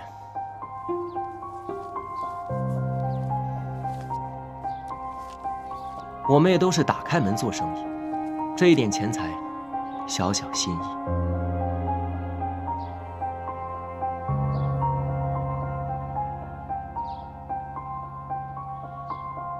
罢了，我耳豹神本来就是卖消息的，愿赌服输。你们要找的人在白雀庵。多谢前辈，晚辈属实迫不得已，还望前辈海涵。不必了，拿人钱财与人消灾，你2人速速离去吧。晚了，恐怕要节外生枝。多谢。官爷，他们已经查出瞎眼老太在白雀庵中，务必办好，否则我拿你试问。是。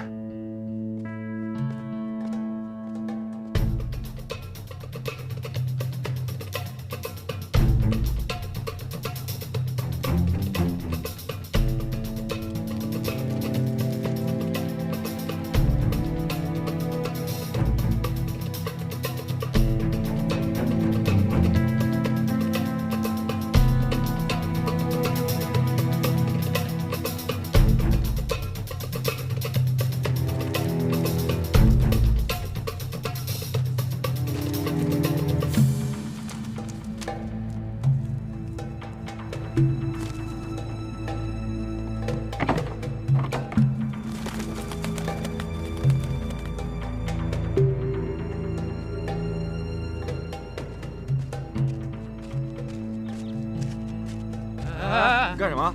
往哪儿钻呢？小喜姑娘说了，三少爷、三少奶奶不让进去打扰。哎，兄弟，你看这三少爷、三少奶奶从昨天起到现在一直在内院没出来，哪有这样养身体的呀？依我看呢，三少爷就该多出来走动走动，呼吸一下新鲜空气，是不是？也搁马府还管起少爷来？哎，不敢不敢。哎呀，莫不是三少爷憋在房中出什么事儿了吧？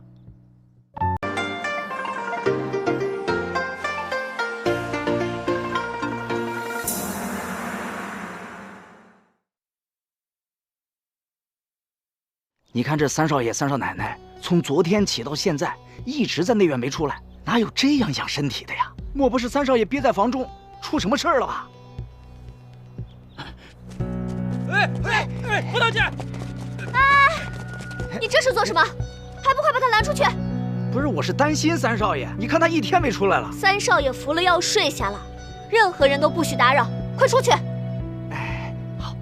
以后谁要是再敢胡乱进内院，我就去告诉三少爷。到时候回了齐府，老太君要是怪罪下来的话，我看你们谁担得起！小七姐姐，我们不敢。快出去！不是，三少爷一天没出来，你们怎么都不着急呀？这出了事，小姐、少爷，你们怎么还不回来呀？小希我撑不了多久了。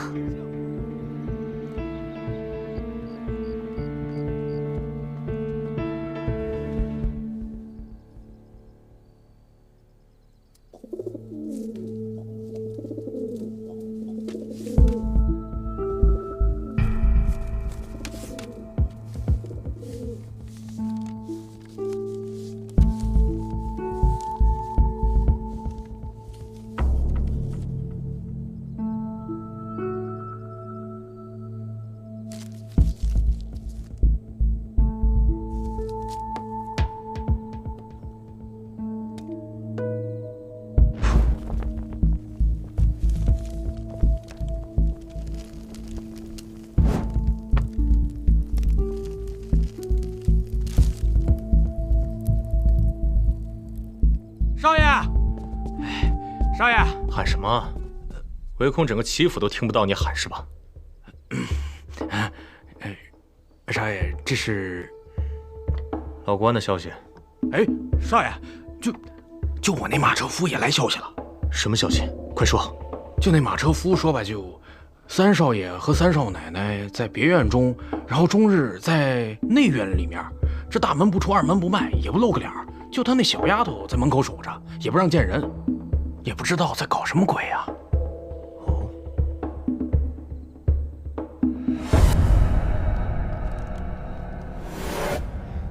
原来如此，他们此刻根本就不在别院当中。不在别院，那在哪儿呢？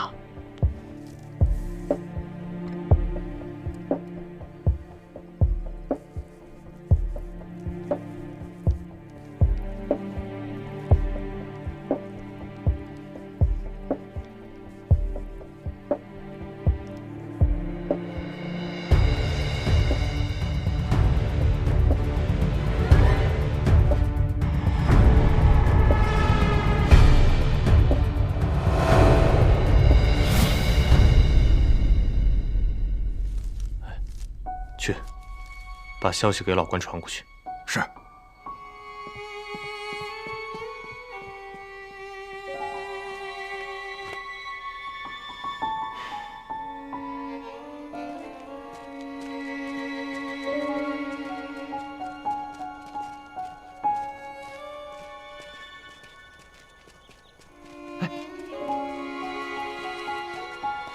大叔，您知道白雀庵往哪走吗？白雀庵，不知道。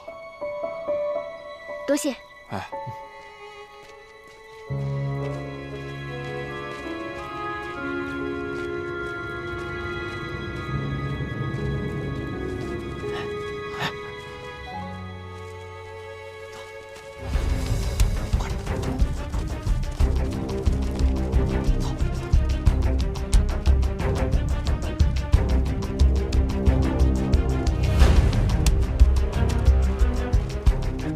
请问您知道白雀庵怎么走吗？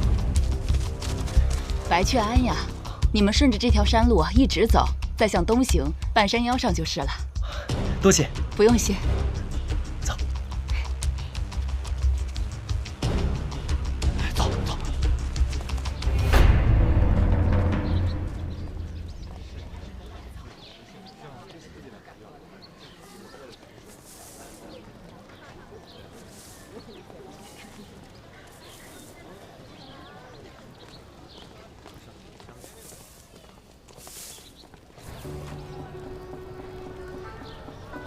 打扰二位，不知你们二位是否见过一位年龄50岁左右的瞎了眼的乞丐老太？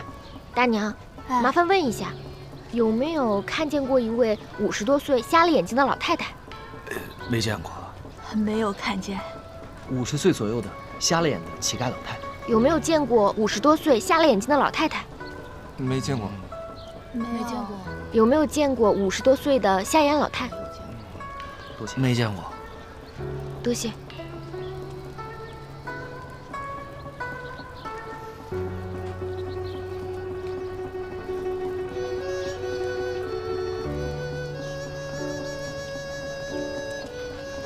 难道是这耳报神给的消息有误吗？应该不会。江湖中人各有各的活路，耳报神在江州这一块就是吃卖消息这口饭的，他不会砸自己的招牌。哎，不玩了，不玩了！我都当了1天小偷了，我要当大侠。木剑给我。小偷，你可要小心了！现在我换了身份，当大侠了。嘿。对呀。 换身份，我怎么没想到呢？想到什么了？这瞎眼老太被追杀了那么多年，为保性命，说不定现在已经换了一个身份，不再是乞丐。不再是乞丐。可是这庵里除了乞丐，那只剩……我明白了。哎，小师太，请问一下，你们庵中有没有一位瞎了眼的师傅？ 你说的是陆玄师太吧？他此刻正在斋堂用斋饭呢。多谢。走。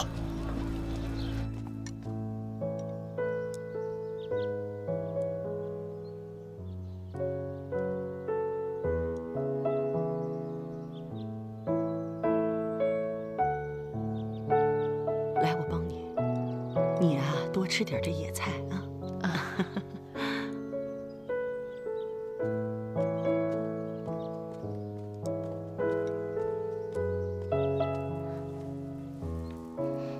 如何？打听到了，师傅法号陆玄，去年刚到庵中来剃度，在此之前无依无靠，四处流浪。那就8九不离10了，就是他。走。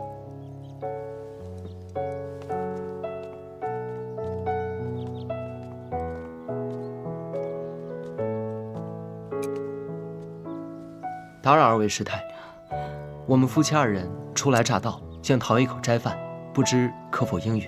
啊，二位施主，快快请坐。多谢。多谢。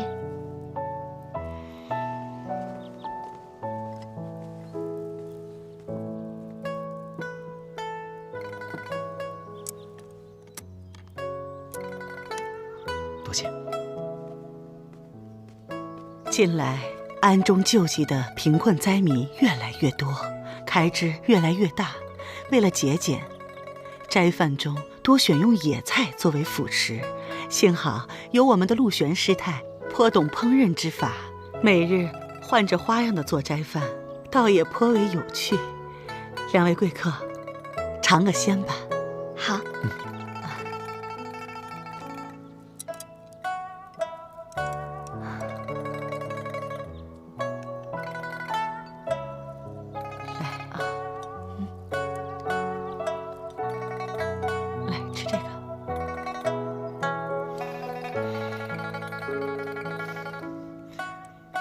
没想到这区区野菜，竟然也能做出如此美味。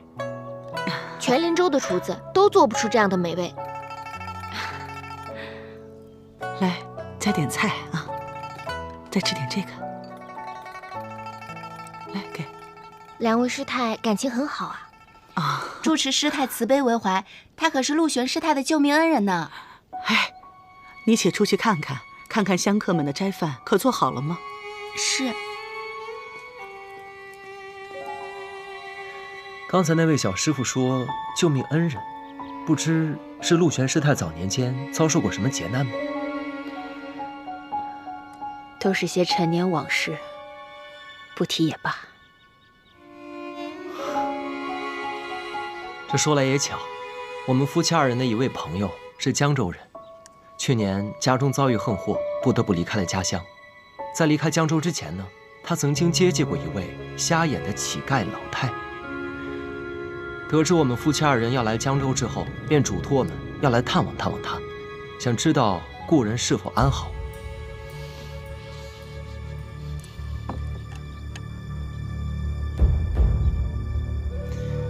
我的这位朋友名唤寂静堂。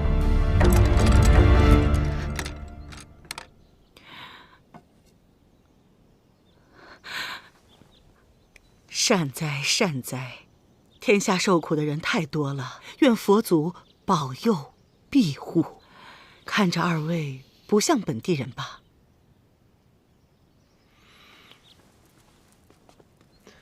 晚辈姓齐，林州人，家中排行第3。姓齐，师太，我们知道，您就是当年瞎了眼睛的老太太。我夫君是齐家3公子，这一次特地来江州，就是来寻您的。残害您儿子的人，在江州横行霸道，在齐家也作恶多端。我们想告发他，惩举他，却苦于没有证据。您跟我们回到林州去当人证吧，去把他的恶行说出来，我们一起收拾他。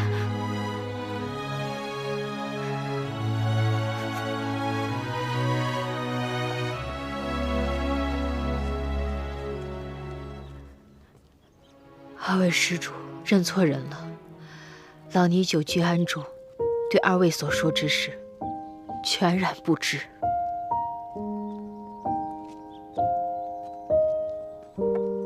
师太，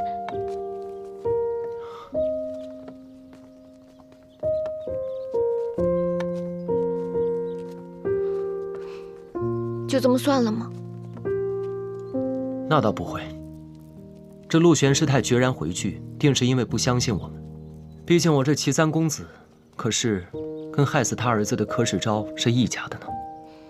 那可怎么办啊？先取得陆玄师太的信任吧，再想办法把他带回林州。我们就不依不饶，缠到他答应。那叫动之以情，晓之以理。找师太去。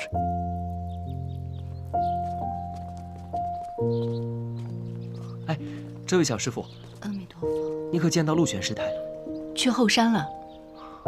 多谢。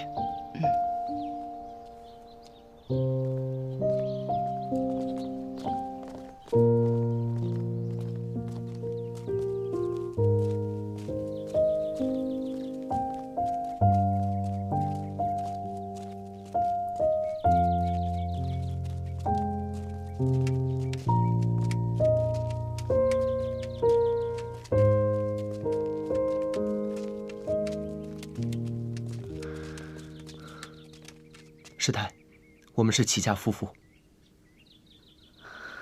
二位施主请回吧，你们认错人了，我不是你们要找的那位。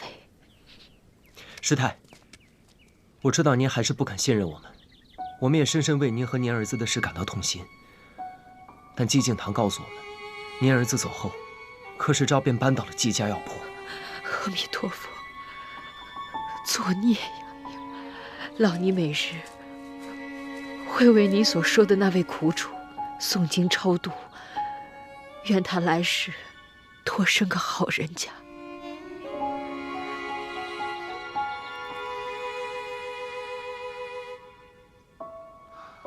官爷，我一直跟随着那对小夫妇，然后他们到耳报神那儿打探到那瞎眼老太的消息。如果我没猜错的话，这个老尼姑就是当年的瞎眼老太，而报神的消息不可能有错的。柯少爷寻了她很久，没想到这个老太婆竟然躲在这儿。咱们还真是得感谢他们俩，帮了咱们大忙。按照柯少爷的吩咐，杀了灭口。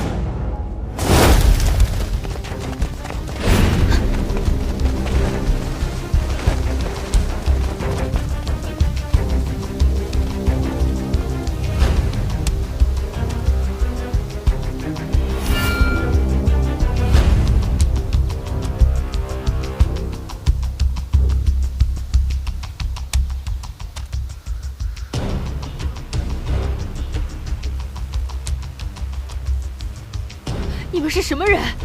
我们是送你去跟你儿子团聚的。姑奶奶先把你送下去。给我上！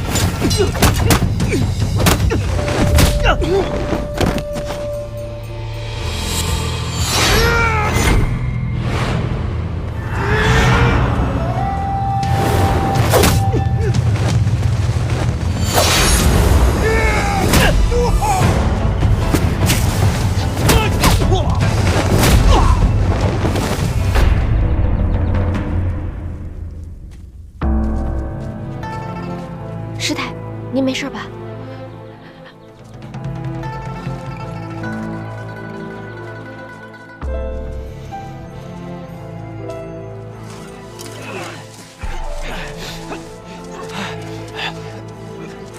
官爷，你没事吧？让兄弟们把下山的路给我围了，继续给我追！啊！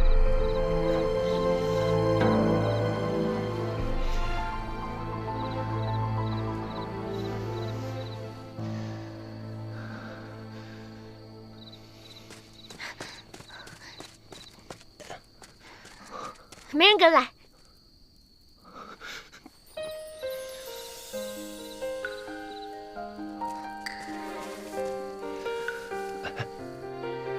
给我看看。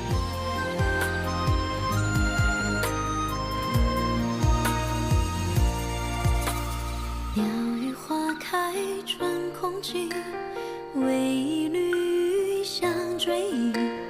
一色流烟30里，竟无人怜惜。清净出山风雨息，雁归落叹息。痛吗？不疼。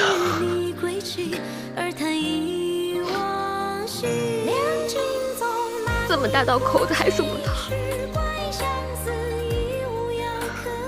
没事，这一点小伤真不疼的。齐天磊，被人欺负说不疼，被人打也说不疼，这么大的口子你说不疼？你在我面前不要装了，都怪我没有保护好你。要不是我家娘子武艺高强，我早就被劈成几十瓣了。别哭了，就知道逗，就知道笑嘻嘻。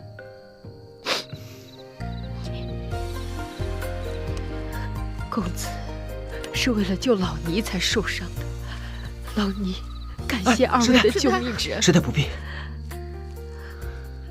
师太，这是我们应该做的。师太，虽然你躲入白泉庵中削发为尼，但也阻止不了那群人的杀心。你的行踪现在已经暴露，他们定不会善罢甘休的。对啊，师太，这样躲下去不是办法。要不，您就跟我们回林州去吧，去揭发柯世昭的恶行，替您儿子报仇。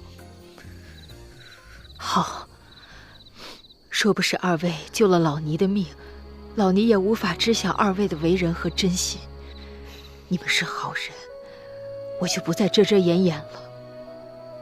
柯世昭那个恶贼，为了夺得几家药铺，把我儿诓骗去，下毒害死。现如今，他还想要了我这瞎眼老尼的命。师太，不瞒您说，我的2位亲生哥哥也可能是被柯世昭给害死的。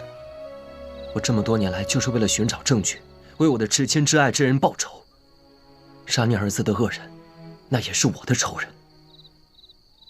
是啊，师太，我们一起为枉死之人报仇雪恨。我这老尼留着一条命，就是为了有朝一日能为我儿沉冤昭雪。要不然，我这条命就随他去了。只是苦于深渊无门呐。我们可以帮您，但我需要您去做个人证，把您这些年所见所闻，把您儿子被害死的经历，通通告诉老太君，让老太君知道柯世昭的险恶为人，老太君便会为您做主，为您的儿子报仇雪恨。好，只要能为我儿讨回公道，要我做什么都可以。那如今的当务之急，就是咱们速速回到林州去。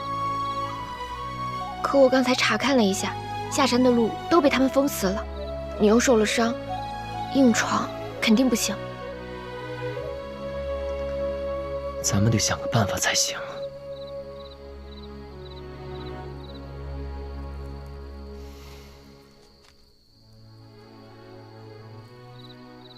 师太，那一车臭臭的东西，装的是什么呀？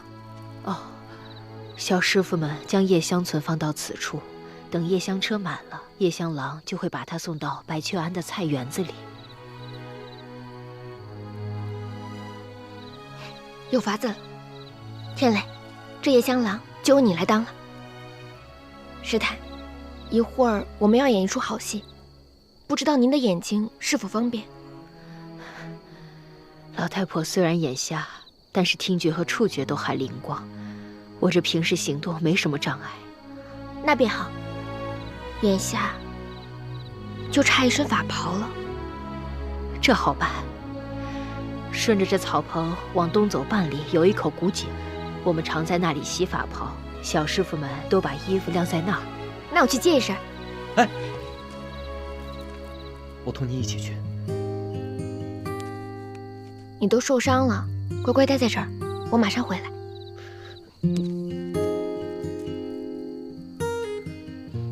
我打不过还跑不过吗？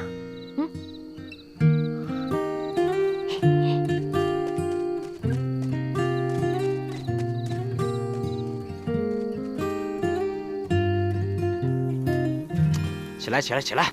守了一晚上了，连个鬼影都没有，你还睡？其他陆兄弟会不会已经把他逮住了？能吗？哎呦，这么臭啊！你放屁了？放你娘的狗屁！哎，站住！干嘛呢？阿弥陀佛，二位施主，我们是把夜香送到园子里浇菜的。臭死了，呛得我眼睛都疼！快走！等等，你们倒夜香？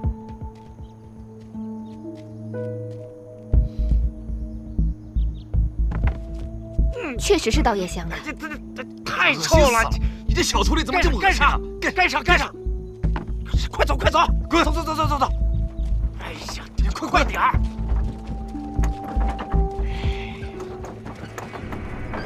太想逃了，这个大清早的，跪起来！恶心死了，什么玩意儿？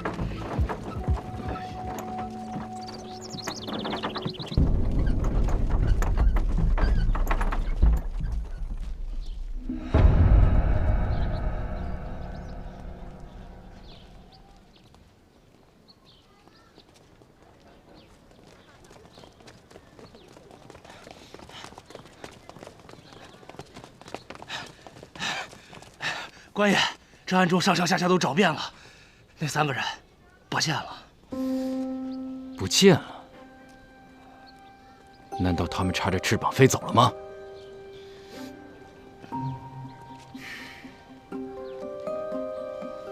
这样，你赶紧下山，那个男的受伤了，走不远。我断定他还在城内，挖地3尺，也要把他给我找出来。好，我现在就带兄弟们去找。等等，你现在先给柯少爷去送信，告诉他，那个瞎眼的老太已经跑了。如果咱们追不上的话，让他提前在林州城内做好安排。一旦他们进入林州地界，我们便可守株待兔，方能拿下。是，走。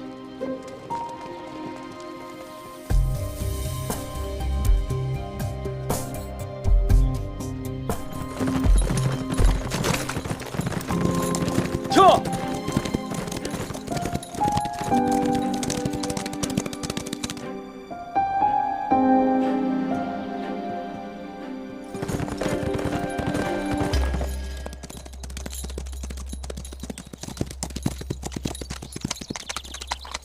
刘义师，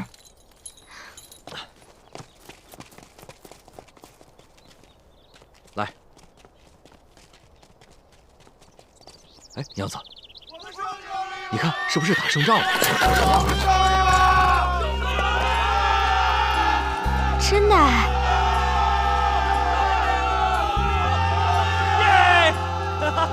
走，进去瞧瞧。哎，女子不能擅自进入，等一下评位。哦，我这也没看见什么女子不让擅入的牌子啊。评委，哎，舅妈，舅妈，舅妈！哎呀，大晚上，哎呀，想死你了，舅妈！我多少年没见你了，你又长高了。舅妈，哎。你舅舅骗我说，这有什么女子不让擅入的牌子？哦，之前是有来着，但昨天给撤了。你来的真是时候，舅妈。这么巧？评委，哎，打胜仗了是不是？哎，对对对，走，一起瞧瞧去。走走。这就是中军大帐。大哥，将军出来了。慢点啊。大哥。将军，刘先生，将军，好，我来介绍一下，这位是我的夫人。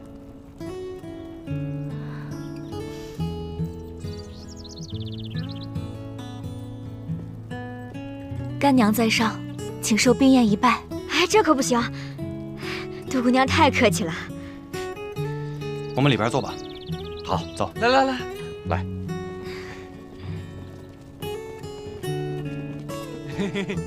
这几日战事还顺利？顺利。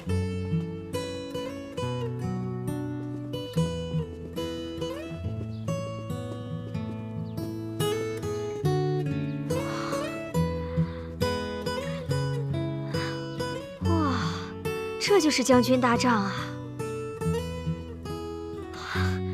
好气魄呀！当然了，舅妈，我们这可气派了。干爹，干娘，请受冰宴一拜。哎，一日为师，终身为父，更何况师父还在抢匪刀下救过我一命。也请受此人一拜。哎，将军，你们这样不是折煞我们两口子吗？快请起。我中毒箭，生命危在旦夕，救我一命，便是我的再生父母。更何况，我还是他干女婿呢。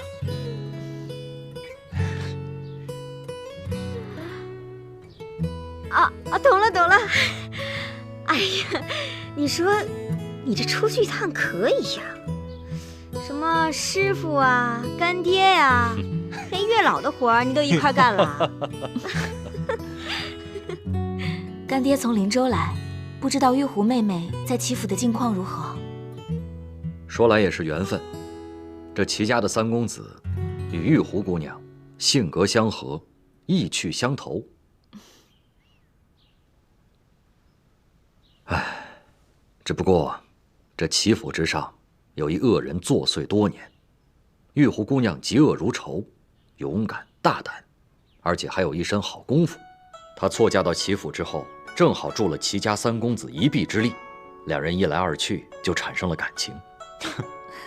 真是没想到，玉狐妹妹与这齐三公子竟有这种缘分呢。你们这就叫歪打正着。来，祝贺你们，来干一杯！祝贺你们！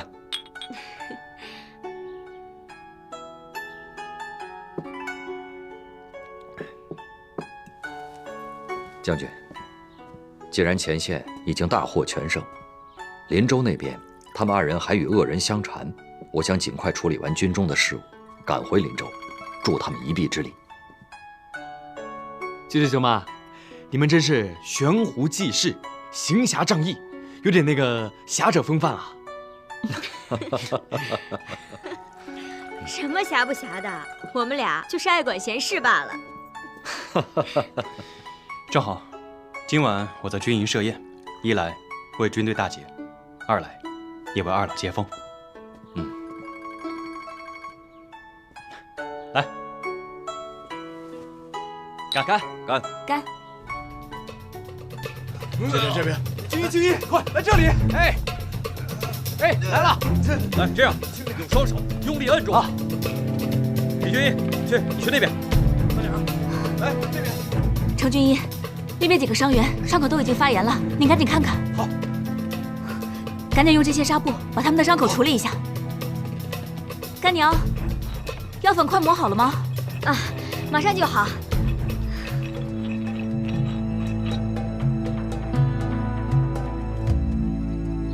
公主，今天的第一位是文状元，吏部侍郎，文采非凡呐。这第二个是武状元，叫刘大力，体魄强健，力大无比呀。还有这第三位，吴大学士，山西太原人。这些我通通不喜欢，都拿走。哎呦，公主，这都是第3回了。皇后说，再挑不出好的就怎么着？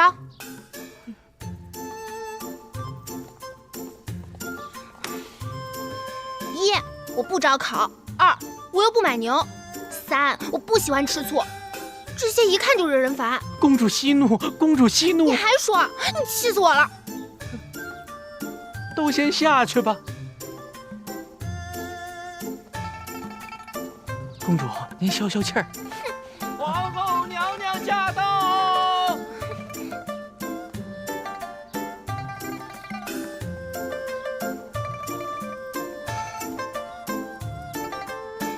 儿臣拜见母后。公主，这是怎么了？快起来！谢母后。母后，那些画像里的男人，我一个都不想嫁。女儿就想留在母后身边，一直伺候您一辈子。净说胡话！这女大当婚，哪有不嫁的道理？我听说，你这是挑了一个又一个，挑了20多个，是不是眼挑花了？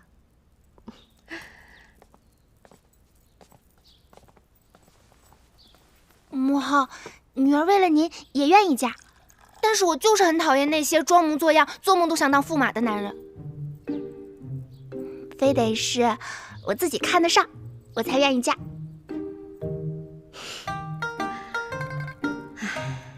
这选驸马可是件大事，为母看准了就行。不行，那可是女儿一辈子的幸福。既然这样的话，女儿只好逃婚了。你喜报！喜报！喜报！皇后娘娘，喜报！袁大将军与藩邦4战4捷，皇上龙心大悦，请皇后娘娘去养心殿共饮。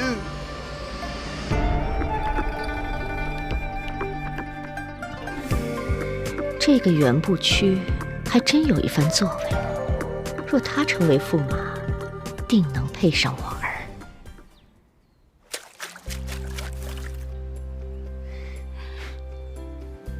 试试。嘿，就一个。我教你。哦，将军，传旨公公到了。知道了，这就回去。是。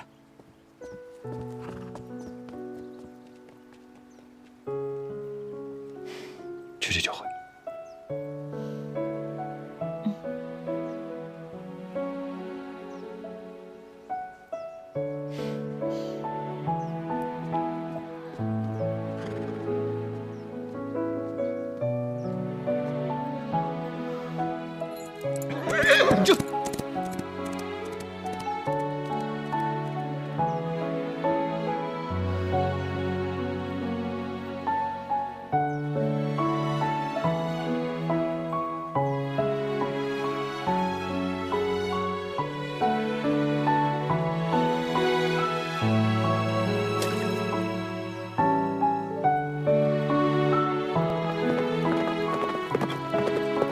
奉天承运，皇帝诏曰：大将军袁步区御敌有功，特敕封为定北侯，并赐婚，与昌平公主永结连理。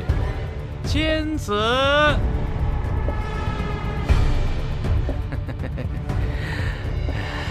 袁将军。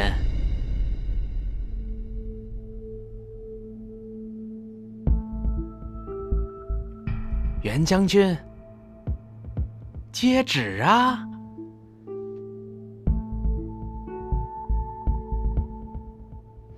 公公，这旨我实在接不得。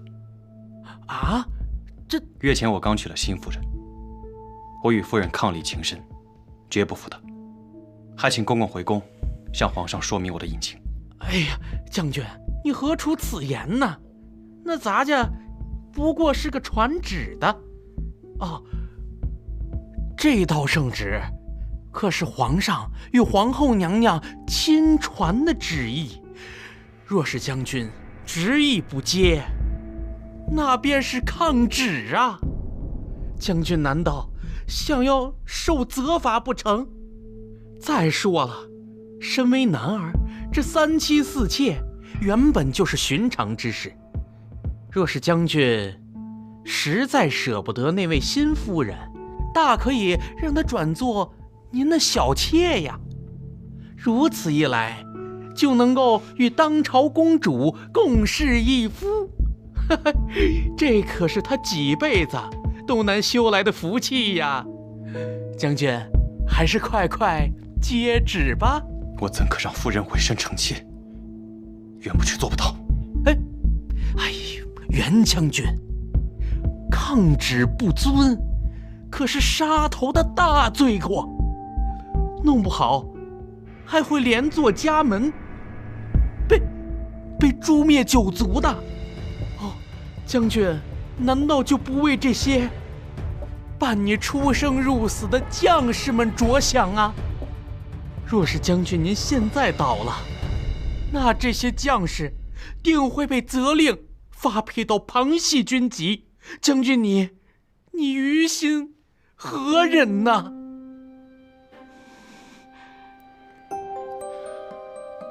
大哥，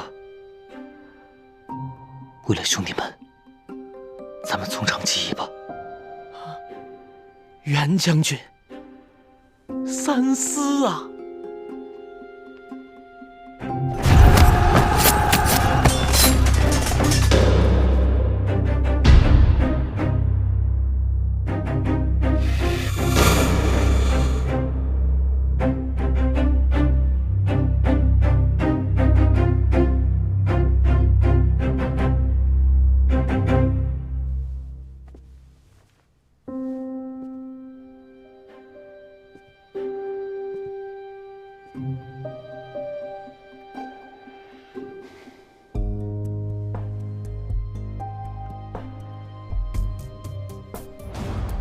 臣接旨。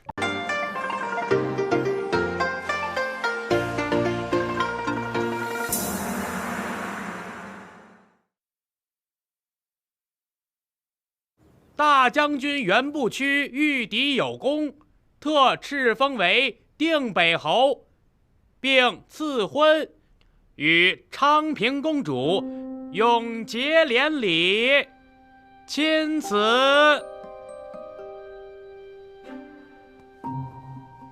臣接旨。哎，将军哦，驸马，老臣先行告退。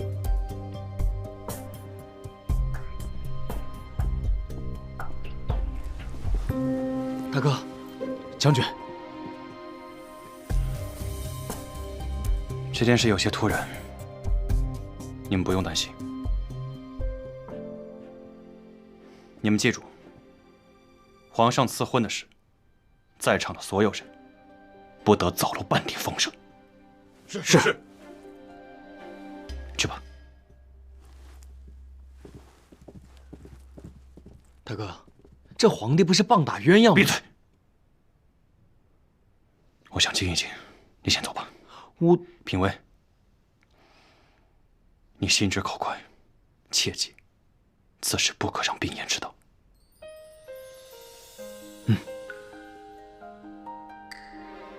去吧。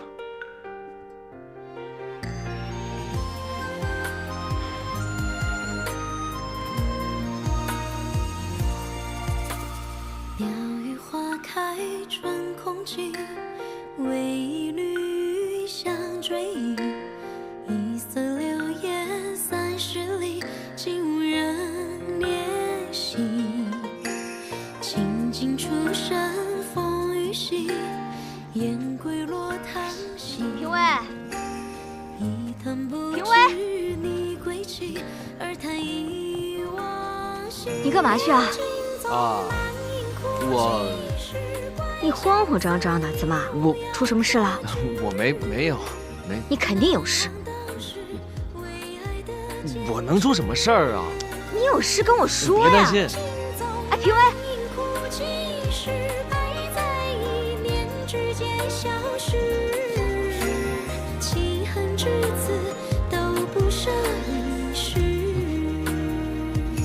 你要注意修养。哎，评委，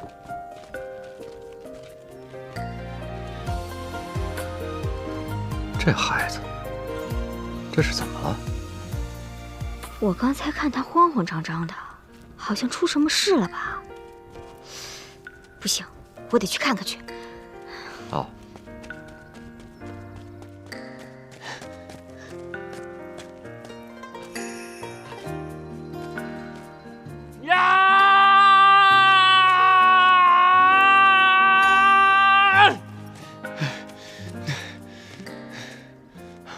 再不说话，我真要憋死了！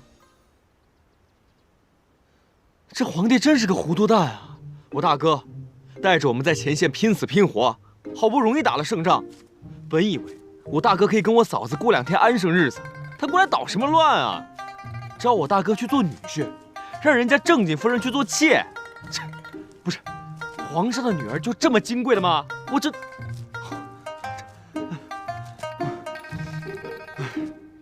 评委，你这嘀嘀咕咕的在这说什么呢？我告诉你啊，我刚可听见了，什么圣旨，什么为妾，到底发生什么事了？什么事都没有。快说！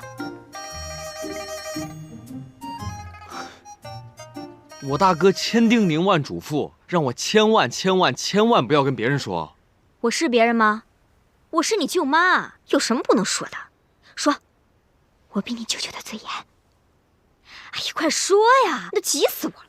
呀，舅妈，我大哥和嫂子现在已经是2口子了，对吧？啊。皇帝颁了个圣旨，招我大哥为驸马，要把公主嫁给他，这不瞎扯吗？这算怎么回事啊？天哪，这不是棒打鸳鸯吗？就是啊，我嫂子苦尽甘来，好不容易熬到跟我大哥可以结为夫妻了，哎，就在这个节骨眼，你颁到圣旨。那袁将军有什么法子吗？这圣旨都压在他脑袋上了，他能有什么办法呀？哎呀，这事可不好办。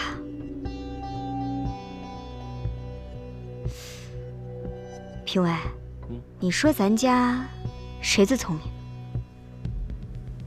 你可拉倒吧！你舅舅最聪明，咱们得把这事告诉你舅舅，让你舅舅想办法。走。哎，舅妈，不是，不能再让下一个人知道了。我都答应我大哥了，千万不能走漏风声。小傻子呢，要不说你，该漏的风就得漏。走。哎，你走不走？快走。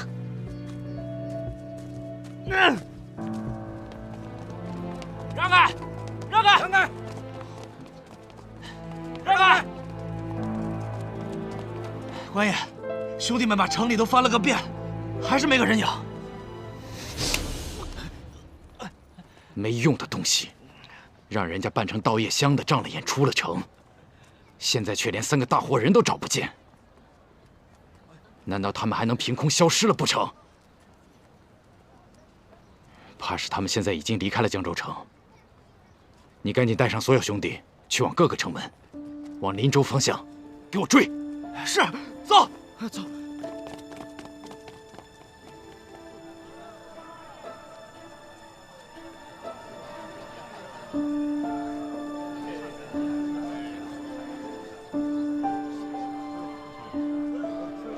军爷，军爷辛苦了。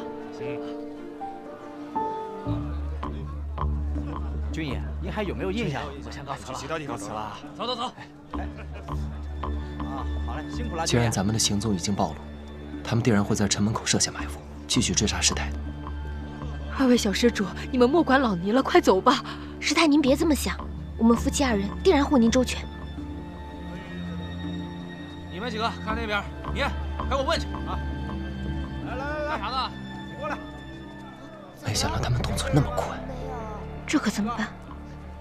瘦瘦的，没见过。小野乡出去的，行吗？真的没有。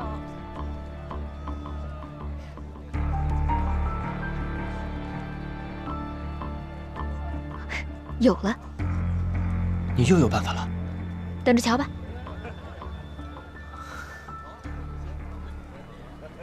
让开！快问，给我问，有没有看到尼姑啊？没有没有。哎，你们几个有没有看到一对非本地的年轻夫妇？瞧着像是富贵人家的小姐和公子的模样，但是穿着尼姑和夜香郎的衣裳，还带着一个瞎眼老尼。没有，没见过。没见过。没有。对，发现了，这边有一个，快追！快追啊！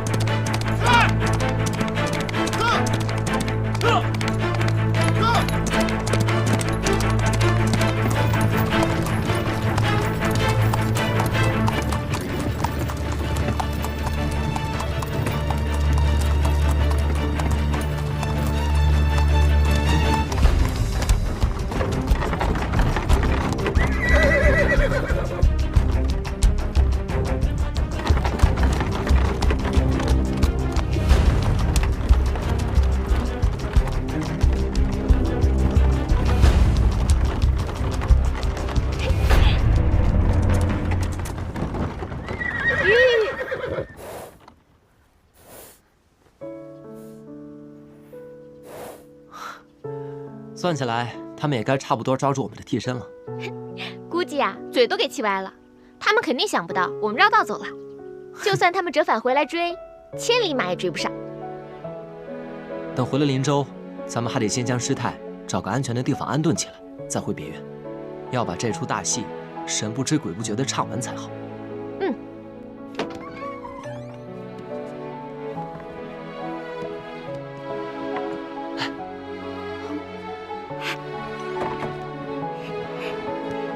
你们回来了，那是当然。此行虽然凶险万分，但也一切安好。什么安好啊？你的手，这点伤算不得什么，休养几日便会好的。最重要的是，咱们把要找的人给带回来了。敬堂兄弟，你的仇很快就会得报。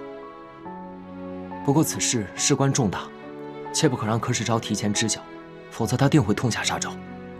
这段时间你要小心谨慎，切不可大意。好，还有一件事。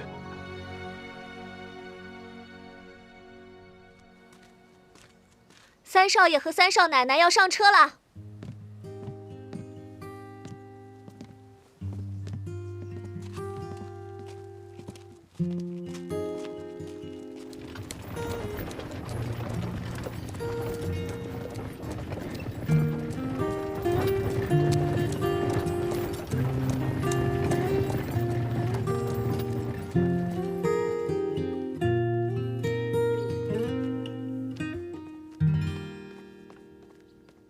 少爷，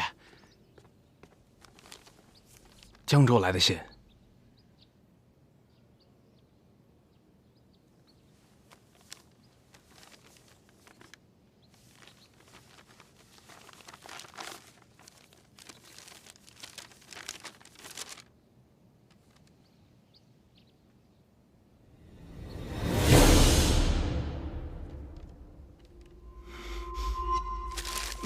废物！还得本少爷亲自出马。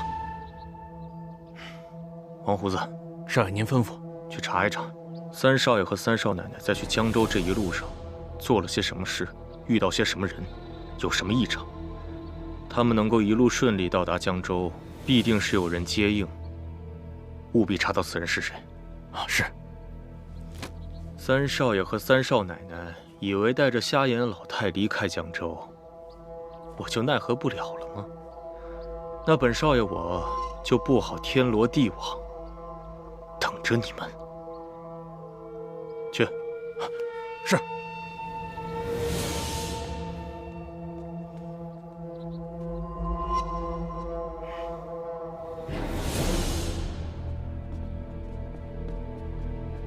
客官，这就是天字1号简了。哎，多谢小哥。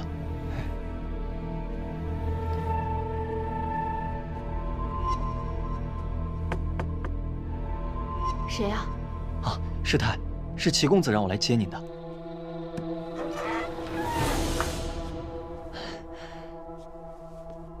师太，齐公子已经安排好了，马车就在楼下，带我们从这郊区回到林州城。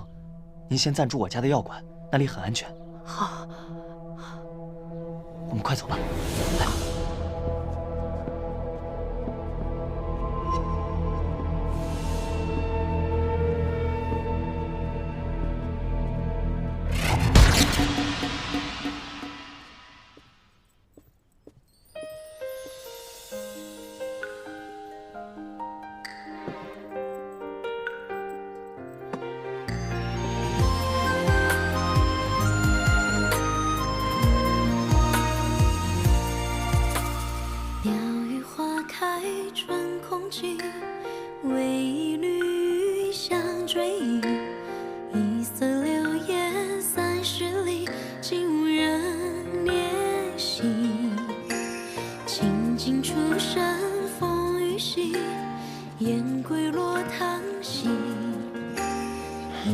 袁将军抗旨不遵，可是杀头的大罪过，还会连坐家门，被诛灭九族的。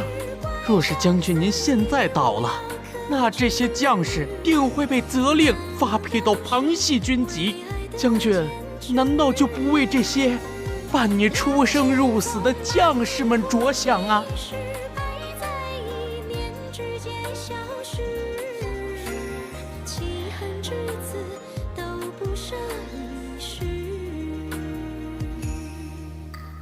子任，你怎么在这儿？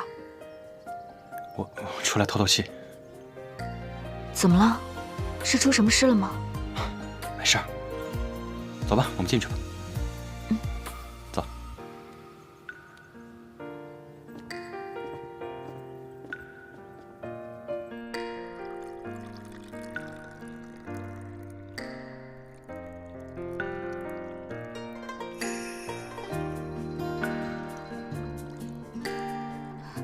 子任，我来。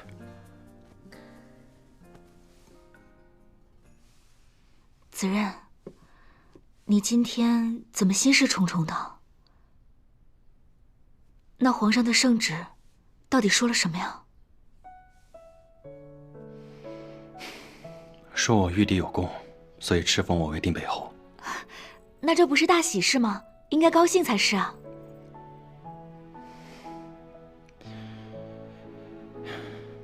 冰燕，位尊权大，未必是一件好事。有时候权威越大，反而会被权威所累。原来你是在想这个啊。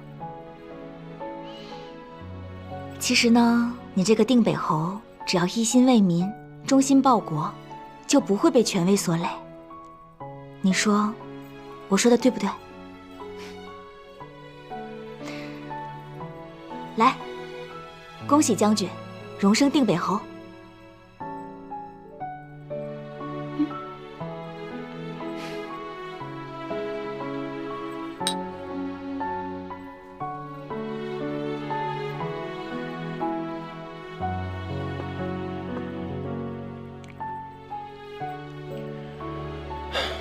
宦海沉浮，吉凶难料啊。平日里你倒是个豁达之人，怎么今日这么多愁善感了？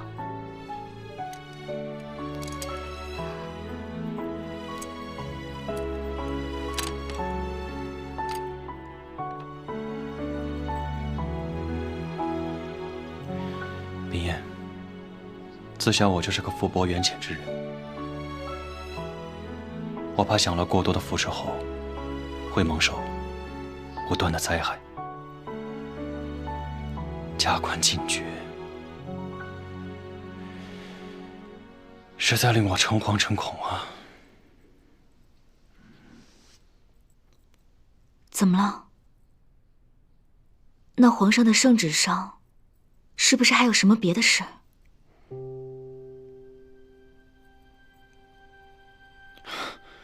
没有。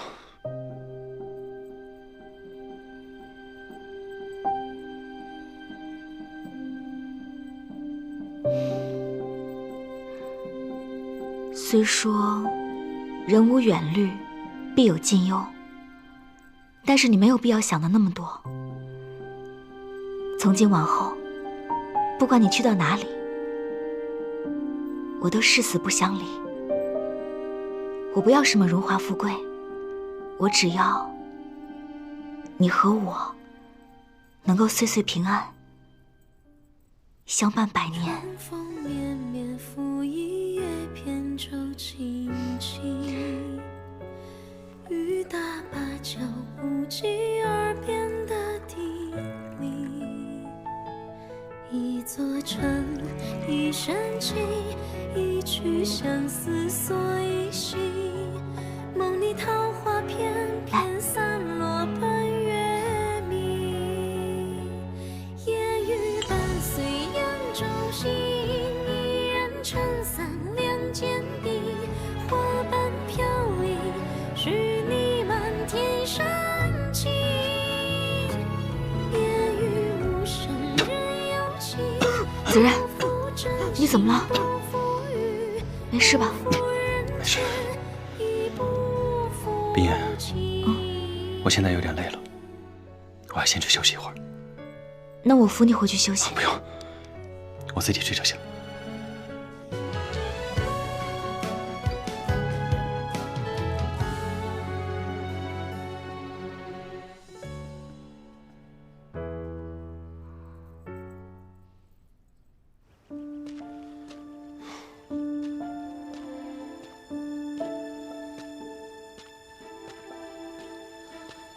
哎，评委，嫂子，我还得去巡逻，我先走了。站住！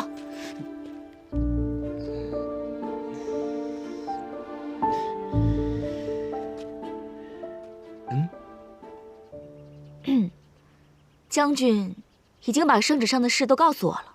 啊？他跟你说了？嗯。他特地嘱咐我，让我千万不要告诉别人。嫂子，你千万别往心里去啊！皇帝招他当驸马的事儿，他自己也是不情愿的。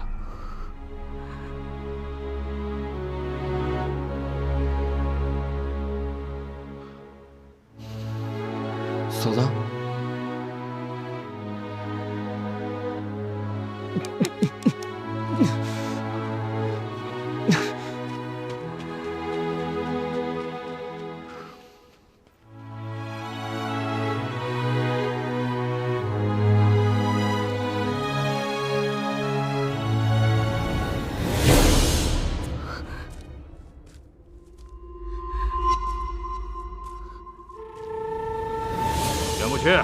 竟敢抗旨不遵，无视圣上，无视公主，我今日就送你二人一同去见阎王爷。呀！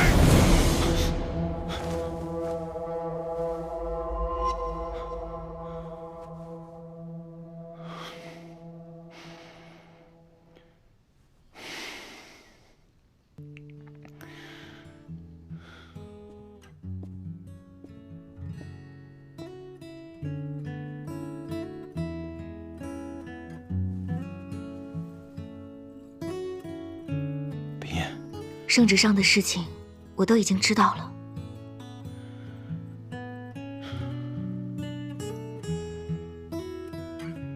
我原不知此生难道注定要孤独终老吗？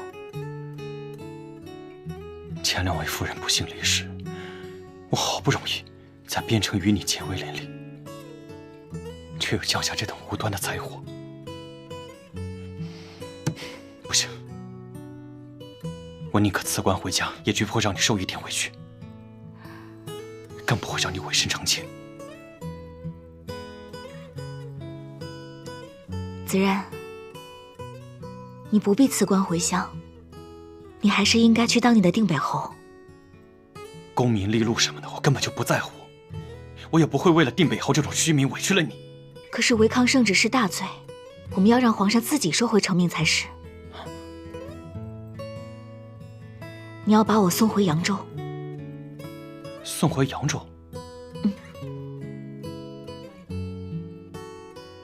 你是有什么计策吗？要你把我送回扬州，只是我计策中的一环。此事只能你知我知，还有干爹干娘知。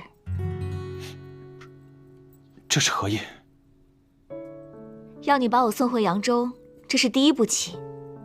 要干爹干娘暂不回林州，这是第二步棋。至于这第三步棋嘛，那可就要看袁大将军你自己的啦。不是，你仔细跟我说说。那你呀，就好好听着。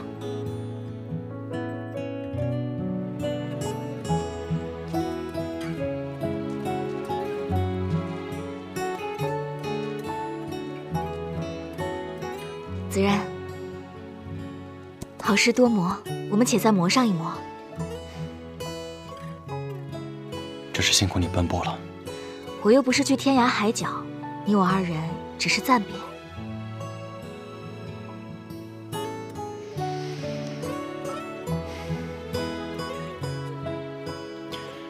我原不知今生有福，能娶到你这样一位蕙质兰心、有起死回生妙计的。能不能柳暗花明，现在还很难说。凡事你多跟干爹商量。好，你放心。那我走了。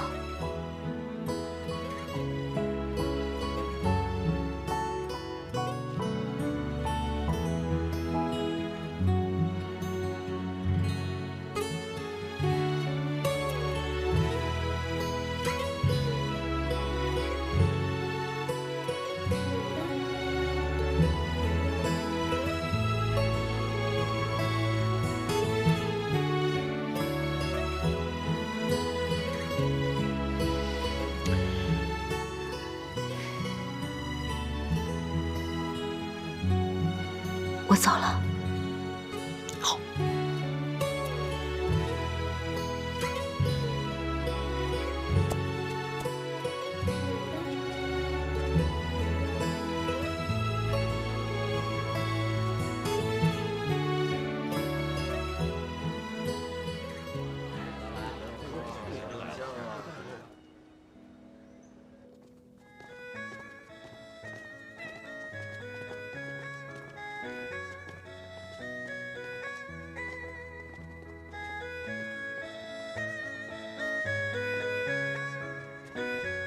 奶奶，哎呀，你们两个终于肯回来了，来让我看看。脸色好了许多，身体也强壮了不少，好啊！那山林别院山清水秀，空气沁人心脾。这回孙儿病已经好了大半。太好了，太好了！让我看看冰燕。瘦了不少。哎呦，我都心疼你了。正好奶奶呀炖了血燕，给你们补补身子。来人呐，把血燕端上来！快坐，别站着，坐，快坐。奶奶，哎，坐，都坐下。我说天磊啊，你这气色看起来的确好了很多呀。快，祖母您瞧瞧，天磊似乎黑了一点啊。你这么一说呀，还真是有点黑。哦，我知道了，定是三少奶奶性格活泼，待不了这方寸的庭院，于是带着天磊到有趣的地方玩去了。弟妹啊，你不妨说说，带天磊去什么地方玩了，让我们大家伙儿也都乐呵乐呵。这好玩的地方呀，在哪儿？那是一个都没去。日日待在房中？也不是。奶奶，我和天磊为您抄了佛经呢。小喜。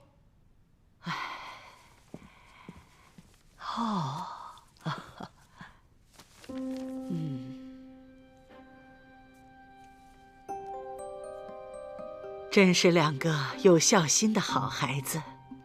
感谢佛祖保佑我的孙子病情好转。奶奶，其实这誊抄佛经为您祈福之事，也是受了高人指点。哦，什么高人？这位高人是一个心怀慈悲、德高望重的师太。这位师太是师父早年间游历江湖，机缘巧合碰见的。谈吐间，师父了解到这位师太佛法高深。之后，师父为我治病时，便将这位师太所讲解的佛经誊抄给我，让我潜心参悟。未成想，我的病竟好了大半。善缘，这就是善缘。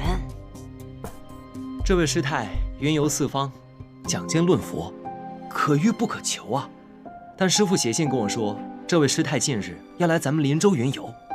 我心一想，奶奶一心向佛，若是能将这位师太请到咱们祈福，为大家讲讲佛经，对咱们祈福而言，简直就是好事一桩。所以便拜托师父，请这位师太来咱们府上。奶奶意下如何？当然好啊！奶奶我这大半辈子行善积德，为的就是求佛祖保佑我们齐家，保佑你们。要是能和这位师太结缘，那就是我们的福报啊！奶奶说的是。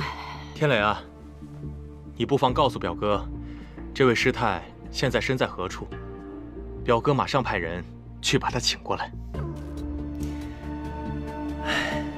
表哥，这位师太乃是得道高人，神龙见首不见尾，我也弄不清楚她的行踪啊。师父反正下了拜帖，人家要来，自己便会来，就不劳表哥费心了。好，甚好。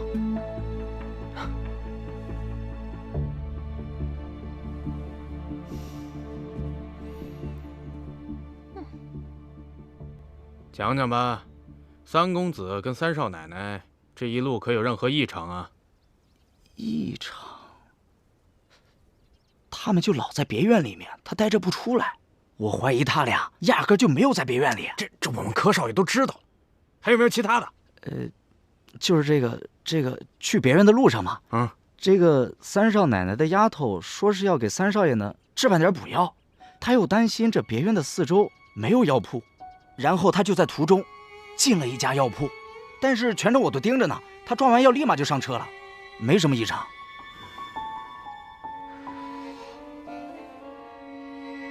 药铺啊，走吧。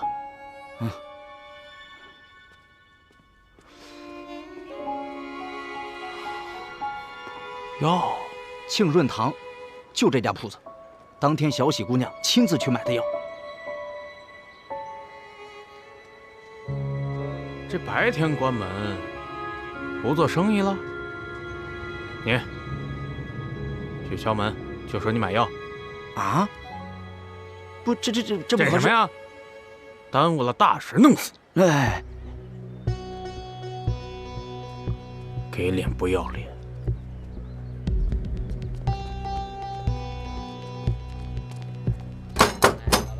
掌柜的，开门呐！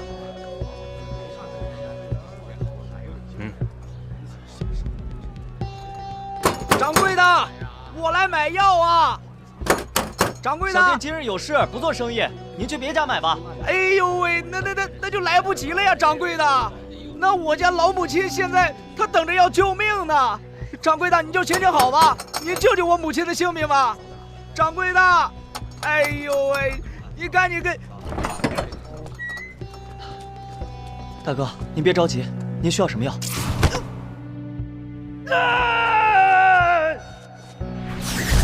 我也不知道啊，他早上起来就四肢抽搐，还神志不清，这吃什么药啊？快进来，快进来！哎，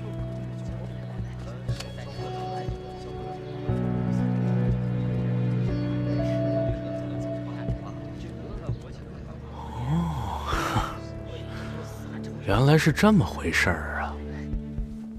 原来如此，光注意三少爷和三少奶奶了，竟然把江州的那个小子给忘了。早在江州之时，这小子就已经和瞎眼老太认识了。三少爷和三少奶奶定是听了这小子的话，才突然去了江州。哦，是的。哼，想害我柯世昭，没这么简单。王虎子，此时瞎眼老太必定就在药铺当中。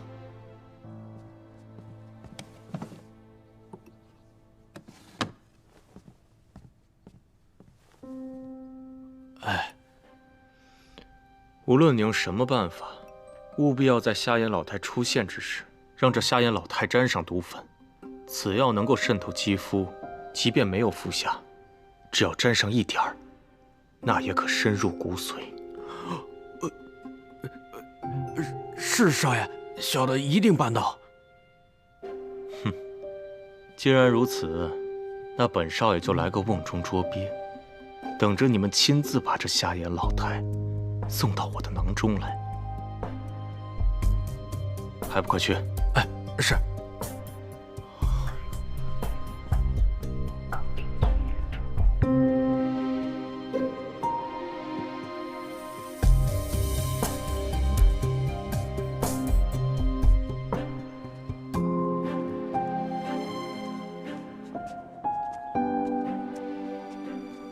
师太，今日你我的冤屈就要昭示于众，让那欺负的老太君知道柯世昭的丑恶嘴脸。齐三少爷吩咐过，让我们神不知鬼不觉，打他个措手不及，让他无从招架。齐三少爷和少奶奶会在府内接应咱们。你放心，我一定知无不言，言无不尽，为我儿子伸冤。哎，我已备好马车，咱们还是小心些好。来。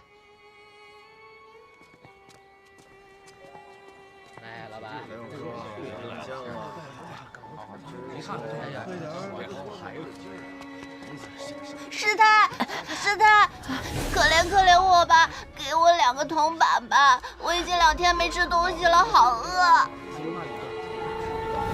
师太，给你，快走吧，我们还有急事。谢谢师太，谢谢师太，谢谢师太。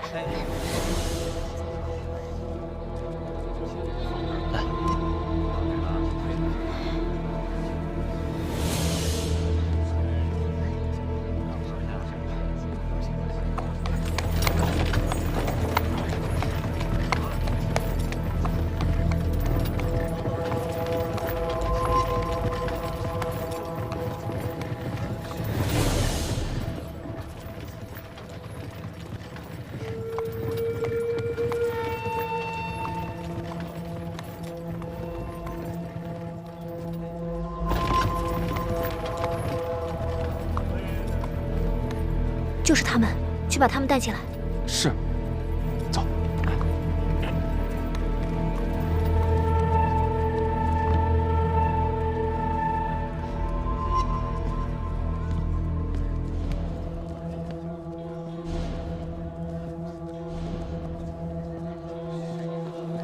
来。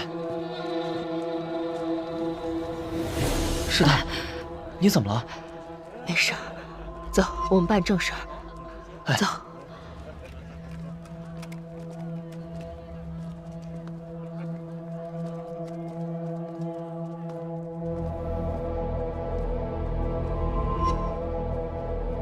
奶奶，师太已经到咱们齐府大门口了，快快有请。是。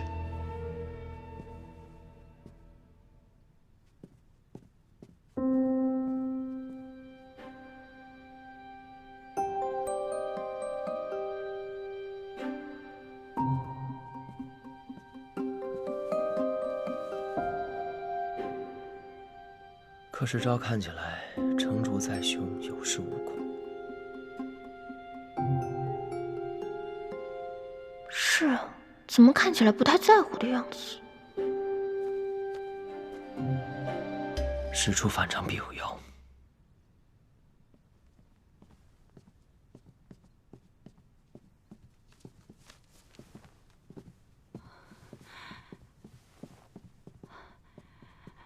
阿弥陀佛，敢问尼师法号？贫尼法号陆玄，路经贵宝地，得知齐老夫人慈悲为怀，一心向善，又受刘施主结缘牵线，特来拜会。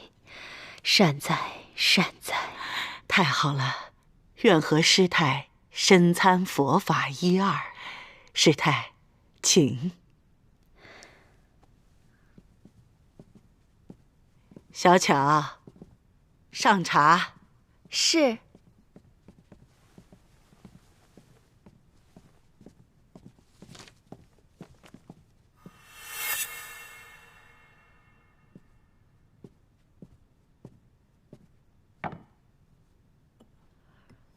这是老太君珍藏多年的上等好茶，今日啊，特意拿出来招待贵客的。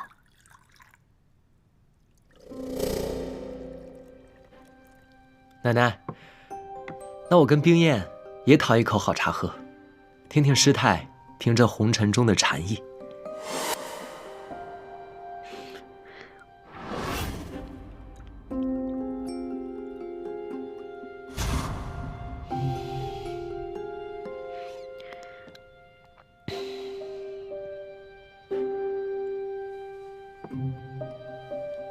小施主言语红尘，我们这些出家人呐，何尝不是了断凡尘才遁入空门的？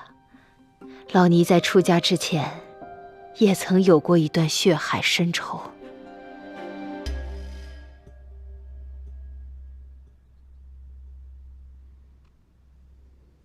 什么血海深仇啊？师太，您请讲。当年我出家之前，曾有一子，我们母子二人相依为命，以乞讨为生。虽过得艰辛，却也是母慈子孝。怎料有恶人哄骗我儿，好吃好喝的养着我们母子。那日我儿感风寒，在一家药铺抓药喝下，可怎知那恶人为了夺取那家药铺，竟在我儿喝的药里下毒，害我儿惨死。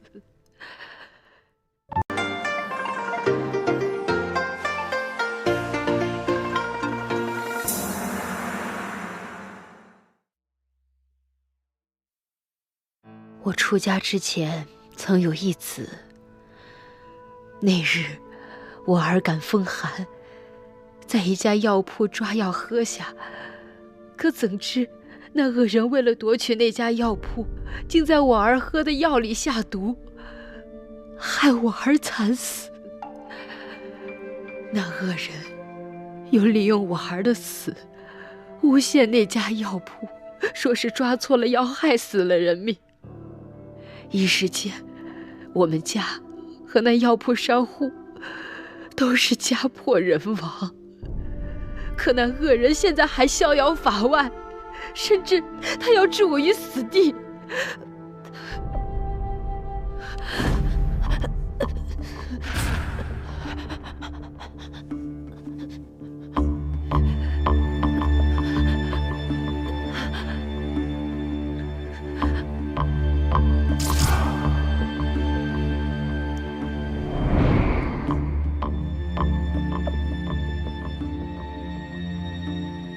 哎，怎么师太这往事听起来好耳熟啊？奶奶，你可还记得之前带您见过一个叫做寂静堂的少年，向您状告的江州惨案？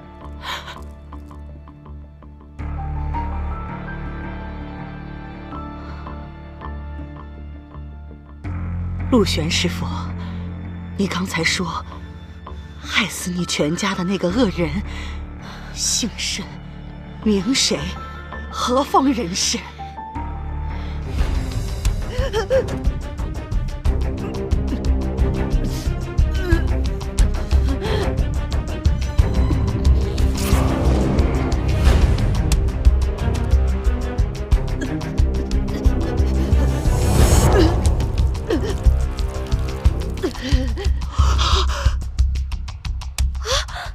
师太，师太，师太，师太，师太中毒了。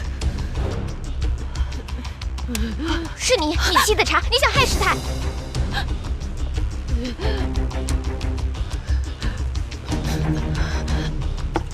三少奶奶冤枉啊！这茶是老太君的，方才也是在这儿沏的茶，大家喝了都没事，怎么只有她中毒了？谁知道你有什么招数？罢了罢了，若是不信的话，我喝了便是。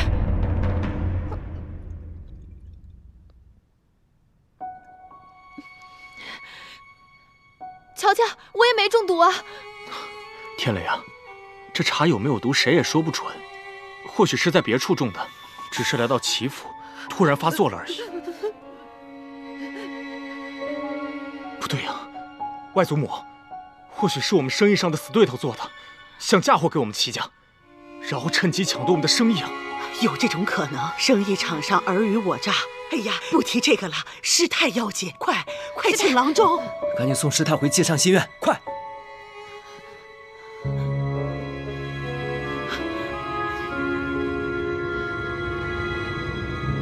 老太君，我也去吧。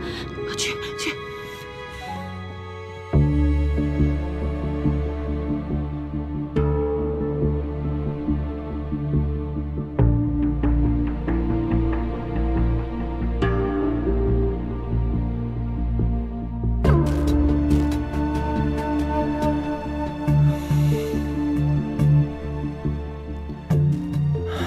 如何？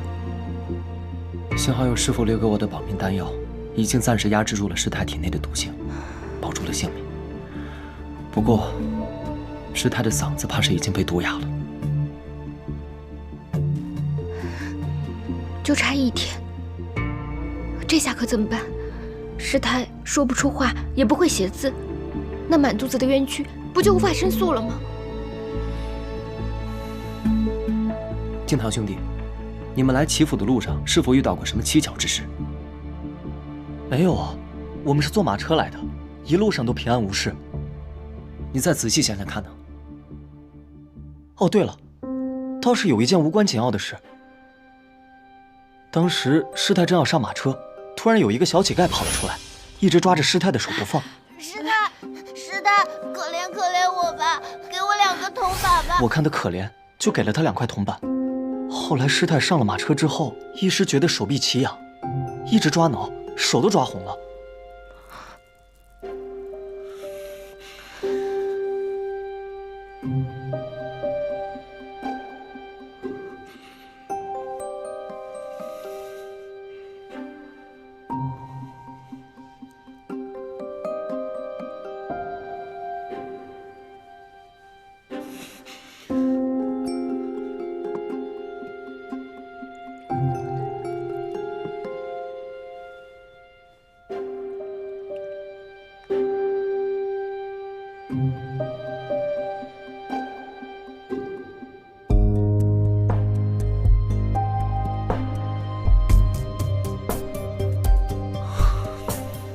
这毒竟然是小乞丐下的，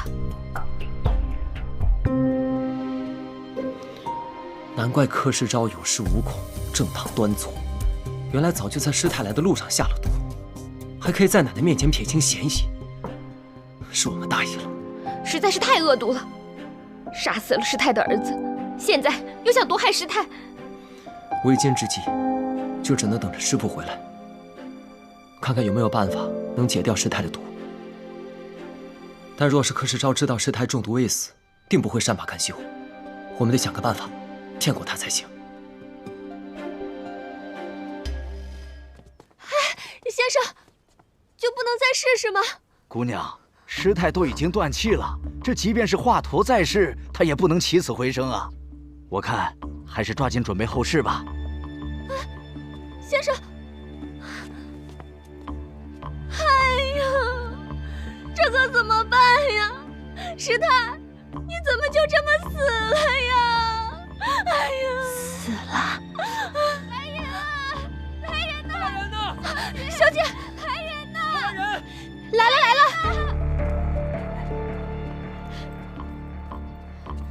怎么了？怎么了？发生什么了？师太七窍流血，死了。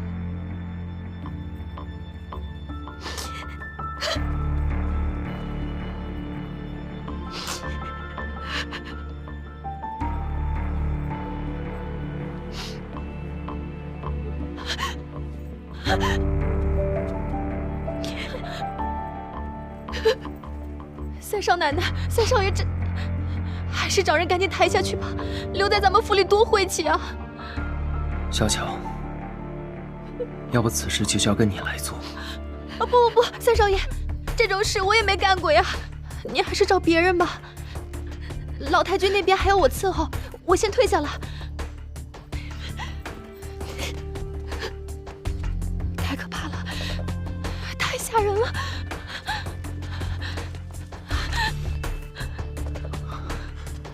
小乔，说好了，确定断气了，这下你别放心了。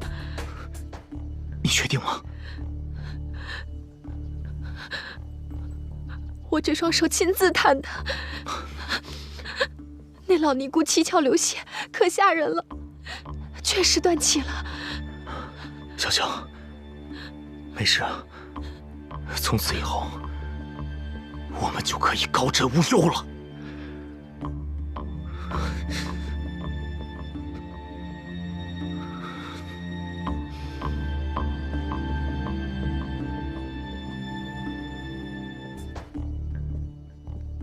老太君，喝点茶吧。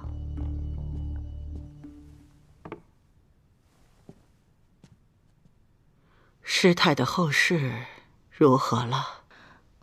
回老太君，三少爷买了顶好的棺木，已经将师太送出去了，说是要在城外的庙里停棺3日，请高僧来做3天法事，之后就入土安葬了。老太君，您便放心吧。唉，话虽这么说，可师太毕竟是在我齐府身亡的，叫我怎么能够放宽心？小乔啊，你去忙吧。今天我要为师太念经祈福。是。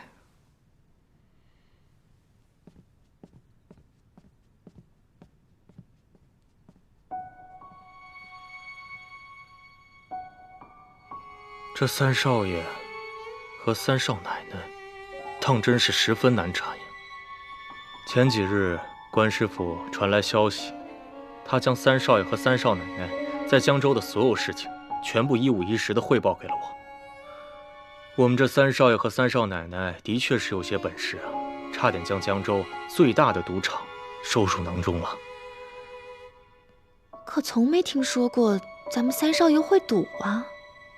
我看8成啊是那三少奶奶的鬼主意。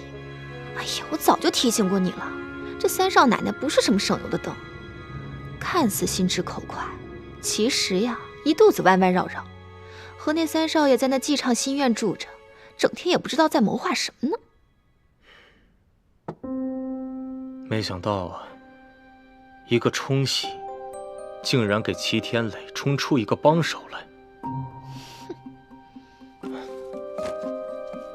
既然如此，那我们现在的首要任务，就是剔除掉这个帮手。你想怎么做？你觉得三少爷和三少奶奶他们两个关系如何？那还用说吗？小夫妻俩蜜里调油似的，感情好得不得了。蜜里调油，我倒要看看他们能够好到几时。这天下的夫妻，有几个能够一直你侬我侬的？你的意思是要离间他们？没错。可人家新婚燕尔，感情好着呢。我知道一人，若是此人来到齐府，定可成事。我们只需要推波助澜，在暗中秘密替他谋划，而我们便可坐收这渔翁之利了。是谁呀？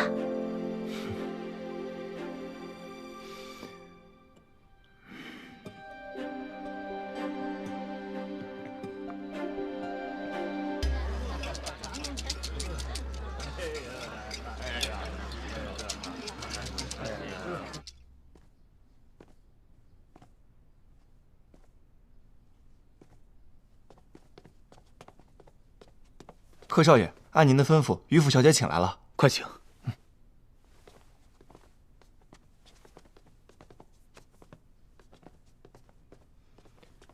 秀波妹妹，好久不见。柯公子，秀波妹妹客气了。还记得老太君把我带到齐府之时，你日日跟着天磊，随着天磊一起唤我表哥。怎么，这些年过去了，倒生分了不少。不如还是按照儿时的叫法，唤我一声柯表哥吧。柯表哥。这一晃啊，这么多年过去了，秀波妹妹已经出落的是个绝色美人了。我这次来苏州谈生意，路过于府，就想着秀波妹妹已经满了3年校期，应当是可以会客了，就特意来问了问。果然见到了秀波妹妹。时间过得可真快，一晃，祖母已经过世3年。如今这世上，就只剩下秀波无依无靠一个人了。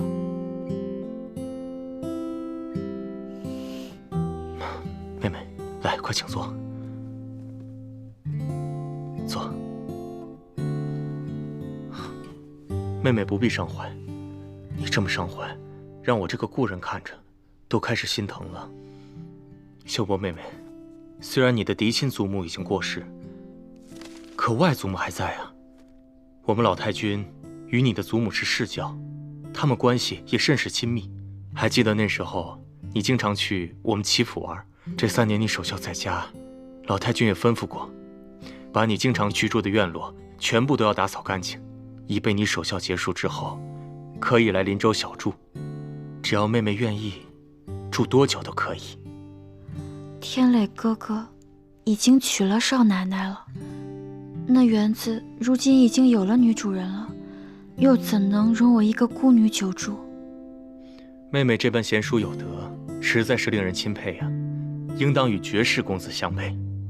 可惜，我们天磊已然有妻子，若是不然，你们2人该是多么美好的天造地设的一对呀！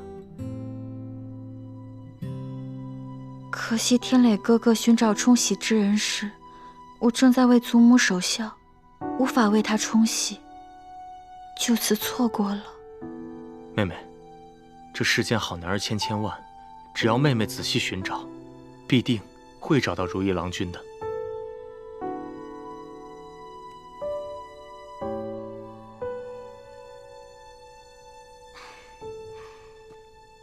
柯少爷，我是秀波的奶娘，容我多一句嘴，这世上好儿郎千千万，可是在秀波心中，远不及齐三公子一人。奶娘，秀波妹妹，你既然对天磊还有这般心思，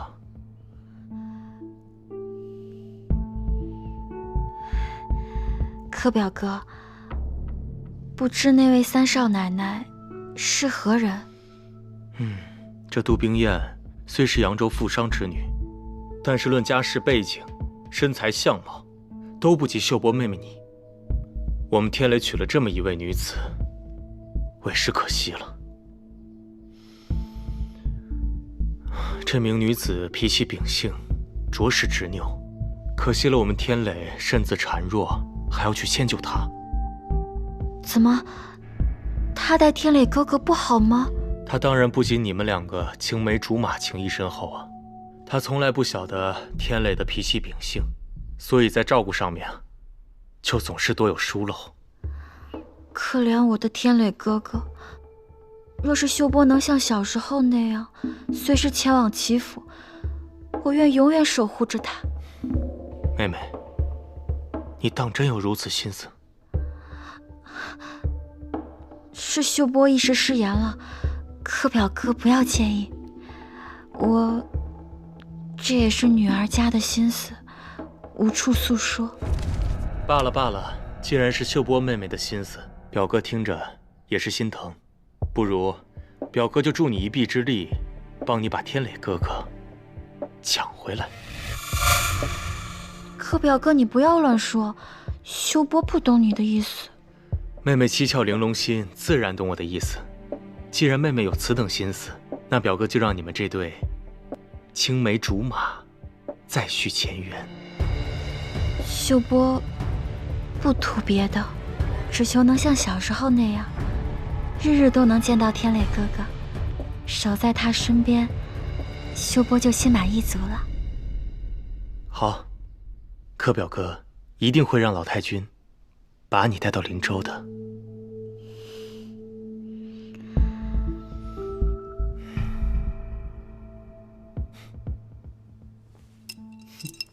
这投壶啊，讲究一个耳聪目明、胆大心细。奶奶，看来你这簪金丝桃花团扇是保不住喽。那未必。行了行了，你这都还没有赢呢，就开始说大话了，赶紧投吧。让你们输得心服口服。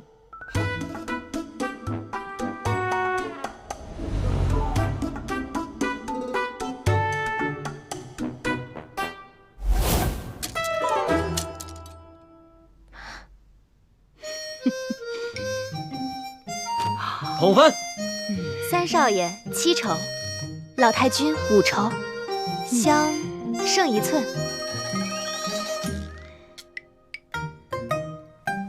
别得意，这一局我替奶奶赢。好，冰燕替我投。娘子请。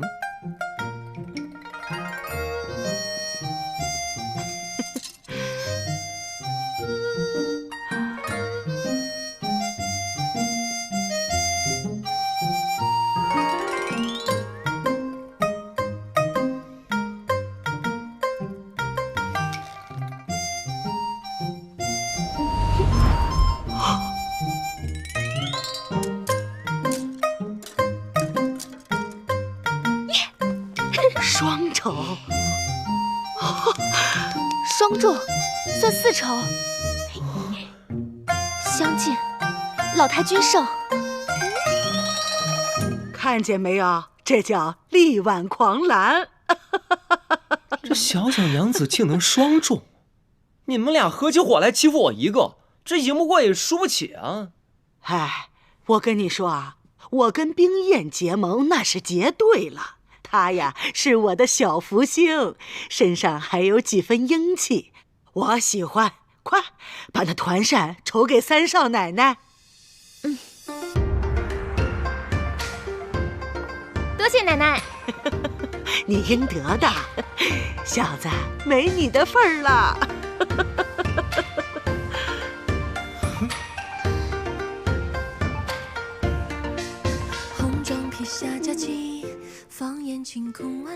好像是挺漂亮的。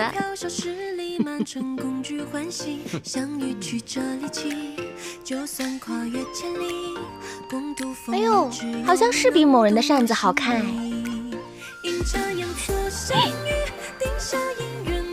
诶，不高兴了？输不起，输不起。怎么还不高兴了呢？输了就输了嘛。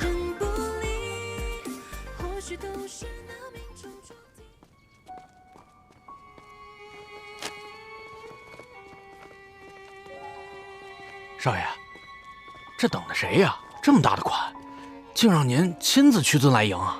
这个人是我请的神兵，来助本少爷我一臂之力的。神兵还一臂之力？把嘴闭上，少说点。是。外祖母，苏州余家嫡孙女儿秀波小姐到了。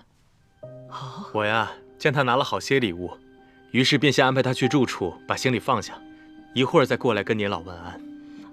好，好，小巧啊，你去把世昭送给我的庐山云雾茶拿来，这个丫头最喜欢喝茶了。老太君，您平时自己都舍不得喝呢。小巧进府晚，常听老太君提起这位小姐，看来老太君是打心里疼她呢。快去吧。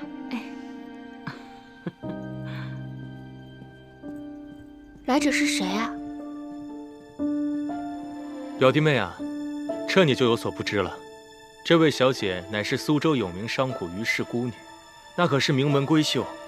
我记得小时候世昭刚到齐府，这位小姐便已是座上宾了。说起来，秀波妹妹与天磊自幼相识，应该也算是青梅竹马吧？可不是嘛，他祖母与我是闺阁密友，未出阁前，我们俩是很好的朋友。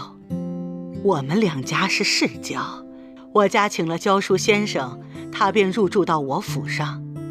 我们同吃同住，同跟着先生学书画。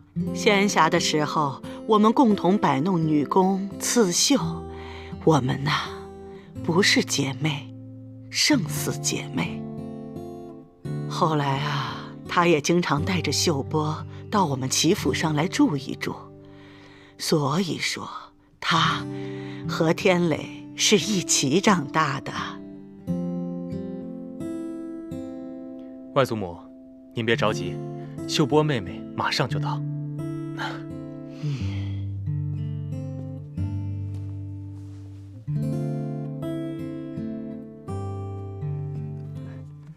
老太君，秀波小姐前来请安。好，叫她进来。请。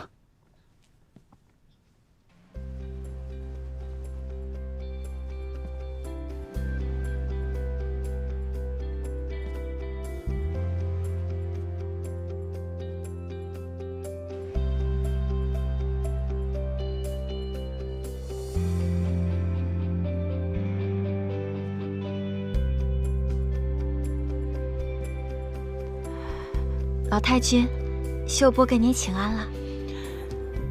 来了就好，来了就好啊，来了就好。打小你父母死得早，你是跟着你祖母长大的，现在她也走了，我知道你很伤心。祖母过世，留下秀波一个人，孤零零的，无依无靠。秀波为祖母带孝3年，常常梦到祖母，整夜以泪洗面。可怜的孩子，可怜的孩子，我知道你是个孝顺的好孩子。不过没关系，你祖母走了，不是还有我吗？是不是？我们这齐府啊，也算是你的半个家了，以后会有人疼你，有人宠你的。多谢老太君。奶奶，这秀波妹妹来咱们齐府本就是喜事一桩，你就不要再难过了。你看，我也是老糊涂了，弄得孩子也跟着伤心。秀波妹妹，一路来辛苦了。见到天磊哥哥，秀波就不觉得辛苦了。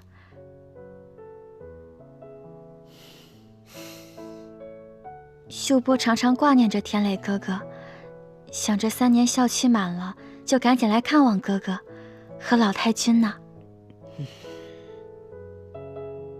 对了，我还给天磊哥哥带来了旧物。记得小时候，祖母与老太君相会，带着我和天磊哥哥去寺庙祈福。大和尚曾言，天磊哥哥麒麟之才，祖母便找金匠精心打造此物，没成想却误了工期。后来祖母过世，秀波留在苏州，3年孝期，秀波一直把他带在身边，就想着今日能亲手送给天磊哥哥呢。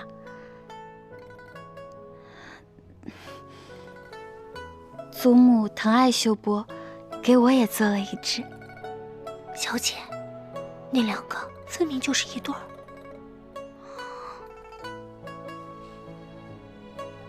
天磊哥哥，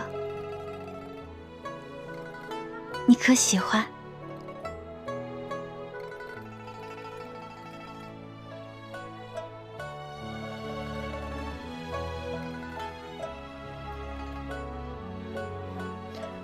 我说天磊啊，你瞧瞧，人家秀波妹妹可是一片赤诚之心呢，你就快收了吧。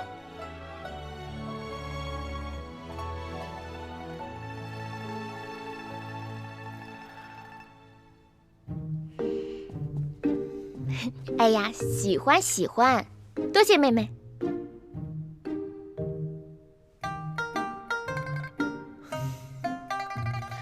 多谢妹妹美意。介绍一下，这位是你的嫂嫂。这个物件呢，本也就是护身符，到时候我与你的嫂嫂生一个大胖娃娃出来，就全当做妹妹的贺礼。我去替小侄子先收下了。能送给天磊哥哥和嫂嫂作为未来侄儿的贺礼，秀波心里更加欢喜呢。你嫂嫂长你几岁呢？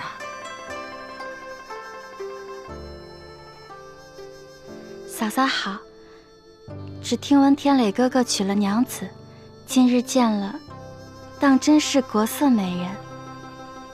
看着嫂嫂这样娇俏，秀波心里喜欢得很呢。多谢妹妹夸赞，妹妹也漂亮。好了好了，别站着说了，坐下，都坐下。来来来，哎呀，真是好几年没见到你了，快坐快坐。哎呀，外祖母呀，您可能不知道，秀波妹妹那可是非常厉害呀。在守孝3年期间，她独自一人撑起了家里所有生意，还在苏州开了一间远近闻名的绣坊。我在江州做生意，听苏州的老板提起秀波妹妹，我呀这才有所耳闻。秀波为了维持生计，不得已才学着打理祖业，做生意的事也只懂些皮毛，还要跟老太君多请教呢。商场如战场，你这个小丫头呀，竟有这种本事。唉，只是一个女孩子抛头露面的，太辛苦了。日后啊，你要是寻到一个如意的郎君，就能过上安生的日子了。秀波，你现在可有许配婚约？秀波还未定亲。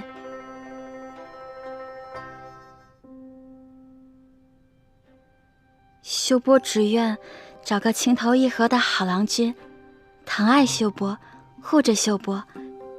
只可惜自己命苦，一直没有寻到良配。不急不急，我们的秀波呀，如此的蕙质兰心，日后我一定帮你寻个好人家。多谢老太君。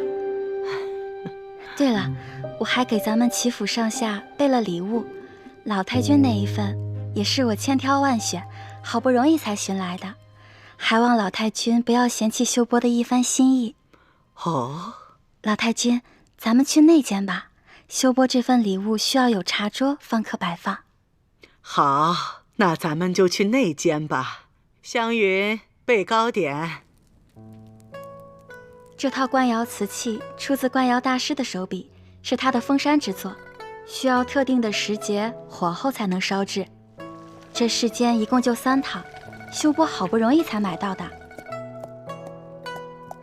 祖母在世时曾教授秀波点茶的功夫，他常言，要说这点茶茶道，还是老太君炉火纯青。如今我将这套茶具送给老太君，并为您点茶奉茶。秀波献丑了，老太君不要笑话秀波，还望您指点一二呢。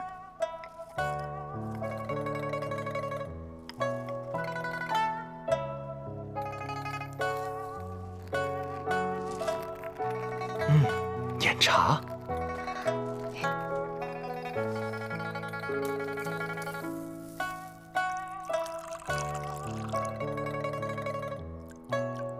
温斩，挑高，手法行云流水。外祖母，您看看，秀波妹妹还真是有些您的风范。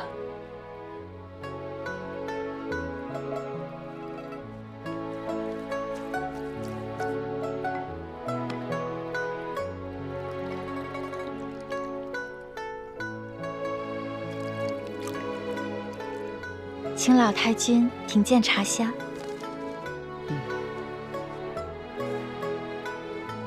柯表哥，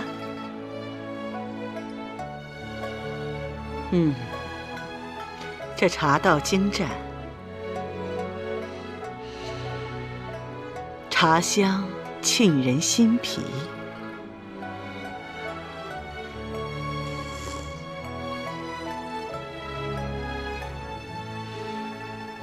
这沏茶的水，可是露水？正是，老太君睿智。曾听祖母说起，当年常与老太君一同泛舟荷塘，采集荷叶上的清香露水，在一起沏茶雅极。秀波也效仿此法，特意采了露水为您沏茶，聊表对祖母的哀思，也是您与我祖母的情谊见证。你这孩子呀，让我想起了你的祖母。好孩子，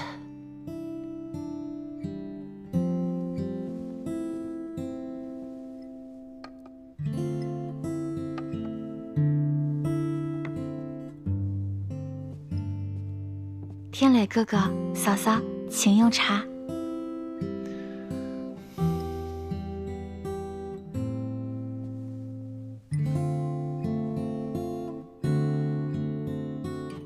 记得小时候，哥哥的嘴最刁了，不是我调的茶都不肯喝呢。天磊哥哥尝尝，还是小时候的味道吗？好，尝尝。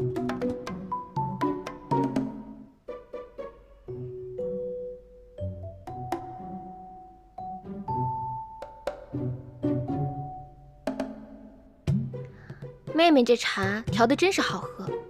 多谢嫂嫂夸奖，若是喜欢，日后我每天都给嫂嫂奉茶。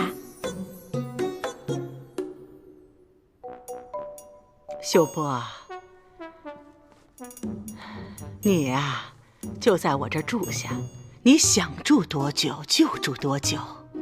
多谢老太君，秀波就算是回家了。秀波想恳请老太君许我住在小时候的园子里，我对那里的花花草草都有感情了呢。这有什么难的？那间屋子呀，还给你留着呢。只是现在天磊成亲了，他和你嫂嫂就住在那园子里。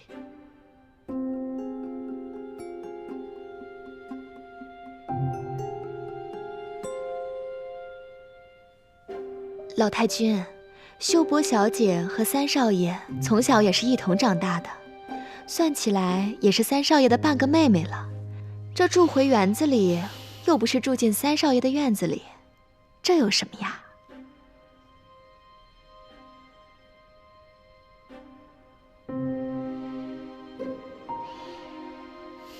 秀波一见到嫂嫂就觉得投缘，想和嫂嫂多亲近些。若是嫂嫂不高兴，那秀波就不入园子了，随便找间客房就是了。啊，没关系，秀波妹妹高兴的话，住便是了。多谢嫂嫂。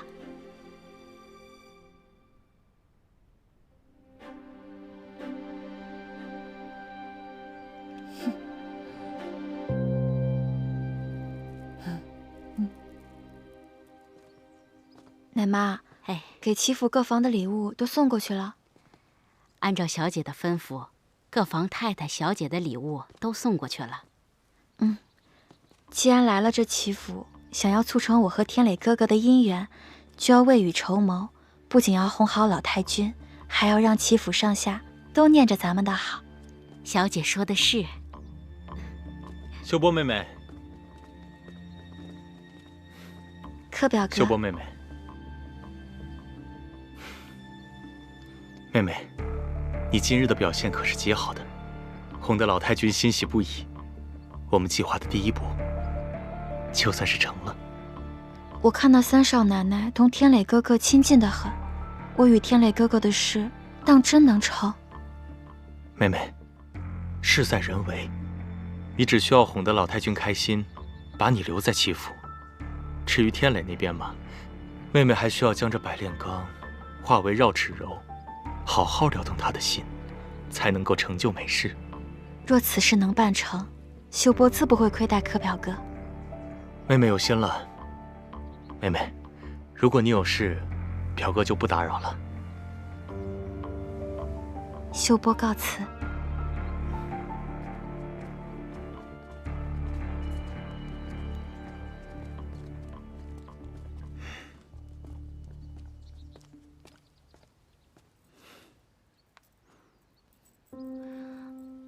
你个没良心的，魂儿被秀波小姐勾去了，枉我平日里如此待你。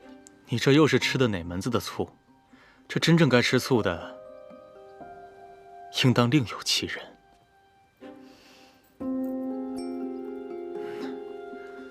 小巧啊，我告诉你，杜冰燕和齐天磊无论多么亲密，新婚燕尔如胶似漆，那也比不过他跟秀波妹妹这青梅竹马的情谊深厚啊。就你最聪明。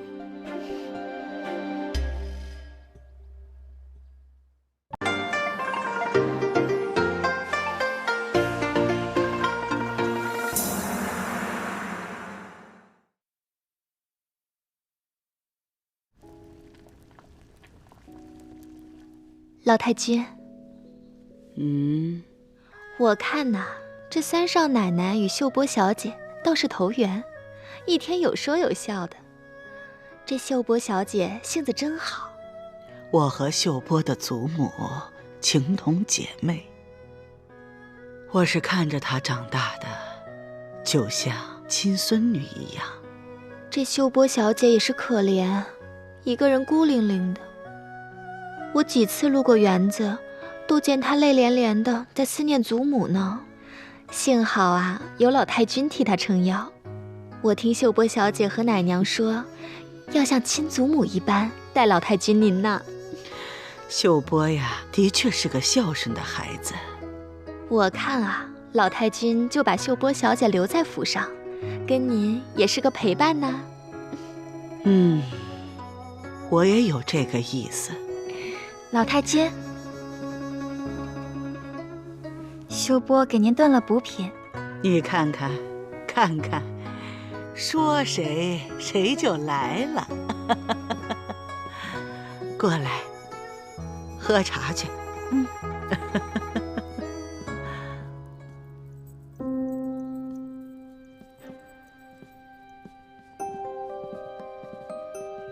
老太君，您快尝尝。这是秀波特意为您选的补品，上好的燕窝，最适合温补了。里头呀还加了点葵花蜜。哦，是吗？那行，我尝尝。哎，坐呀，坐呀，啊，坐。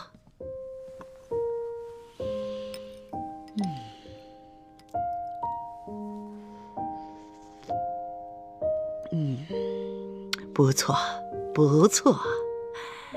我们秀波呀，人善手也巧。秀波孤苦伶仃，能伺候老太君一辈子，就心满意足了。你这是什么话？你好好一个姑娘，怎么可能围着我这个老太婆一辈子呢？你是要嫁人生子的。秀波命苦，祖母过世后无人依靠，幸好有老太君您垂爱，秀波羡慕冰燕嫂嫂能得天磊哥哥爱慕，携手一生。你放心吧，我看着你长大的，到了那个时候，我一定给你做主，绝不会亏待你。谢谢老太君。如果有一天，秀波有了自己想要嫁的人，老太君可愿意为秀波做主？我是看着你长大的，就像自己的亲孙女儿一样。如果到了那个时候，我一定给你做主，绝不亏待你。谢老太君，秀波只想一直伴随在您左右呢。好，真是乖呀，乖。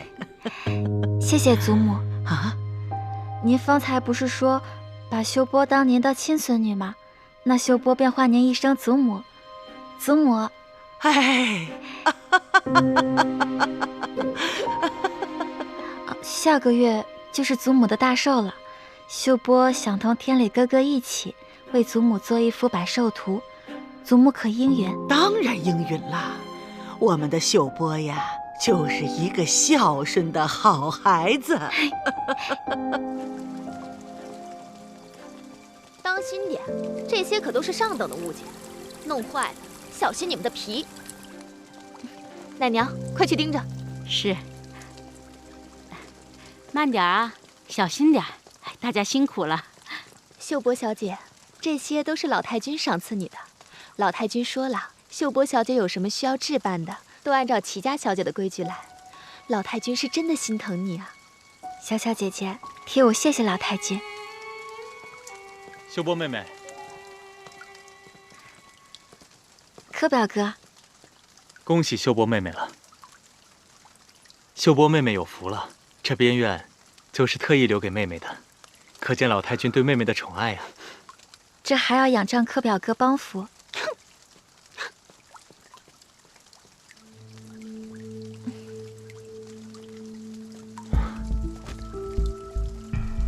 秀波妹妹，近水楼台先得月，但是能否捞得这轮明月，就要看妹妹的了。我已向老太君请了愿，这几日便请天磊哥哥来，一道做百寿图。妹妹性子纯良，想要获得男人的心，就要让他的眼里和脑中都是你，不能有半点旁人的影子。秀波妹妹，攻心为上，善妒则乱，这句话你务必要记住。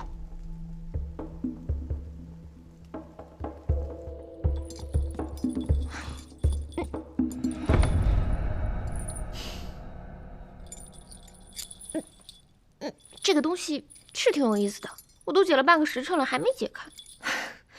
小姐，你还有心思在这儿玩九连环？那秀波小姐已经搬进咱们院子里了。她搬进来就搬进来呗，这园子这么大，多她一个也能热闹些。哎呀，你可长点心吧，小姐。天塌了地陷了，哎呀，没事的。玩也不给玩，吃也不给吃，有什么话说吧。老太君是按照府上小姐的规制给那个秀波小姐安排的，又是丫鬟又是小厮的，配了一院子，比咱们这儿人还多呢。我以为什么事儿呢？他喜欢人多就安排他的，我只要你一个就够了。可是我看到秀波小姐对咱们三少爷是有倾慕之情的呀。不行，你不可以掉以轻心。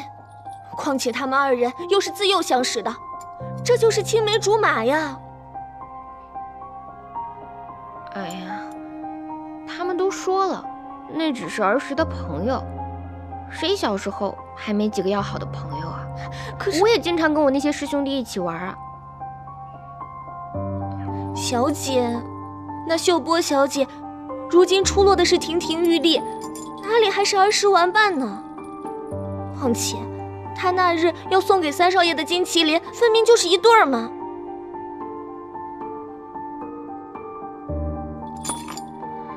天磊人呢？秀波小姐方才遣人来请了，说是邀请三少爷去他那作画。作画？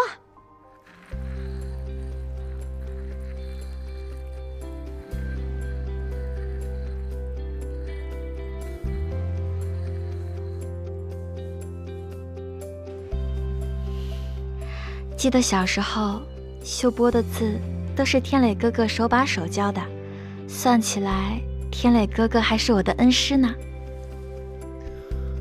是吗？我怎么不记得了？可是天磊哥哥的事，一桩桩一件件，秀波可都记在心里呢。记得小时候，我就钦佩天磊哥哥的书法，行云流水，气势恢宏。时隔3年，哥哥的书法造诣定然又精进了，请天磊哥哥送秀波几个字。也好。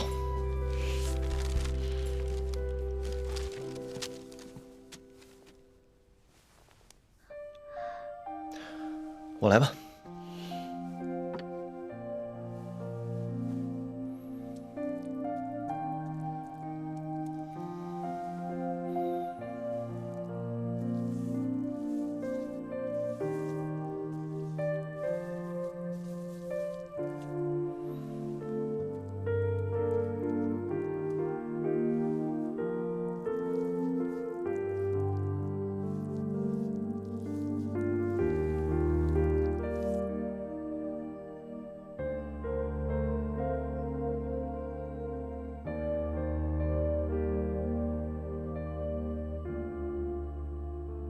天磊哥哥的字真漂亮，男儿胸中有浩然正气，才能凝于笔头，浑然天成。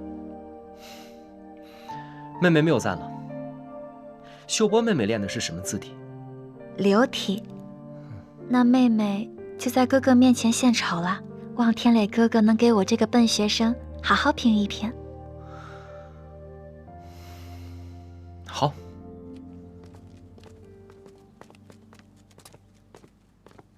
原来这就是秀波妹妹儿时住的地方。走吧，小喜，去看看他们画的什么画。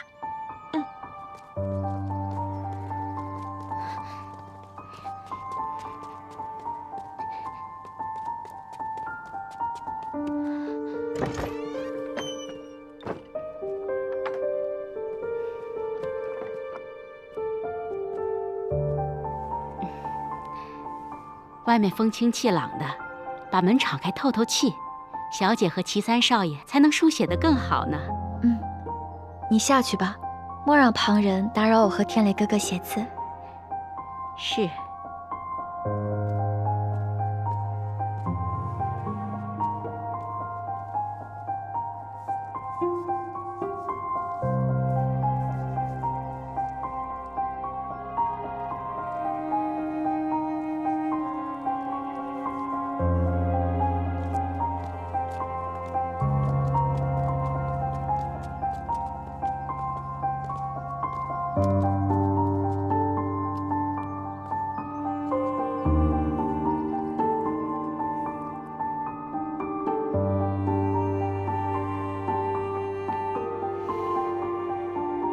郎骑竹马来，绕床弄青梅。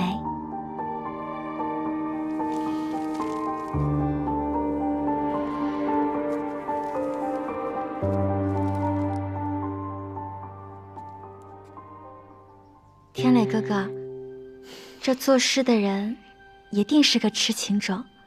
你瞧这诗句，字字含情，说的不就是我和天磊哥哥？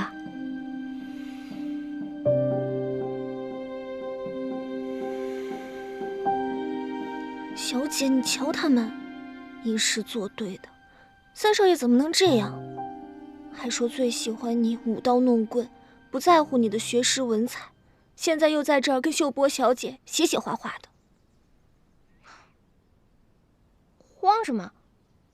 我可是他齐天磊把抬大轿抬进来的。娘子，秀波见过嫂嫂。妹妹好。这是在写什么呀？天雷，这个郎骑竹马来，绕床弄青梅，什么意思啊？此诗是写小男孩以竹竿作为玩具马逗趣小女孩的。嫂嫂别多心，秀波只是想到自小同天磊哥哥一起长大，有感而发。没什么，我知道你俩从小一起长大，就是青梅竹马，感情好得很。娘子，这话可不能乱说呀。我与秀波妹妹虽是一起长大，不过一直都是将她当亲妹妹看待的。天磊哥哥说的是，我二人清清白白。我也没说什么呀。天磊，我知道你们大宅子里的公子哥都是三妻四妾的，既然你这么喜欢秀波妹妹，把她娶进来呀。这个不敢，娘子，我答应过你，此生只娶娘子一人的。小喜，秀波妹妹，这是我小厨房里做的点心，好吃的很，外头可吃不着。现在点心已经送到了，我就走了，不打扰你们。哎，娘子，秀波妹妹，我看此书的寿字拓片并不足以书写百寿图，我再去书院寻一些来，到时候我那半去写好之后再给你送过来。就先告辞了，不打扰了。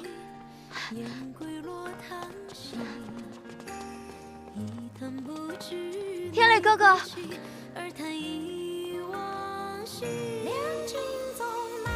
小姐，原以为这杜冰燕在院子里看到我和天磊哥哥成双成对，会嫉妒伤心，没成想他竟然直接进来了，还逼着天磊哥哥说出再也不娶的话。这个三少奶奶呀，着实厉害。不急，天磊哥哥尚未动心，此事不可操之过急。若如今就闹僵了，倒是麻烦。水滴石穿，来日方长。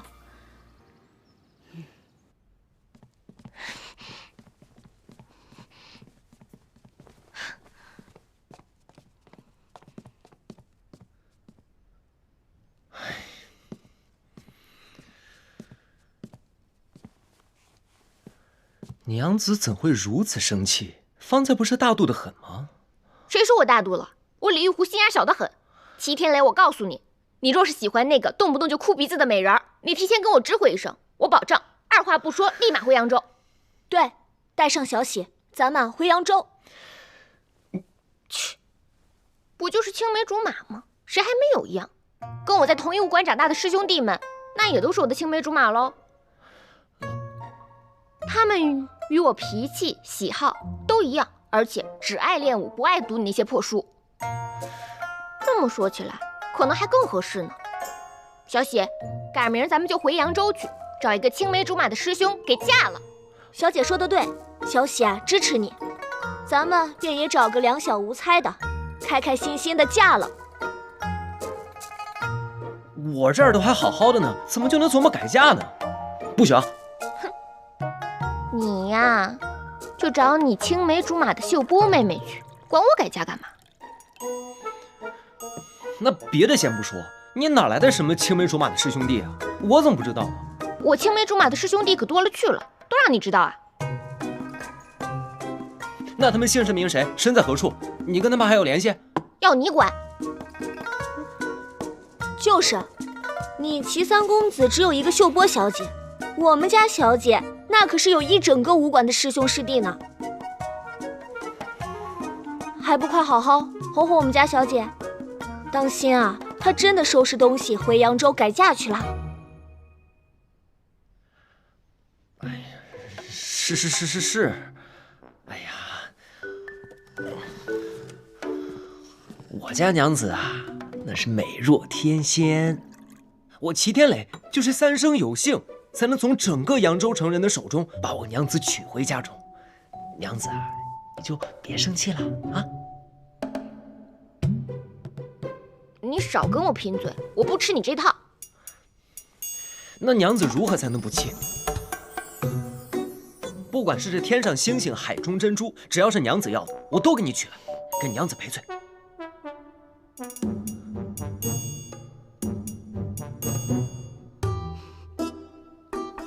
那我刚刚路过园子的时候，看见一棵青梅树，上面有几颗青梅，我想喝青梅酒。行，我这就去把所有的梅子都摘下来，只给娘子一个人用。娘子，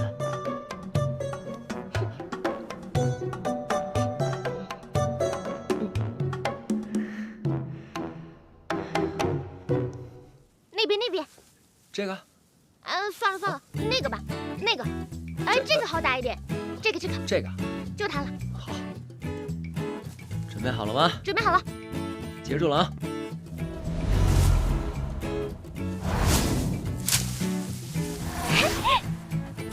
再来。这个。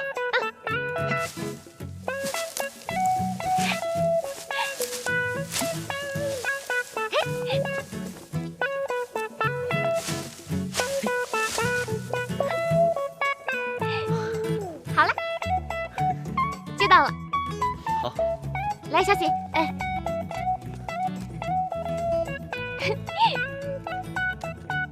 这么些可不够酿酒啊。这早就过了青梅成熟的季节了，目前也就只剩这些。况且这棵树还是我亲手栽种的，它一年的产量也不太多。若是娘子喜欢，我便都留给你，拿去酿酒。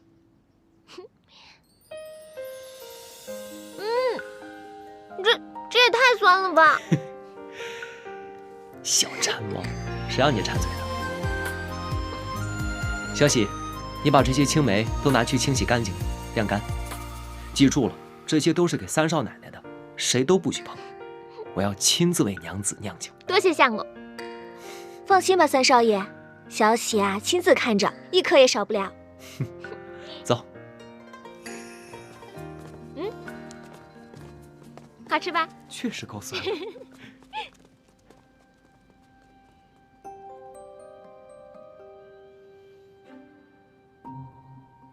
那棵树是天磊哥哥小时候亲手栽的，那时候每一年都是我陪着他培土上肥，待到青梅成熟了，我向他讨，他是都给我的。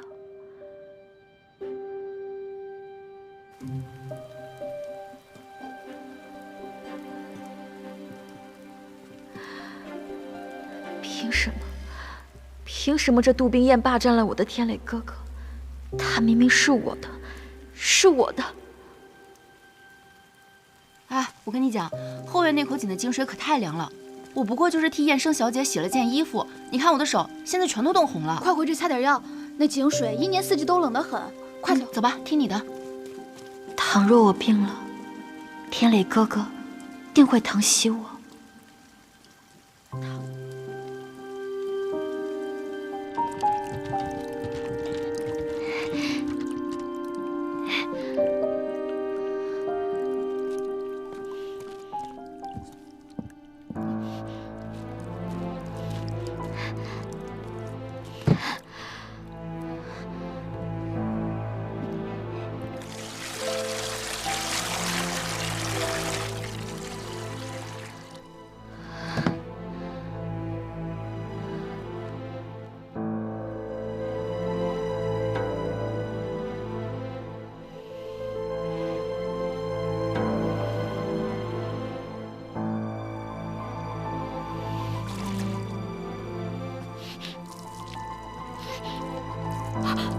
小姐，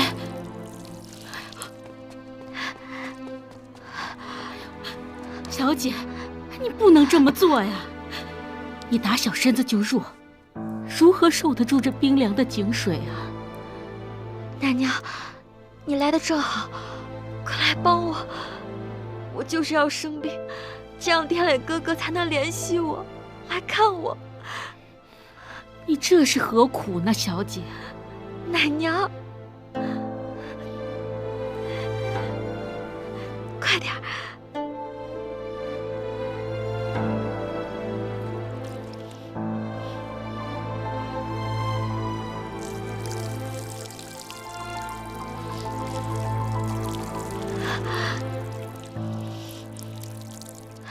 再来！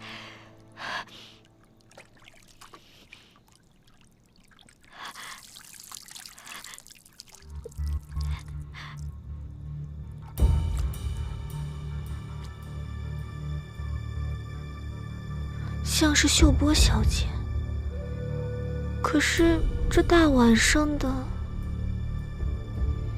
哎呀，许是我看花眼了吧？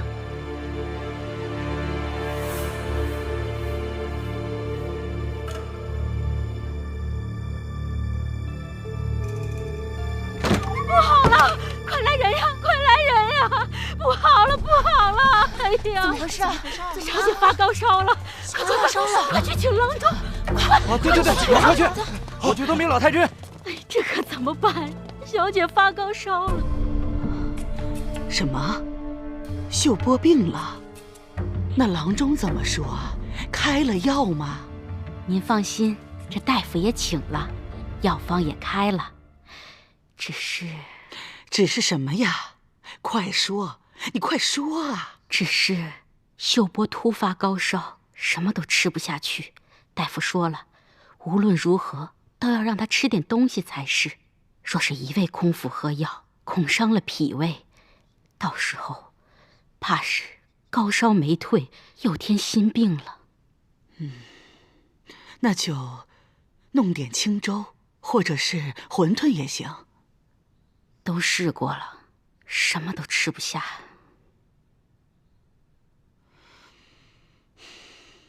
走，我们瞧瞧去。老太君，小姐发烧，您就别过去了。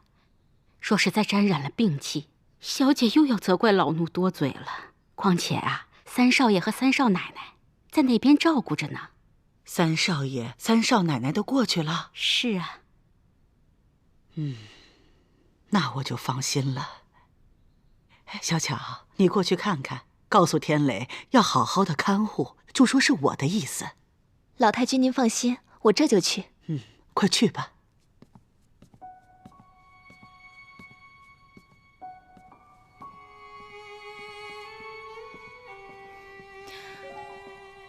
老太君，别担心。天磊哥哥，醒了，快听听秀波小姐说什么。天磊哥哥，天磊哥哥，三少爷，我们小姐这是唤您呢，这都迷迷糊糊唤了一晚上了。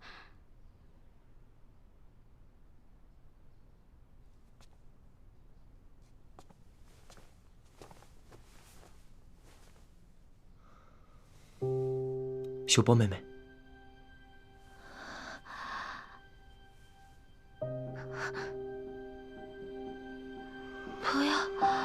不要抛下秀波。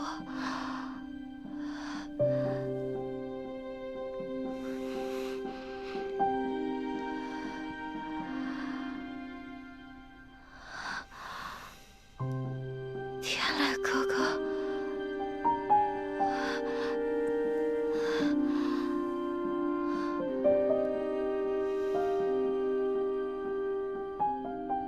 你们怎的都在？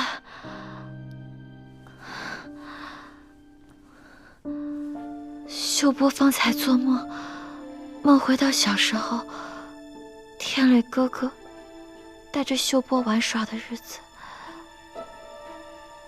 小姐，你一直高烧不退，可把我们吓坏了。如今可好，总算是醒过来了。秀波让哥哥嫂嫂担心了，这又不是你的问题，肯定是照顾你的下人没有照顾好，所以你才生病了。不是的，嫂嫂，他们都照顾得很是尽心，是我自小身子就弱，怕是突然来了林州，一时水土不服，多休息2日就好了。我记得小姐小时候初到林州，也得过一次这样的病。我不碍事的，劳烦天磊哥哥和嫂嫂担心了。还说没事呢，从昨天晚上到现在，你可是一口东西都没吃。奶娘，不可多嘴。来了，厨房做了素馄饨。小姐，我喂你吃一口。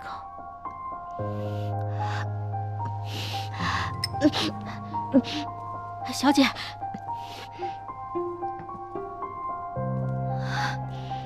三少爷，这还没吃呢就犯恶心，这可怎么办呀？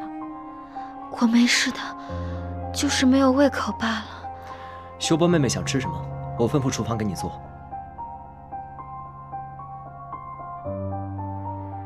我想吃天磊哥哥小时候给我做的青梅府。小时候每次有个头疼脑热，天磊哥哥就会给我做的那个。三少爷，方才老太君还吩咐要你好好照顾秀波小姐呢。我记得咱们后面不是有棵青梅树吗？你快命人去摘了，给秀波小姐制作青梅府吧。现在早已过了青梅采摘的时节，况且那棵树上也已经没有青梅了。没了？我前几日路过，见还有几棵的。已经被我采完了。我摘的，我想喝青梅酒，所以把它们都摘了。不过，天磊，眼下妹妹病得这么重，你把它们都拿出来做成青梅府，给妹妹开开胃吧。这一直不吃东西也不行啊。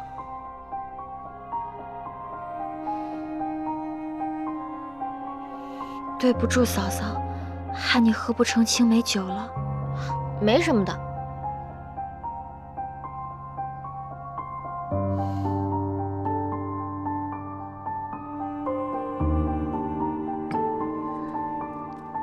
都怪秀波，害天磊哥哥劳累这么久。不碍事，毕竟工序繁琐了些，所以晚了点。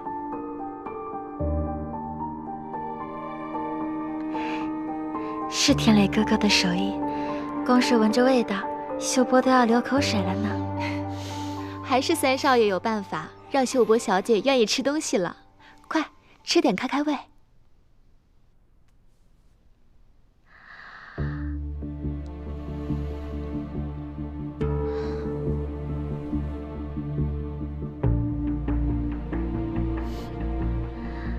还是天磊哥哥联系秀波。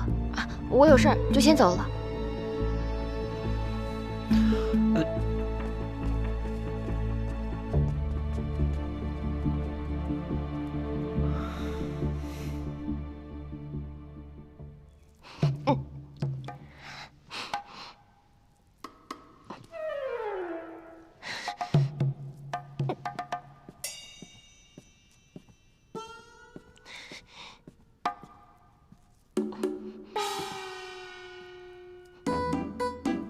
小姐，你吃点东西吧。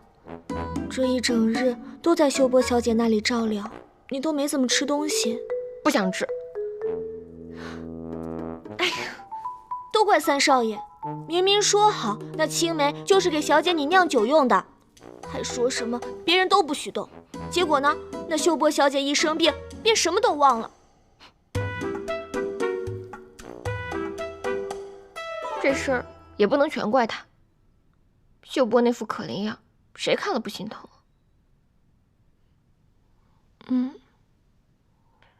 小喜，我觉得很奇怪，但又说不出哪里奇怪。哪里奇怪呢？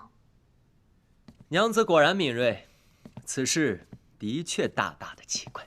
你过来这儿干嘛呀？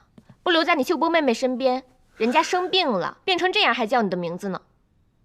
那人家不是烧糊涂了吗？齐天磊，你说得倒轻松，是你先拉人家手，拉的还不够吗？那拉手，哎呀，是不该。娘子，你别碰我。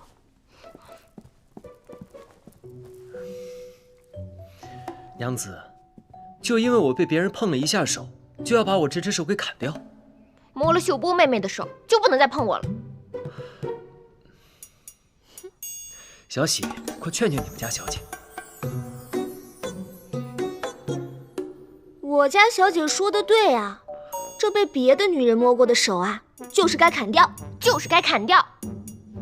你们主仆二人竟是如此妒妇！哼，对，我就是妒妇。你不喜欢，找你秀波妹妹去啊。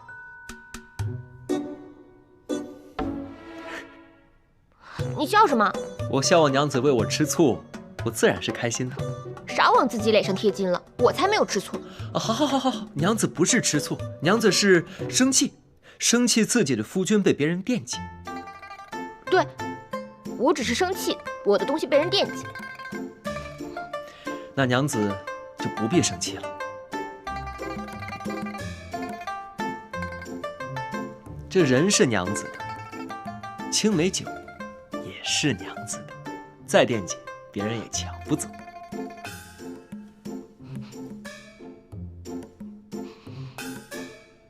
果然是青梅酒，你哪来的青梅？为了保住娘子的这几颗青梅，我可是差人跑了大半个林州呢。我这番煞费苦心，可娘子竟然要砍掉我的手，我还真是伤心呢。好吧，我误会你了。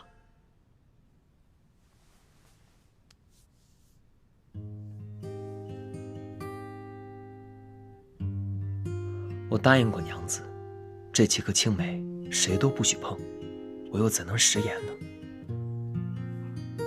算你识趣。对了，你刚才说有些奇怪，是发现了什么吗？秀波这场病确实有些古怪。我也觉得，这好端端的，怎么就突然生病了呢？他在梦里叫我的名字，拉我的手，都略显刻意。你是说他这是演的？高烧倒是真的，不过这情貌真有几分像演的。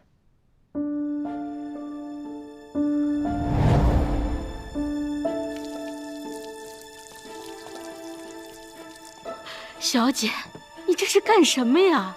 哎，我想起来了，昨天晚上我去后院收青梅的时候，看见水井边上有2个人在争执，还有水声呢。那身形像是秀波小姐，我瞧着她正打了那井水上来，泼洒着呢。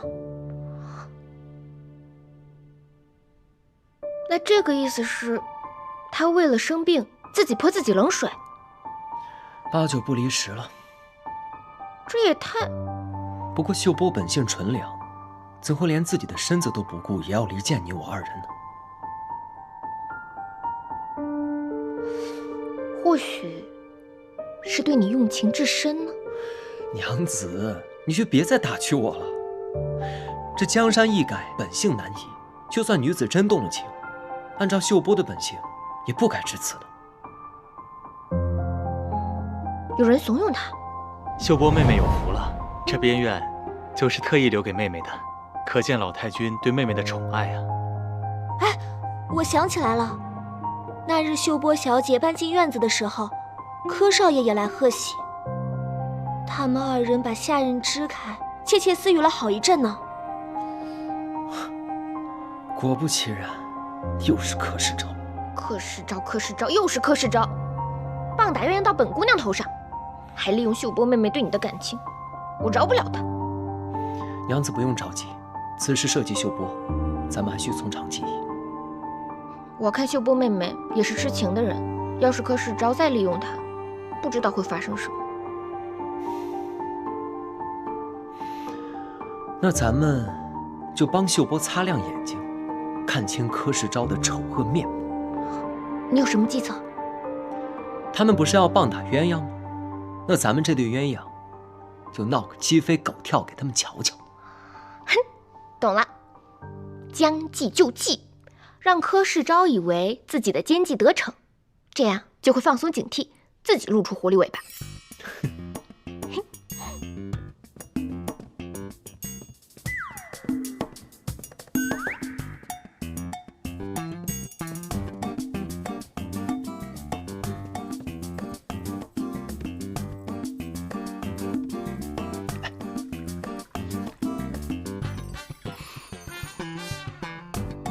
你这悍妇，嫉妒成性！我堂堂齐家三公子，3妻4妾，通房4舞，又有何不可？哼，你这个没良心的！我千里迢迢的嫁来齐府，你就这么对我，让我跟那些阿猫阿狗争风吃醋。早知道我就不来了，让你这个病秧子病死！你再看看你浑身上下，哪样与我般配？我要找一个天仙般的女子，秀发如水，顾盼生姿。你想得美！哪个好女子看得上你？一看就是病秧子，身体不行。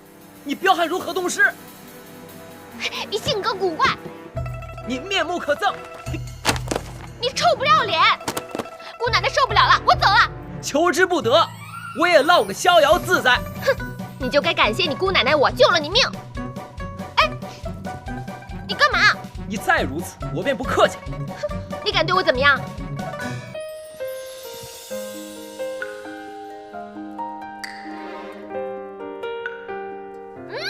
你这个人竟然对我动手，有何不敢？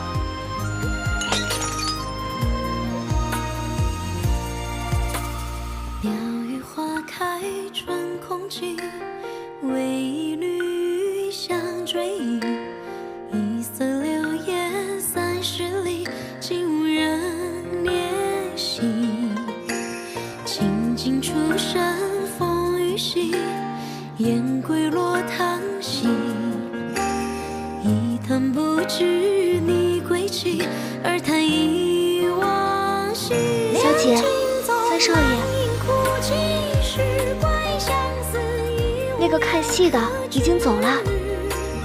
难忘当时为爱的坚持。小姐，那我进来了。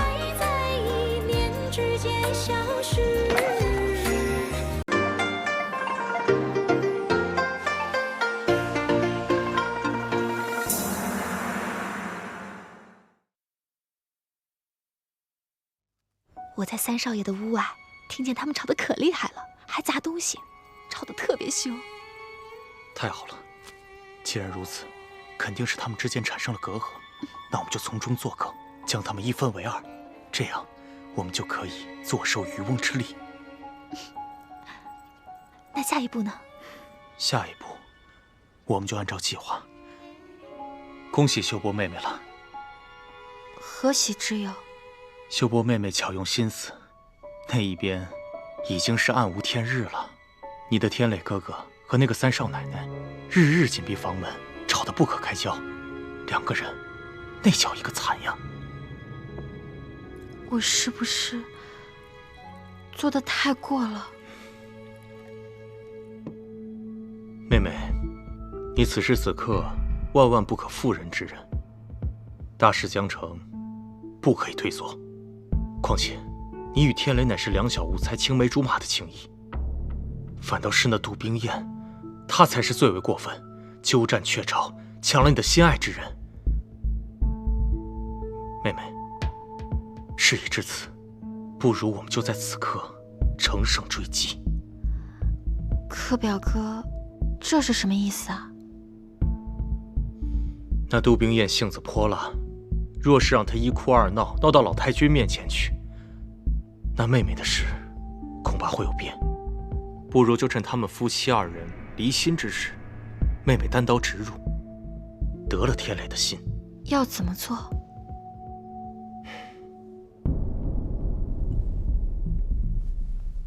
将生米煮成熟饭。这怎么行？我虽自小倾慕天磊哥哥，但女儿家的名节最是珍贵。非常之事当是非常手段，此时你只需要屏退旁人，只有你与天磊二人知晓。待到事情发生，天磊行了夫妻之实，必会给你名分，便可保你名节。妹妹，箭在弦上，不得不发。况且你已经挑拨了他们二人的关系，而你自己也是孤零零一个人，与其让三个人难受，不如你就成全了自己，成全了天磊哥哥吧。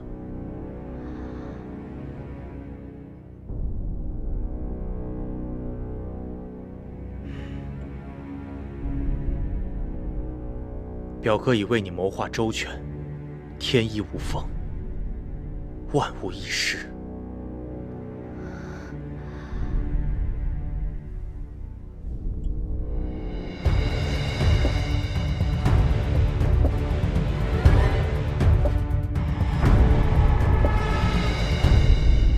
冤家，你跟我说，你是不是见那秀波小姐美若天仙，才一心一意地帮她出谋划策，帮她当上齐家的主母，竟还操心顾着她的名节？哎呀，你说说你呀，这小丫头片子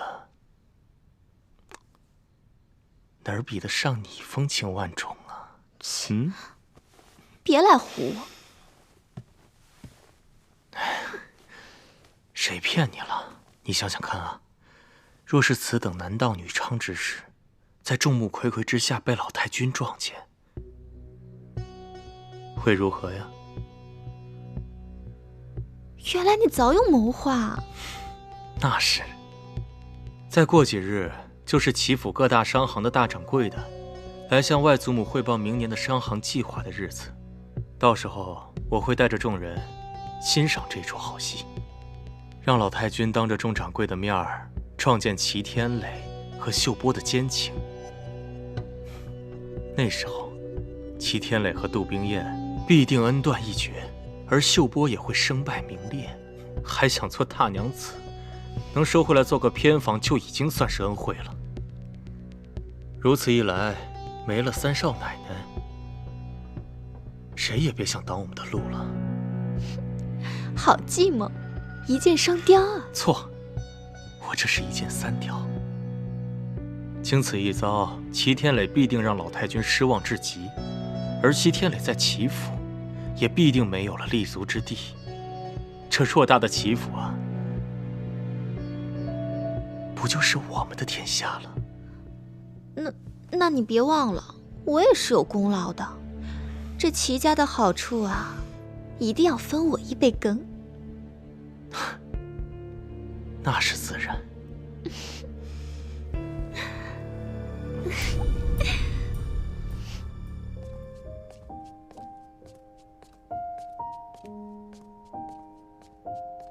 齐三公子，我们家小姐说了，替老太君制作百寿图所用的染料要色泽艳丽才好。小姐邀约三少爷前往后花园，一同采摘水芙蓉花，以此精研成料，留作备用。小姐在水榭等您。好，我换了常服，便去赴约。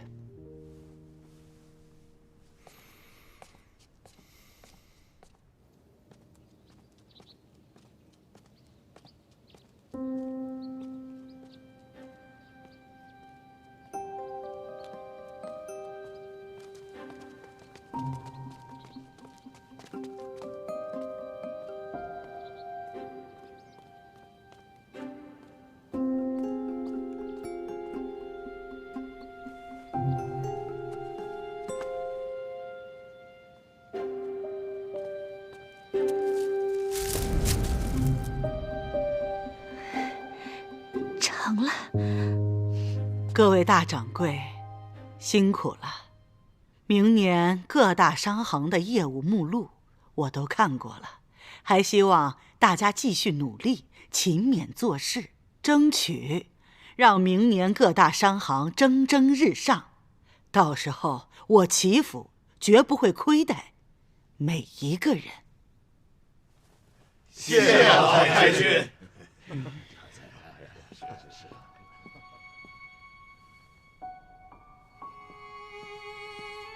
世昭，今天晚上的酒宴准备的怎么样了？我要好好的犒劳犒劳各位大总管。外祖母放心，世昭此次特意请了兴盛楼的名厨，来给各位大掌柜的设宴。这兴盛楼的名厨啊，最擅长烹饪西湖醋鱼，只不过此道菜肴甚是繁复，还望各位稍待片刻。做得好。不如这样，外祖母，趁着天晴风暖，您和各位大掌柜的去后花园逛逛园子。我看那满湖的芙蓉已开，风景甚是宜人呐。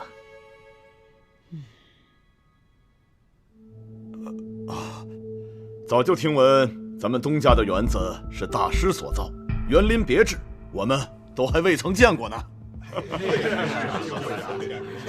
这有何难的？走，跟着我去看看。好啊，太君请，太君请，太君请，请。好，大家都一起来吧。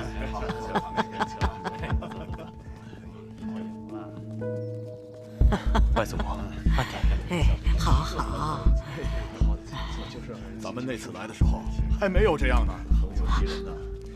你看这桥，果然是曲径通幽，风貌别致呀。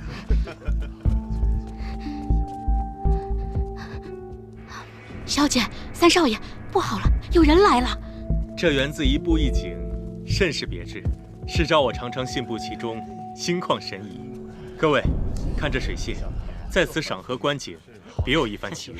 是啊，那就带各位大掌柜的过去瞧瞧。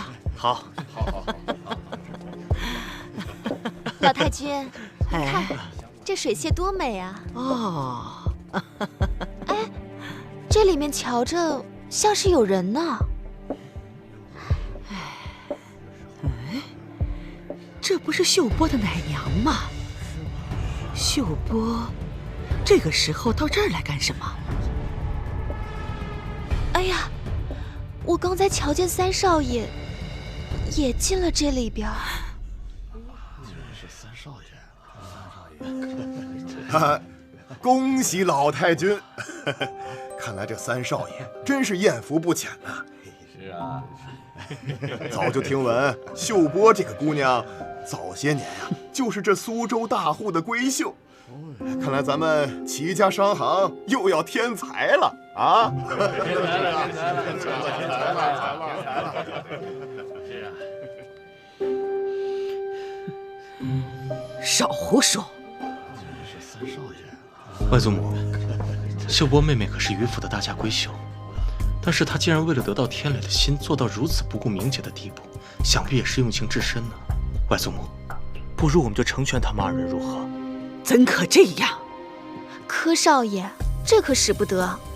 我们堂三少爷可是齐府的独苗，怎能与这种不顾名节的女人结成连理呀？哎呀，天磊呀，他既然能够来到此处，那必定是两人早有情谊，枉费了老太君对他这么多年的苦心栽培啊！竟然如此放荡，也练起女色来了。哼，这个天磊！奶奶，奶奶，您找我。那瓶子里是何人？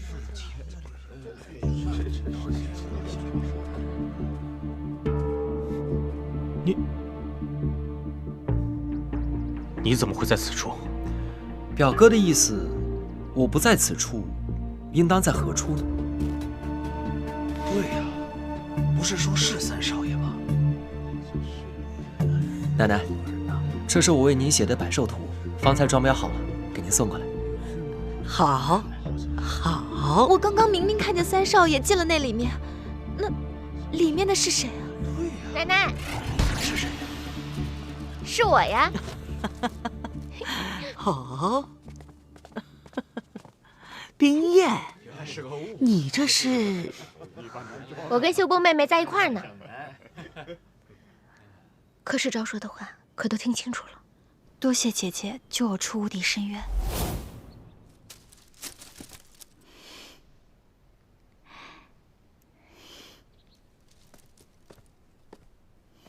天磊哥哥，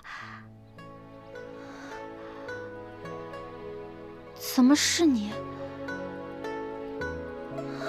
秀波，我有话与你说。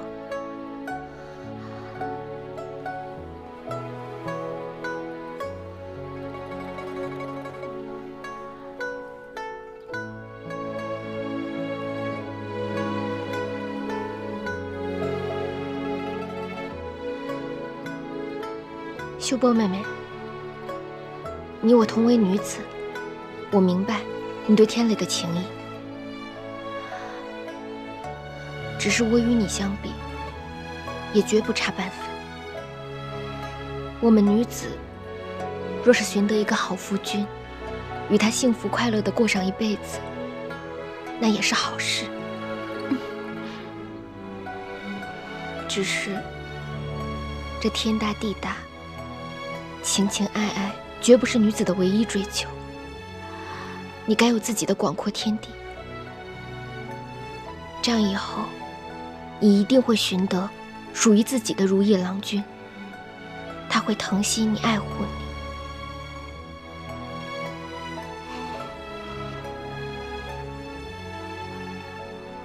这种傻事啊，以后莫要再做了。冰月姐姐，傻孩子，怎么会是三少奶奶？还穿着三少爷的衣裳。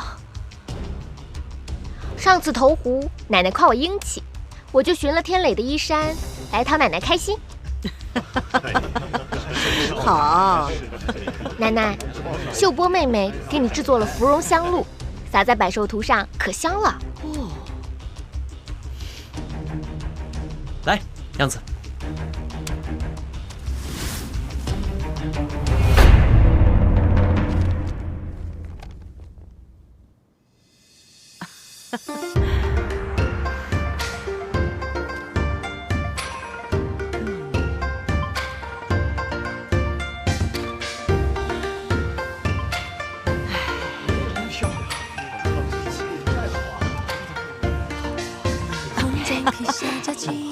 好，祝奶奶福如东海，寿比南山。好，同乐同乐。好孩子，真是两个好孩子呀！好好好，恭喜恭喜！或许都是那命中注定。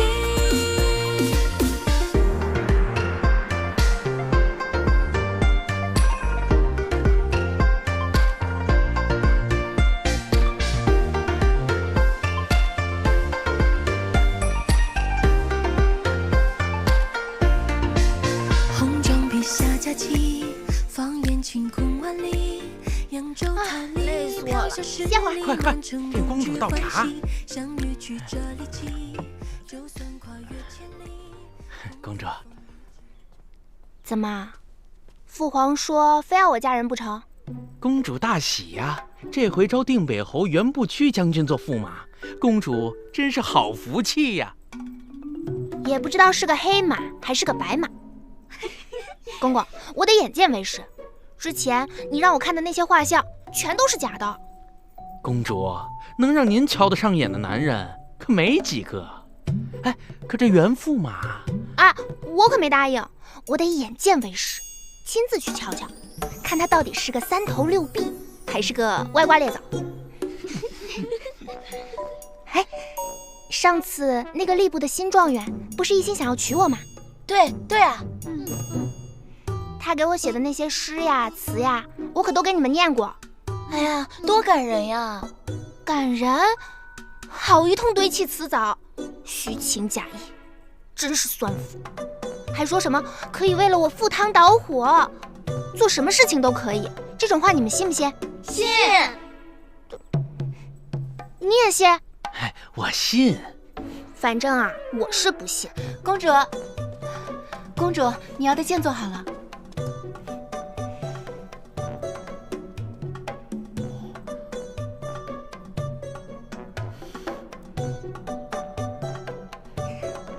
公公，我们玩个新游戏吧。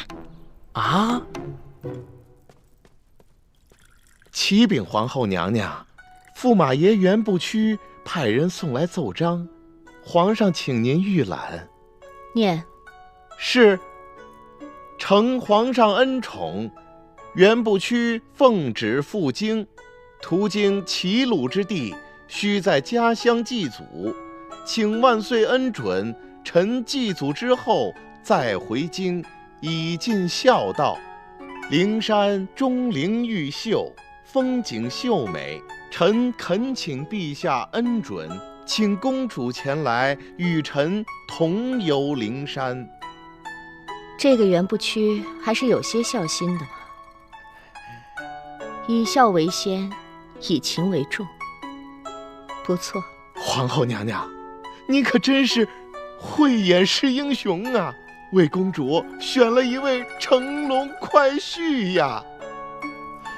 昌平个性孤傲，还不知道他会捅出什么篓子来。我虽贵为皇后，是一国之母，却不能替公主择婿。难道这就是己所不欲，难施于人吗？见过公主。免礼，快请坐。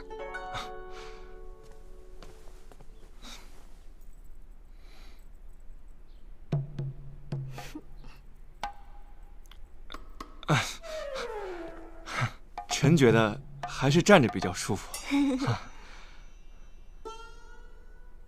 啊，对了，新状元，你还记不记得你以前给我写的诗词呀？刻骨铭心。臣对公主仰慕已久，公主是天下第一美人，多少人都拜倒在公主的石榴裙下。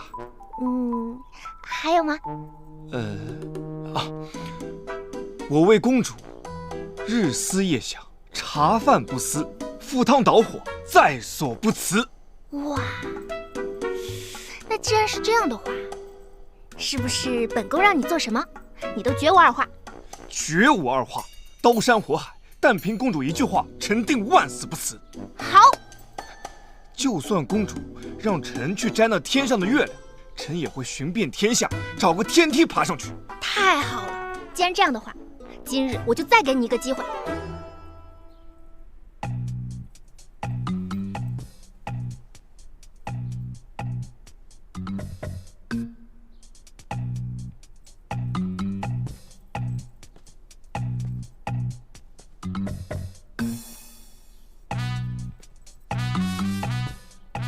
给你画一个小圈圈，然后你在这个圈里不许动，能做到吗？这有何难？天打雷劈，我也不动。一言为定。驷马难追。好，公公，把这个苹果顶在头上。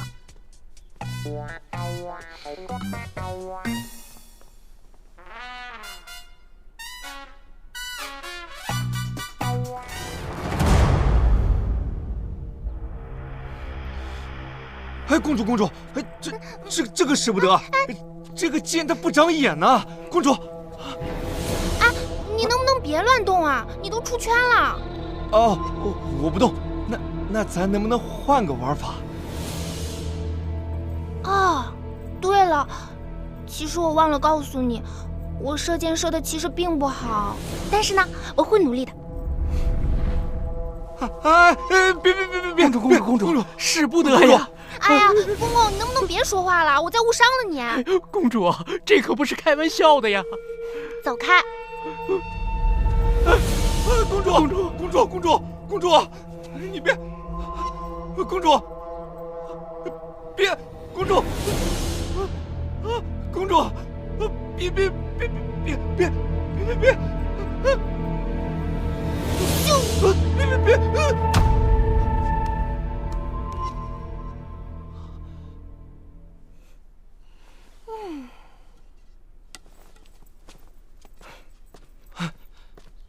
多谢公主，手下留情。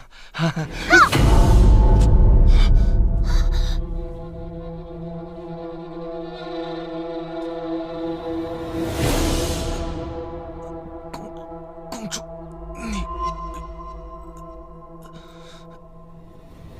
你别演了，这个箭头是蜡做的。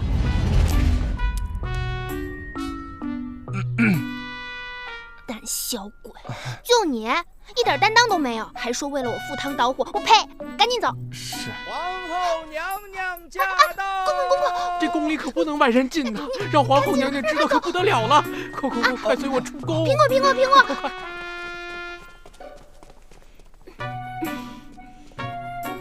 皇后娘娘驾到！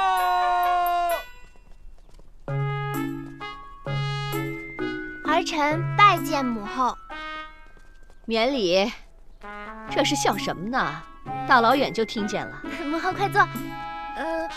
我们刚刚在一起射箭，跳绳来着。这都快有婆家的人了，还只知道玩。驸马来信了。母后，我都不知道原部区长什么样呢，你让我怎么嫁呀？他信上说，想约你去灵山同游，上山看日出，逛云中仙地。可我也不知道，你是想去不想去啊？母后，我想去。天天在这御花园中都要无聊死了，什么时候去啊？看把你急的。暂且不说什么时候启程吧，我有3个条件，你可要先答应我。母后您说。这第一，你要脱去这身皇家的衣裳，扮成民间女子，不可让别人知道你的公主身份。扮成民间女子一定很好玩，我答应。这第2条，张公公扮成你民间女子的父亲，与你同行。母后，他连一根胡子都没有，怎么扮成我爹呀？公主啊，要长胡子也不是什么难事儿，粘上一个不就行了？行，我答应了。那这一路上，你不可以再耍公主的脾气。这第3条，凡事呢要跟张公公商量，切不可胡来任性。好，放心吧，母后。皇后娘娘，我是看着公主长大的，我一定会竭尽全力，慎之又慎的照顾好她，您就放心吧。母后，我都答应了您3条，我也有3条。你也有3条？哪3条？说来听听。这第1条嘛，这驸马的人选，我要亲自挑选。你还是想自己选驸马？我要亲自挑个好的。皇上指婚，君无戏言。那我就跳灵山。你，公主，别急呀，公主别急啊。这样吧，你先去灵山看看那个原部区到底怎么样，然后咱们回来再商定。好，母后最好了。我还有第2条。第2条呢，就是我让他们跟着我的时候，他们才跟着我；我不让他们跟着我的时候，他们就不能跟着我。我又不是什么小丫头了，我已经长大了。你要答应为母，确保自己的安全。最后1条，就是母后，你能不能让父皇给我1道金牌啊？省得他们欺负我。这个你想的倒是蛮周全的。好吧，别给我惹祸就行。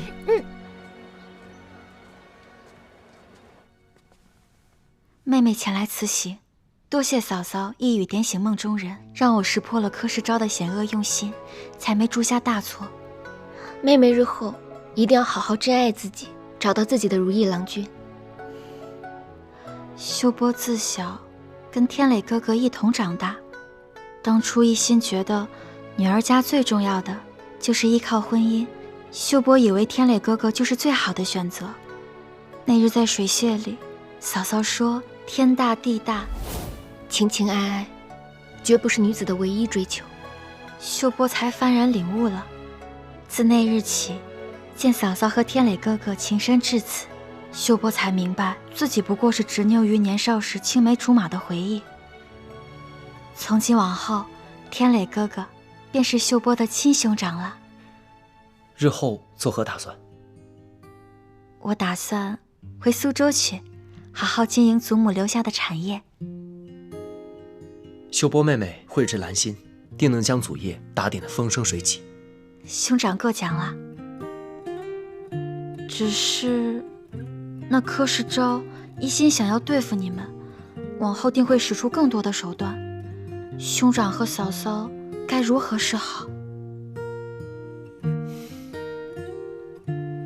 放心，你且安心回苏州去。我和你兄长有的是法子对付他。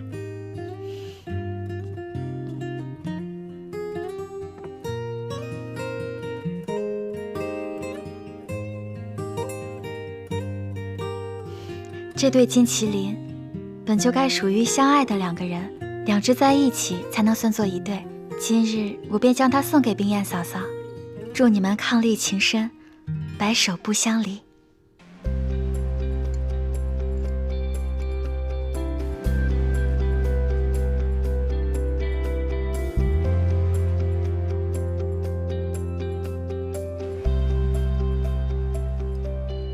多谢妹妹。妹妹走了。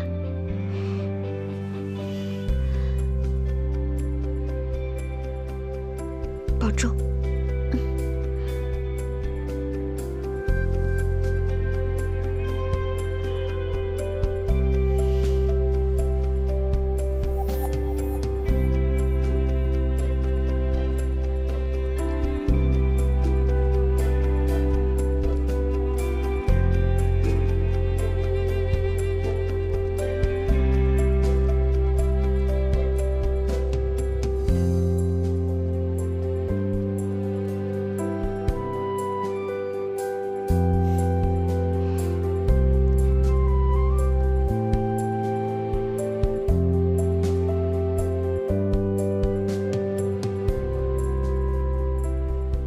少爷，秀波小姐回老家去了，临行前特意去见了三少爷跟三少奶奶去辞行。看着秀波小姐和三少奶奶姐姐妹妹叫着，依依惜别，亲昵的很。哼，没用的东西！看来如今这步棋算是败了。三少爷和三少奶奶还当真是铁板一块，连我都拆散不了这对小情人啊！既然如此，那我就成全他们，让他们做一对亡命鸳鸯。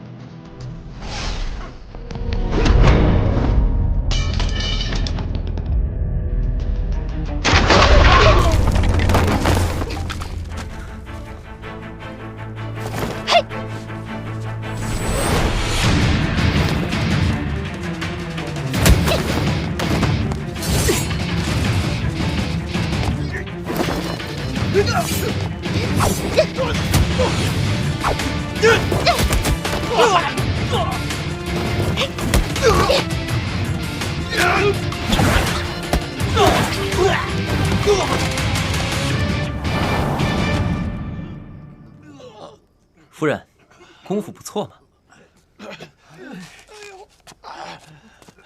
其他的交给你了。哎，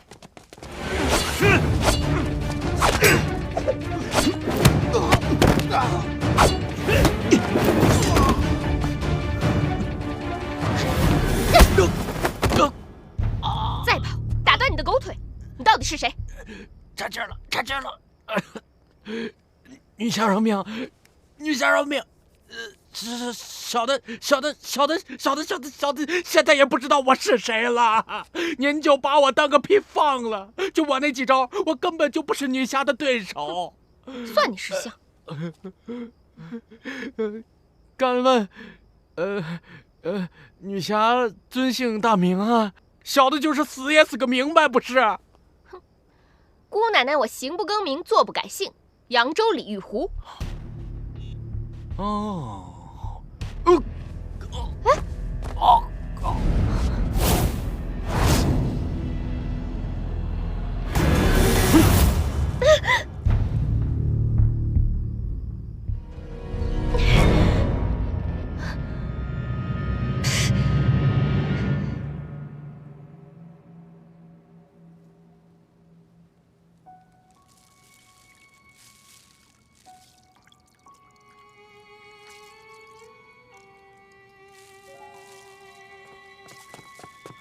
少爷，哎呦，不得了了！这三少奶奶武艺高强，果然非同寻常啊！就我那几个人根本就不是对手。三公子毫无病态可言，挥剑生风啊！我刚要动手，上来就给我一拳，你看给我打的，我现在看东西还有点模糊呢。生死攸关嘛，自然拼命。不是少爷，我跟他们交过手了，他们个个武艺高强。你所言当真？当真，少爷。现在干掉这两个人恐怕是没那么容易了，就我那几个货根本就不是对手。况且这次吧，就是杀人不成，若是再想动手，恐怕就更难了。废物！且慢，这杜家千金怎么会武功呢？少爷，小的这次的事儿虽然是没办成，但在危难之时，小的给您套出个惊天大秘密。什么？快说！就当时吧，就三少奶奶呱一下，就一脚给我窝那儿了，我岔气儿了。我当时就觉得吧，这条小命肯定是交代在这儿了，然后我就跪地求他呀。我问他，我说你何人？报上名来。他怎么说？哎，他吧，当时没了防备心了，就大言不惭说自己行不更名，坐不改姓，扬州李玉湖。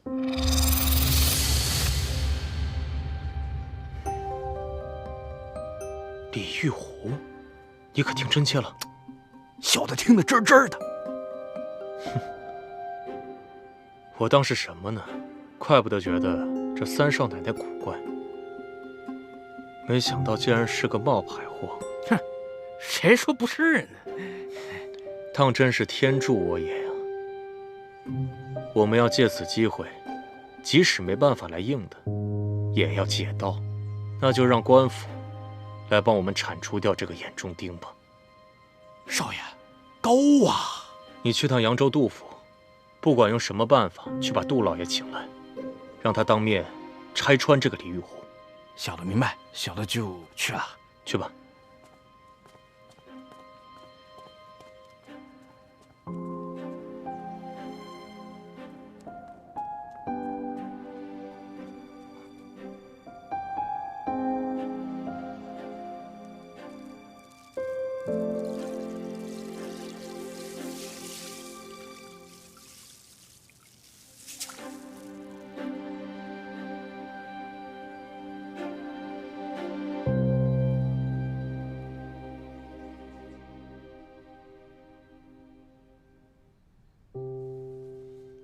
小姐，这2日除了送药，那继承心愿就不要去得太紧了。不是你让人家盯得紧一点吗？这叫内紧外松，也省得让人觉得你总在背后盯着他们呀。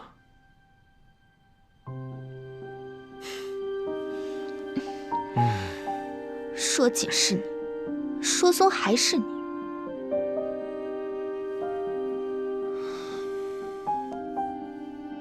你是不是被抓住什么把柄了？哪有什么把柄啊，无非就是欲擒故纵罢了。欲擒故纵？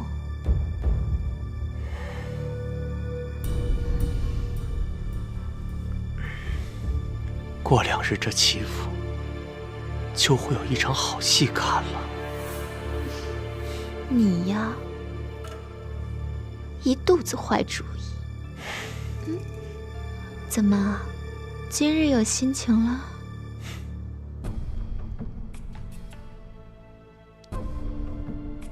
那是自然。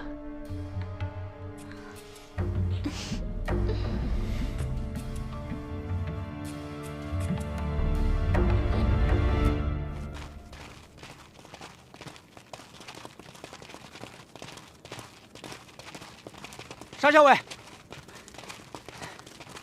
沙校尉，有袁将军给你的书信。大哥的信，快给我看看。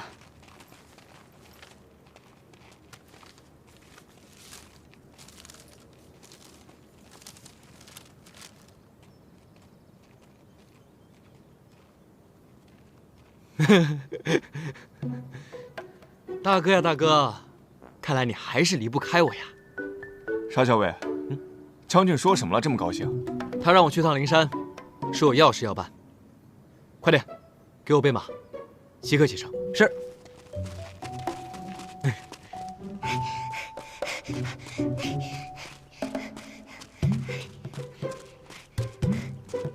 们追不上我吧？累死我了！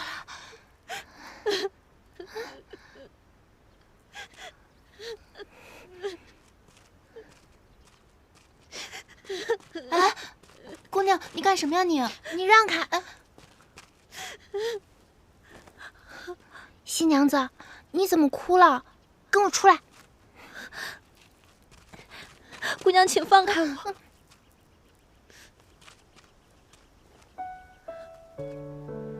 你怎么不开心呀？开什么心啊？要看你嫁什么男人了。怎么，你嫁的不好？听说是个凶神恶煞的克妻鬼，前2个娘子都被他打死了。那你不嫁不就成了？我爹欠了别人很多钱，实在没有法子了。臭男人，我替你做主，别难过了啊！你一个小姑娘，能有什么法子啊？可是小姐，不好意思啊，我们要赶路了。起轿。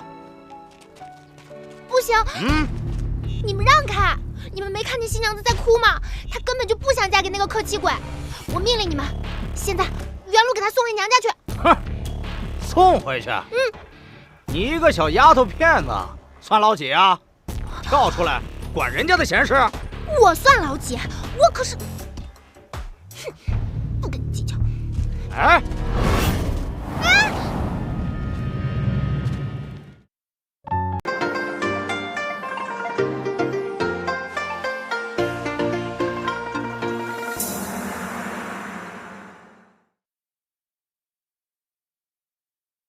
你一个小丫头片子，算老几啊？我算老几？我可是……哼，不跟你计较。啊！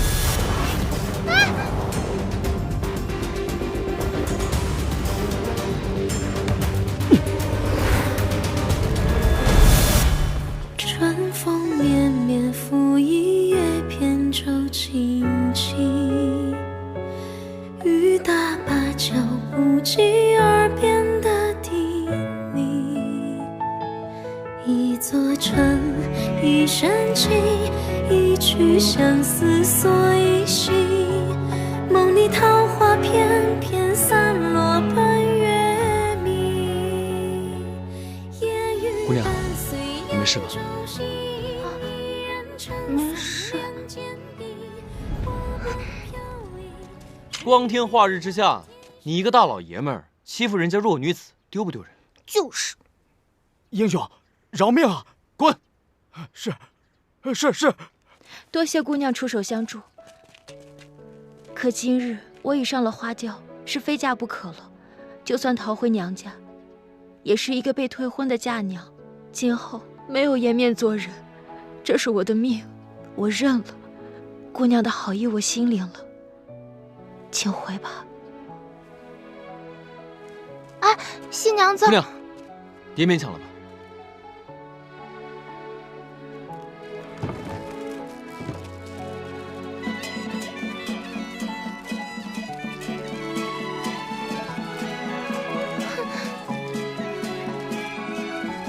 为什么要乖乖认命啊？明明是我们女儿家自己嫁人，凭什么不能自己做主？真是好不公平。女儿家真可怜，婚姻大事，连自己的夫君都没法选择，难道不应该挑一个自己心爱之人吗？心爱之人？呀，我还有急事要办，姑娘，你先多保重。我先赶路了。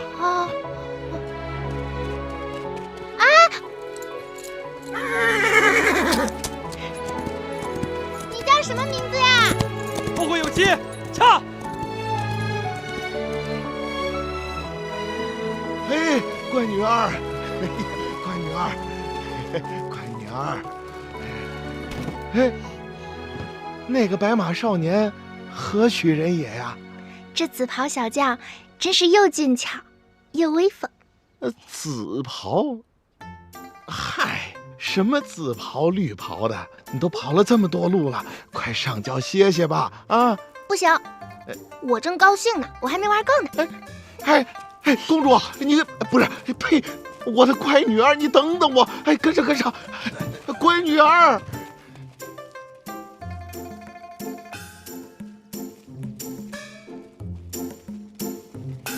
紫袍小将，你别看这地儿挺荒的，这风景是真不错呀。真是一个风度翩翩的少年。公主啊，你慢点儿，累死老奴了。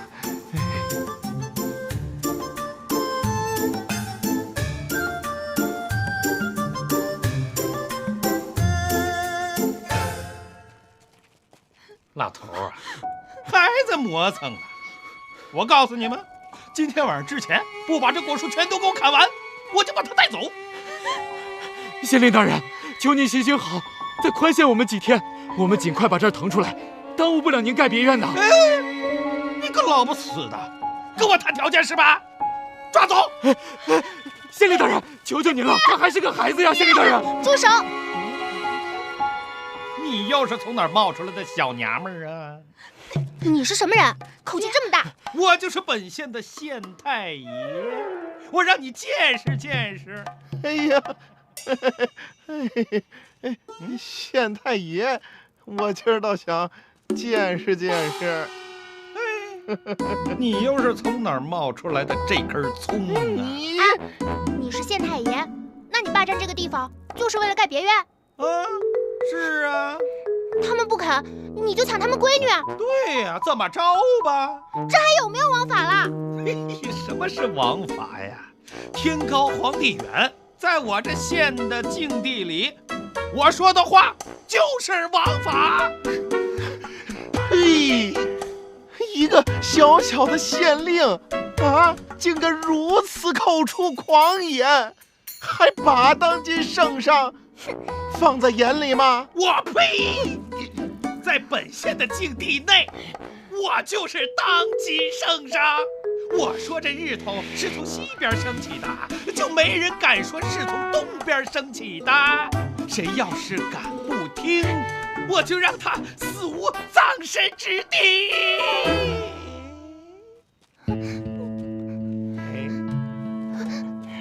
这小娘们长得还挺带劲儿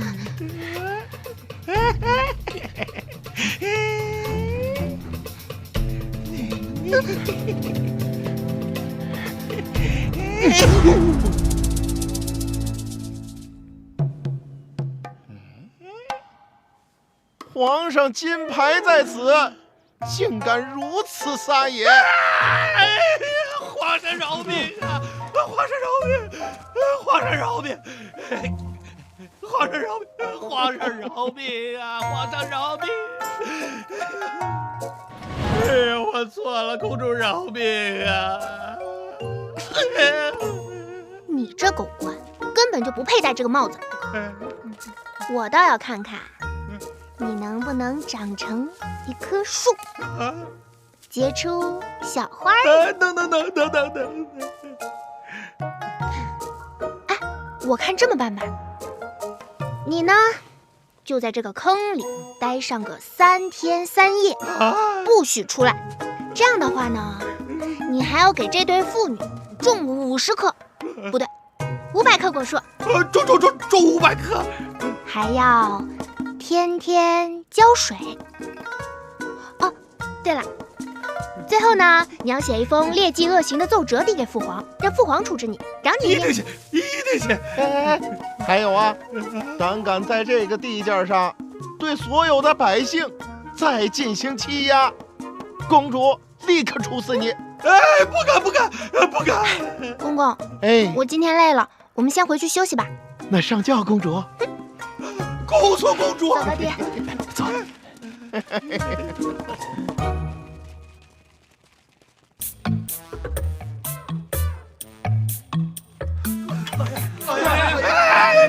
别过来！他们还没走远。退回去，退。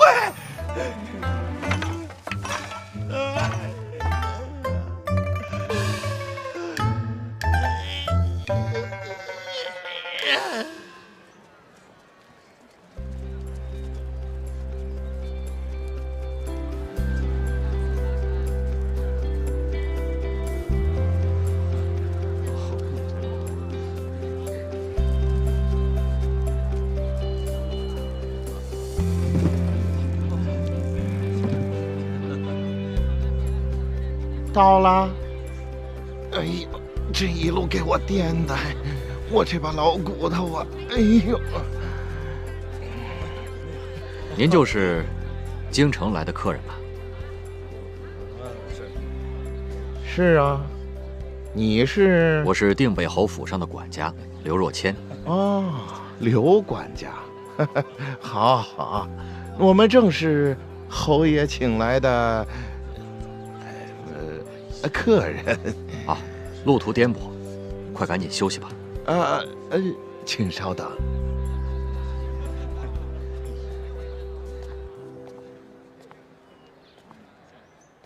女儿啊，该下轿了。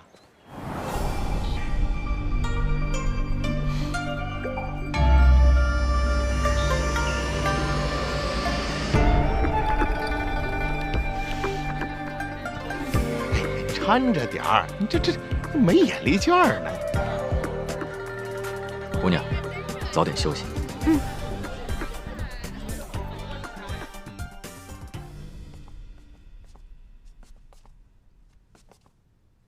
刘总管，刚才你看到的就是昌平公主。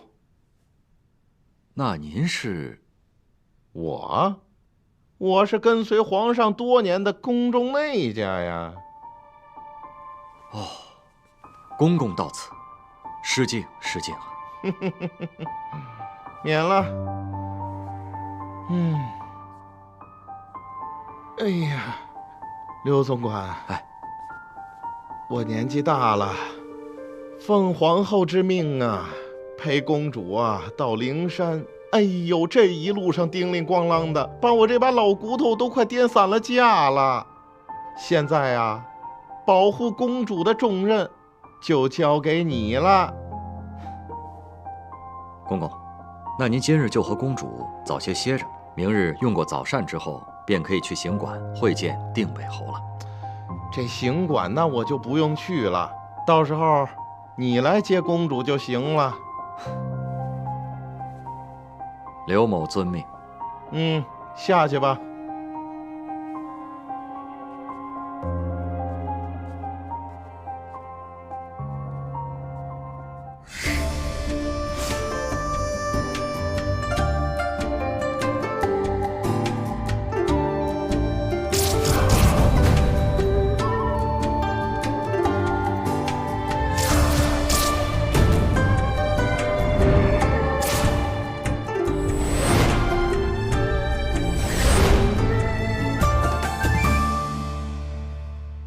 我美吗？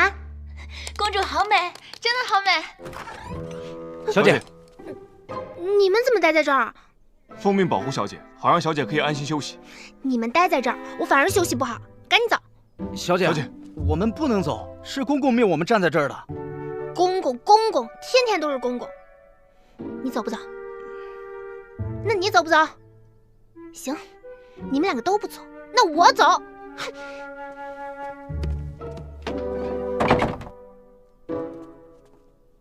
气死我了！公主，您喝点水消消气儿。哎，好了，不要，下去吧。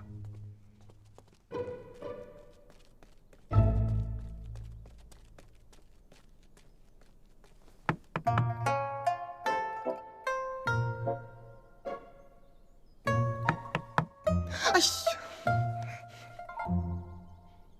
哎，人在吗？在。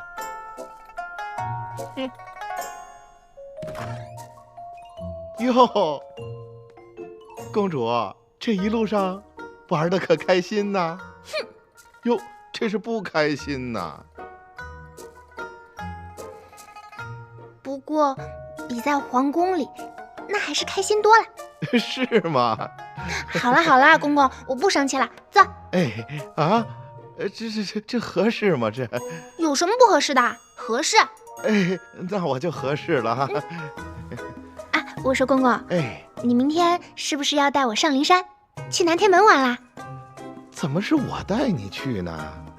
你忘了，这次您是来见驸马爷，要去玩，也是驸马带您去灵山呐。驸马啊，就是皇上的女婿，您的官人，定北侯袁不屈呀。我现在还不知道那个驸马到底是个什么马呢。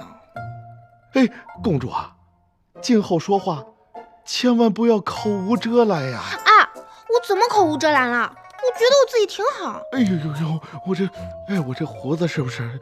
哎呦，这没掉。公主啊，那个明天用过早膳呐，驸马爷会派刘总管接你过去啊。见驸马爷时，你的一言一行、一举一动，都要显示出我皇家公主的风范。行，知道了，公公。公主啊，那早点休息。哎呀，明天知道了，别啰嗦了，快点下去吧。那老奴下去了。对吧？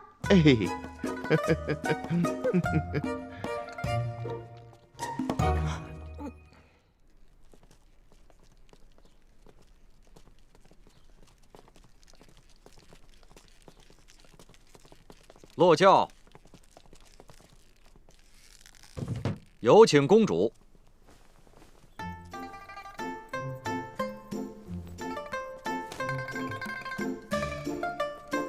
公主，将军已恭候多时，请。走。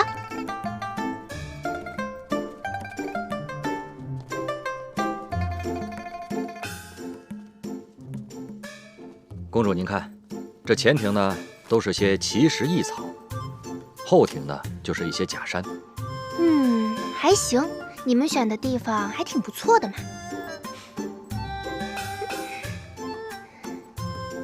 公主，请。好。这边。好。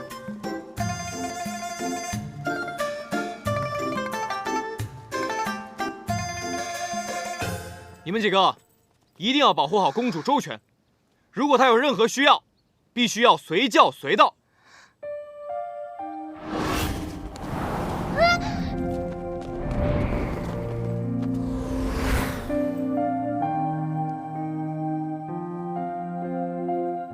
是当初解救我的那个紫袍小将，他怎么会在这里？前院，你们安排5个流动岗；后院，至少给我布置5个守卫。难道他就是公主？公主啊？刘总管，那位就是袁大将军吧？他不是。哦，走吧。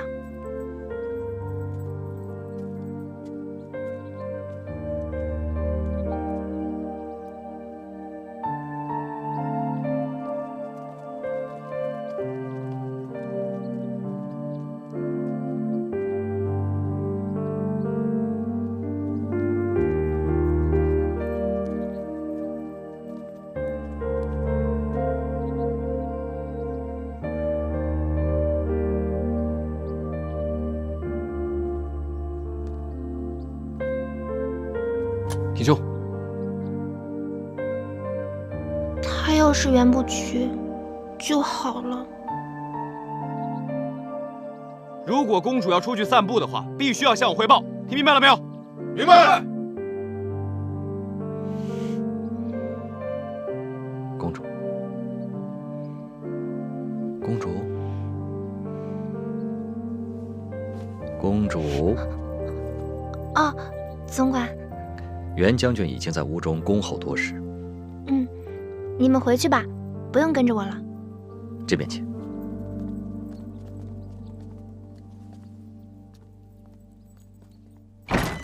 公主请。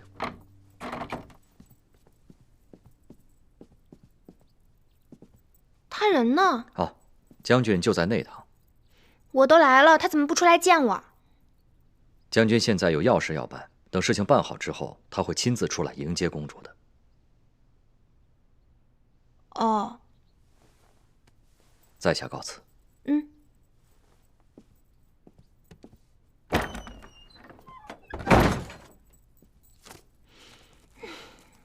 什么呀？刚才跟你们说的，一定要记住。是。走吧。哎，评委。舅妈。哎，你刚才有没有看到谁在看你啊？啊？谁啊？傻外甥，这个嘛，天机不可泄露。舅妈，你给我卖什么关子呀？才。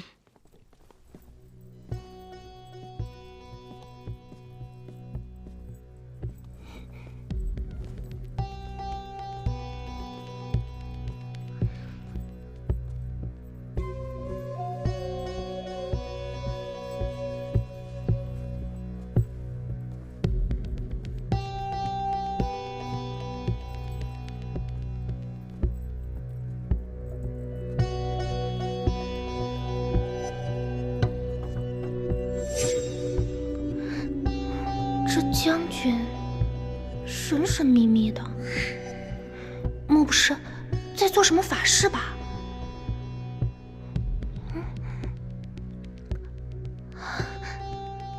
哎呀，看着他，这胡子怎么这么长啊？真邋遢！这母后还跟我说他是又威武又俊俏，这明明长得又丑又老，一点儿也不俊俏。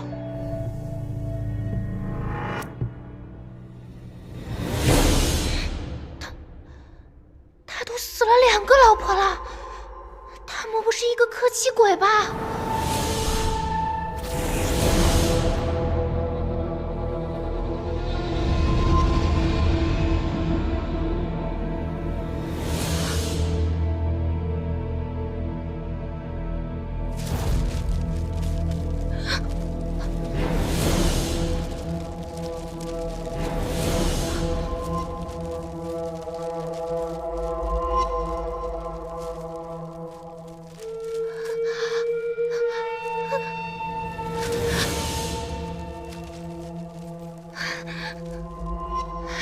公主，怎么了？刘总管，你快去看！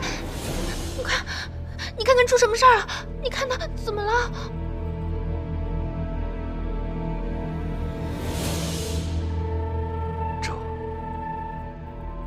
将军，这恐怕是祭奠亡妻，入定游梦了呀！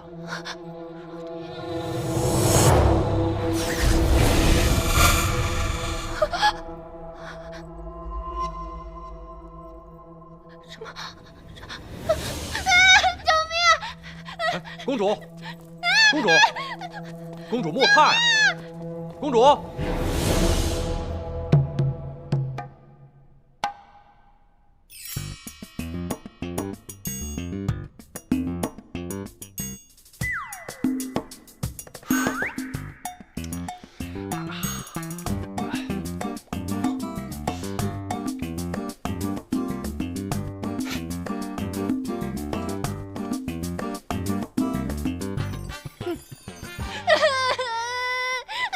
怎么了？怎么了？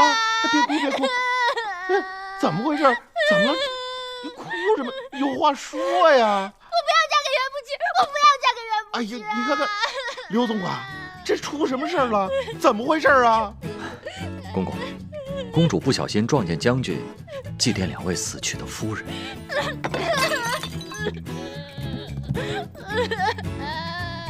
受了点惊吓。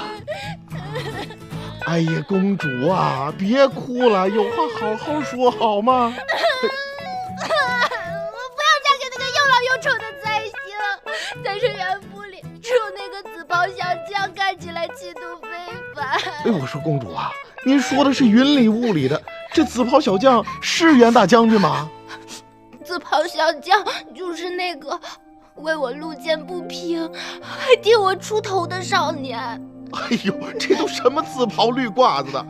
那个紫袍是不是袁不屈？他要真是袁不屈就好了。哼！大哥，我是真想不到，你还能装神弄鬼。我也是身不由己啊，没想到这一套架势下来，比上战场杀敌还辛苦。你这可不是身不由己，你这叫听夫人的话，还不是我干女儿冰燕的好主意。的确是冰燕的妙计。哎呀，人家都是夫唱妇随，你这可好，是夫随妇唱。真是想不到啊，我大哥竟然对嫂子如此的言听计从。举妻如此，夫复何求？袁不屈我倒是嫁了，可是他又老又丑，穿得那么邋遢，什么大将军啊？那胡子拉碴的，简直就是一个脏兮兮的莽夫。我怎么那么倒霉啊？不是，你是瞎说啊！我还听说他已经克死了2个老婆了。我要是嫁过去，搞不好也会来克我，那我不就成第3个了？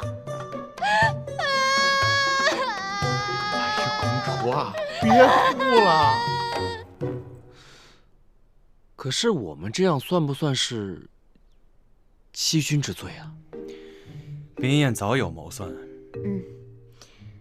我干女儿其实早就想到了，她说不算欺君之罪的原因有3。这第一嘛，袁将军曾经确实有2位妻子，并且已亡，这个大家都知晓。其2，袁将军祭拜亡妻也是真，情深梦游却含糊不清，谁也无从考证。其3，男子征战沙场，几日不刮胡须，且非常事。原来如此，我嫂子还真是思虑周全啊。来，来，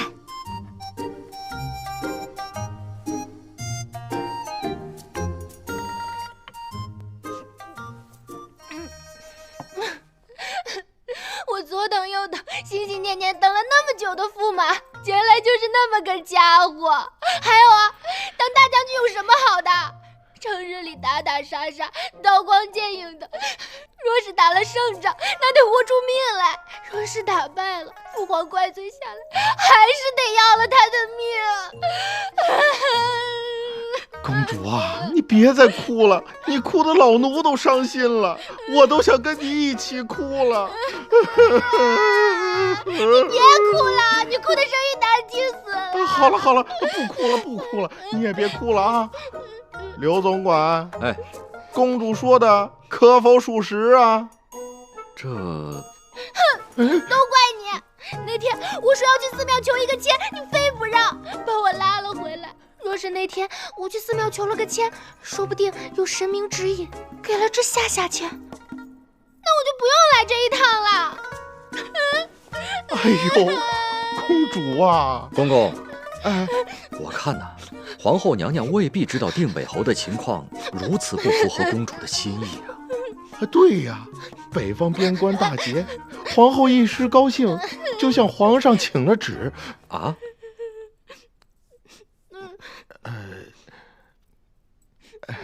公主啊，你看这样好不好？咱们今天就连夜返回京城，禀报皇后，请皇后给你另选东床，告袁不屈恭迎公主有失礼数，让皇后给她治个不敬之罪，怎么样啊？这个主意不错，冰燕的计划避开了欺君之罪，却不成想，公主这娇嗔的性子，惹出了将军不敬的嫌疑。需尽快化解此事。哎，公公，哎，你还记不记得你要带我上灵山玩啊？去看东海日出，你都忘了？公公，求求你了，你就带我去吧，公公。公主，公主，公公，您和公主到此地长途跋涉，实属不易。就算是回京城，也不要这么仓促吧。我看今日就养精蓄锐，明日上山，去碧霞祠求个签，再登上那灵山之顶，让公主散散心，看看景，再回京也不迟啊。此事就这么定了。我累了，我要休息了。啊。哎，让一让。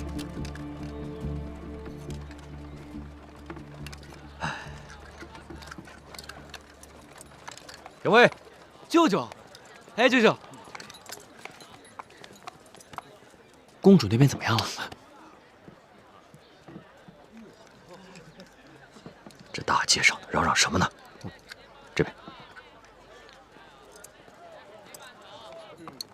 舅舅，那你快跟我讲讲，将军装神弄鬼之后，公主回到驿馆，是个什么反应啊？评委，这么说吧。这第一招算是成了，昌平公主现在已经不愿意招袁不屈为驸马了。哦，咱这就算是成了是吧？挺好。哎呀，不过听那老太监说，要给袁不屈定一个不敬之罪。不敬之罪？凭什么？你小点声。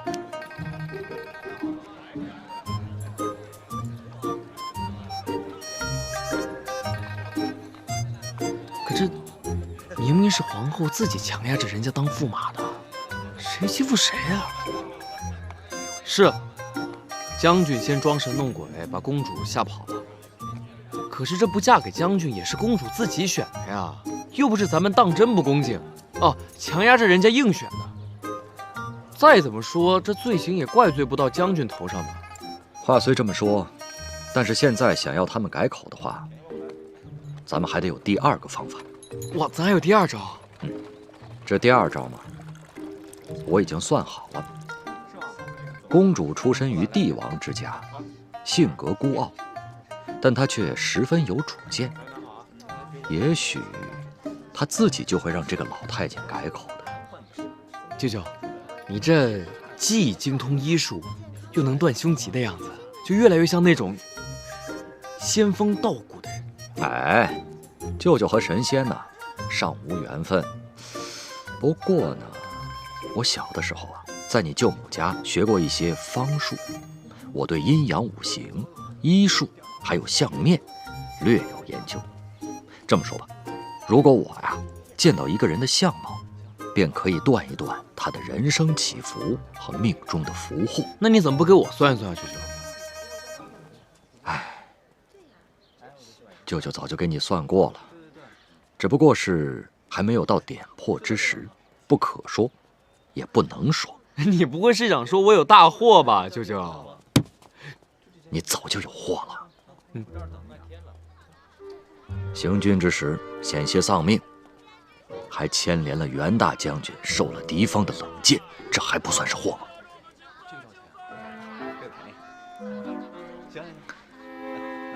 不过呢，这福祸相依，你虽然闯了大祸，但是却牵出了袁不屈与杜冰雁的这段好的姻缘。那这算是将军的福分吧？对于我来说，也确实是祸呀。这也说不定啊，没准你小子马上就要大福临头了呢。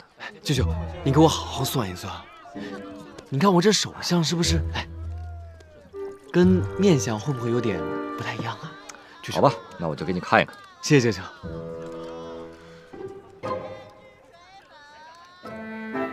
哎呀，评委啊，掌纹如人，就如那木纹如鼠。仔细观察呢，方可评出这才智的优劣。我看你这掌纹，直耸粗长，显示你忠诚有余，但心智不足啊。不过你这面相不错，浓眉润泽，轻浮易得呀。是挺滋润的。月之舞中极土，日之又坐在财地上。你小子命中有贵人相助啊！对了，评委，你今日入行馆时，见到昌平公主的时候，是否穿了一身紫袍？好像确实是紫袍。天意，实乃天意啊！紫气东来，紫气东来呀！评委，你的命格是大器晚成，你的转运之际不在别处，就在灵山之上。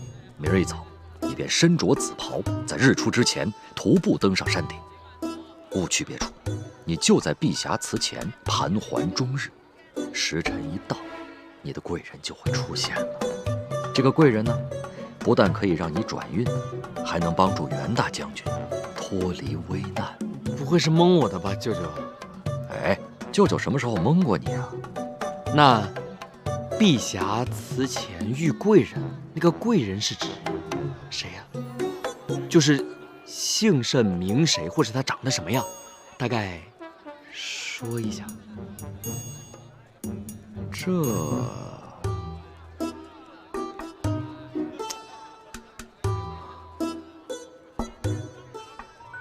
天机不可泄露。哎呀，舅舅，你说说吧，说说，跟我说说吧，舅舅。哎，这傻外甥啊，明天你要见机行事，牵你的马去吧。你不是逗我玩呢吧，舅舅？舅舅，真的假的呀？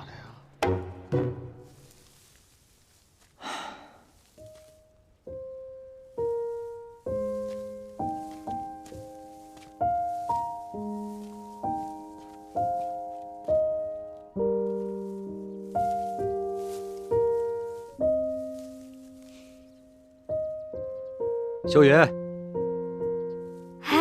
热谦，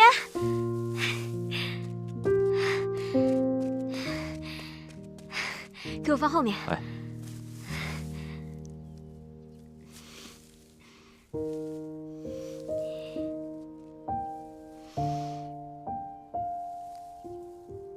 啊，对了，公主的事怎么样了？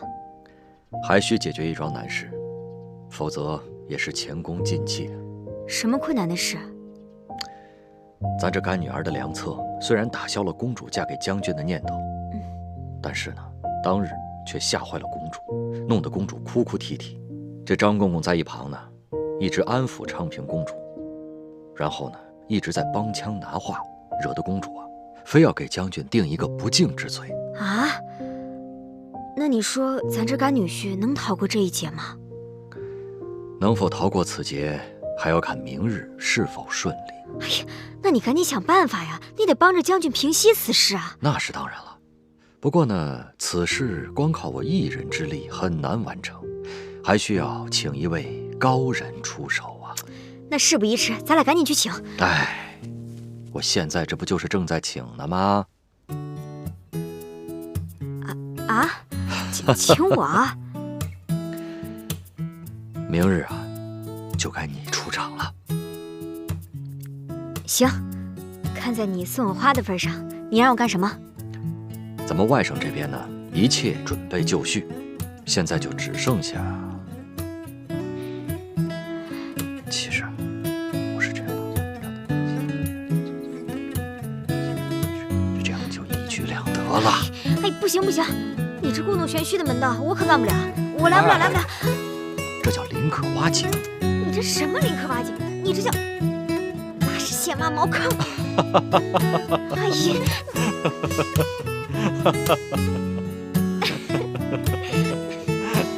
老爷，你醒醒呀！你这是怎么了？你醒醒呀！哎呀，你们怎么了？快哭呀，快哭呀！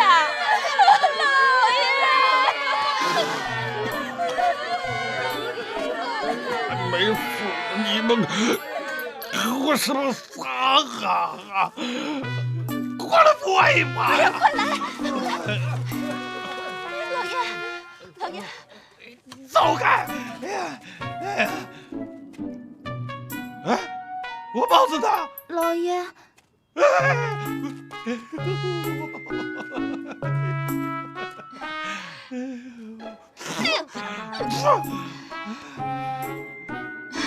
老爷，你没事吧，老爷？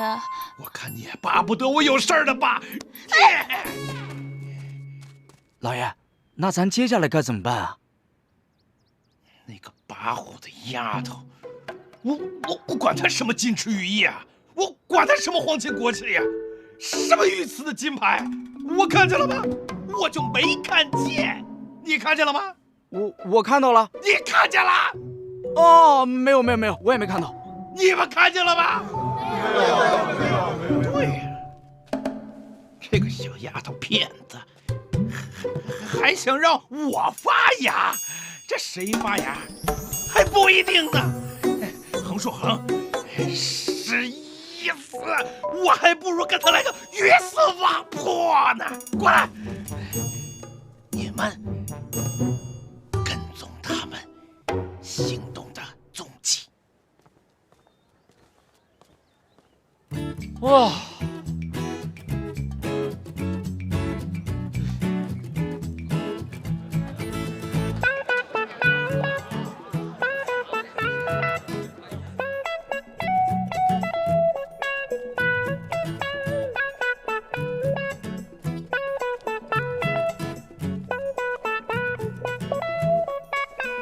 出发！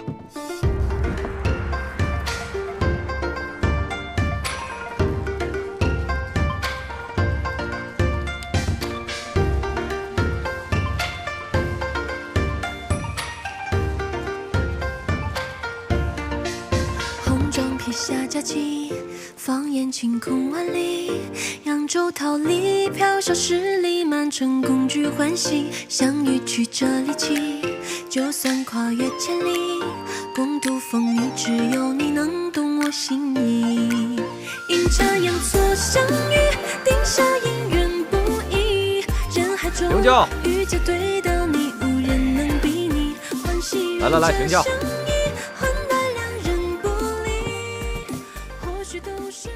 公公，此处山路崎岖，您看是否要跟公主在此地稍作调整？哎呦，早该歇歇了，再这么颠下去，我这把老骨头都快散了架了，真是的。来，抓紧时间休息。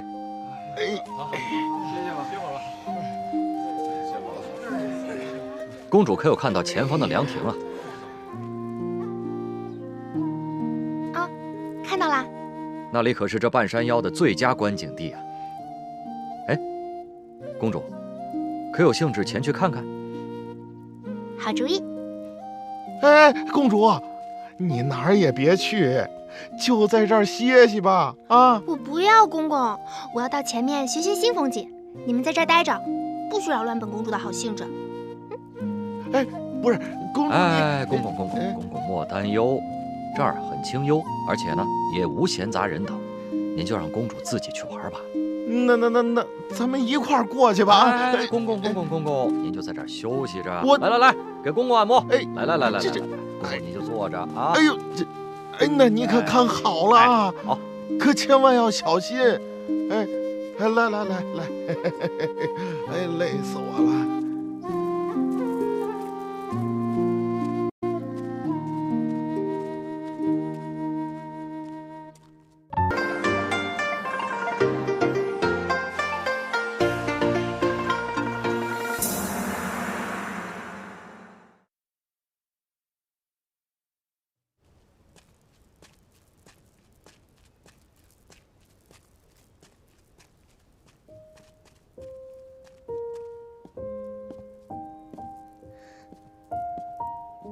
喂，请问山顶之处是什么地方呀？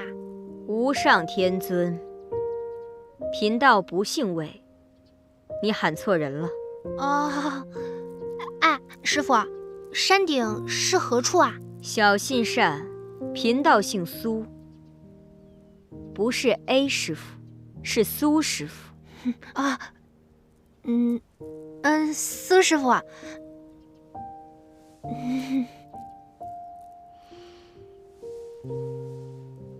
小信善，你看这左边，这是飞龙岩；你再看那右边，那是祥凤岭。这岩岭之间林木隐约之处，便是南天门。啊，师傅，那我登上南天门，是不是就可以看到天宫啦？肉眼凡胎岂能看见天宫？只有机缘相合之人，才能看到祥瑞之色，遇到有缘之色。苏师傅，那你看我机缘合不合啊？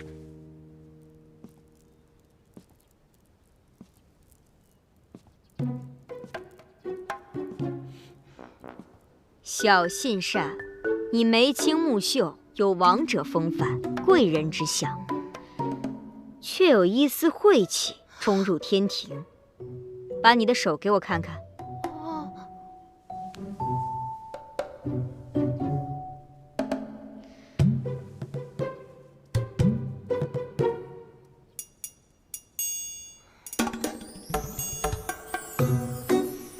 女命的吉凶，也要看看夫星的福祸。你这个夫星，不该在这个位置啊。啊，那该在什么位置啊？这个位置的夫星，既克妻又克子，总是晦气。那我不要这个夫星不就行了？冥冥之中缘分天定，这晦气岂是你想避开就能避开的？那我该怎么办呀？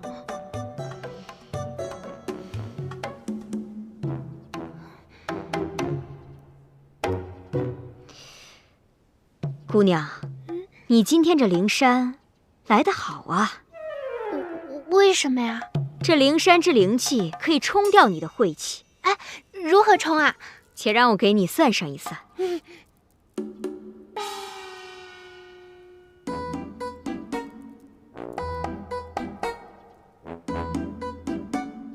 牡丹雍容土芬芳，高堂定夺欠思量。紫气东来贵人到，碧霞祠前遇良婿。紫气东来贵人到，碧霞祠前。碧霞祠前遇贵人，遇贵人。你穿过南天门，直奔碧霞祠，给碧霞元君拜上3拜。碧霞祠前绕上几圈，直到遇见那个紫衣人为止。哦，对了，紫衣人是谁啊？天机不可泄露。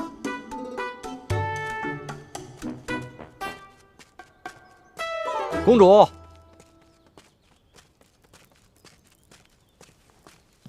公主啊，咱们接着走吧。我要去碧霞祠。好，出发，碧霞祠。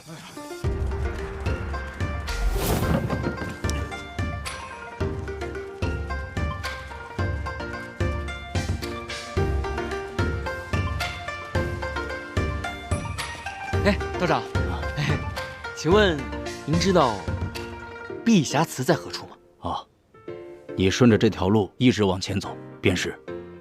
哦，多谢。你们这一打滑，我就跟着滑下去，我就。公公说笑了。哎，落轿！来，落轿啊！落轿，这又怎么了？哎呦，磕死我了！公公您注意啊！公公，哎，我说我这一直坐着也不成啊，颠得我腰酸背痛的。哎呀，是啊，把我这把老骨头颠得都快散了架了。哎，我说公公，哎，这南天门就要到了，我要走一走，舒展一下筋骨。啊，哎，公主，不，你儿啊，那个让爹陪你一起去好吗？公公，您老胳膊老腿的，就别走山路了啊！不是，你能走，我也能走啊！哎，闺女，哎，闺女，你等我呀！别跟着啦！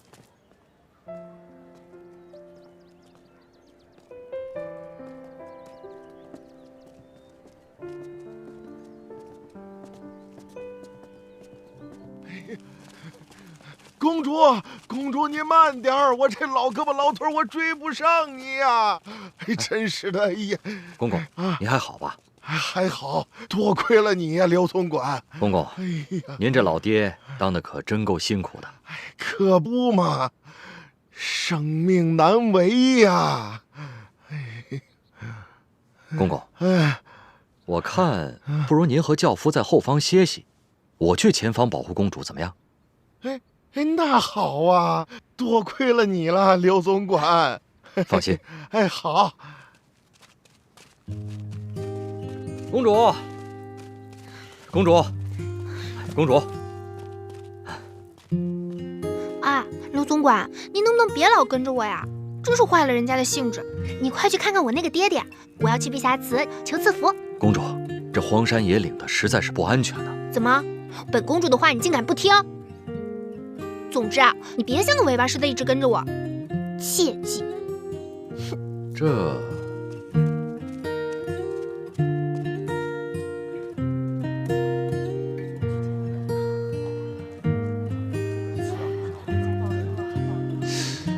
紫气东来福禄到，碧霞祠前遇贵人，就是这个。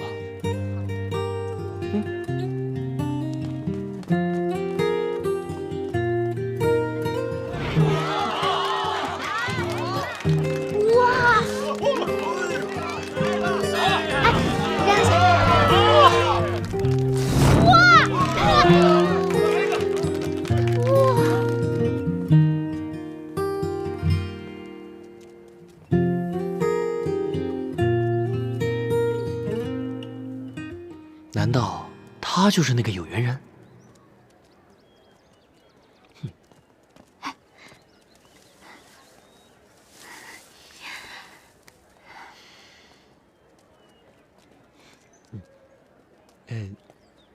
请问小姐，这树上绑着的一根根红丝带，有何深意呀？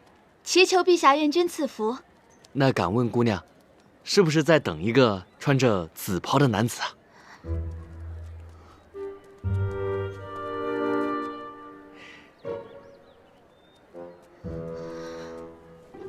怎么这么大年纪？什么紫袍男子？我是给自家夫君求平安的。哪儿来的毛头小子？小心我徐永夫君教训你一顿！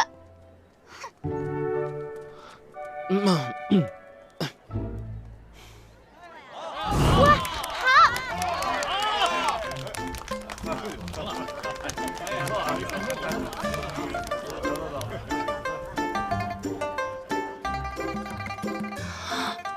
光顾着凑热闹了，正事儿都忘了，我还要去碧霞祠呢。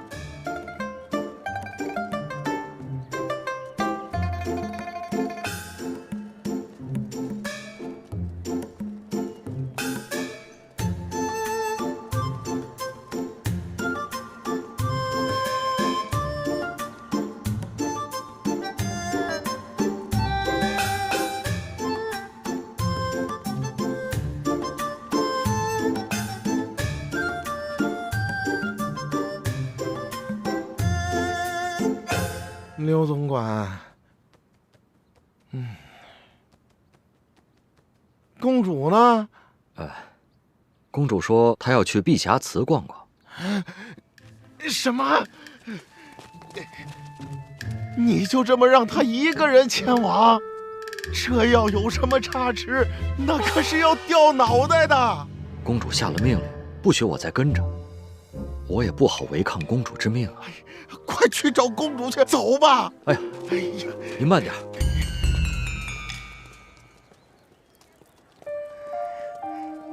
一定要保护好公主周全。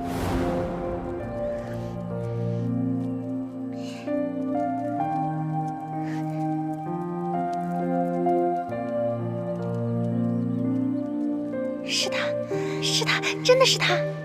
初次和他相见，他仗义相助；二次和他相逢，是在行馆之中。今日有缘，又和他相见了。难道师父说碧霞祠前遇良婿？难道那个人就是他？可是师父说了，不过你要引他与你说话，那样才可逢凶化吉，美事成真。可是我一个女儿家，怎么可以冒冒失失走过去呢？我得想个办法。哎，有啦！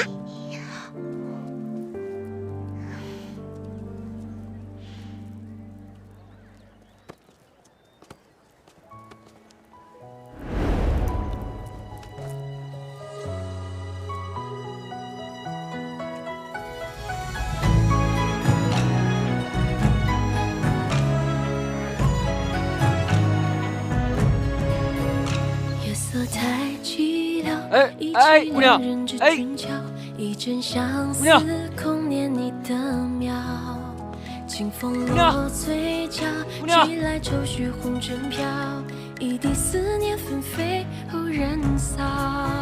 我要在星夜出逃，借月光悄悄，目中怎么啦？哦，这是姑娘方才掉的香包，我想着这可能是要紧之物，所以物归原主。啊，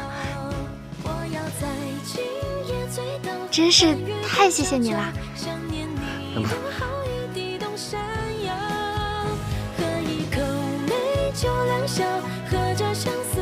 我看姑娘有点面熟，我们是不是之前在哪儿见过？你猜？这我猜不出。反正我来这儿呢，是因为有高人指点。我也是。真的假的？那个高人还给了我几句掐算的谶语：紫气东来，贵人到。不对吧？我记得是紫气东来，福禄到。碧霞祠前遇良婿。这也不对，这应该是碧霞祠前遇贵人。难道你是良婿？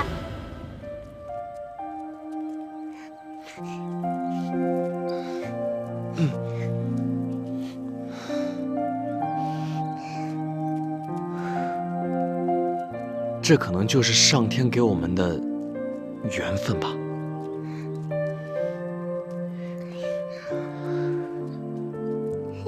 姑娘，你不会生气了吧？对不起，我讲话太冒失了。我这个人，哎呀，我有的时候就是……啊，我没有生气。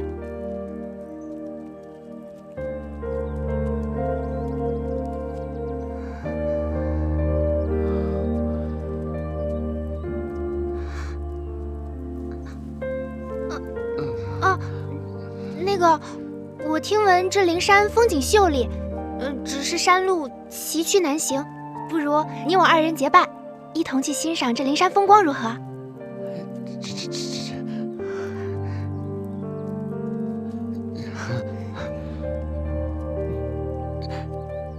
行，全听姑娘的。这么高的一个女孩子，穿绿衣服的，你有看到吗？你有看到一个女孩子吗？哎呀，我说刘总管，你算是闯了大祸了。给我来3支。哎，老板，客官，麻烦您见到一位穿一身绿衣服、非常漂亮的姑娘了吗？没见过。哎呀，你瞧瞧，哎呀，公公。哎，大爷，您说的那位姑娘好像跟一个穿紫色衣服的公子走了啊！你看，这跟个男的。公公，你就放心吧。我能放心吗？他跟个男的走了，我放得了心吗？快去找找吧，走吧，快点去找去。你听我说，你听我说啊，这个穿紫衣服的男人是原部区的部下沙平威。沙平威，功夫了得。那我也不放心呢，咱还是去找找吧。公公，走，哎，公公，快点，哎，不行，我说呀，依我看呢，咱们就在此处等他们。好吧，哪儿也不去了，就在这儿等，真是气死我了！哎，嘿，咱们就在这儿等这姑奶奶。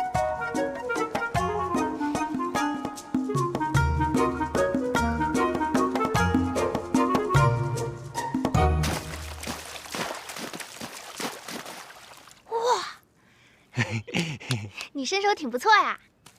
确实，我很小就参军了，我那些身手都是在军营里学出来的，在战场上都能保命的。但听起来很凶险。不会，我跟我大哥勤练武功，我在战场上能杀10个。哇！而且我特别机灵，能随机应变。你哪里机灵啦？我看你呀，就是一个小傻瓜。我确实是有点傻，我大哥、我舅舅、舅妈平时都叫我小傻子，傻小子。但我觉得你为人侠肝义胆、行侠仗义，是个大丈夫模样。哎，你爹会不会等着急啊？我爹要是着急了，他自然会来找我的。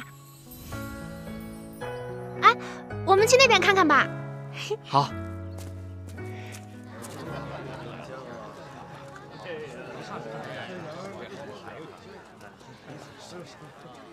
哎呀，这是气死我了！这，长官，这，吁！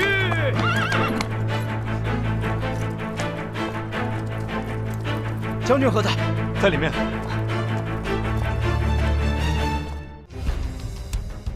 边城又起烽火。是。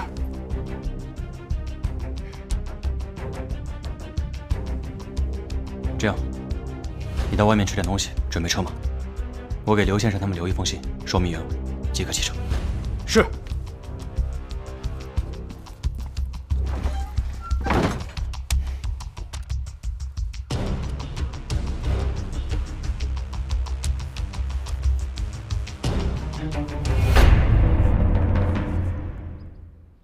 这些果子看起来好诱人啊，一定很好吃。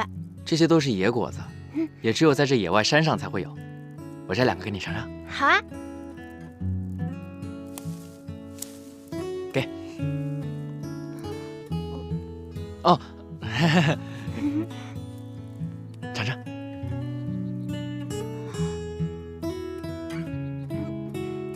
涩。涩。我尝尝。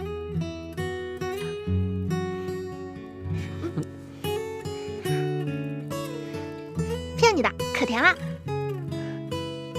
姑娘，芳名啊？你就叫我阿兰吧。阿兰。好听。你叫什么呀？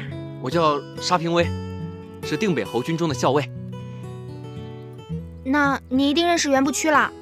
认识啊，他是我们将军，我管他叫大哥，平时对我可好了。那个克死妻子的将军，你还叫他大哥？我不吃了。你认识他？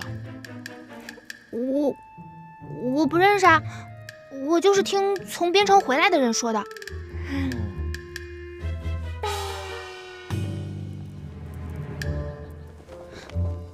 我手帕。我帮你捡。哦，小心一点。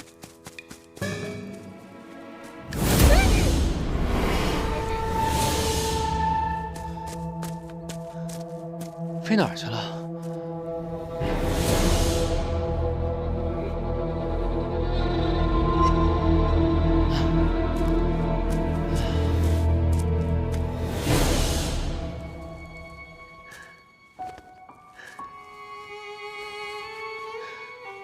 还行，没脏。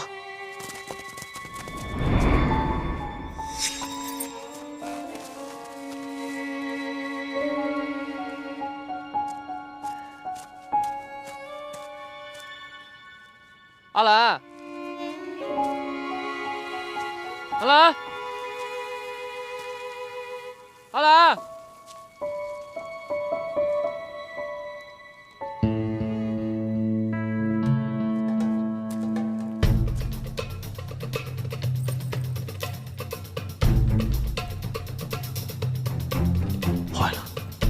阿兰出事了，这里只有一条路能下山。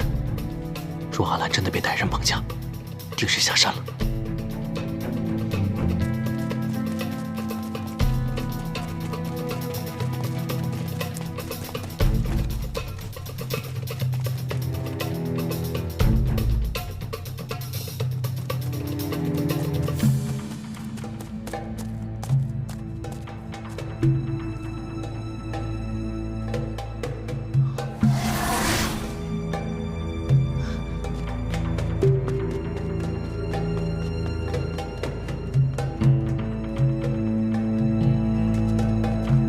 老伯，你有没有看到一个姑娘下山啊？姑娘？没。那你有没有看到什么可疑的人？可疑的人？哦，有。刚才我看见4个人抬着一个大木箱往山下去了。哎呦，那4个人全都是穿着黑衣服，蒙着面，一看就不是好人啊！蒙着面的人啊，估计现在啊到山脚下了。多谢。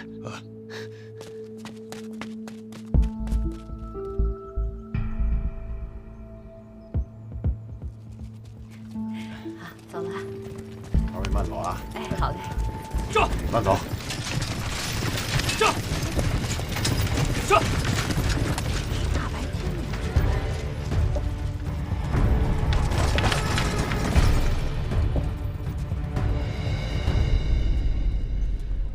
这公主去了这么长时间，怎么还不回来呀？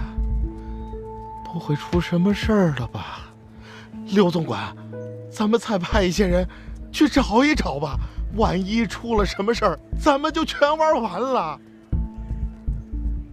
快点儿啊！大家分头去找，不能错过每一个角落。快！是，快走，快去！公公，哎。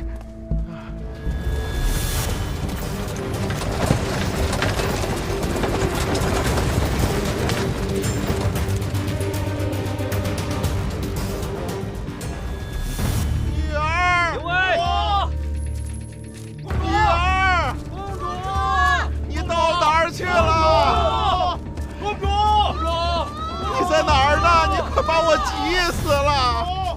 评委，刘总管，刘总管，怎么样了？公公，您可否觉得此事有些蹊跷啊？你说，你们来灵山的路上，可有向其他人暴露过你们的真实身份吗？住手！你是什么人？口气这么大！我就是本县的县太爷。皇上金牌在此，皇上饶命啊！你这个武官根本就不配戴这个帽子。公主，立刻处死你！哎呦，我想起来了，在临县的树林边，我们惩治了一个贪官。哦，公主啊，用皇上那金牌收拾了那家伙。处死了吗？没有啊。就图一时痛快来着，八成就是此人啊！那怎么办呢？您先别着急，公主身边有杀校卫在，她一定会竭尽全力去保护公主的安危。您带着兄弟们上山细细查找，我速速下山去请袁将军。快去，刘总管，快去呀！老板，有没有看到4个黑衣蒙面人抬着一个大木箱子下山？箱子早装上车了，恐怕这会儿早到山脚下了。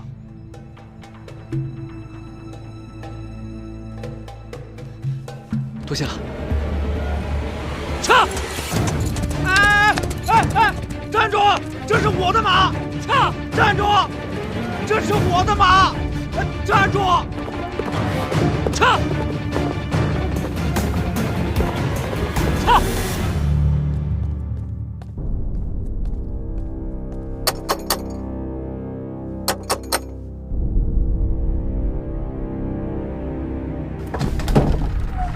袁将军呢？边城战乱又起，大将军已经带着随行将士回去了。这里有封书信，还请过目。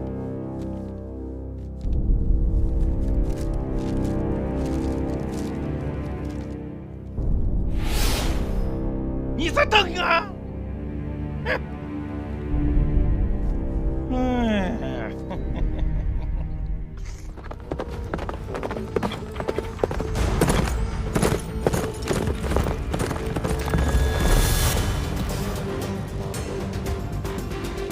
看来只有我们夫妻二人去救评委和公主了。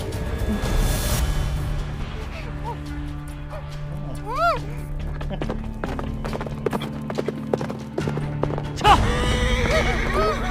哎，救你的人来了！来，我来救你了！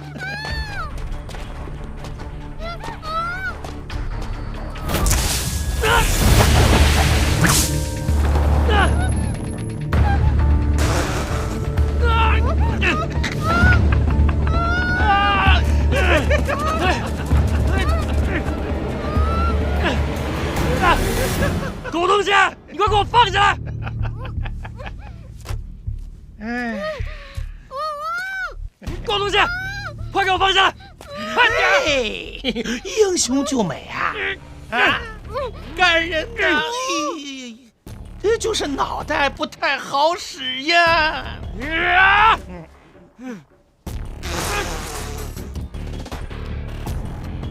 小伙儿，年轻人，你敢喷我？哎呦哈！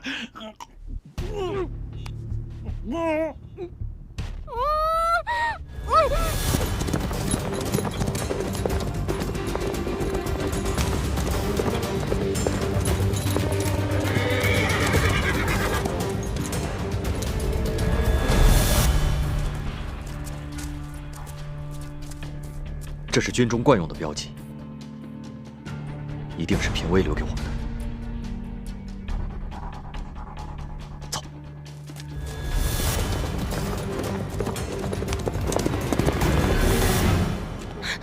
放开我们！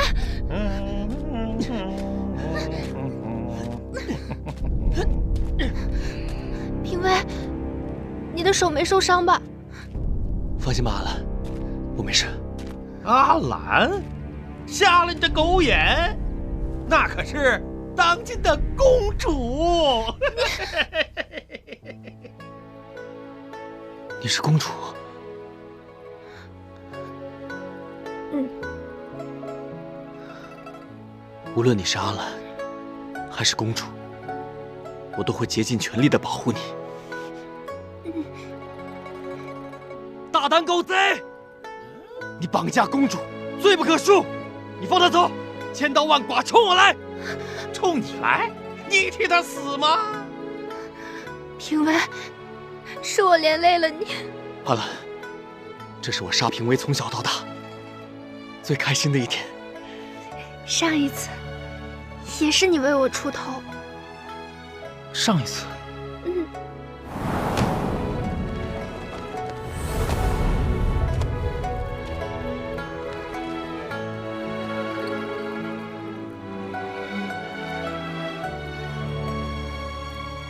新娘花轿前也是你？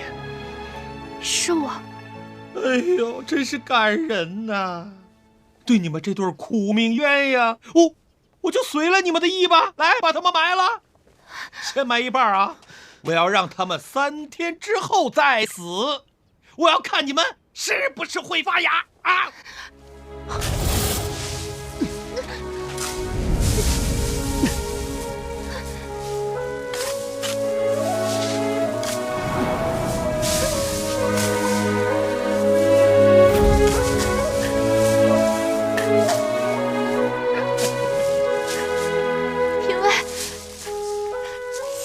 在身边，我一点都不觉得怕。你放心吧，公主，我一定会保护你的。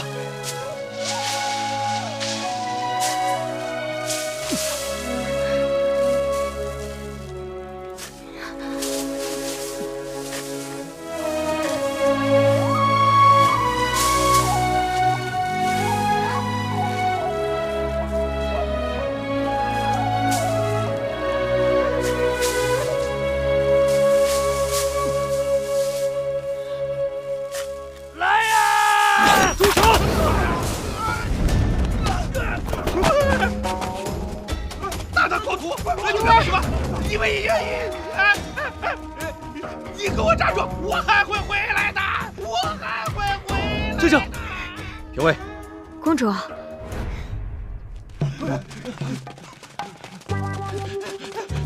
哎呦！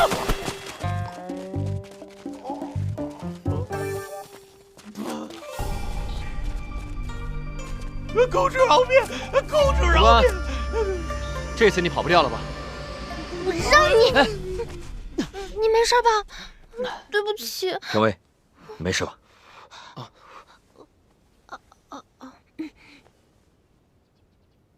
那个评委，把他押回京城，留待父王处置。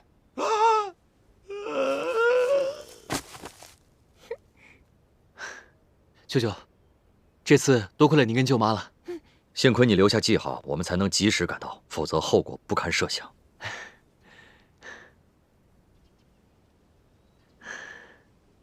公主怎么样？我这大外甥又帅又威武吧？我要把他带回去养伤。舅舅在呢。没事儿。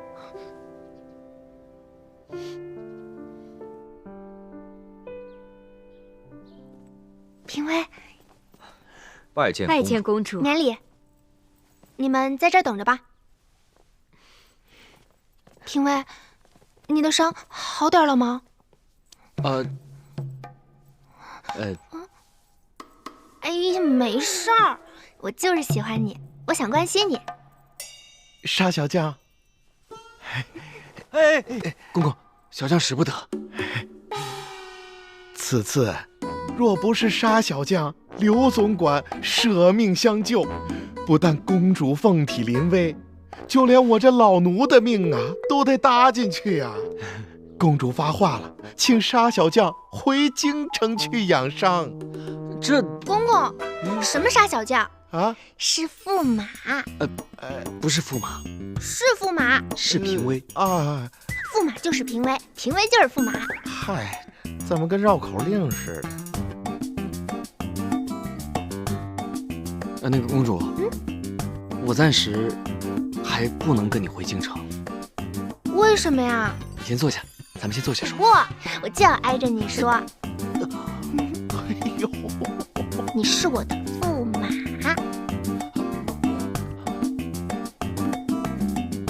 孩子长大了。这，舅舅，舅舅，一起走，来，走。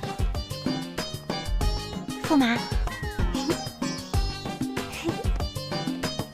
你是我的驸马。公公您喝茶，压压惊。谢谢。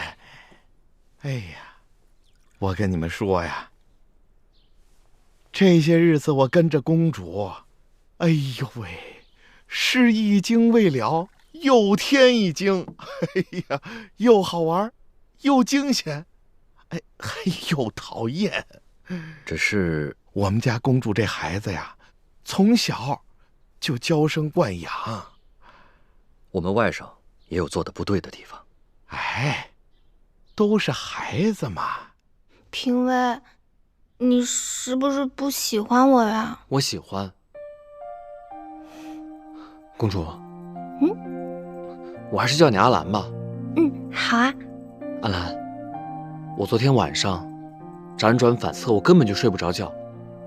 我就在想，我沙平威，我何德何能，已经有幸跟我大哥在外面驰骋沙场，竟然还有幸能跟金枝玉叶的公主在灵山巧遇，生死一场。我不是在做梦吗？评委，这哪里是梦啊？这明明看得见，摸得着，这一切都真真切切的。我堂堂本朝公主，见过的那些达官贵人够多了吧？要么就是跟父皇一样，一天到晚忧国忧民，古板正经无趣的很；要么就是跟哈巴狗一样，阿谀奉承惹人嫌。和你相遇，我才知道什么是真正的男子汉、好儿郎。虽然我们相处只有短短的一天，但却胜过人间无数，让人心心念念，欢喜得很。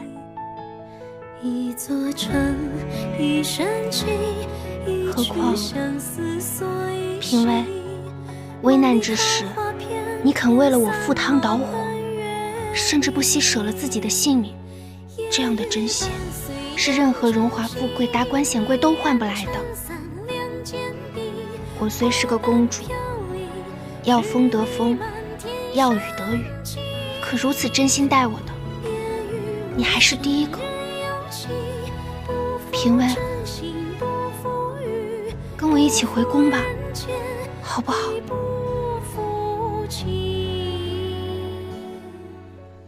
阿兰，你是公主，你该配的就是圣旨上的驸马爷。现在是我大哥袁不屈，他虽然已经娶了一个新的夫人，但是圣旨难违啊。他是名正言顺的驸马爷，我就是一个小将。就算我死缠烂打的跟你回了京城，这又算怎么回事啊？好了，你别再说了。哎，公主，你一提那个袁不屈，我就气不打一处来。听说他都克死了2位夫人了。照你这么说，他要迎娶第3位新夫人。他这样的男人怎么能当我的驸马？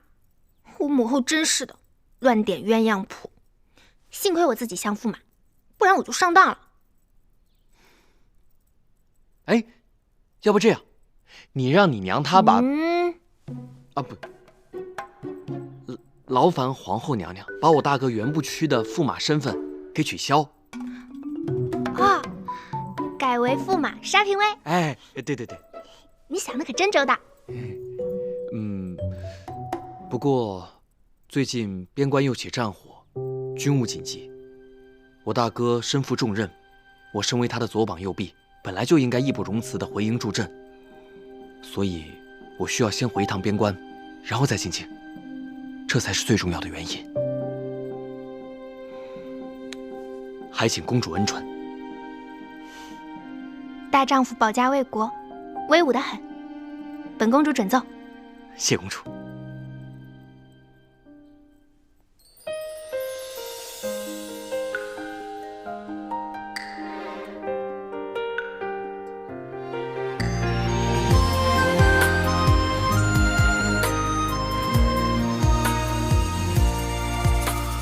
鸟语花开春空尽，为一缕香追忆。一色流烟30里，竟无人怜惜。清尽出身风雨息，雁归落汤溪。一叹不知你归期，而叹忆往昔。两情纵难饮哭泣，时怪相思已无药可治。难忘当时为爱的坚持。两情纵难饮哭泣，时败在一念之间消失。你别说，这傻孩子真是傻人有傻福啊！要我说呀，你这外甥比你强多了，比你温柔。嗯。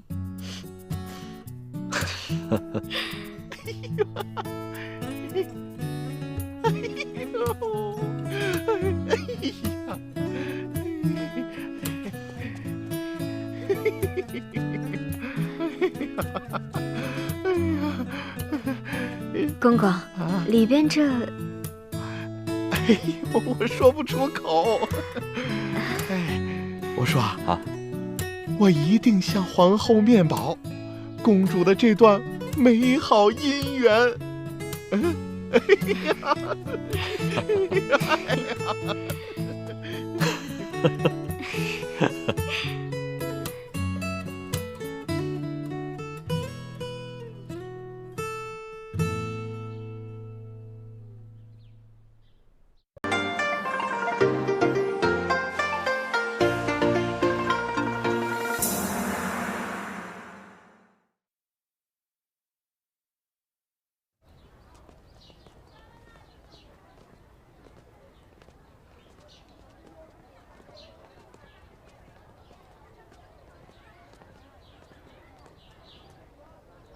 舒大娘，谢谢2位对我们的关照，我们走啦。跟我过来。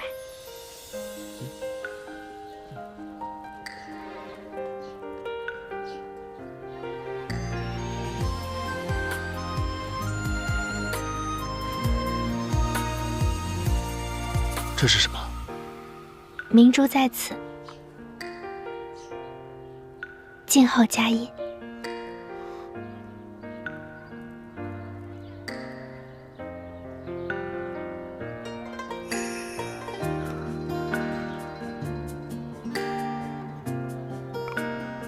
好，你等我。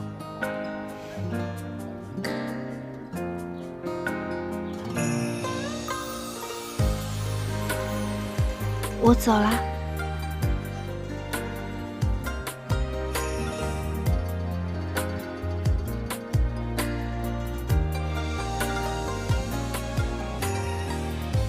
公公，我们走吧。哎。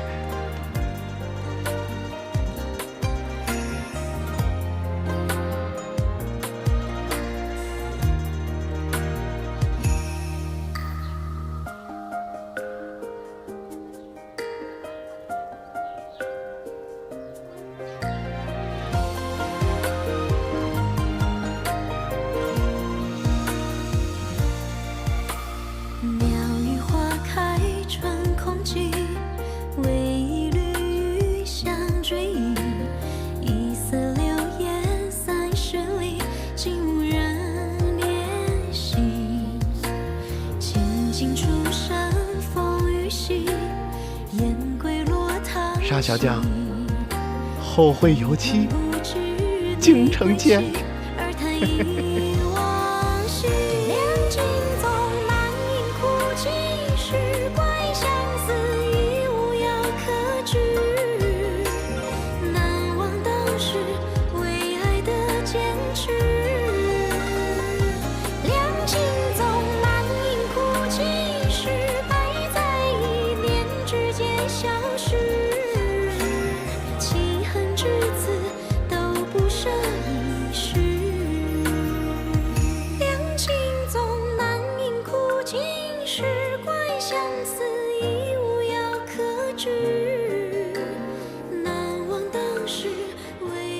好了，我们也要速速赶往林州，去帮玉狐和天磊。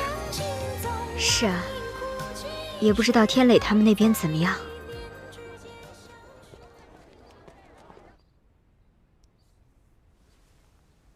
师傅，怎么样了？天磊，正如你所料，下的是相克的毒药。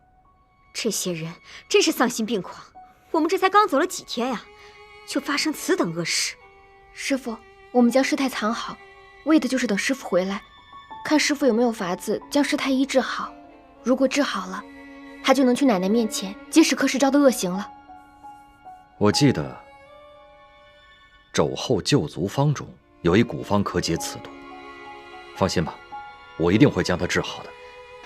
那太好了，师傅果然是神医。等师太痊愈之后，就可以向奶奶禀告，一切都会水落石出，真相大白的。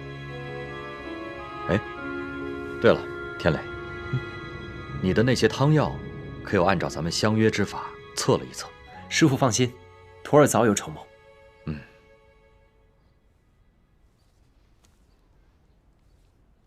天磊，天磊，你快看！慢性毒药，果然是他的惯用伎俩。还说什么祖传秘方？我大哥田祥就是这样被他害死的。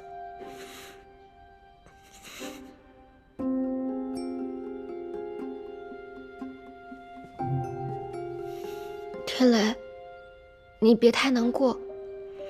柯世昭那个大坏蛋实在是太可恶了，但天网恢恢，我相信邪不压正。再说了，柯世昭在汤药里下毒的证据，我们不是已经找到了吗？还有师傅也在帮我们医治瞎眼师太呀。等师太好了，我们就把师太和这些证据一起带去给奶奶看，她一定会相信的。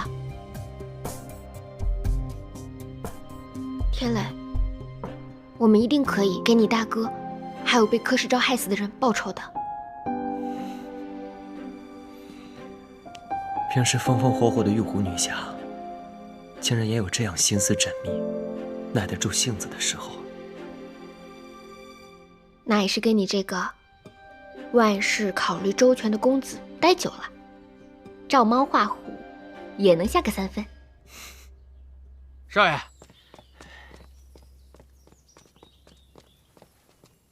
少爷，您交代我去扬州办的事儿，我全都办妥了。人呢？人已经被我从扬州带回来了，在哪儿呢？客厅呢。这个杜老爷吧，原本忙于生意，本没有时间外出，但小的用这3寸不烂之舌，不但把杜员外给请来了，而且还把3少奶奶的哥哥这杜公子也一块给请来了。你去衙门找几个官差过来，一会儿我去找他们。是。哎，小巧姑娘，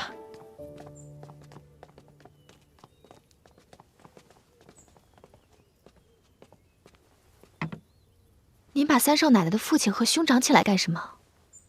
小巧啊，再过不了多久，这继承心愿之中就会发生一场好戏，而现在，我们就期待这场好戏开始吧。什么好戏啊？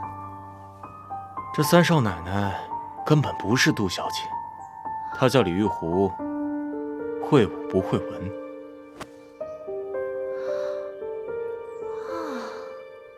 我就说我看的。嘘，你也不早点告诉人家。我是怕你沉不住气，走漏了风声。但现在呀，已经万事俱备了。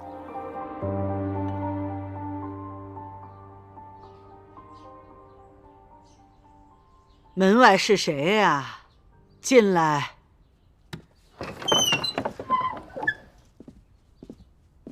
奶奶好。奶奶好。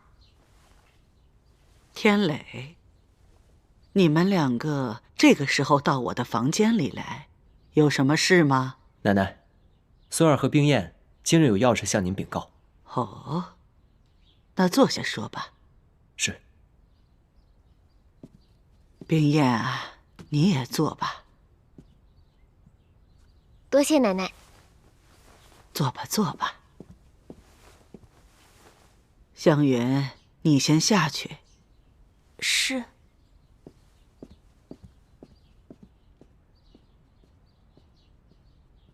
有什么事你就说吧。奶奶，之前带您见过一个少年，叫季敬堂，您可还记得？记得。不过当时我跟你说，不要管他的事。孙儿那个时候还担心，会不会是柯表兄常驻江州，把江州地界的晦气、恶习带到了咱们齐府里来。哎，我不是跟你说过了吗？不要瞎猜，不要瞎想。孙儿这也是关心则乱，为了咱们齐府着想嘛。我也希望咱们齐府上上下下平平安安，奶奶您长命百岁。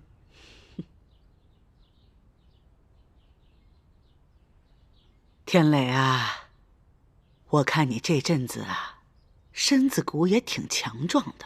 当然了，这也有冰燕的一份功劳。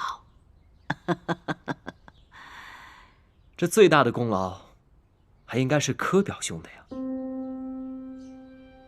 你这话是什么意思啊？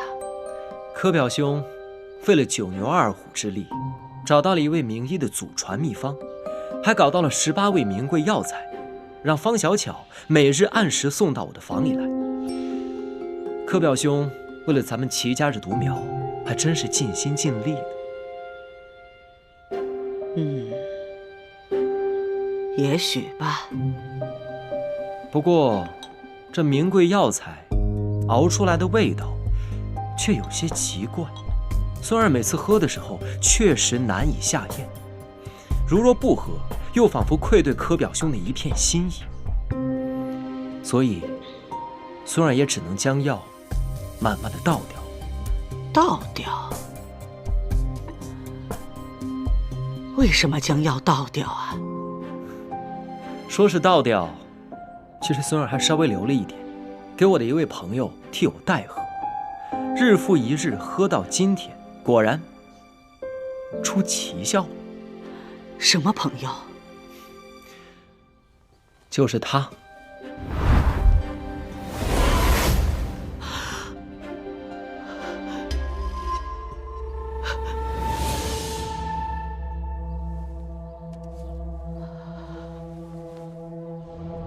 是奶奶，每日一小口这名贵之药，这小鼠便一命呜呼；每日一大罐这名贵之药，若不是您的孙儿悄悄倒掉，岂不是就跟这小鼠一样，一命归西了吗？这小鼠服了此药，浑身瘫软，精神不振，不久便全死掉了。这不跟我大哥当年一样，身子一天比一天虚弱，精神一天比一天萎靡，年纪轻轻便去了一样吗？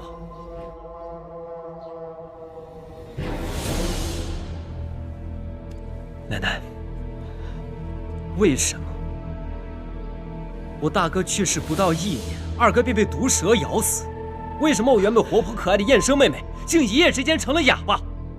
看来，咱们齐家大院并不是来了什么江州晦气，而是有一位人面兽心的奸邪之辈啊！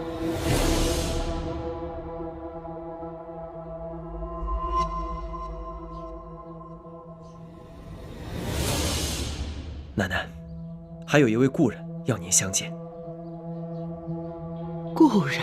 上次来家中拜会，突然发病去世的瞎眼师太。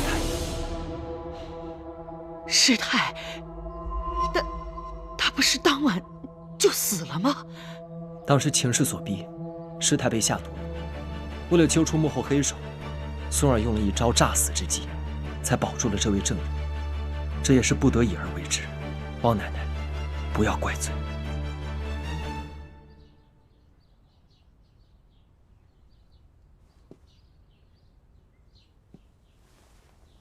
你们进来吧。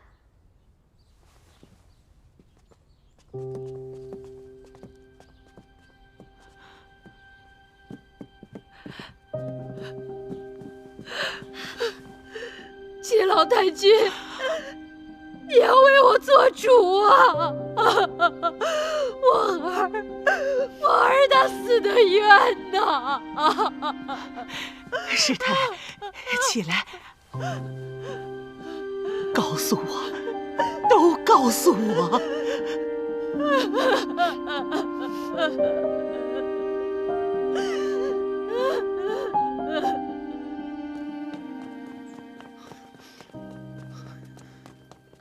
柯少爷，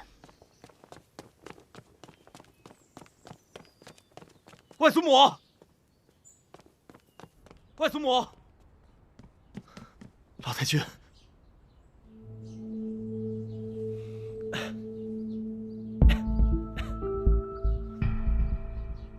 天磊，世昭，拜见外祖母。哎呀，弟妹也在这里啊，那真是太巧了。老太君，扬州来人了。哦，什么人呢？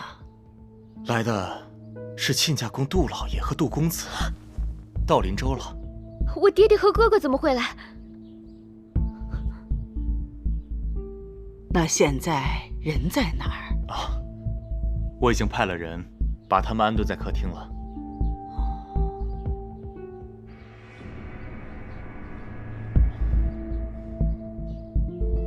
天磊啊，你这亲家公可真是思念女儿思念的紧呐，这一进门就要找冰燕。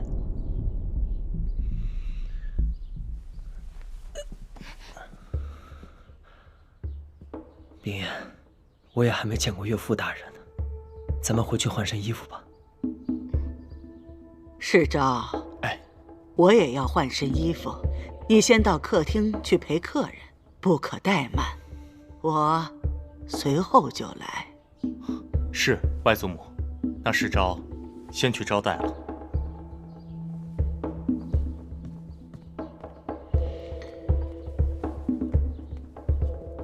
你们两个好好的安顿师太，切不可走漏了风声。奶奶放心。走。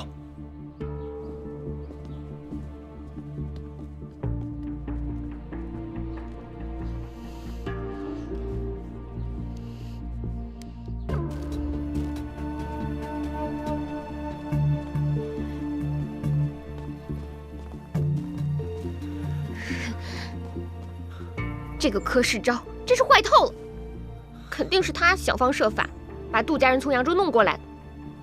这可怎么办呀？我换什么衣服，李玉虎也变不成杜冰雁啊！你先别着急。什么别着急？火都烧到眉毛了，还不着急？这样，你先把小喜叫过来。小喜？对。对哦，他可是货真价实的杜家人。这个事情，不知道老爷。接着说，说下去。我们齐府的三少奶奶原本是扬州杜之强杜老爷的千金杜冰雁小姐，可是万万没想到啊，一个叫李玉湖的江湖女贼，竟冒充杜小姐，瞒天过海，混进我们齐府。据小人推测，真的杜小姐有可能是被他给杀了，或者被他绑到别的地方。那你为何不早点到官府告发他？为何要拖到今天才来请我们呢？老爷啊，我们也是被蒙在鼓里，与那假的三少奶奶相处数日，才发现丁点破绽。啊？那这么说，有证据了？这证据啊，今日便会出现，定让那顶替之人露出马脚。当真？千真万确。老爷，我们柯少爷吩咐了，您只需要派4名手下带上家伙事儿，您瞧啊。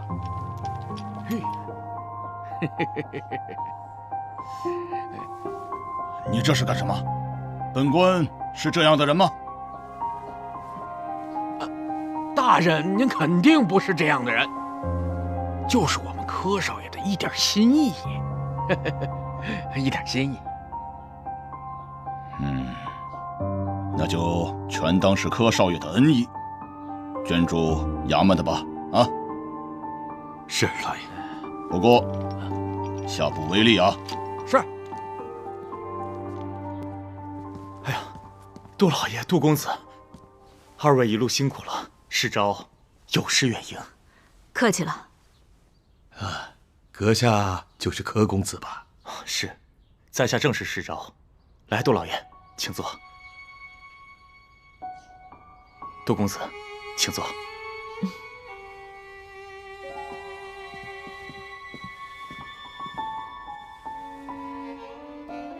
柯公子啊，这些日子啊，我们杜府生意繁忙，那可以说是忙得不可开交啊。要不是你派人送来消息，说小女在灵州患了重病，那我们是无论如何也离不开扬州的。哎呀，杜老爷，实在劳烦您大老远多跑一趟来林州，世昭深表歉意。不过这好消息啊，事请名医已经诊治过了，冰雁现已痊愈，还请杜老爷和杜公子尽管放心。啊，好好好。哎呀，柯公子啊，冰雁此时在哪里啊？我已经差人去请了，马上就到。二位稍坐片刻。欢迎欢迎啊！外祖母。哎呀，欢迎亲家公到访寒舍。哎呀，见过亲家老太君。哦，见过老太君。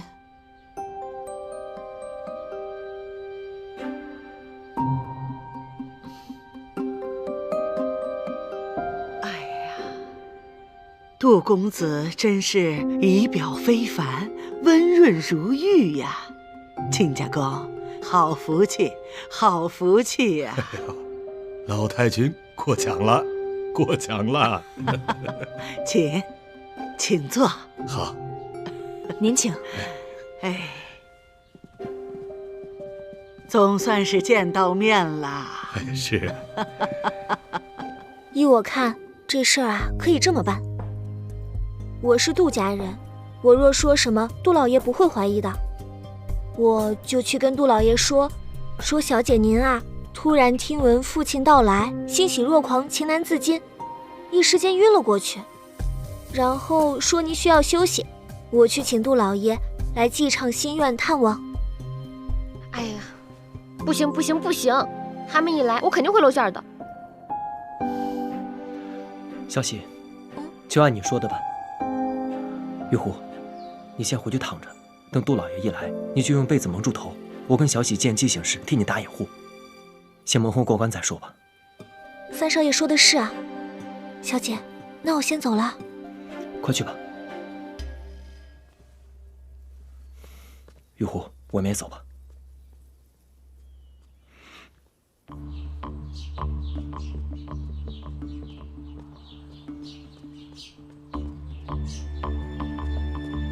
亲家公，哎，请喝茶。哎，好好好。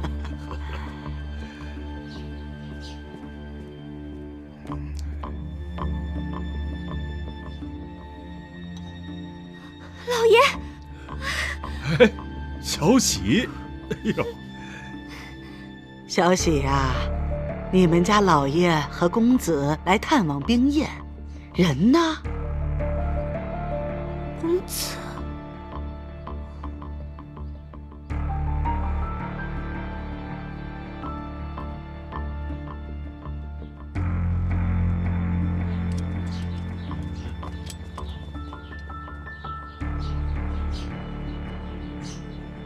老太君啊，正在陪扬州来的客人，等会儿那个假的三少奶奶先过来，几位官爷先别声张。待他在杜家人面前啊露出马脚之后，几位官爷便可行动了。好，咱们以拍手为号，几位官爷便可进去给他上枷锁。放心，放心。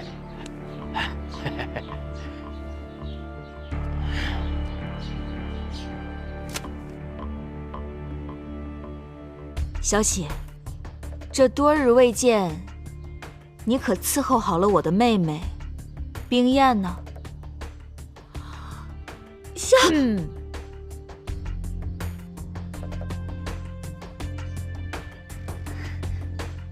小喜，拜见少爷。免了。小喜啊，这个小姐呢？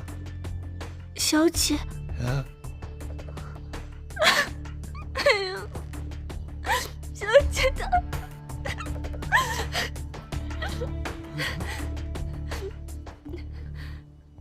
老爷，小姐听说您来了，欣喜若狂，先是大笑，笑着笑着又哭了。小姐自从来到林州，十分记挂您和夫人。小姐她，到底怎么了？小姐她一时情绪激动，晕过去了。啊！快，带我去看看。老爷少爷，小心脚下。来。哎呀，慢点儿，慢点儿。你们又不知道地方，跟我来。哎，在这儿，哎，这儿。冰燕呐，冰燕！老太君，您慢点。开手。冰燕，奶奶，天雷，冰燕她怎么了？她妹妹。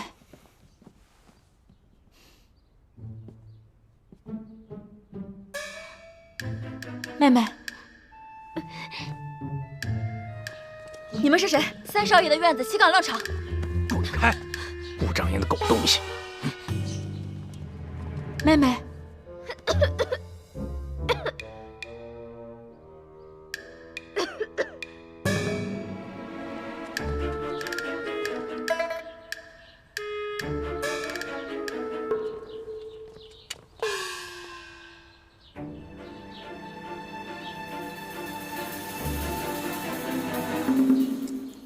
妹妹，是我呀！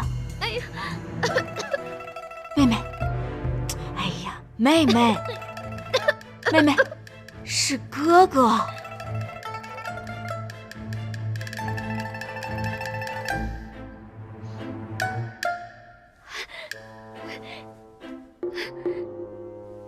哥哥，好妹妹。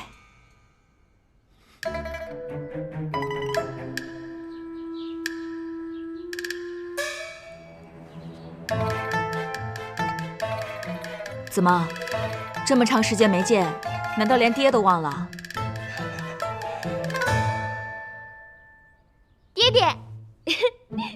哎，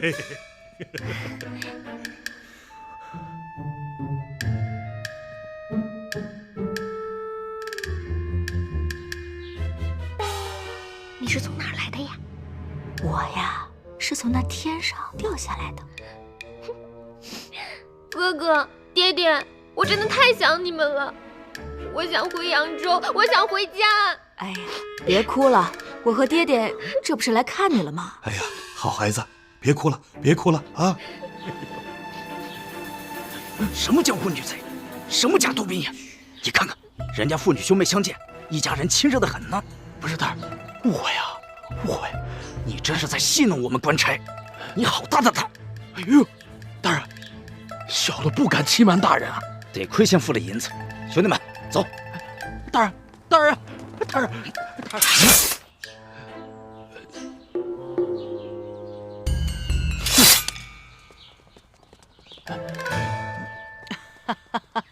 天磊啊，你还不赶紧拜见你的岳父大人？小婿拜见岳父大人。哎，贤婿，不必拘礼，不必拘礼呀。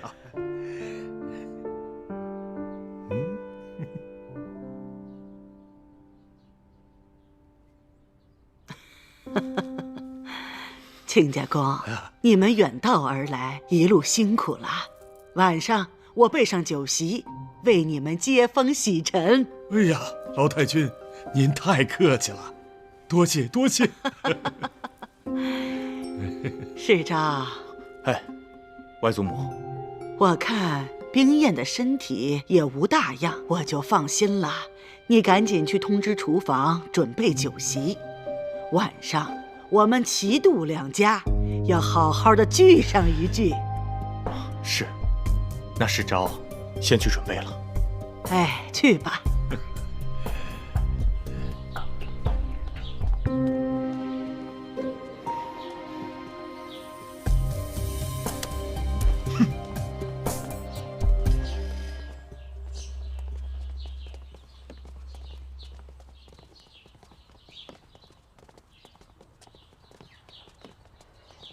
哦，小喜呀，你带你们家老爷和少爷早点去安顿休息吧。是，老太君。老爷，少爷，请。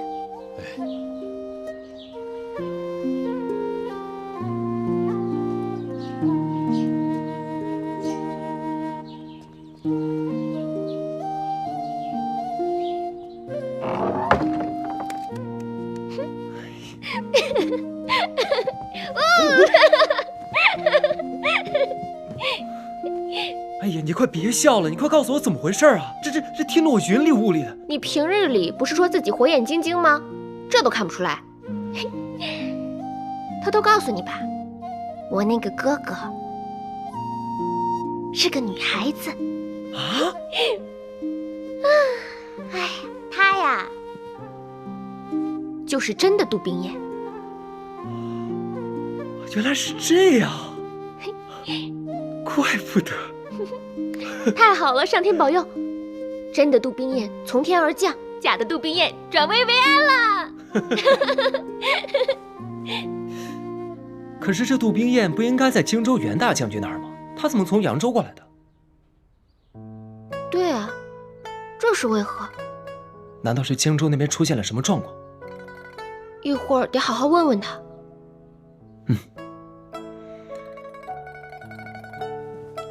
玉壶，今天晚上晚饭的时候，你还是得假戏真做，假扮你的杜冰燕呢。你呀，就放心吧，这个假的杜冰燕，我是会好好扮下去的。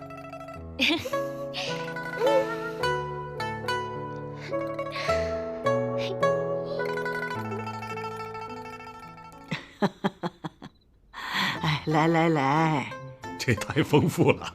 天磊娘亲和二娘他们出门上香礼佛去了，只好由老朽一人出面，为的是给远道而来的亲家公接风洗尘呐。老太君，祝您安康喜乐，长命百岁。好，那咱们一起，好，干了这一杯，来。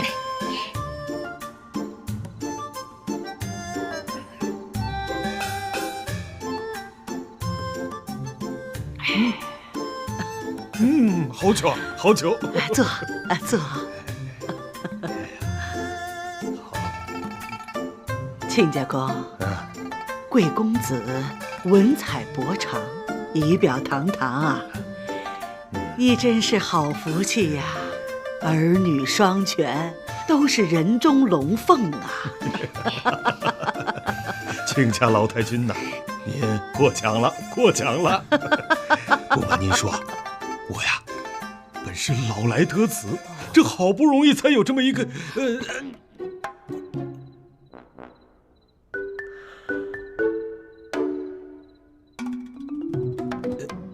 一个儿子和一个女儿。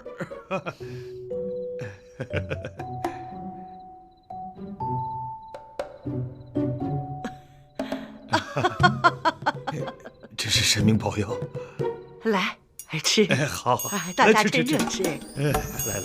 来。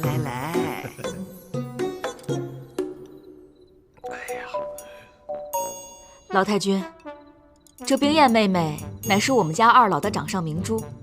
自从她嫁来了灵州，二老是无一日不再思念着她。这前几日，贵府派来消息说，我这妹妹忽然病重，急得家母当场就晕倒了。母亲她……妹妹你放心，母亲无碍。今日我和父亲来到灵州，看你恢复得不错，我们深感欣慰。等我们回去告知母亲你的情况，她一定会高兴的。来，小妹，为兄敬你一杯。你我久别，为兄时刻挂念着你。兄长，我也很想你。我陪一杯啊，陪一杯。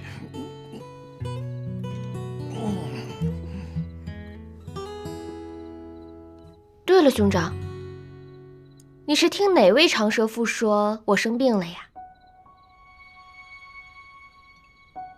妹妹，你难道没生病？我来灵州之后，身子可好得很。那这事倒是奇了怪了。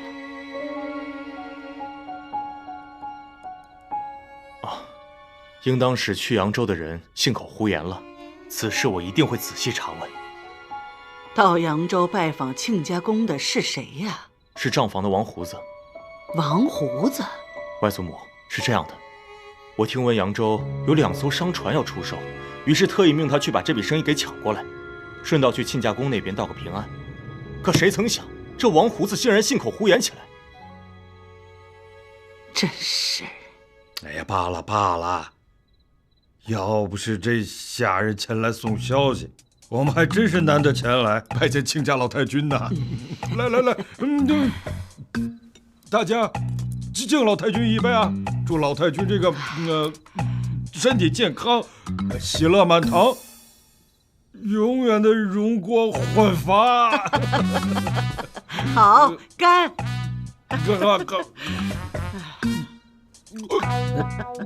岳父大人是不是喝多了点？没事，我酒量大着呢。来，女婿，我女婿喝，再喝一杯。我这酒量大。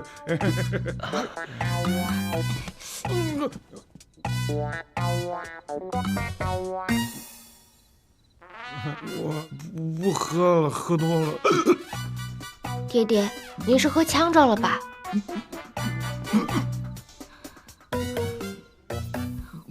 你不是说会有好戏看吗？你不是说三少奶奶不是杜冰燕吗？现在倒好，人家父女相聚，兄妹相见，亲热得很。咱们呢，白忙活一场。当初你撺掇老太君跟三少爷冲喜，倒是给他出来个贤内助，给你出来个克星。好了，你把嘴给我闭上！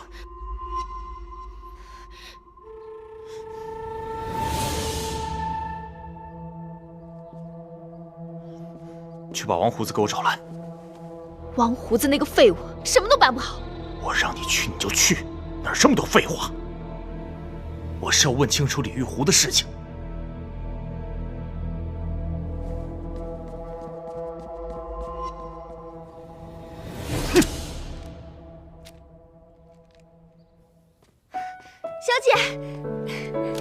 小喜，小姐，小姐，快让我看看你还好吗？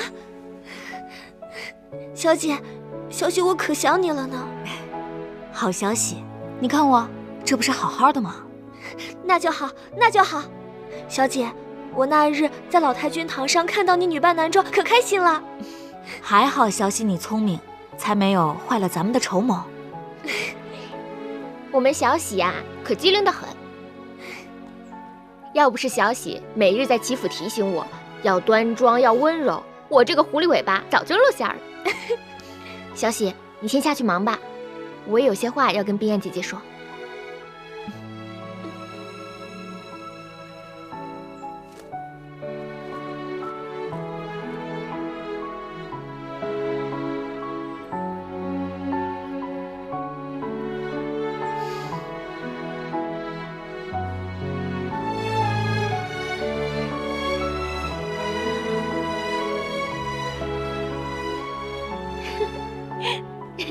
你可是在笑我的扮相？我哪敢笑你呀？我呀是在笑我自己。笑什么？笑我自己。刚来这院子的时候，可是出尽了洋相，把这寄唱心愿念成了寄踢心花。那可有人听见？唉，让齐天磊听见了。他这个人呐，机敏得很，立马就察觉出我不是大家闺秀杜冰燕，又设了一些圈套，把我李玉湖的大名给套了出来。那引出来之后又如何了？我就承认啦，我就说我就是李玉湖，你能拿我怎么样？我就是代替冰燕姐姐来你们齐家受罪的，等你一死啊，我就回扬州去。那你这么说，齐三公子难道不生气？他这个人啊，平日里就爱恶作剧逗我玩，对我千依百顺的，也是拿我没办法。那齐三公子，他的身体到底如何？他这个人虽然在外人面前表现得病殃殃的，身子也很清瘦，但其实健壮得很。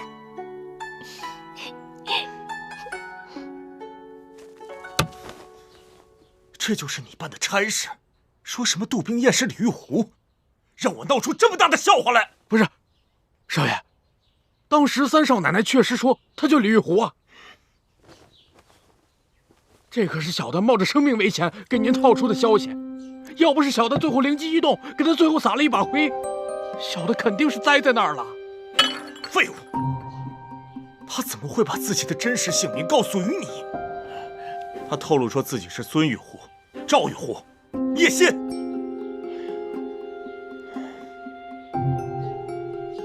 不过，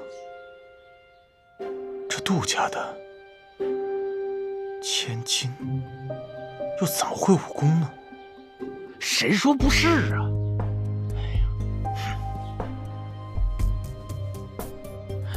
少爷，你说有没有可能是杜老爷为了自家财产，偷偷的让杜小姐和杜公子学武，然后对外秘而不宣？你说有没有这个可能？有没有可能？绝对有这个可能。倘若真的是这样，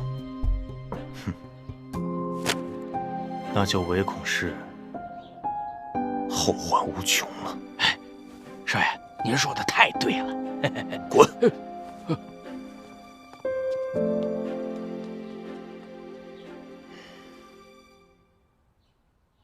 冰燕姐姐，听若谦师傅说，你在边城替我吃了不少苦，我实在是有点内疚，觉得对不起你。你千万别这么说，玉湖妹妹。虽然你在这儿是锦衣玉食，可是齐府暗流涌动，危机四伏。况且，在边城，虽然日子苦了点儿，可我的心却安定得很。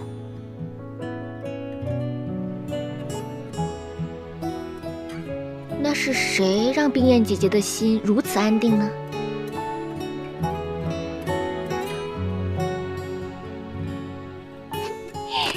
哎，你不说我也知道，是袁大将军。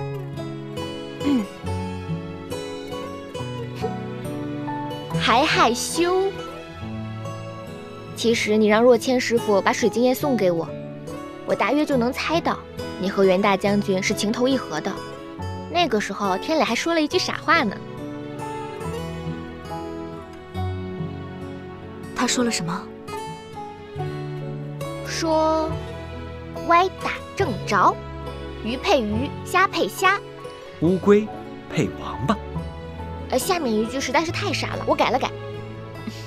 英雄配才女，青蛙配蛤蟆。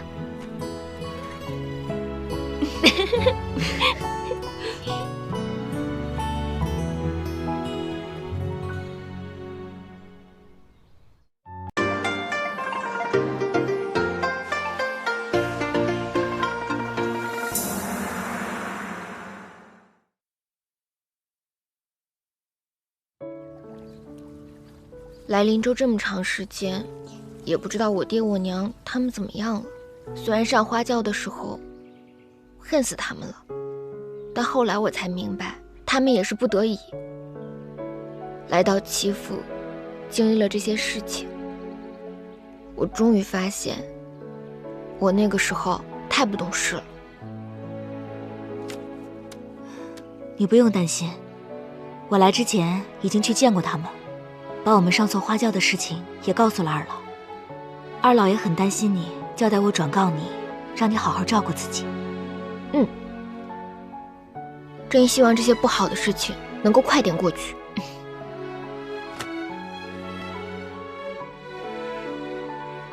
碧玉妆成一树高，万条垂下绿丝绦。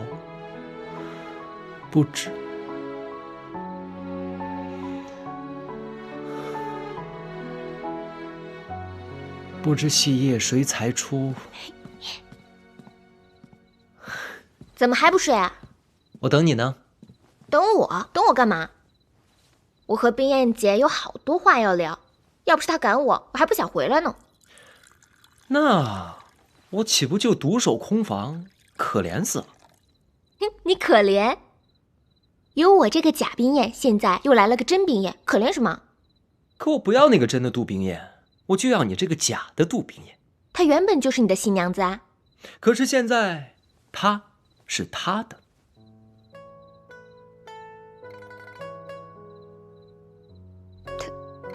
他和他遇到麻烦了。怎么了？皇上已经下旨，要招袁不屈当驸马爷，让他娶昌平公主。那这下可就麻烦了。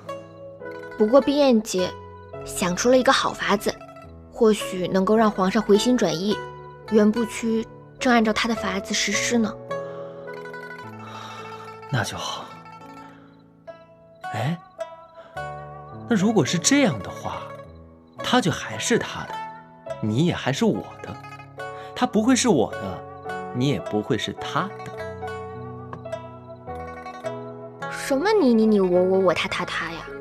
就你贫嘴，睡觉去。哎，你等等。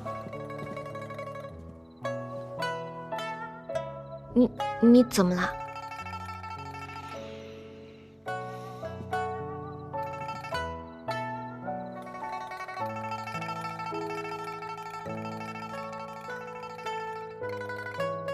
我就要定了你这个假的杜冰燕。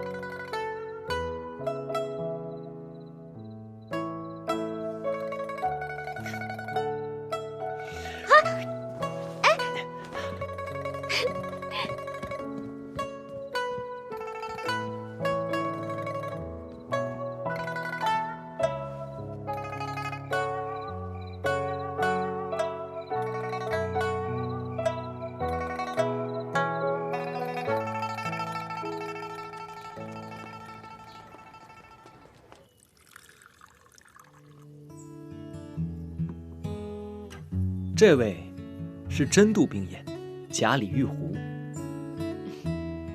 这位是真李玉壶，假度冰雁。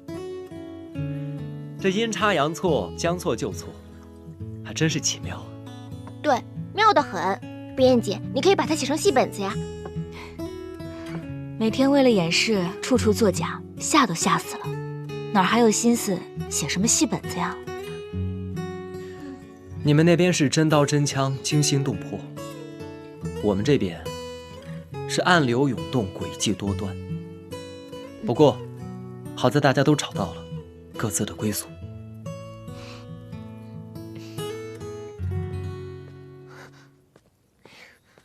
哎呀，小巧姐，你怎么来啦？探子来了。小喜啊，哎，老太君让我来送些点心。小巧姐，老太君大夫人那边的事都得你张罗，这里啊有我小喜呢，就不劳你费心照顾了。是老太君非要让我来的，瞧，让我来送些点心，说兄妹妹夫在一块聊天，得好好聊聊。小巧姐，把东西交给小喜就好。是。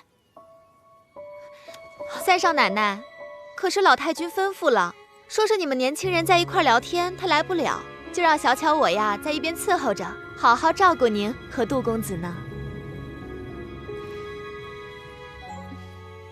哎，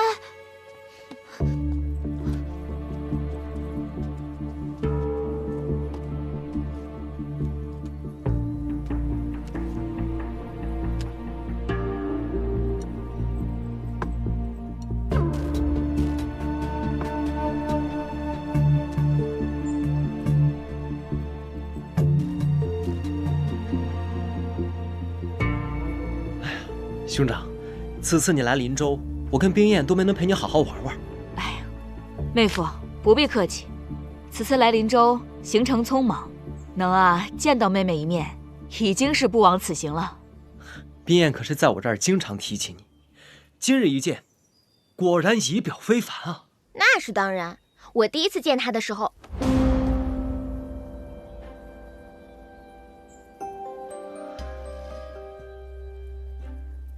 见他从学馆里回来的时候，我就比了比，我兄长可是一表人才。哎，冰雁呐，不要乱说。天磊兄，我这妹妹自幼就心直口快，你呀多多包容她。冰雁呢，你昨晚不是跟我说，这天磊兄虽然出生在富贵之家，却毫无骄奢淫逸之气吗？这可是你的福气啊，你呀要好好待他才是。我可没这么夸他，他这样子还是因为他那仙风道骨的师傅。说的倒是，也多亏了我那师傅的谆谆教诲。怪不得天磊兄眉目之间有一股正气，果真是妹妹的良配夫君呢。可我这位良配夫君总是让人欺负。兄长，你可真是见微知著，说的话都是金玉良言啊。我呀，也有一位师傅，他跟我说，这人世间姻缘最重要的就是情字。我看天磊兄和妹妹情意绵绵，实属是天作之合呀。兄长不愧是才女。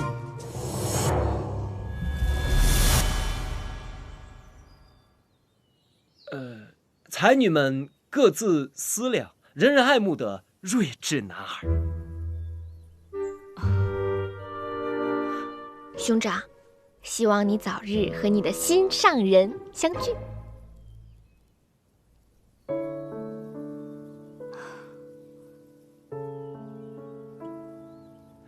冰雁，兄长还未向老太君辞行，咱们也还没跟岳父大人好好的聊聊天呢，要不咱们就到这儿。请。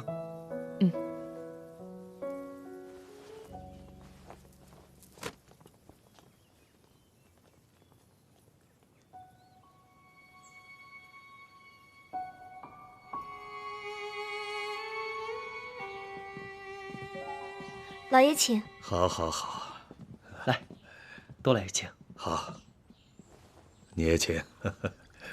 哎呀，老爷喝茶。杜老爷辛苦，请用茶。好。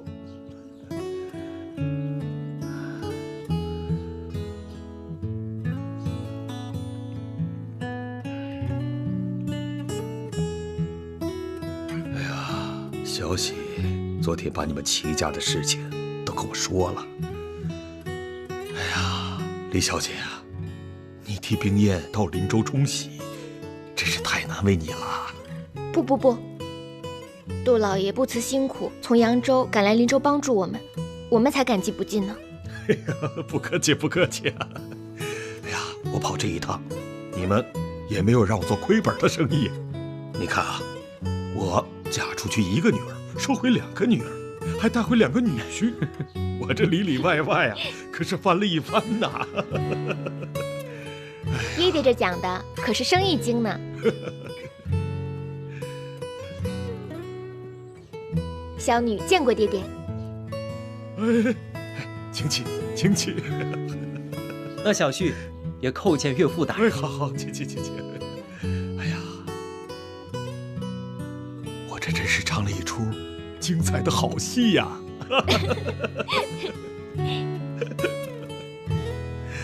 哎呀，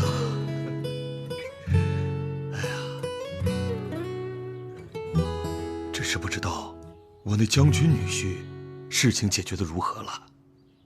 岳父大人请放心，师傅师娘他们回来之时，已传来消息，危机已经解除，现在静待圣旨即可。圣旨到！奉天承运，皇帝诏曰：定北侯原不屈，此番平定边城战乱，功不可没，实乃我朝栋梁。朕本欲招为驸马，但原不屈已有婚约，故撤销前旨。校尉沙平威少年英武，救助公主于危难，故沙平威晋升为副将，命你2人即刻准备，于下月初10之前回京，商议与藩邦议和一事，事关重大，不可耽搁。钦此。臣接旨。恭喜2位将军，老臣告退。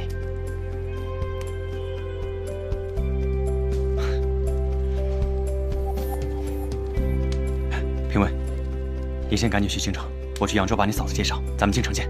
好。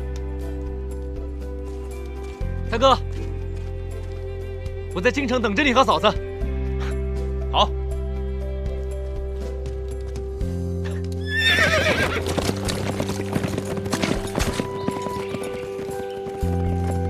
下！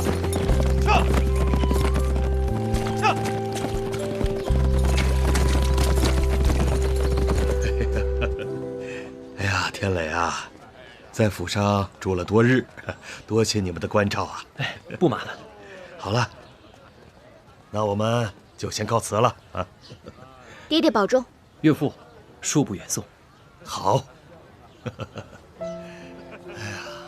玉虎妹妹，一定要记得，人之内心皆从书中来。你跟天磊兄定要照心相伴，恩爱相合才是。我知道了，你也是。和你家那位有什么，记得告诉我。我会的。告辞。保重。保重。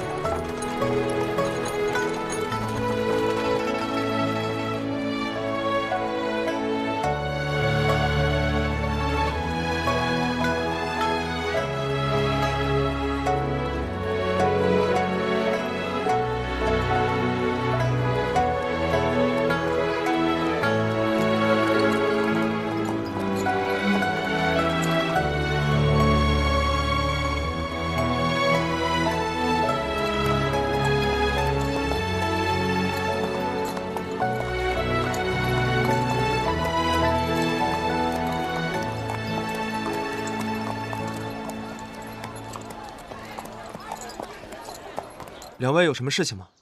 请问这是杜志祥杜老爷家吗？是杜老爷家，可我家老爷出门了，不在府中。你们改日再来吧。哎，杜老爷不在，那不知你们家小姐可在？也不在。老爷和小姐一起出门了。那不知道杜老爷和你们家小姐何时回来？何时？这我也不知啊。我家老爷去林州了，好远呢。林州？那杜小姐去林州是去做什么？去林州还能做什么？去了林州的齐府。我们杜家跟齐家可是亲家。哎，走吧走吧。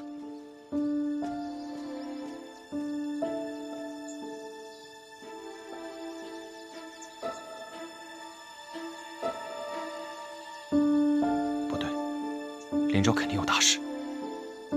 冰燕上错花轿，可嫁对了郎，不可能平白无故去林州。莫非齐家那边发现那个杜冰燕是假的，不肯罢休，非要冰燕嫁去林州？将军，那这可如何是好？走，去林州。将军不可，皇上的圣旨要求您下月初10之前进京，现在离初10只剩下3天时间了。若咱们快马加鞭，日夜兼程赶路，还可在3天之内到达京城。可若再去林州，怕是要误了议和的大事，万一皇上追究下来，担待不起啊。可是夫人，将军，夫人去了林州不一定就有问题，不如我们给夫人留下一封书信，将您进京之事详细告知，夫人也可安心。只能先如此了。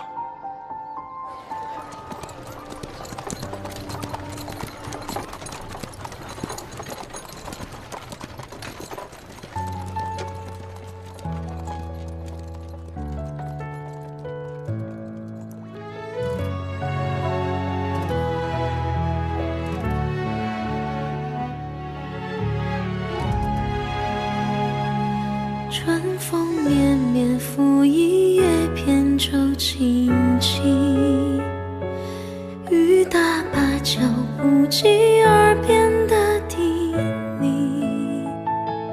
一座城，一身情，一曲相思锁一心。梦里桃花片片散落奔月明。夜雨伴随扬州行，一人撑伞两肩并，花瓣飘零，是你满天深情。夜雨无声人有情，老爷、小姐，你们回来了。老爷，刚才有人找过你们，跟着他的人叫他什么将军？将军？嗯。那他人在哪儿？嗨，我把他赶走了。什么？你这个不长眼的东西！你知道那是谁吗？那可是原部区袁大将军，你小姐的夫君，本老爷的女婿。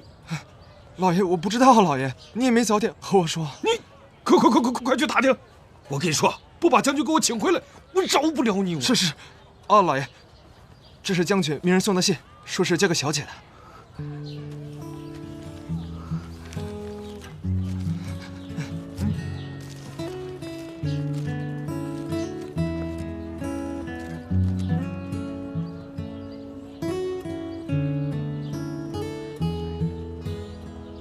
女儿啊，我那将军女婿信上说啥了？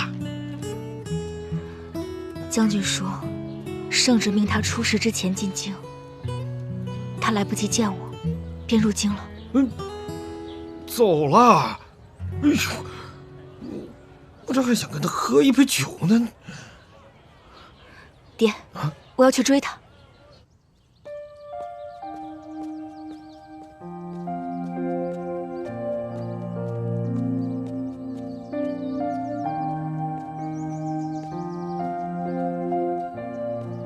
公主，你们先下去吧。是。怎么了？怎么闷闷不乐的？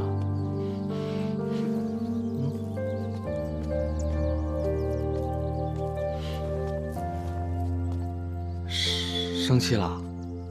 你说，你刚刚出去那么久，干什么去了？嗨，我去马厩喂马了。喂马？你为什么要去喂马呀？那是下人做的事情，不是驸马做的。我现在又不是驸马爷。再说了，马最通人性了，在战场上，他就是我最亲密的伙伴。你爱他，他就爱你。我不管，反正你不许爱马，只能爱我一个人。我就是实话实说嘛。你是金枝玉叶，那我也是堂堂男子汉啊。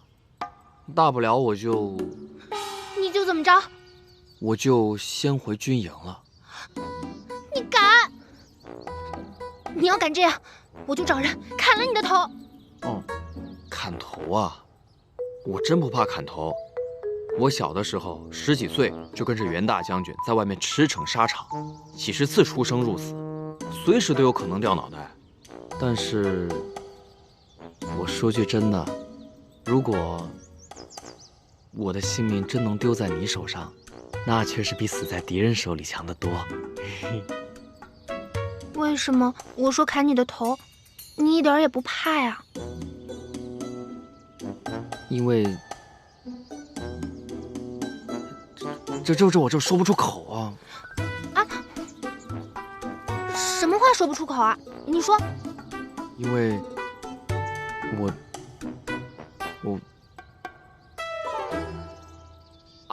哎呀，这种话怎么能随便说得出口？说不出口就是说不出口。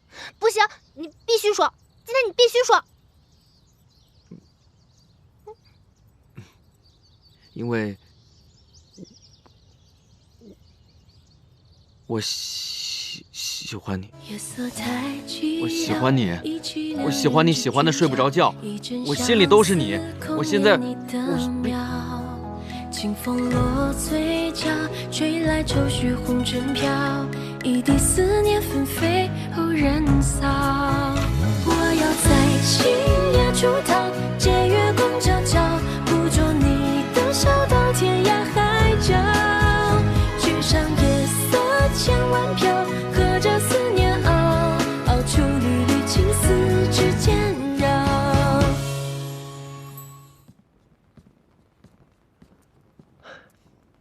奶奶，您找我。来来，坐下坐下。小巧，这没你的事了，你先出去吧。是。记住，把门关上。是。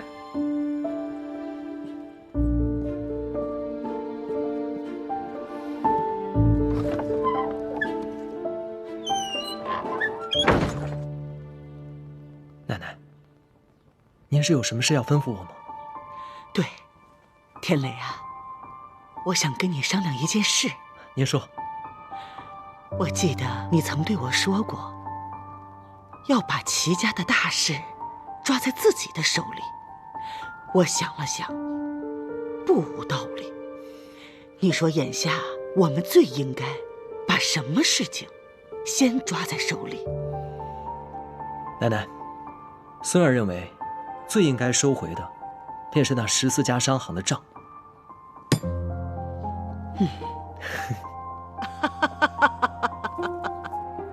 天磊啊，奶奶近来看你的气血日渐旺盛，精神也很好，所以我想让你和世昭共同经营我们齐家的商铺，可好？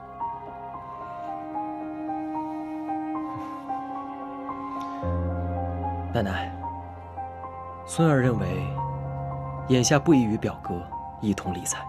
为什么？表哥是个精明的人，奶奶若是要管账，表哥定有所察觉，只怕他会做出一些其他事情来。他还能做出什么其他的事情？奶奶，这些年来，咱们齐府的人死的死，哑的哑，病的病，就连孙儿喝下的药里都有人下毒。孙儿其实什么都不怕，最怕的就是那人，那口蜜腹剑、佛口蛇心的人。奶奶若真想收回那14家商行的账，咱们就必须先把那伪善的恶人揪出来才行。停！我知道你想要说什么。给奶奶点时间吧，让我好好想想，好好想想。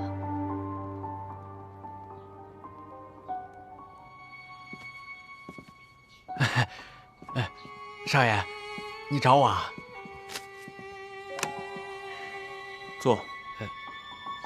我站着挺好的。我让你坐你就坐，男子汉大丈夫，如今这什么德行啊？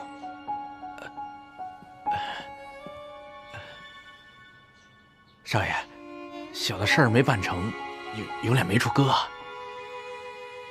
王胡子，我如今有一个能够让你将功折罪的机会。打开。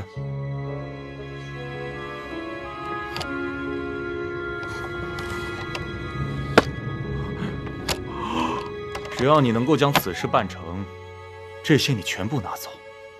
少爷，你说真的？千真万确。嘿，小的为你赴汤蹈火，在所不辞。我既不会让你赴汤，也不会让你捣火，这是一件极其容易办的事情。什么事儿？我需要你去齐天磊他们的房间，把这毒针插在床上。少爷，他那个房间的门锁的可严实，根本进不去。没事，好办。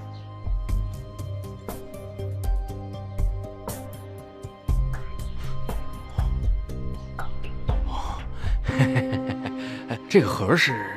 别动，仔细着点，否则连大罗神仙都救不了你。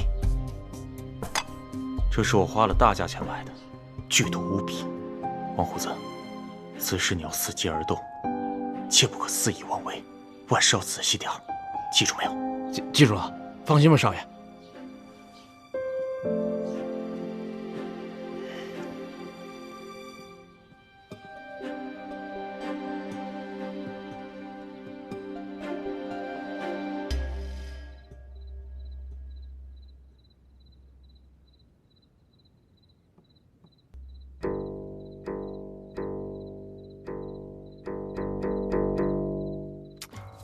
喂，老太君让你协理管账，这正好可以夺回齐家的财权，你为何不干？等抓住那豺狼再说。抓住豺狼可以啊，但这账你也得管呀。玉虎啊，你不是说你以前最瞧不上那钻进钱眼里面的那些人吗？那我齐天磊定然是跟你想的一样的。那你不管谁管啊？我呢，已经有看上的人了。谁啊？明日带你去见他。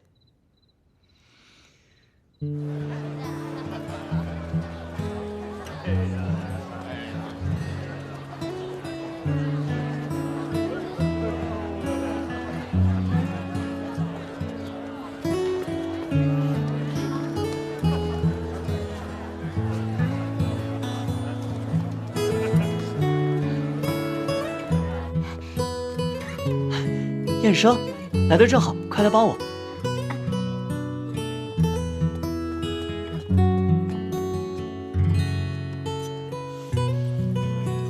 我跟你说的那个人呢，你自然是见过的。是谁？你又不告诉我。到了你就知道了。走。那我不去了。走了走了，到了你就知道了啊，一会儿就到。那你快说呀。到了你就知道啦，快快快，走走走走。我不去了。听话。走了。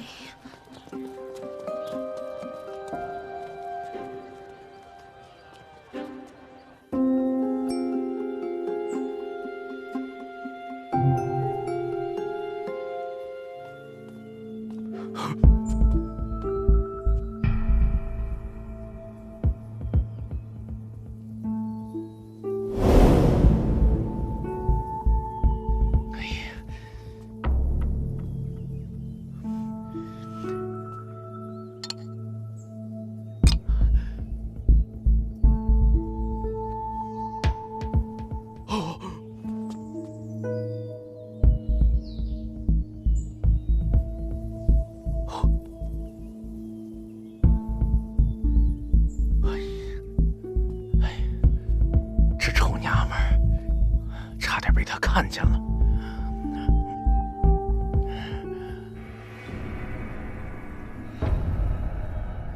哦，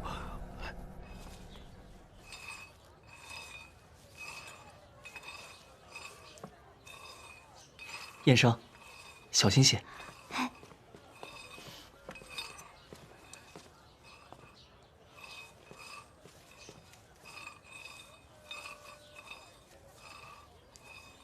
哎，燕生，你怎么在这儿啊？三少爷，三少奶奶，你怎么到这儿捣药了呢？爹娘走后，店里没有帮手，燕生就过来帮忙了。哦，怪不得平时在府里见不到燕生，原来是跑到这儿来捣药来了呀！原来是跑到这儿来了呀！哎，燕生别走啊！害羞啦？这丫头，小姑娘，小姑娘，你不去办柯少爷交代的差事，来我这儿躲什么闲呀？这不是正办着柯少爷交代的事吗？柯少爷总是交代了，如果有什么不明白，就来找小巧姑娘。我这不是来找小巧姑娘帮忙来了吗？这里边到底是什么呀？这里边是毒针，可以弄死人的。快收起来！这，小巧姑娘，你帮帮我吧，我实在是没办法了，帮帮忙啊！哎呀，好了，我知道了。谢谢小巧姑娘。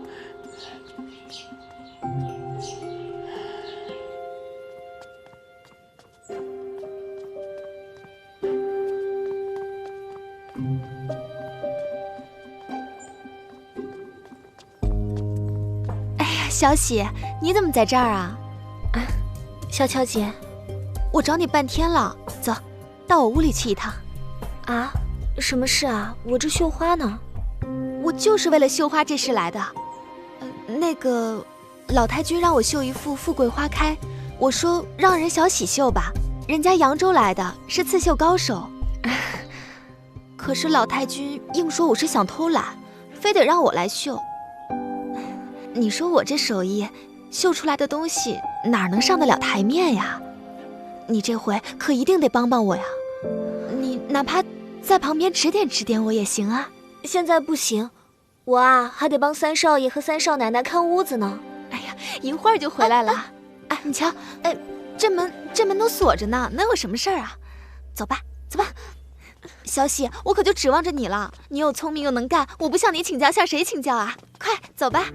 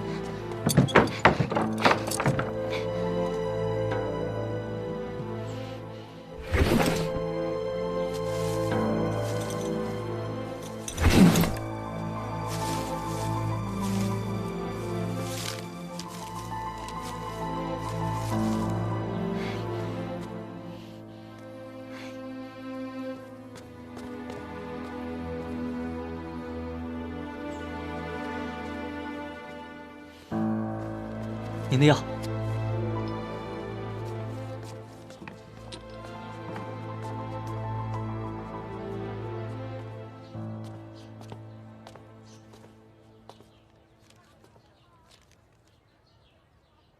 金堂，哎，公子，若我是客人，我把药单弄丢了怎么办呢？没事儿，我有账单。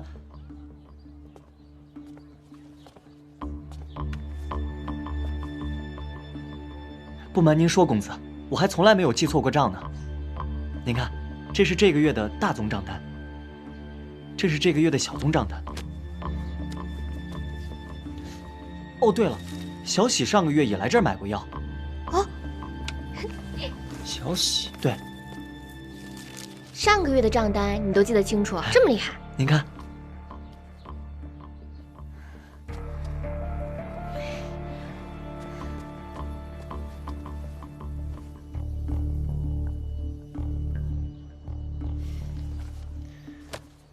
金堂，哎，我让你去管一家更大的药铺，怎么样？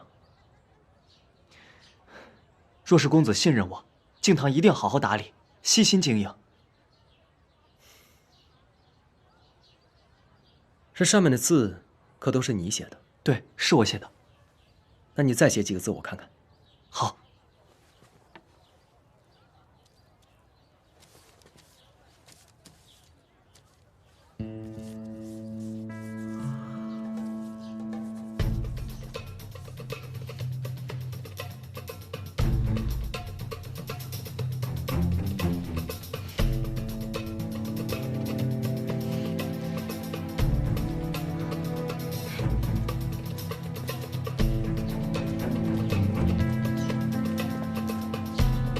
叶生小姐，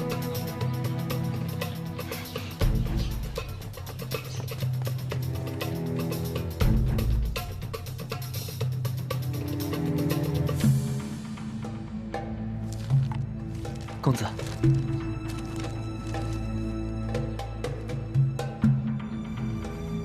这字写的的确好看。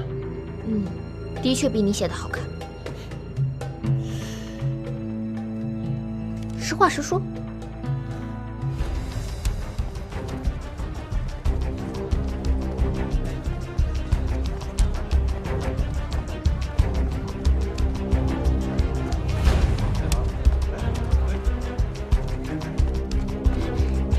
哎，燕生，你怎么来了？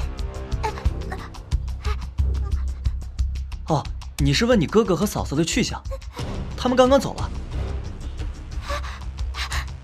哎，燕生，燕生，燕生！这季敬堂办事沉稳，心细如发，我看真心不错。哎呀，三公子回来了！哎呀，二位请请请。哎，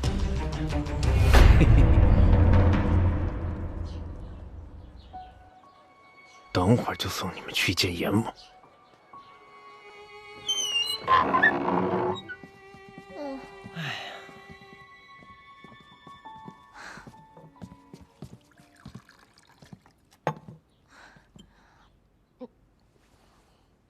呀，累死我了，我睡觉去了。哎，等等，这哪有大白天就睡觉之理啊？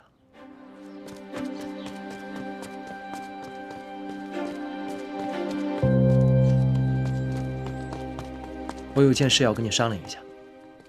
我想让季敬堂来咱们祈福理财，咱们祈福事务较多，也需要一把好手来打理，你觉得呢？嗯，他是能担事儿的人。那我先睡觉啦。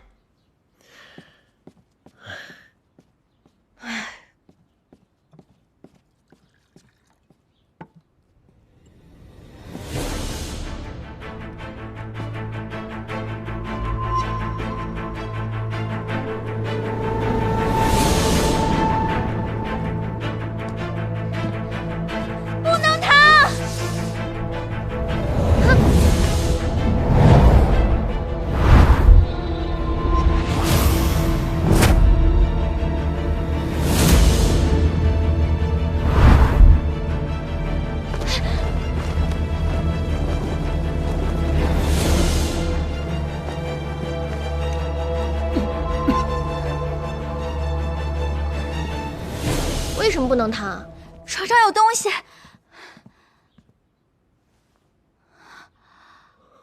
叶生，你会说话了。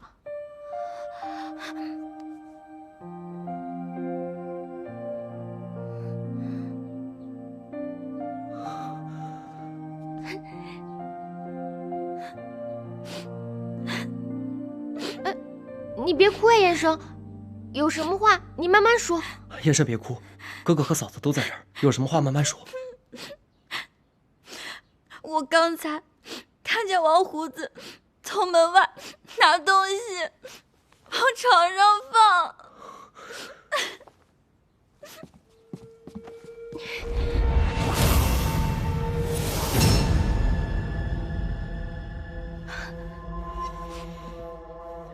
把手帕给我。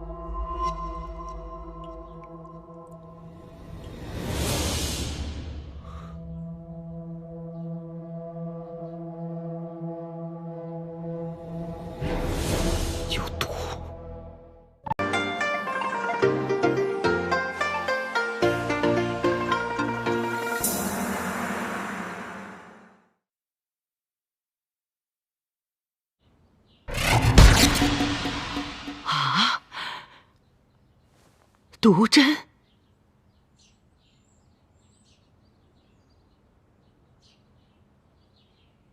我精明了一辈子，没想到老了，我引狼入室啊！他先是坑害姬敬堂一家，然后又毒哑了师太，现在竟然算计到我和天磊头上。奶奶，如果我们齐父也让虎狼称霸，蛇蝎作祟，那我们家的家命就是真的走到尽头了。我真是老糊涂了。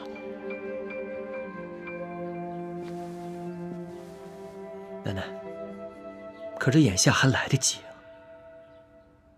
什么来得及？我想将计就计，让柯世昭再做一次恶。再做一次恶？我们一定要让他暴露自己的真实目的。先说这毒药，他从来只送汤药不留药渣，一定会一口否认。再说毒针，我们没有亲眼抓到他布置，王胡子也会一口否认，还会说燕生是看花了眼。所以我们一定得抓到柯世昭人赃并获，才能戳穿他。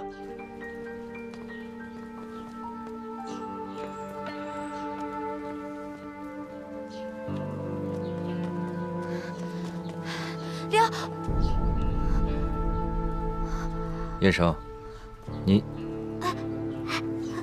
找我有事？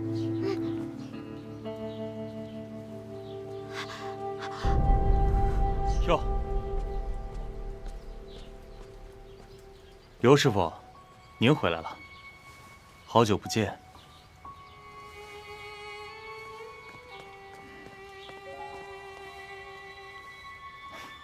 刘师傅，在下还有急事，就先行告退了。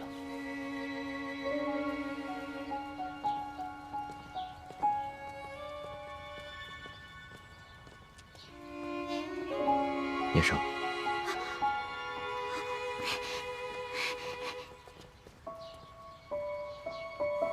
奶奶，这些年我一直都在装哑巴。快和老太君说出你的难言之隐。那是3年前的事了。那年夏天夜里下了雨，我从院子里经过。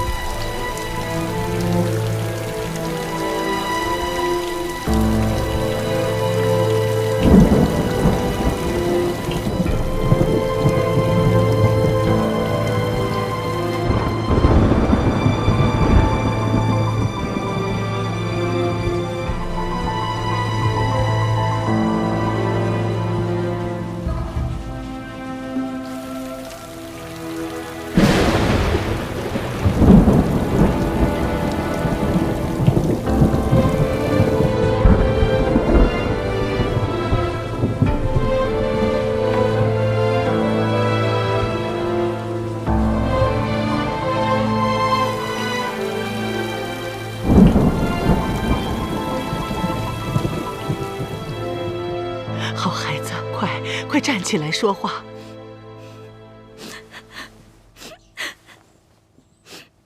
叶生妹妹，既然如此，为何不把此事告诉老太君，反倒自己装哑呢？第二天，我本来要向老太君禀告此事，谁料方小巧见我神色慌张，便让我留在暖阁。没一会儿，柯世昭就来了。他几番试探我，我都咬紧牙关，不肯说漏了嘴。柯世昭心生怀疑，威胁暗示，说自己在齐家已经是一手遮天，大哥哥和二哥哥也已经命丧黄泉，三哥哥也危在旦夕。我和我娘若是想在齐府活下去，就得听他的。实在是太过分了，竟然用这种事情威胁你。后来，柯世昭虽然不知道我当晚所见，却也明里暗里威胁我，说我娘身体不好，要我好好看护她，别管齐府里的事情。我怕我若说出实情，他又会对我娘下毒手，所以我记得二哥死后没几日，你高烧不退，醒来变成了哑巴。所以燕生，也是为了打消柯世昭对你的顾虑，保护自己和你的母亲，才故意装病的。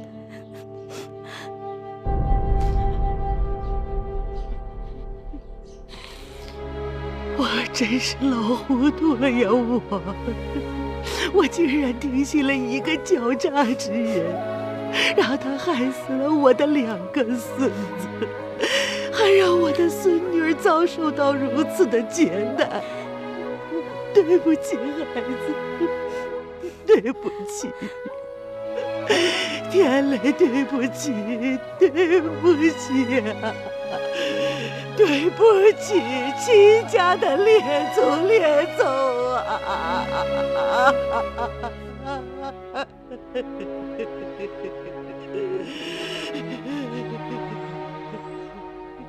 奶奶，您不必感到自责。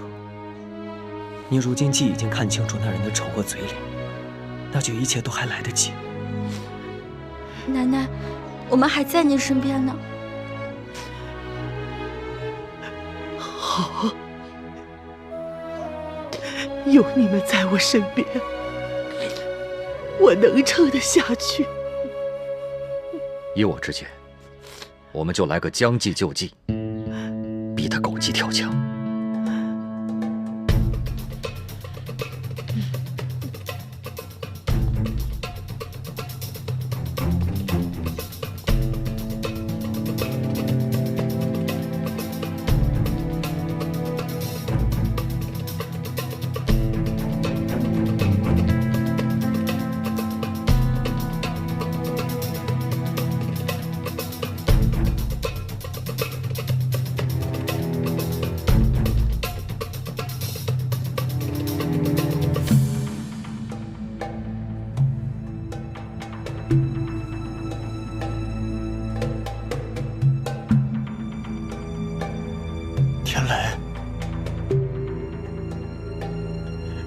弟妹，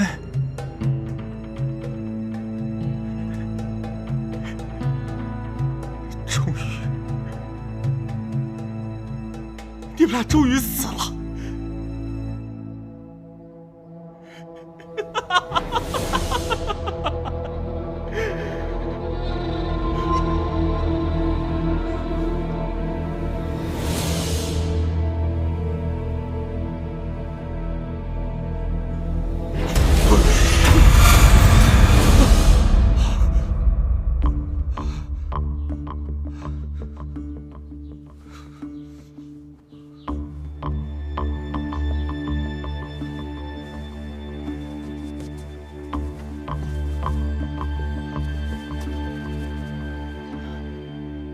来人！来人！少爷，去把王胡子叫来。是。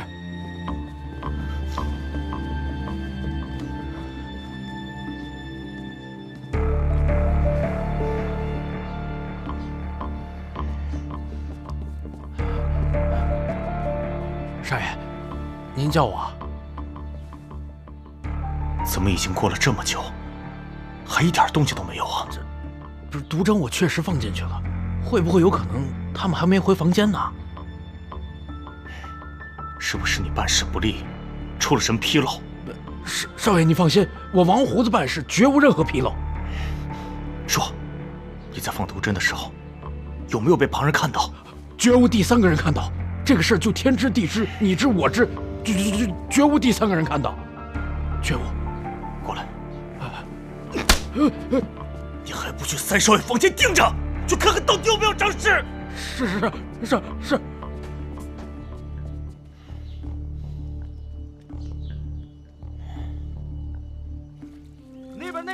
那边捞一下，捞仔细一点。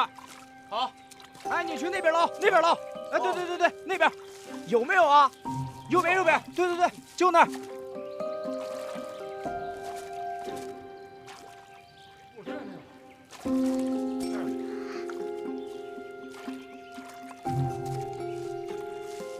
你看，我就说这王胡子会来吧。你说咱俩现在要出去，不得把他吓死？他肯定以为我们俩是诈尸呢。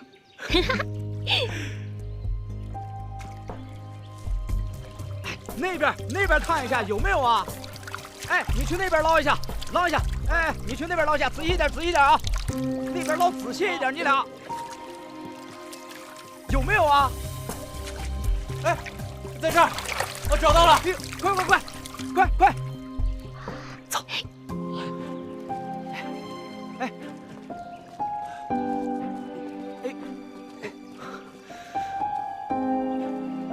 捞到了，三少爷捞到了。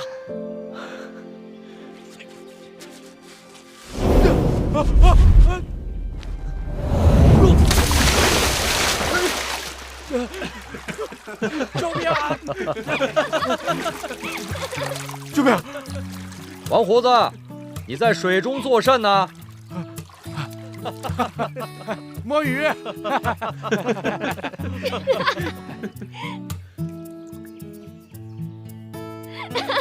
他呀，真是愚蠢至极。这王胡子可是又蠢又狠，要不是燕生提醒，你我二人还差点就一命归西了。玉壶天雷，这招守株待兔终于奏效了。可能连王胡子自己也不知道，他现身的那一刻才是他暴露的那一刻。前段时间冰燕姐姐来府中的时候，就告诉我们要警惕柯世昭，这不他就露馅了。冰燕姐姐可真是我们的福星。冰燕来过这儿。天雷，她为什么会来祈福？师傅，这可又是天大的一件巧事了。这柯世昭派人偷偷去扬州，请杜老爷来咱们祈福，利用杜老爷来戳穿玉壶的身份。可谁曾想，这个时候杜冰燕偏偏从边城回到了扬州便女扮男装，跟着杜老爷一同来到咱们祈福。一个真的杜冰燕叫这个假的杜冰燕，杜冰燕妹妹。你别说柯世昭被弄得晕头转向，就连我也是丈二和尚摸不着头呢。你别说，冰燕还真是及时雨，助力你们二人。天雷，冰燕是何时到的林州啊？5月初4。又是几时去的扬州？住了2个晚上，5月初6。哎呀，坏了，他们帮了你的忙，却坏了自己的大事。什么大事啊？这袁不屈本来是受杜冰燕之意办事的，办完事情之后，便急匆匆地赶回了扬州，去接杜冰燕回去。算起来，恰巧是5月初4的前后，看来他要扑空了。扑空倒不至于，袁不屈将军应该会等冰燕姐姐回去的吧？就怕他不会在扬州多待，选驸马的事情还没有完全解决。万一皇上召他回京呢？那他也会留口信给冰燕姐姐吧？这边巧了，就怕那边没那么凑巧啊。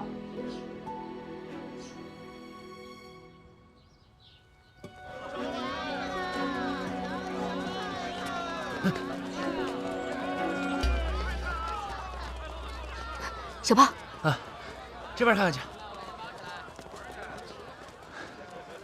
军爷，请问袁大将军住在这儿吗？不知道。那你知道他住在哪儿吗？不知道。好吧，多谢。多谢君爷。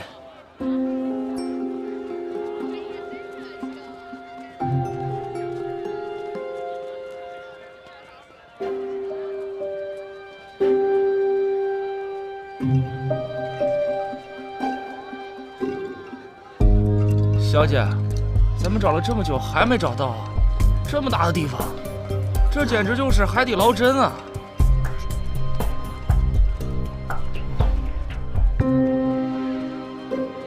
哎，小胖，啊，你可知这市井之地哪里的人最多？哦，天桥，那儿有杂耍的，还有说书的，热闹得很。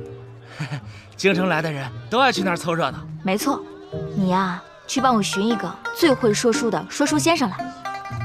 说书先生？哦，那我去了。去吧。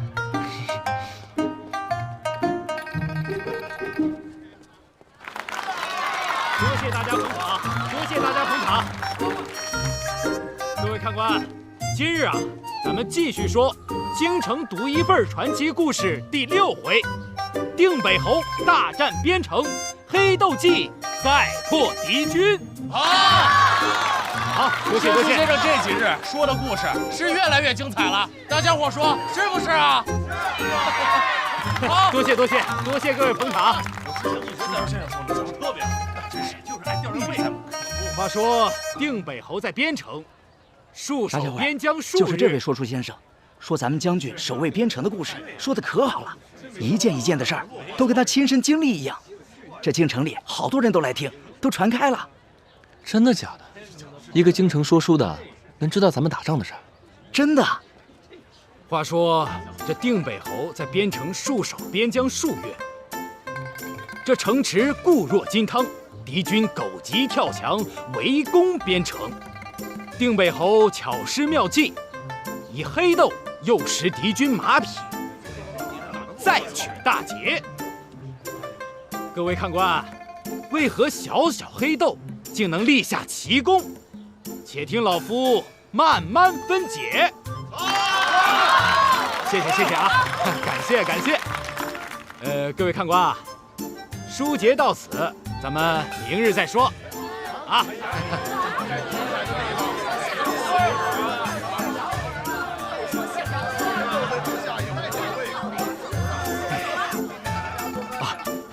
诸位军爷有礼了。先生，您怎么会对我们边关打仗的事情了解得这么清楚？小老儿结识了一位亲历战场的公子，他说的那都是真实的事情。军爷，您要不信，可以亲自去问他。看来这位公子一定是我们军中同胞啊，这我得去看看。那先生知不知道他现在在何处？哎呦，那可太巧了，他呀就住前面的客栈。到了客栈啊，一问店小二便知。多谢。杜公子，有人找您。我去开门。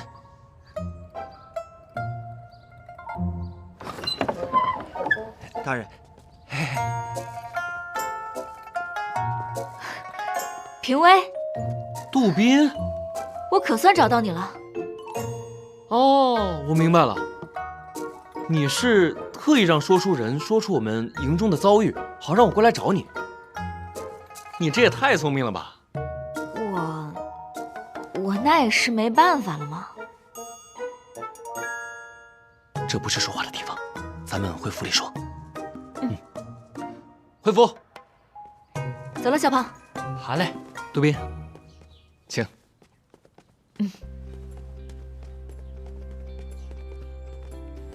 坐吧。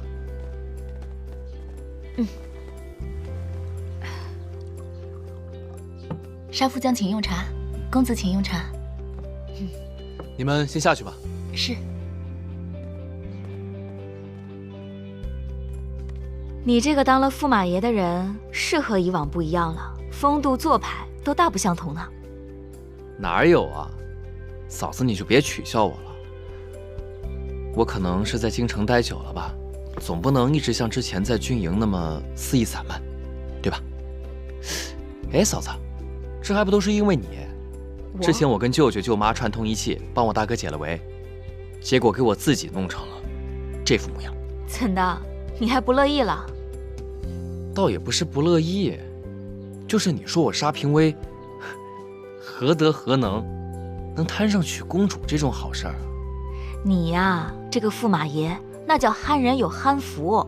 这赐婚圣旨还没下来呢，什么时候当上驸马爷还不一定呢。哎，你倒是跟我说说，你何时来的京城？为何又是这身打扮？这件事可说来话长了。这前不久啊，你大哥他突然……公主驾到！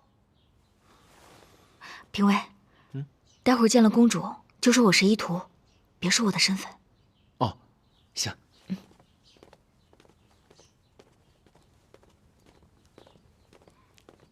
公主，这位是杜宾，我当时在兵营的军医小兄弟。军医杜宾见过公主，免礼免礼。啊，评委，你有这么俊俏的小兄弟，我怎么才知道啊？早知道我就不找你了。你说什么？逗你玩儿，别介意啊，快请坐。我这个人啊，喜欢开玩笑。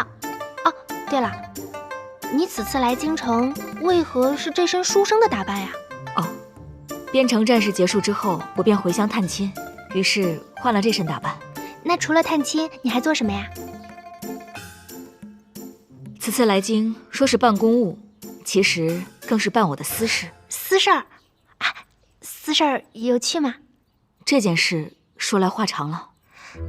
之前原部区袁大将军在打仗的时候，曾经中了一支毒箭，当时他生命危在旦夕，幸亏我的师傅传授了我一招解毒的秘方，这才让他渡过难关。但是他伤还没好，又不听劝阻，重新上阵杀敌，这才给他自己留下了祸根呢。什么祸根？100日之后必定复发。真的吗，评委？对，我大哥平时生性比较鲁莽，所以给自己留下了祸根。而且公主，这个病一旦复发，就算华佗在世，那也无法挽救。我在家乡的时候，突然想到这件事，于是便来到京城，到处寻找将军。只要将军能在100日之内服下我的药，便可安然无恙。我算了算时间，我必须今日就见到他。若是将军真的在京城，找到他也不难。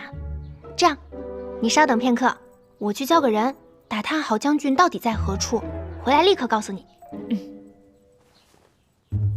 多谢公主。客气。小傻瓜，我走啦。谁是小傻瓜？你。走啦。走。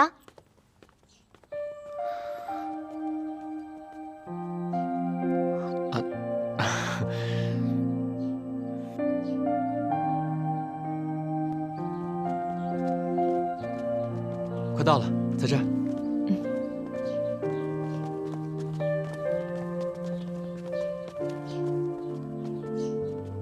杜宾，你们先在这等我，我先自己一个人进去看看。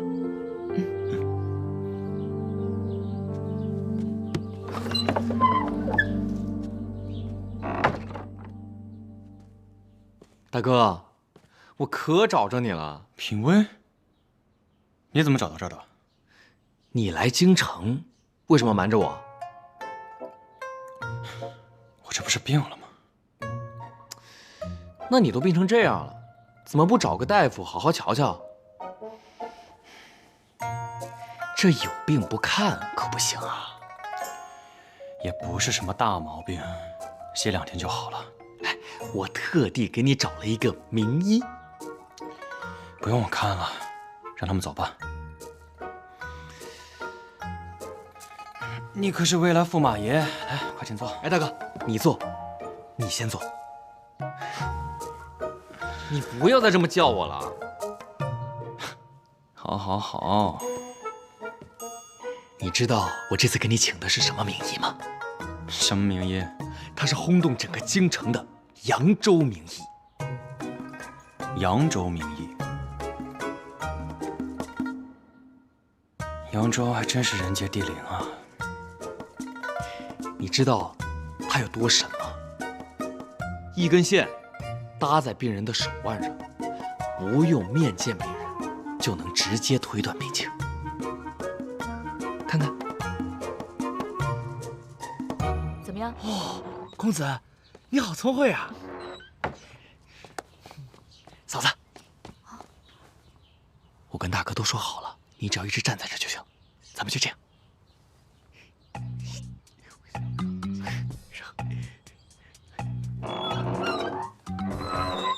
大人请，你请。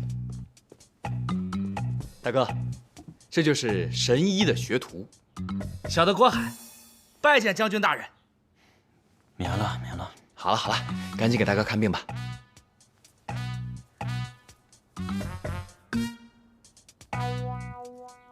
将军大人，您坐着呢，千万别乱动。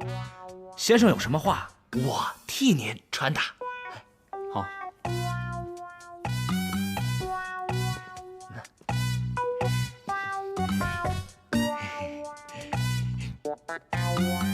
特别准。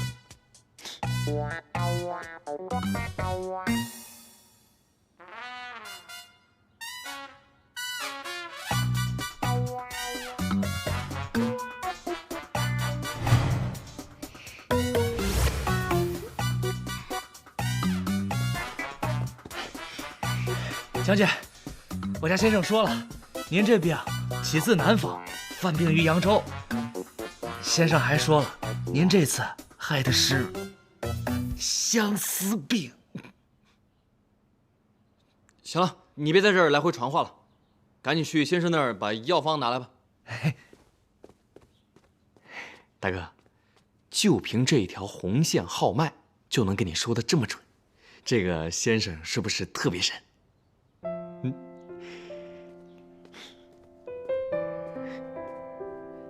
将军，去吧去吧。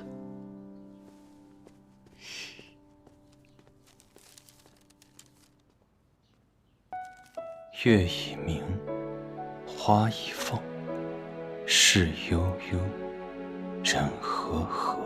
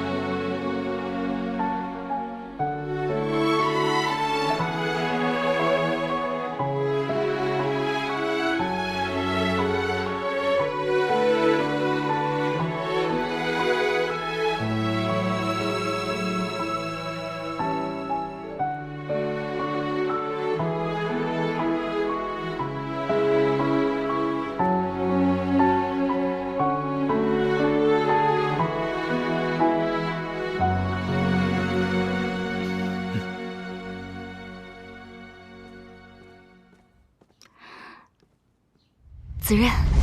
夜雨伴随扬州行，一人撑伞两肩并，波般飘零，许你满天深情。夜雨无声人有情，不负真心不负雨，不负人间亦不负情。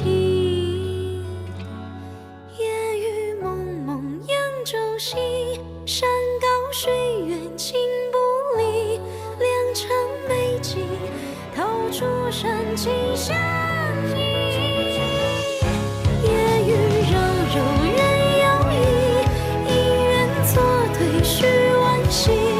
郎情妾意，此情不移。郎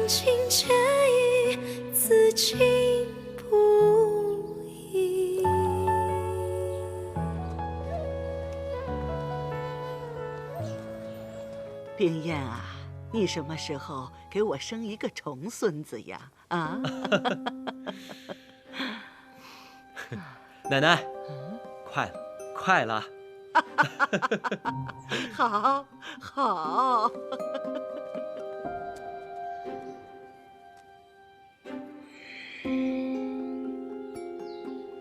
这个柯世昭，奶奶，放心吧，奶奶我不是那种心软的人。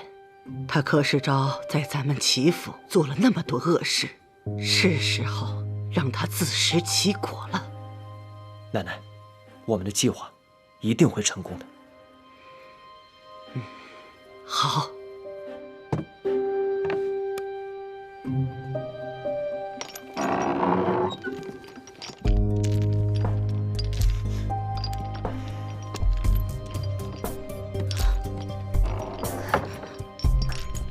这么多金银财宝，你要去做什么？我当然是要去做重要的事了。这一次，你怎么舍得不用那个王胡子呀？最近这家伙晦气，这么多件事，没有一件是我信的。我早就说过他是一头蠢驴，你就是不信。好了好了，不说他了。我此次叫你来是有重要的事情。来，你是要告诉我老太君的事？正是。快说，那个老太婆的金银财宝藏在什么地方了？她的金银财宝就藏在她的卧室里。不会的，那房间能藏金银财宝？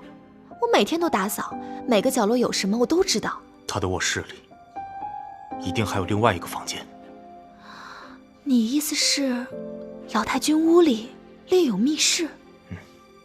我伺候了这么多年，我怎么会不知道？我曾经多次送大笔的商行货款去他的卧室，你曾有见过他把银子往外拿？没有哎。那你打扫房间，可又曾看到过银子？什么值钱的都没有。这就是老太君的厉害之处，他的卧室当中一定有一间密室。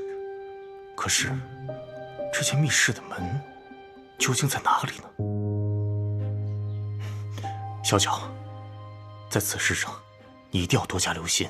如果看到任何蛛丝马迹，要立刻告诉我。好。你妥善行事，我去就回。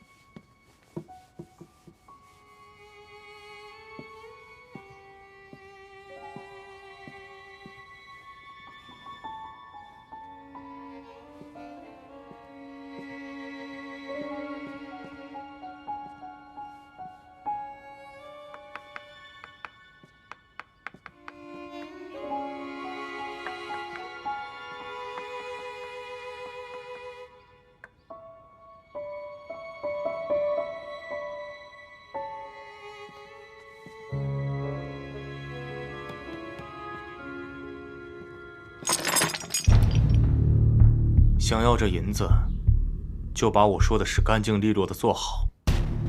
我只有一个要求，那就是把他们都给我杀了。没问题，少爷放心。事成之后，这赏金多加一成。好。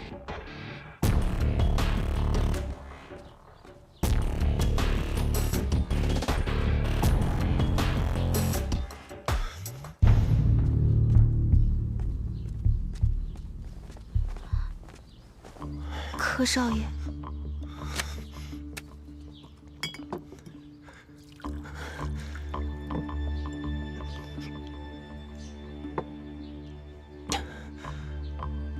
小小，如何了？没关系，反正要弄清此事，也不是1-2天就可以的。对了，等到夜深人静的时候，你就盯紧老太君，记没记住？这一次，就让我们自己来制造机会。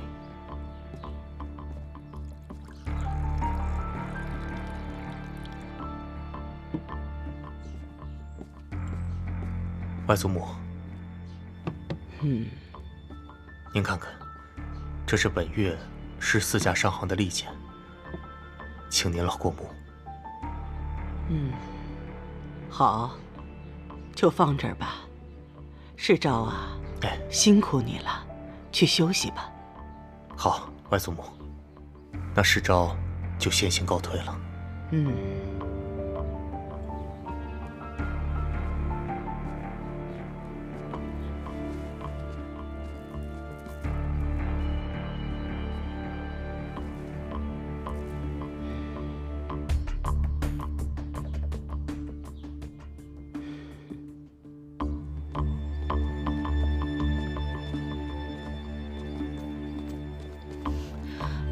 去吧。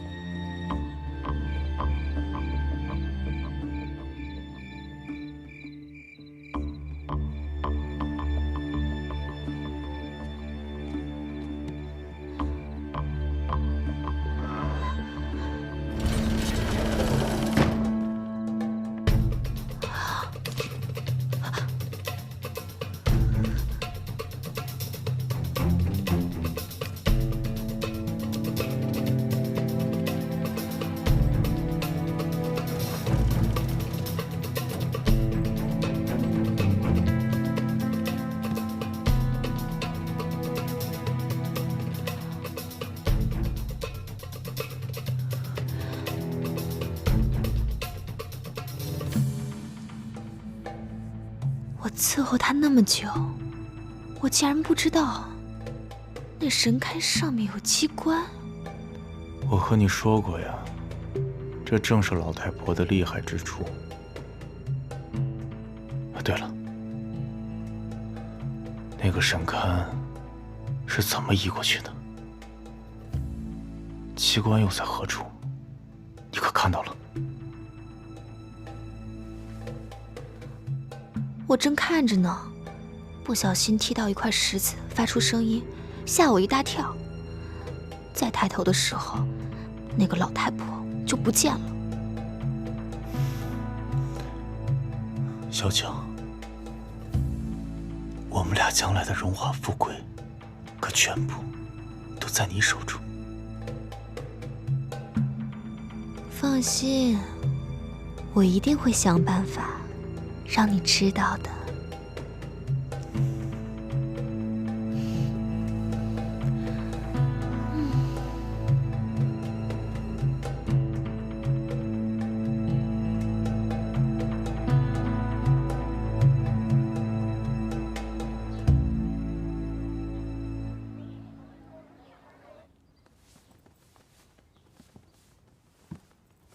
小巧，神龛昨天不是擦过了吗？怎么又擦？啊，回老太君，昨天是用湿抹布擦的，干了之后有水印，今天用干抹布再擦一遍。哦。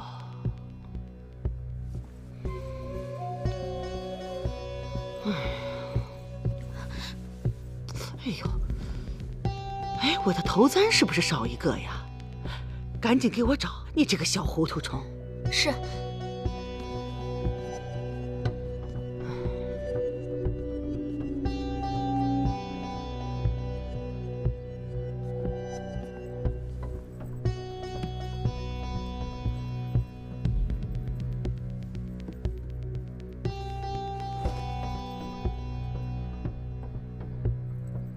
老太君，您的金簪好像在这儿。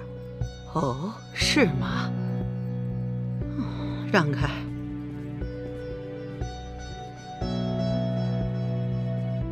行了，我知道了，你们下去吧。是。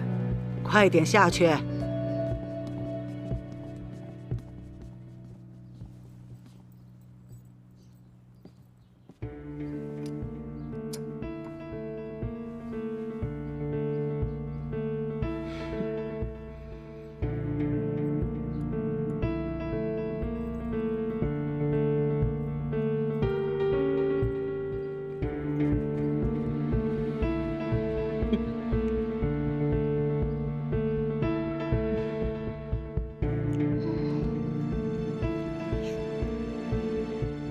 天磊，这柯世昭的罪行都一清二楚的了，直接把他送官不就行了吗？为什么奶奶还要演上这么一出啊？不是不报官，是因为时候未到，得逼到狗急跳墙之时，再抓他现行。那狗怎么样才会急？天机不可泄露。你不相信我？啊，你还说我？你说你啊？你就是嘴太快。哎呀，你就告诉我嘛。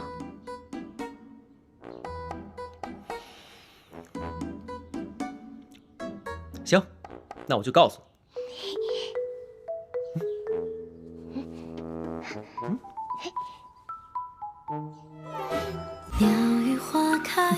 好啊，你这个坏蛋！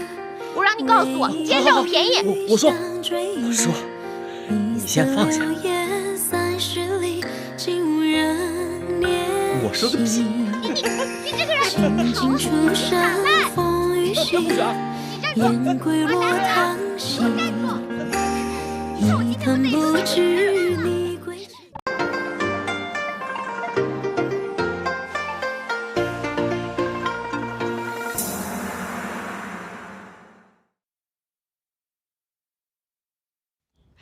那金簪就是钥匙，密室的机关就在佛头底下的一个角落里，我亲眼看见的。那老太婆年纪大了，忘性也大，近来总是丢三落四的。她定是昨天晚上把银子放进去的时候，那金簪忘了拔了，这才让咱们得来全不费功夫。太好了，小巧，你如今可是立了大功一件，只要找到这金簪，我们的事情就成了。可那金簪在老太君头上戴着，我没法往下拿呀。你白天拿不了，你可以等他晚上睡了之后再拿呀。可他睡着了，我也进不去呀。你可以让他当着你的面儿睡过去。你是说给他喝让他昏睡的药？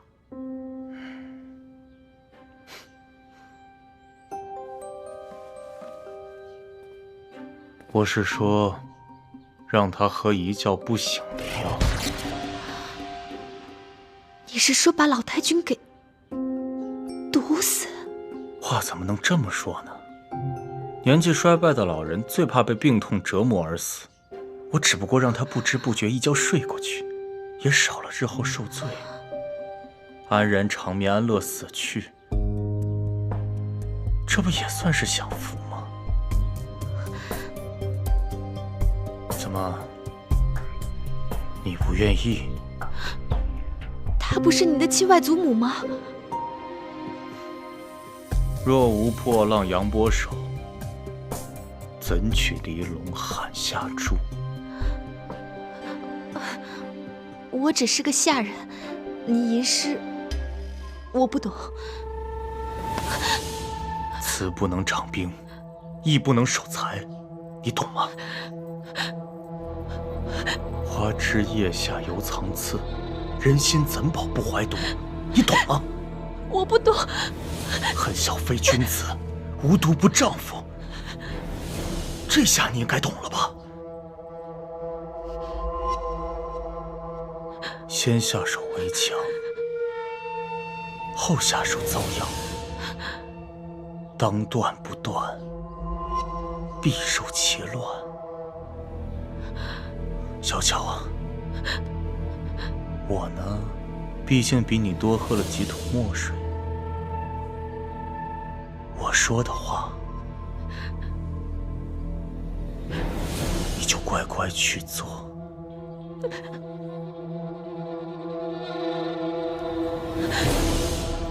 知道不知道？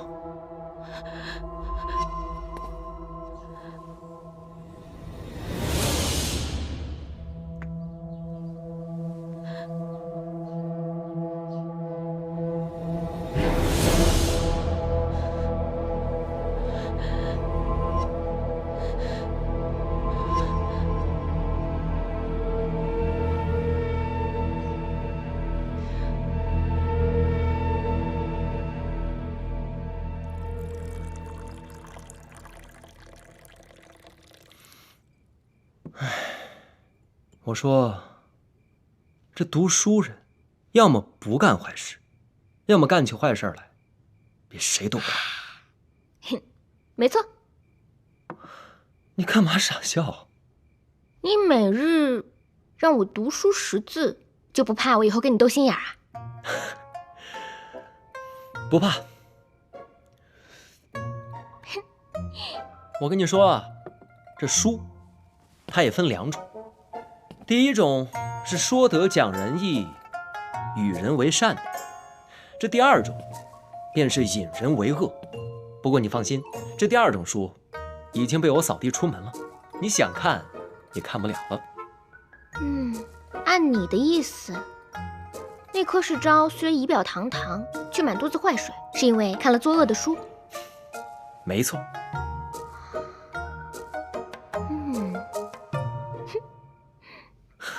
你干嘛又傻笑？我说了，你可不能生气啊！是你自己说的，你说你们齐家的男人长得都不太成形，特别是你2位哥哥，只知道吃喝玩乐，就你还马马虎虎。我在想啊，那些歪瓜裂枣，难道是因为看了作恶的书？那你如此聪明，是因为看了引人向善的书？我在观景阁不是跟你说过了吗？你这个人怎么是记性好，忘性大呀？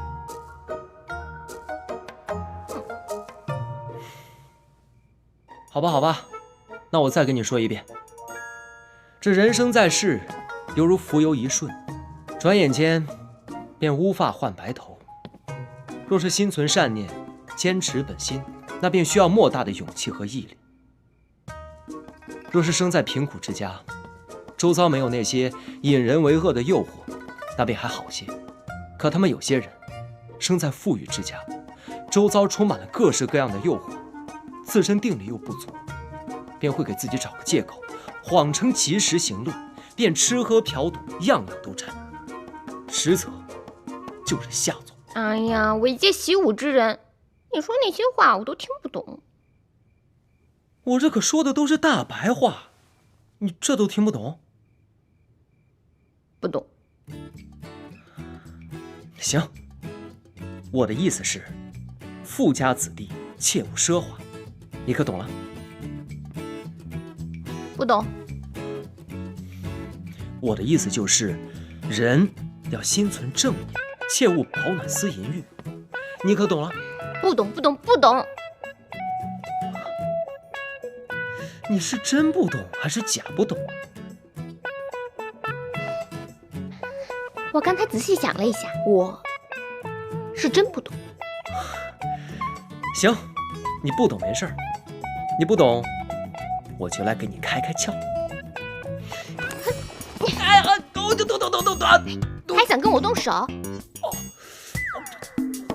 谈正事呢，我们应该进行哪一步了？都由你说了算。按照我的意思呢，我们该防他一招。老太君运筹帷幄，请君入瓮。女侠鲤鱼湖，黄雀在后，一老一少，让他插翅难飞啊！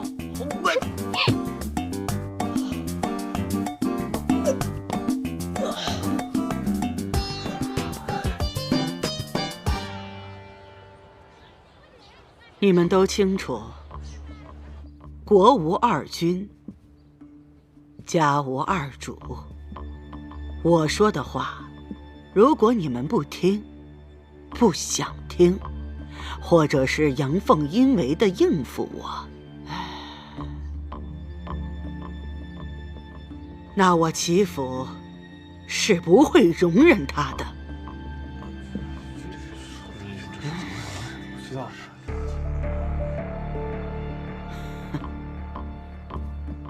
我早就说过，在我齐府做事情，不许有私心私利，不许勾心斗角。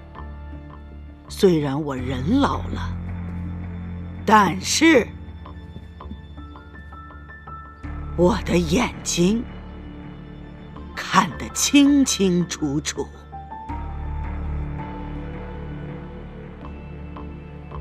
现在有人在齐家做善事，也有人在做恶事。做了善事的人，拼命的想让人知道，我看就是一个伪善。做了恶事的人，又拼命的隐藏，不想让人知道。我看，真是大奸大恶。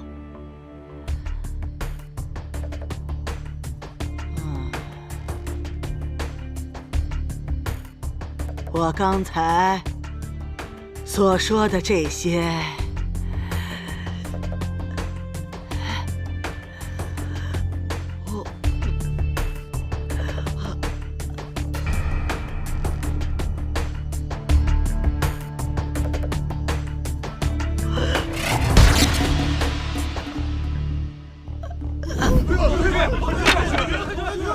外孙奶奶，奶奶，奶奶，我喘不过气。奶奶，来，赶紧坐下。慢点啊！奶奶，小喜，快去把刘先生请来。怎么办呢？家业呀，谢家的家业可怎么办呢？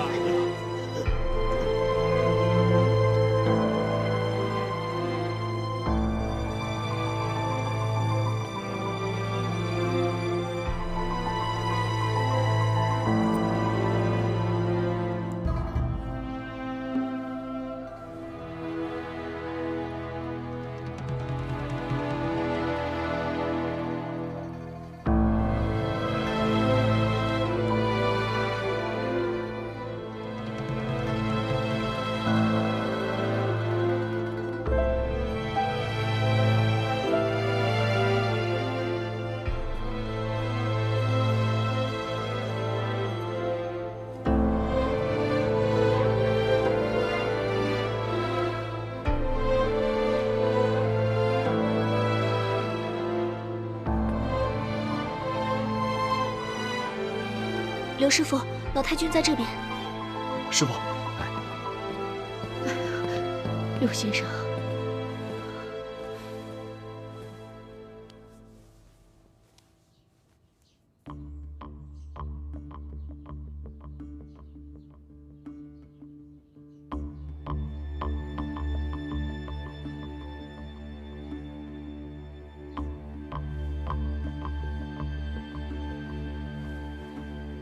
这边说吧。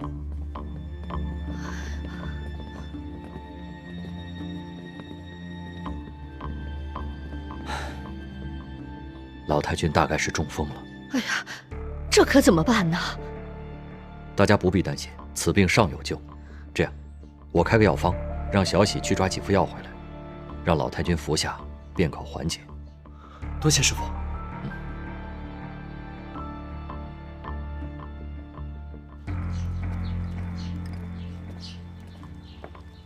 燕生小姐，老太君刚才已经把药服下了。好，这锅应该也快好了。没事儿，不着急，你呀就慢慢熬。刘师傅说了，明天还可以再加一副药，这样老太君就可以好得更快了。太好了，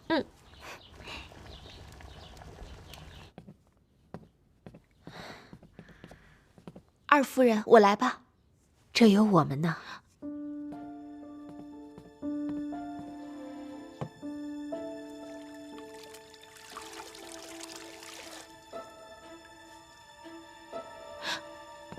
还是我来吧。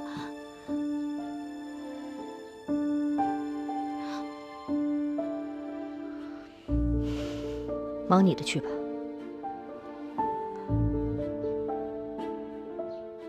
这有我们呢，你去吧。是。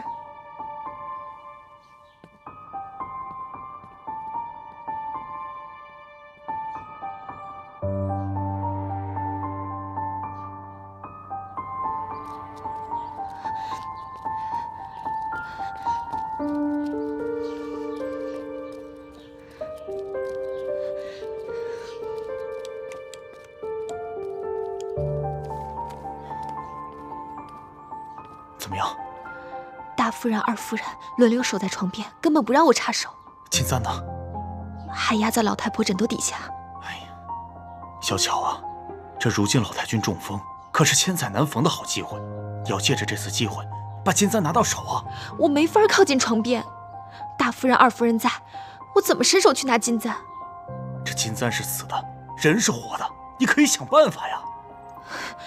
我想不出办法，你有办法，你说好了。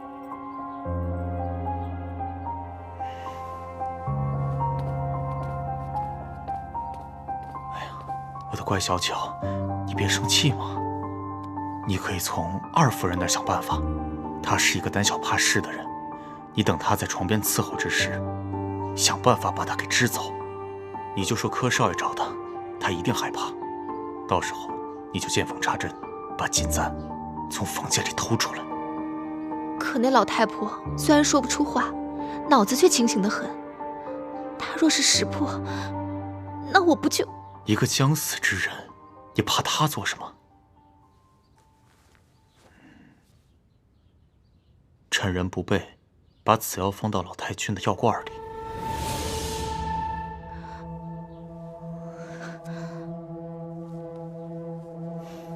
等老太君喝了药，两眼一闭，你就可以放心的把金簪从老太君的枕头下面偷出来了。钱归你一半，以后你就再也不需要做丫鬟了，你可以做少奶奶，做老太君。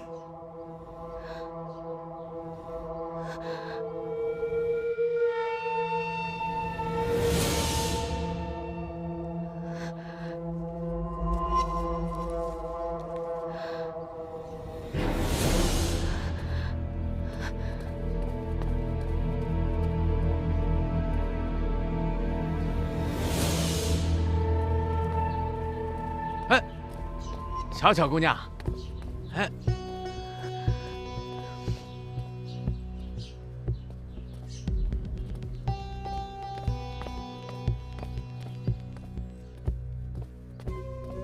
少爷，这小巧姑娘她是不是生气了？你还有闲心关心别人啊？你先关心关心你自己吧。放蛇下毒撒毒针，桩桩件件，哪件不是要杀头的？是少爷。小的对你可是忠心耿耿啊！这2日，带人去收拾刘若谦，就赶紧回来，记住没有？记住了，小的马上就去办。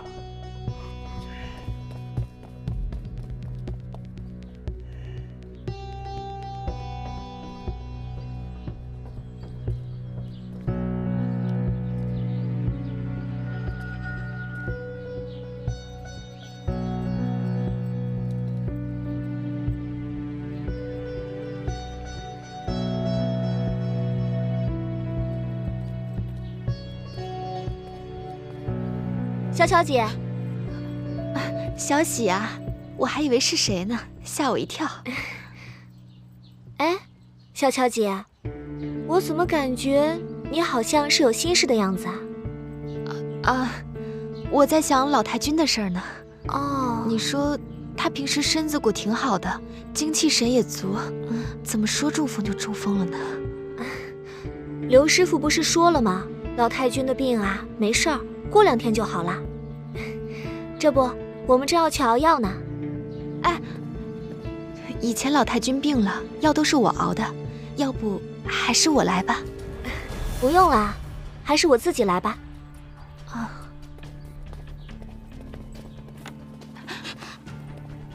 哎呀，燕生啊，熬药我是老手，还是让我来吧。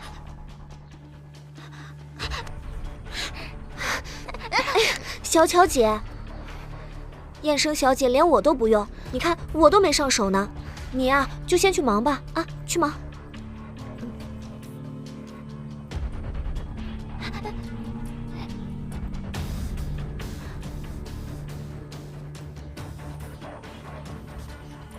可是，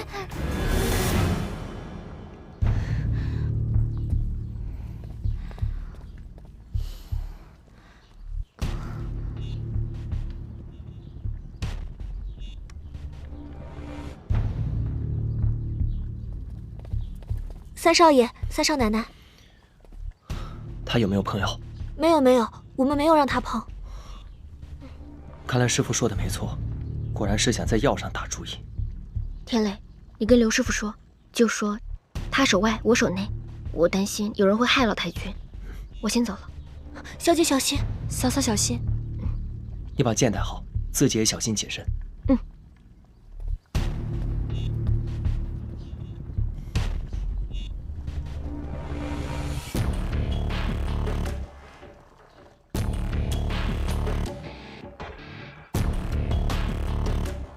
老太君，快！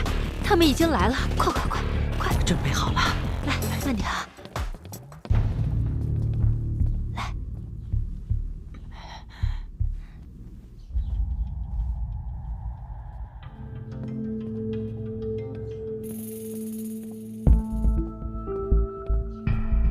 二夫人，老太君睡着了。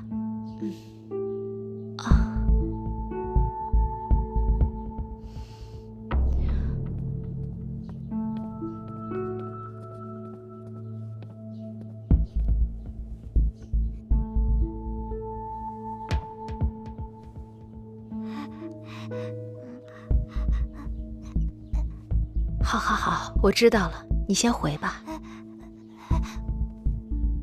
好，这有我呢，去吧，乖。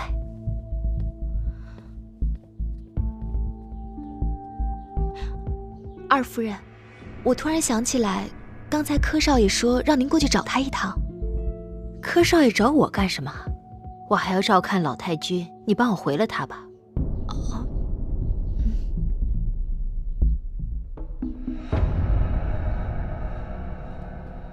二夫人，三少爷让您赶紧去一趟呢。三少爷？哦，对，三少爷，我刚才把三少爷说成柯少爷了。这样，我把药晾凉了，等您回来再喂。二夫人，咱们赶紧走吧。真是，好好照看着啊。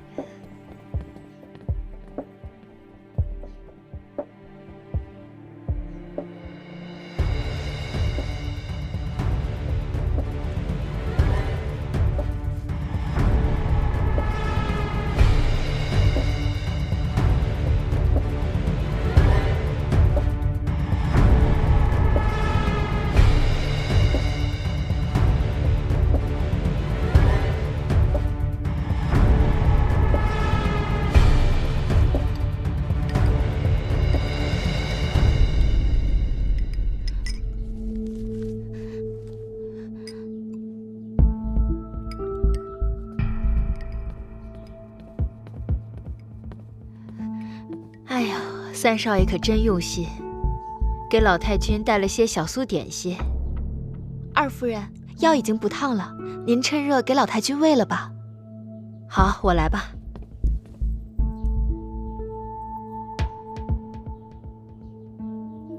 哎呦，你瞧瞧我这脑子，那厨房里的炭火我忘给灭了。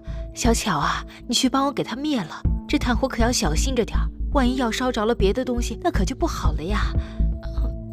快去啊！好。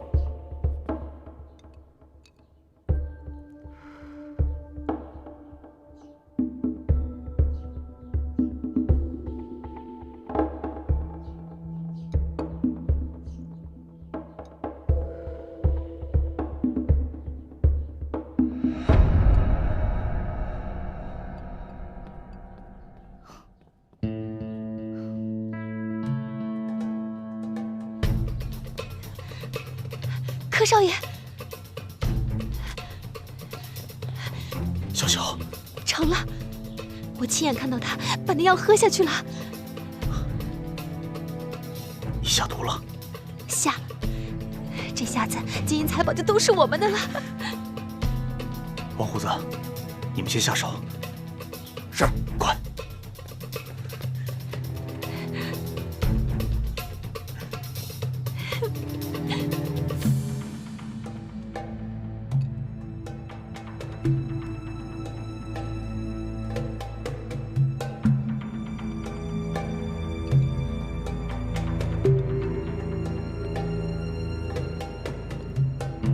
二夫人，你回去歇着吧，由我来伺候老太君。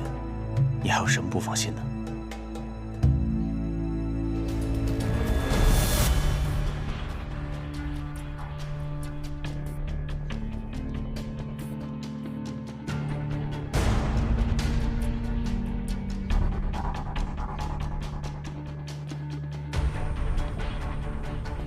外祖母。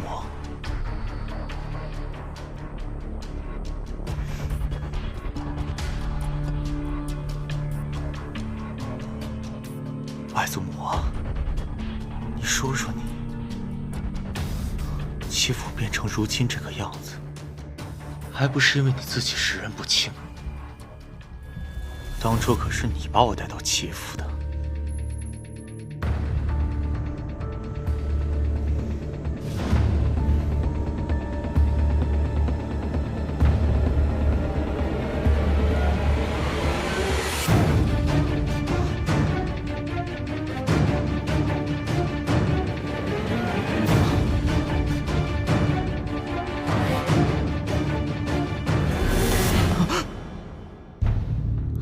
一只黑手，外祖母，你竟敢加害于我！没有，外祖母，我没有啊。世昭啊，当初我是真心的怜惜你，才把你带到齐府的。你刚才说什么？说我做错了？你这个六亲不认的孽种！祖母我什么地方亏待过你吗？你竟然要害我！外祖母，你喝了我的毒药了，你活不了多久，你很快就会永远闭嘴了。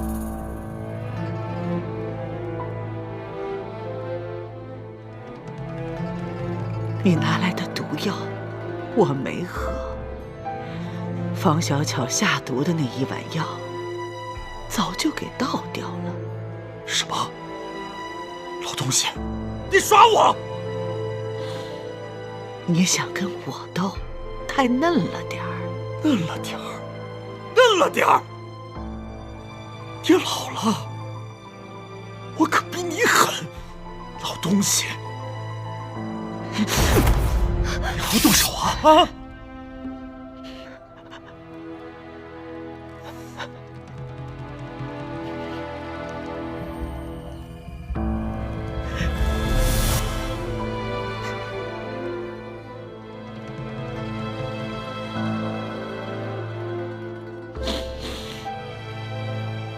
孩子，你怎么变得这么狠，那么毒了？我是狠，我是无毒不丈夫。放开我！放开我！你这个不孝的子孙，竟敢跟我动手！别急啊，外祖母。我已经派人去收拾你的好孙子和孙媳了，很快，你们一家子就会在地府团聚。孽种！你放开我！你放开我！奶奶，您没事吧？暂时没事。你怎么出来了？赶紧藏回去！我不躲了，我把那个畜生给宰了。你等一下。现在还不是时候，他手下的人正在外面找你呢。你现在出来太危险了。等这个恶官把他的奸计全部都实施出来，官府的人来了，正好抓他一个正着。可万一他……你听我的，赶紧藏进去。放心，我这不是有你保护呢吗？听奶奶的话，快藏进去，藏进去！啊！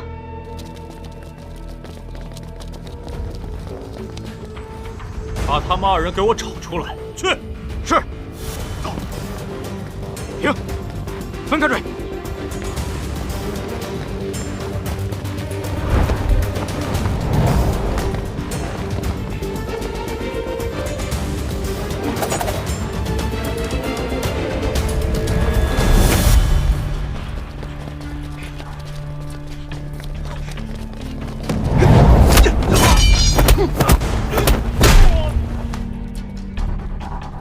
王胡子，我早就料到你会来。这儿没王胡子。上！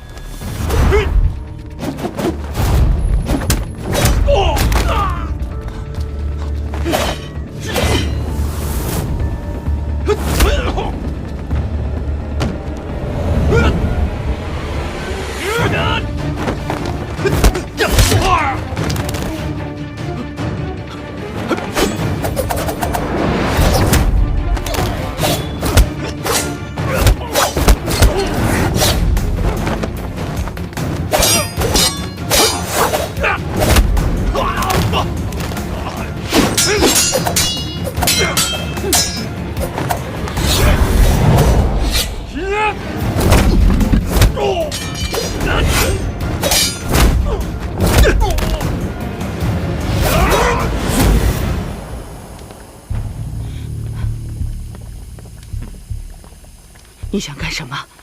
我已经派人去收拾你的孙子和孙媳了。畜生，你有没有一点人性啊？什么叫人性？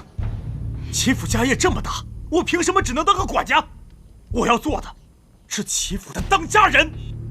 齐府老大碌碌无能，老二呢，没有一丁点志向，只知享乐。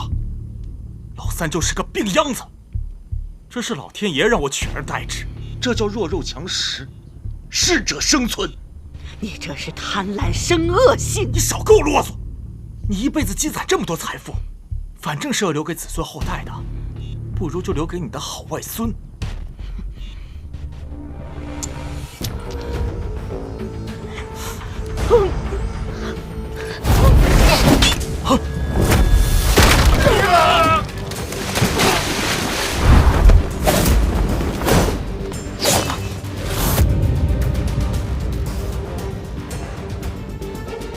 退下！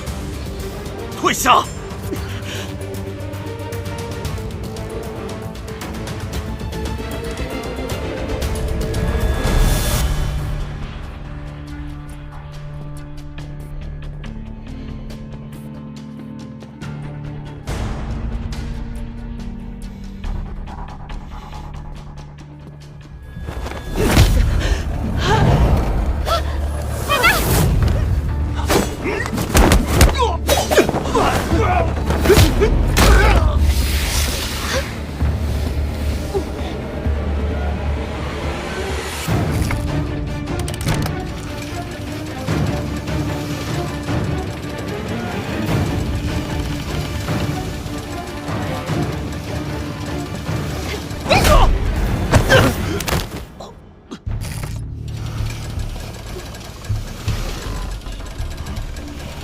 不要！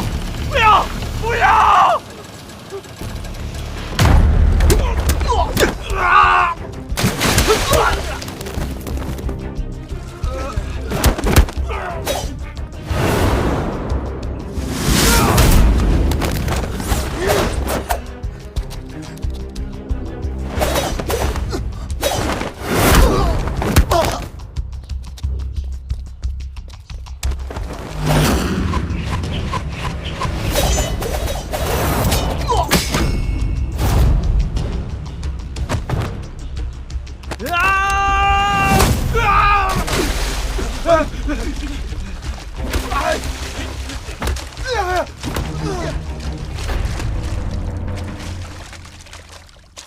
放开我！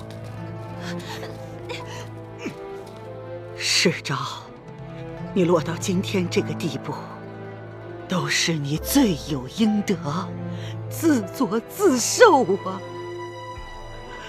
我不过是棋差一招罢了。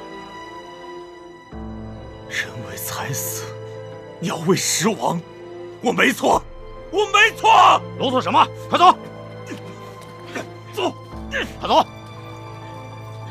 老太君，小乔，老太君，老太君，我错了，老太君放过我吧！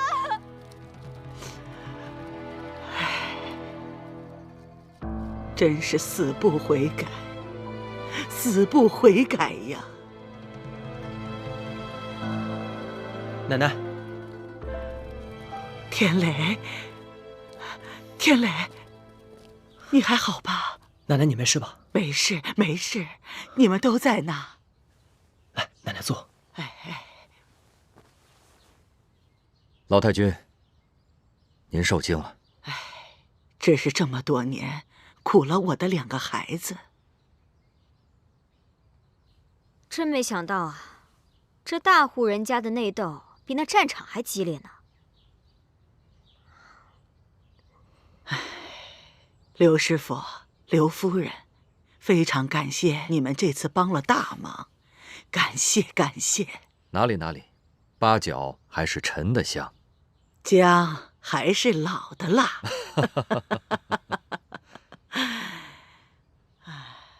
冰燕啊，谢谢你，当时要不是他眼疾手快，我这个老骨头早就一命呜呼了。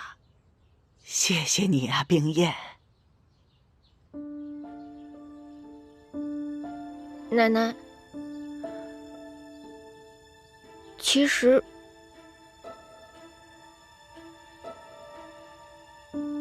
我不是杜冰燕，我是李玉湖。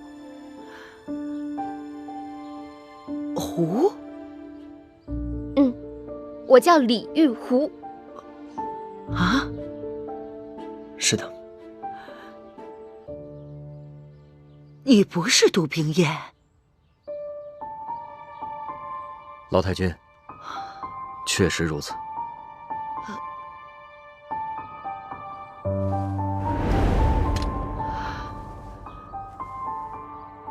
对不起，奶奶，是我骗了您，都是因为仙女庙的那场大雨，让我上错了花轿。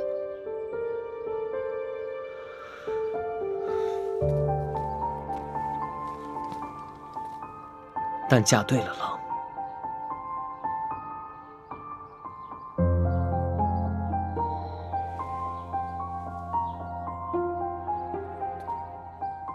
原来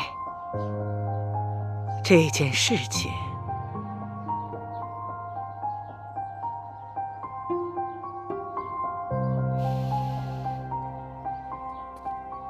你们所有的人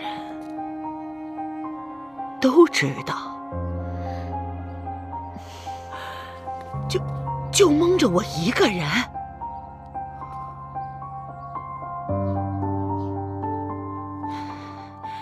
真是的。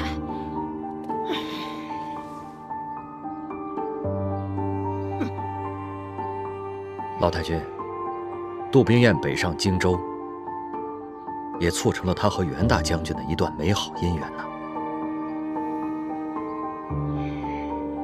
对呀对呀，反正现在也是皆大欢喜嘛。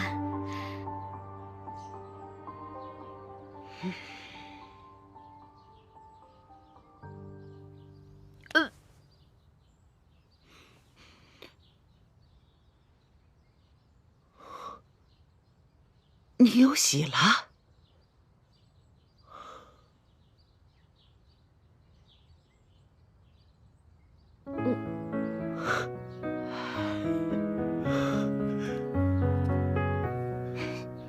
奶奶，您不要生我的气了。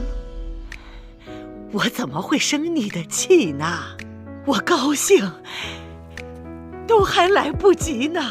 你为我们齐家除去了恶人，还给我们带来了新的希望啊！是啊。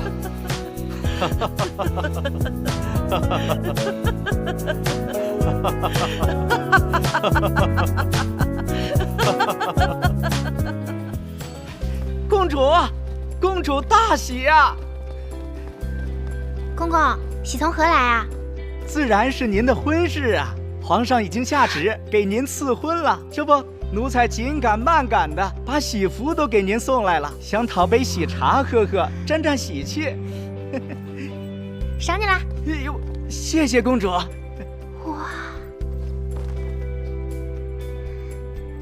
公主是皇上的新尖尖，公主相中的驸马，那皇上自然欢喜。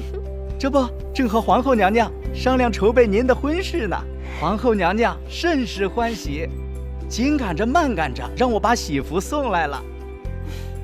恭喜公主，贺喜公主，咱们的小公主要成喜娘了。祝公主和驸马白头偕老，举案齐眉，永结同心。赏，通通都赏。谢公主。别跪着啦，快起来吧。公主，奴才出来的时候，这皇上和皇后正在商量您的喜事呢，说是要请袁大将军和沙副将一同赴宴，这不，想请公主一同前去商量呢。评委也去啦，那我也去。将军，快穿上试试，这是我特意为你裁制的。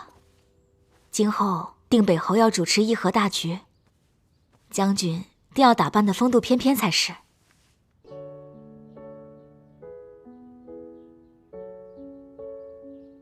你这么盯着我干什么？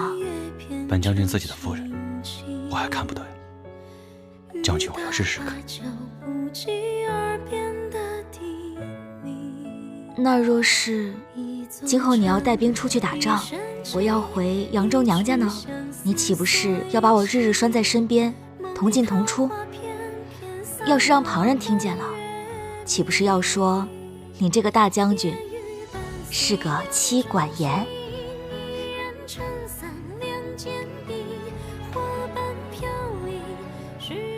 妻管严就妻管严吧。你可知晓，我去扬州找你，得知你被岳父大人带去灵州了。我还以为错嫁之事出了什么岔子，你要被迫重新嫁给那个齐府公子。我是满心懊悔，我当初就不该让你一个人回扬州。我那是替玉壶妹妹解围去了。我征战数年，刀光剑影从未怕过。可前段日子，我是真怕了。你这个堂堂大将军，怕什么？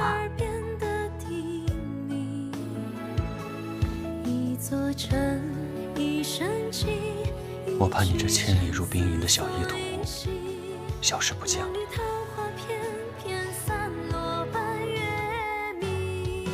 那我们日后就再也不分离了。好。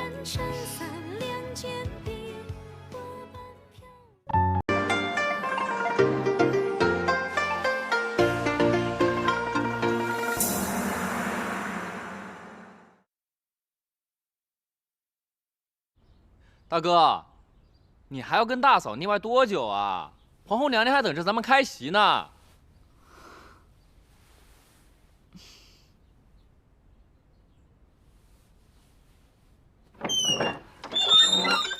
催什么催，臭小子！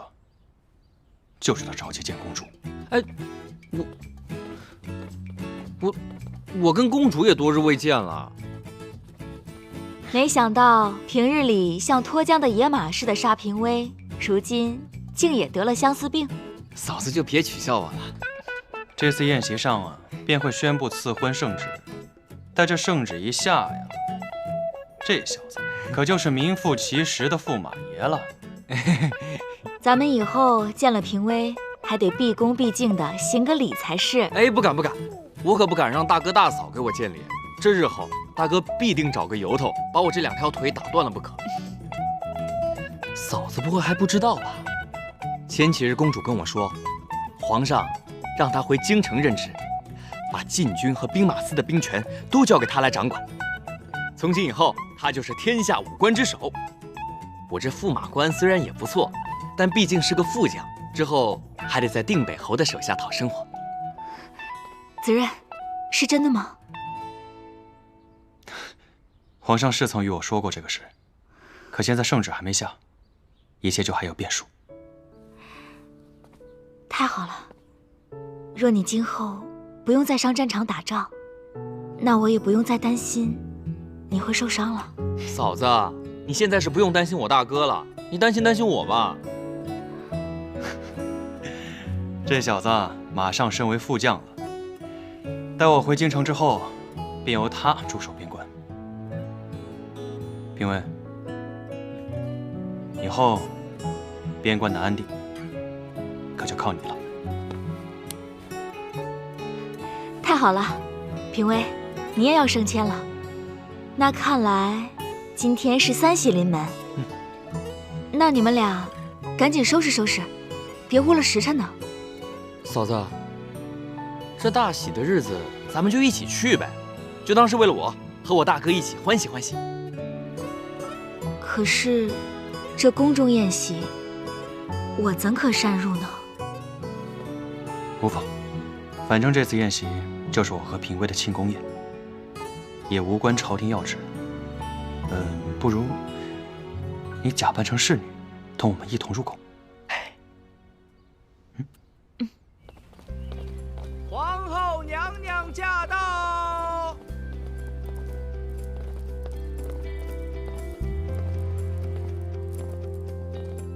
拜见皇后娘娘。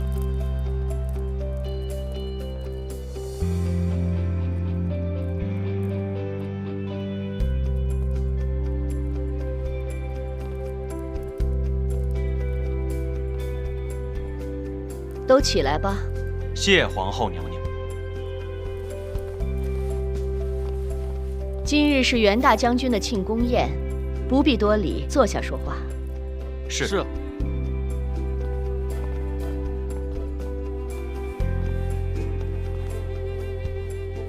此次边疆大捷，多亏袁大将军英勇奋战，想出了奇谋，这才大败敌军。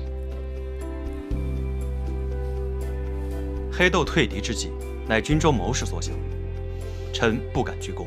将军立下如此大功，皇上特封你为定北侯，可见陛下对你的器重。谢皇上隆恩，臣鞠躬尽瘁。本宫身为皇后，也该论功行赏。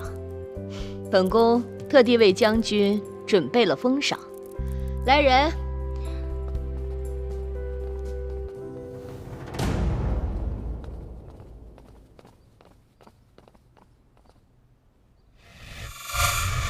本宫的封赏是封袁大将军为驸马爷，迎娶昌平公主。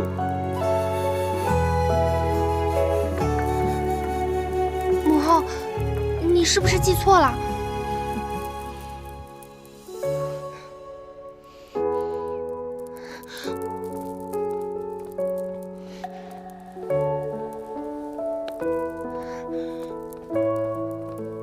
母后，我是要和嫔妃成婚，不是袁不屈。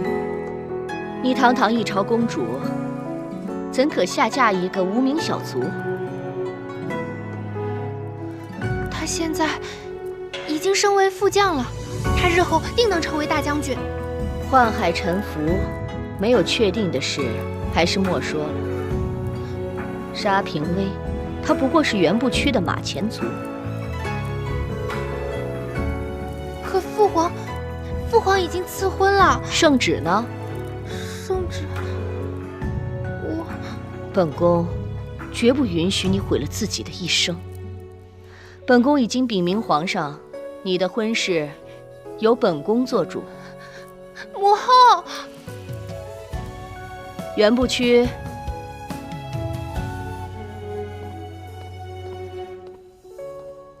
皇后娘娘，如今日你领下这套喜服，安心的与昌平公主成亲，日后你便是金尊玉贵的驸马爷。如若不然，那你就饮下那杯毒酒吧。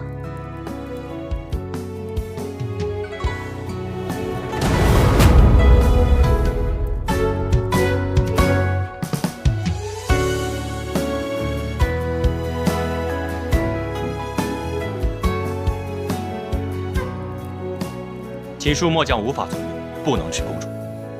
你当真是要违抗本宫的懿旨？末将几个月前刚刚娶了新夫人，怎么能再娶公主？休了便是，这有何难？难道你的新夫人比本宫的公主还要尊贵？请恕末将无法从命。大胆袁不屈！在灵山的时候，你装神弄鬼，愚弄公主，你可知道，你已经犯下了不敬公主的大罪？现在，你又忤逆本宫的懿旨，你可把我皇家放在眼里？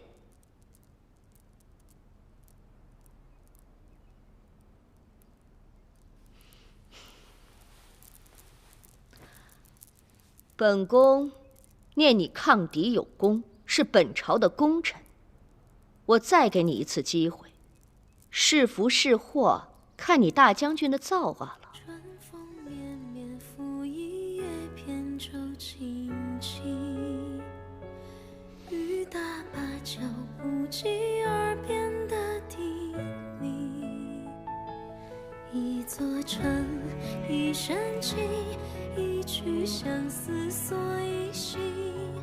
梦里桃花片片散落奔月明，烟雨伴随扬州行，一人撑伞两肩并，花瓣飘零，是你满天深情。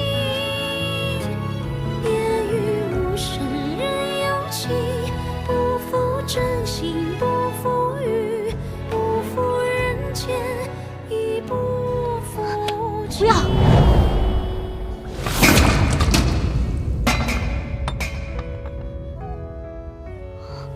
嫔，请皇后娘娘恕罪。你是何人？民女杜冰燕，见过皇后娘娘。你就是袁不屈的新夫人。抬起头来，让本宫瞧瞧。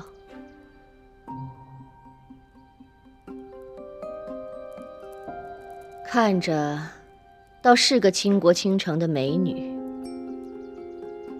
听闻杜小姐不但貌美，还冰雪聪明，才名在外。既然杜小姐是个聪明人，那应该晓得利害关系，好好劝劝袁大将军吧。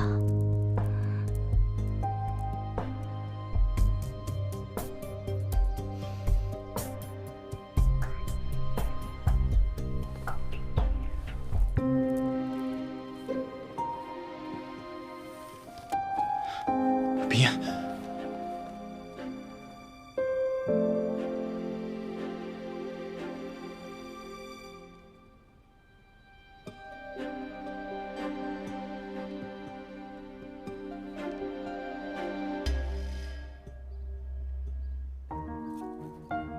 皇后娘娘，我们夫妇二人早已起誓，今生今世，绝不辜负彼此。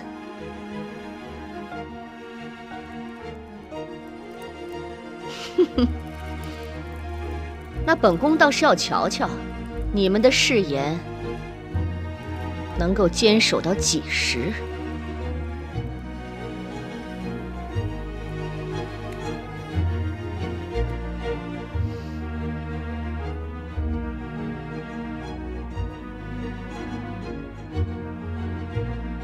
来人！在。袁不屈在民间装神弄鬼，愚弄公主，现在又忤逆本宫懿旨，实乃大不敬之罪。将他们二人抓起来，关入大牢。是。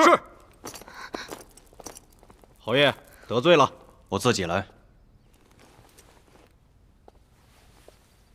两情走难饮苦尽，是怪相思已无药可治。难忘当时为爱的坚持。两情走难饮苦尽，是败在一念之间消失。情恨至此都不舍一世。两情总难饮苦尽，是怪相思已无药可治。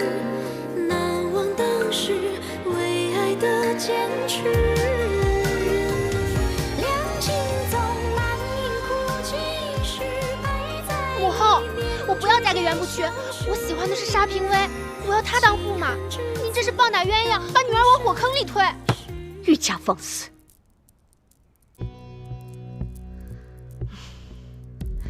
你现在还小，所以你会把这些情情爱爱看作一生最重要的事。终有一天你会长大，你会知道那些情爱早晚都会消失的。一个女人，唯有夫君高官厚禄的身份，才可以护你一生。平威因战功也被父王封为副将，他也能护着女儿。虽是副将，可是你父皇命他继续戍守边关。倘若再打起仗来，战场上那可是刀剑无情，他职责在身，那必然是生死悬于一线呢。你说你嫁给这样的人，终日提心吊胆，倘若他再有一个好歹，丧了命，难道你要一生守寡不成？母后，那就让父皇把平威调回皇城来。胡言！戍守边关，有关朝堂社稷，岂能儿戏？你父皇要顾全大局，岂能说调回就调回？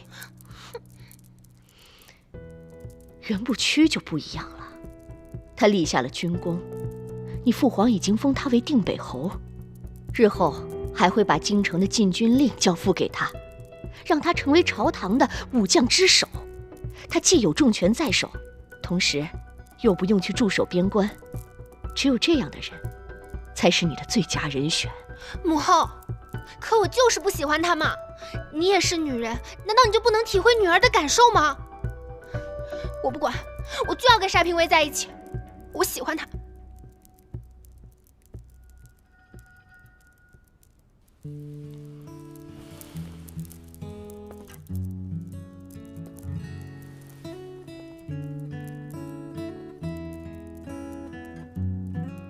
你跟年轻时候的母后一样，傻傻的相信喜欢这种事。不过终有一天你长大了，才会知道，这些不过是水中月、镜中花，是靠不住的。如果母后能早一点悟透这些道理，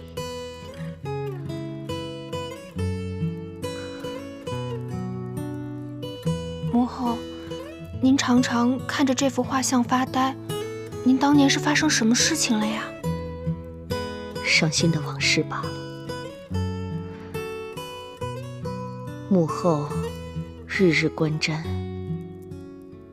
就是为了提醒自己，不要再像当年那样感情用事。母后，可是我就是想知道。母后累了，你也早点回去休息吧。母后，此事莫要在意，就这么定了。那女儿告退。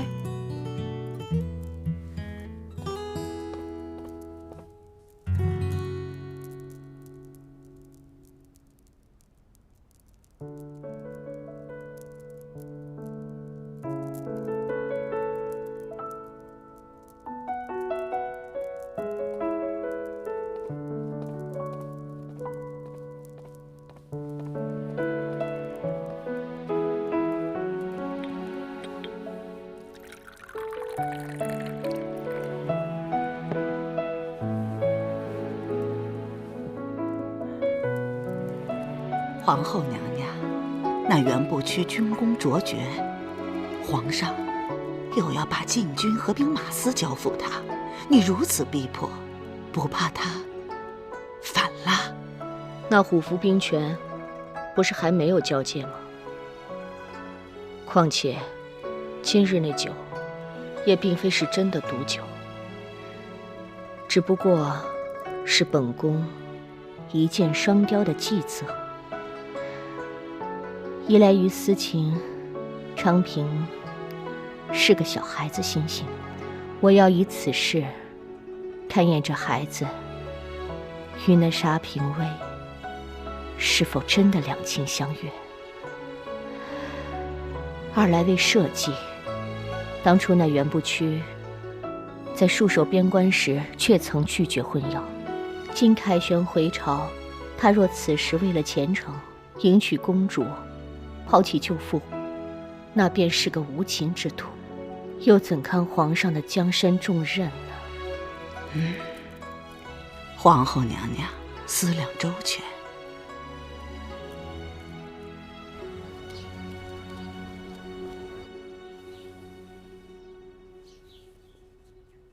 冰燕姐姐前些日子假扮成了杜家兄长，帮了我个大忙，我呀得准备份礼物好好谢谢她。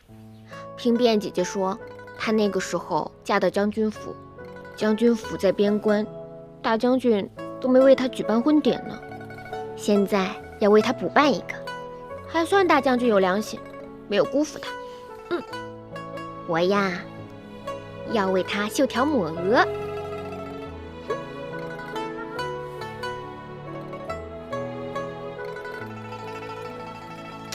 都怪我平日里不好好学手工刺绣，本来想绣一对成双成对的大雁的，现在看起来怎么像胖鸭子？你说，冰燕姐姐都是将军夫人了，带这个东西出去，别人会笑话她吧？小姐啊，还是让我来吧。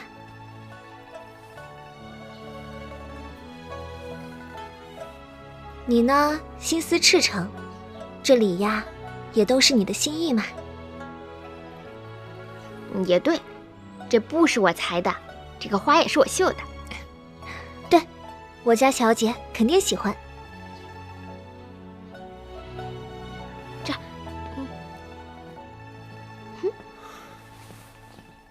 京城传来了杜冰燕的消息。什么消息啊？听闻他们二人已在京中重逢。本以为是皆大欢喜，皇后娘娘定要让袁大将军与公主成婚，袁大将军抗旨不从，也被下了大狱。怎么会这样？冰燕姐也太倒霉了吧！冒出个公主，现在又半路杀出个皇后来。要是那将军要休了小姐，娶那公主，我家小姐可怎么办呀？他敢！这袁不屈要是为了当破驸马，辜负我冰燕姐，我宰了他！不会的。据说当日，袁大将军参加了皇后娘娘的鸿门宴，公然违抗了皇后娘娘的懿旨，誓死不从。杜冰燕化身侍女，跟在袁大将军身旁，要与袁大将军夫妻一体。这样看来，姐姐是要跟大将军生死相随了。好了，你也赶紧收拾收拾吧，我们即刻出发前往京城，设法救人。师父与师娘也在路上，到时候在京中会合。一起想办法。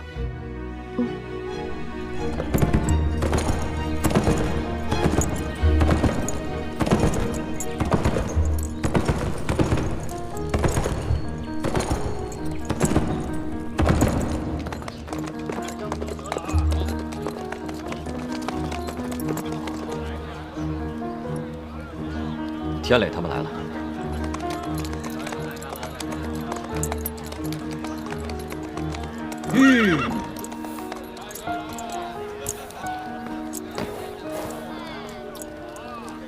天磊，师父，师娘，快进来。公主，我舅舅舅妈来了。拜见公主。免礼免礼，都什么时候了，不用拜了。听评委说，你们跟袁大将军相熟。我之前在袁将军的军营中做军医，这二位，一位是齐家的三少爷，一位是齐家的三少奶奶。我是冰燕姐姐的结拜妹妹。哦，对了，你们有没有去牢房探望过姐姐？她怎么样？有没有被欺负？那是秋官狱，除非有皇上和皇后娘娘的手谕，否则谁都别想进去。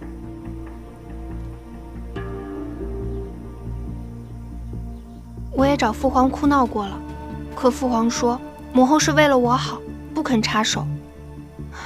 我这父皇母后真是棒打鸳鸯。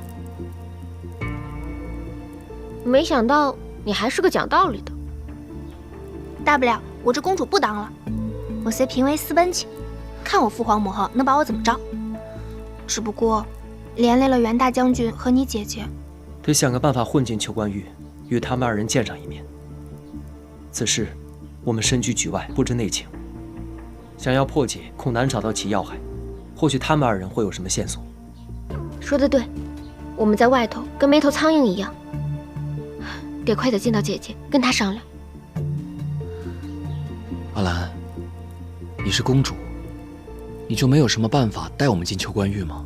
我已经找了母后哭闹3次了，我实在是没有别的办法了。哭闹有什么用啊？小时候爹爹不准我干这个，不准我玩那个，我都是跟他斗智斗勇周旋着来的，得智取。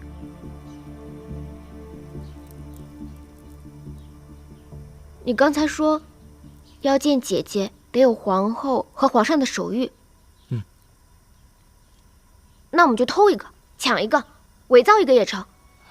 这，我觉得这个办法好，要不就这么定了吧？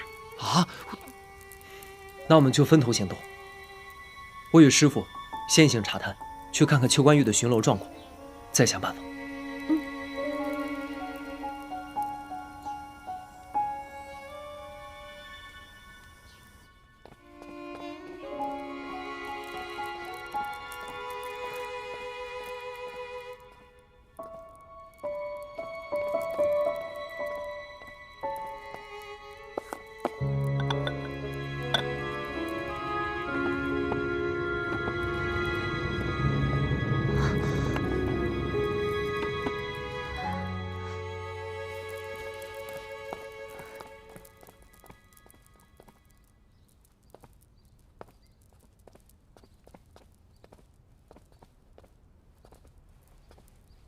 娘娘倦了，快歇歇吧。人都说啊，血脉亲情最是神奇，奴婢看可不就是这样。公主和娘娘真像，娘娘年轻时性子也是拗得很。那个时候我也是又哭又闹的，不顾父母的意愿。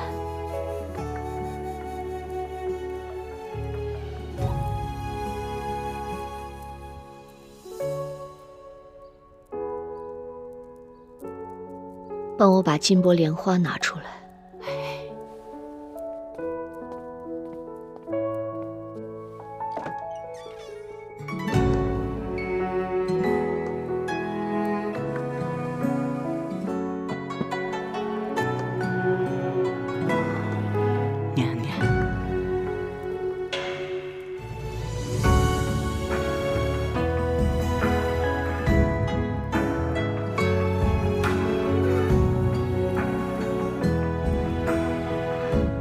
过了这么多年，这金箔莲花还和过去一般，仍旧光彩熠熠。当年他送给我这朵金箔莲花的时候，我像做梦一样，满心欢喜地以为自己终于找到了可以托付终身的意中人。为了他，我不顾颜面，违背父母的意愿，想跟他私奔。我们约定好，他到京城郊外的竹林里来接我，可是他并没有出现。我从晨曦等到了日落，也没有见到他的踪影。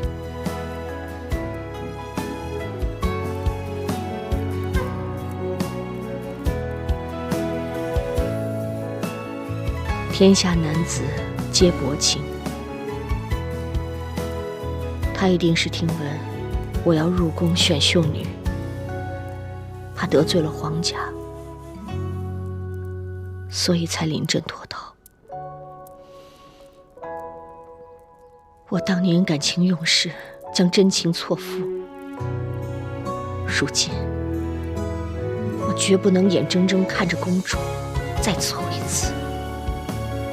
本宫一定要替公主找一个靠得住的驸马。绝不允许他被感情冲昏了头，毁了一生。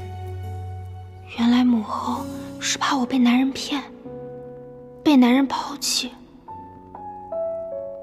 是我误会母后了。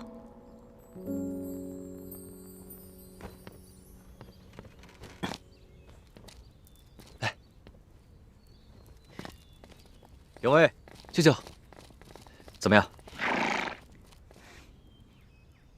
这是母后的令语，我偷偷拿出来了。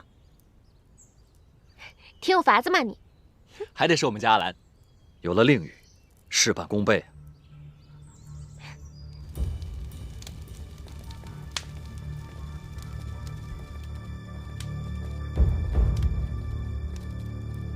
公主，请留步。大胆，瞎了你们的狗眼，连本公主也敢拦？卑职不敢，只是邱关玉这重地，无诏不得入内，卑职也是奉命行事，请公主莫要怪罪我等。我是奉母后之命来看望原不屈大将军的。多有得罪，公主请。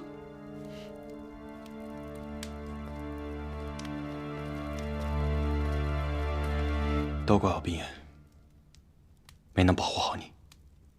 我们是夫妻，本就该共患难。万一皇后娘娘怪罪下来，将军，你是为了我才受到皇后娘娘的迁怒。将军如此待我，冰颜必定生死相随。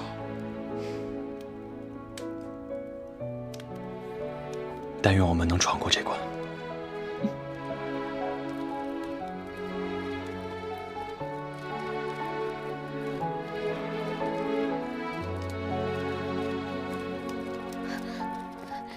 姐姐，玉壶妹妹，你是如何进来的？公主带我们进来的。你过得怎么样啊？吃得好不好？睡得好不好？会不会冷啊？都好。这狱中的人都敬佩将军，给我们送了很多食物和被褥呢。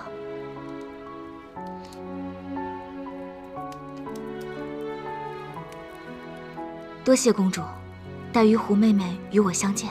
快别谢了，好端端的二人，被无辜打入了大牢。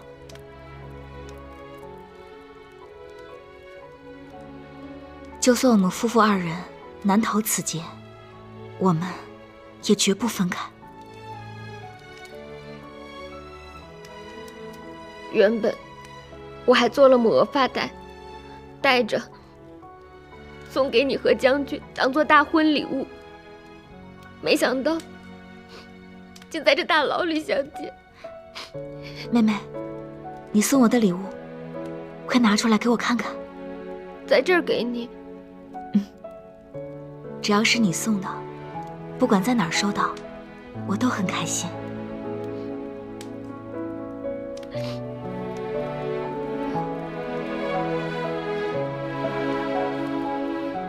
我一直带在身上，我很喜欢。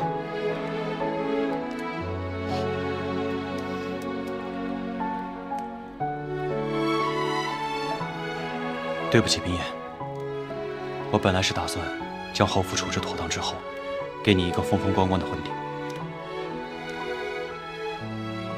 可世事难料，委屈你了。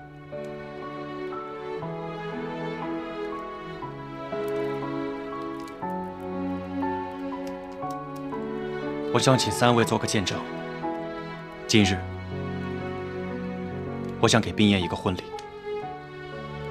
夫人，你可答应？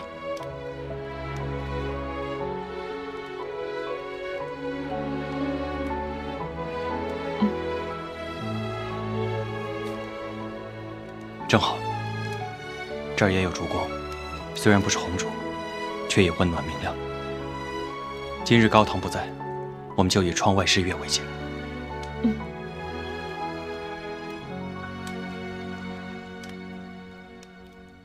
玉壶妹妹，我就将你送我的这个礼物带上，就当是个喜庆。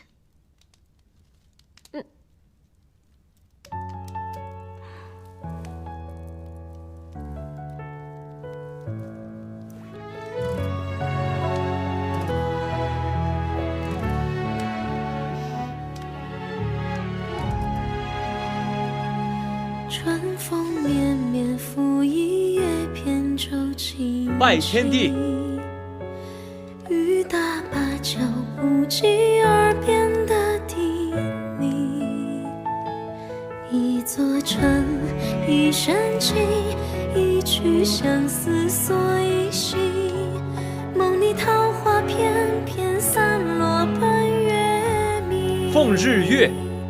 夜雨伴随扬州行，一人撑伞两肩并，花瓣飘零，是你满天深情。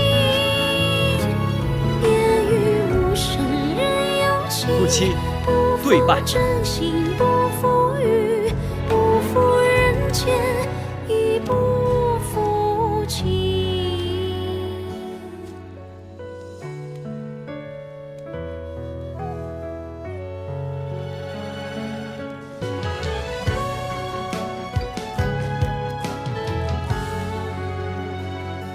春风绵绵拂一叶扁舟轻轻，雨打芭蕉不及耳边的叮咛。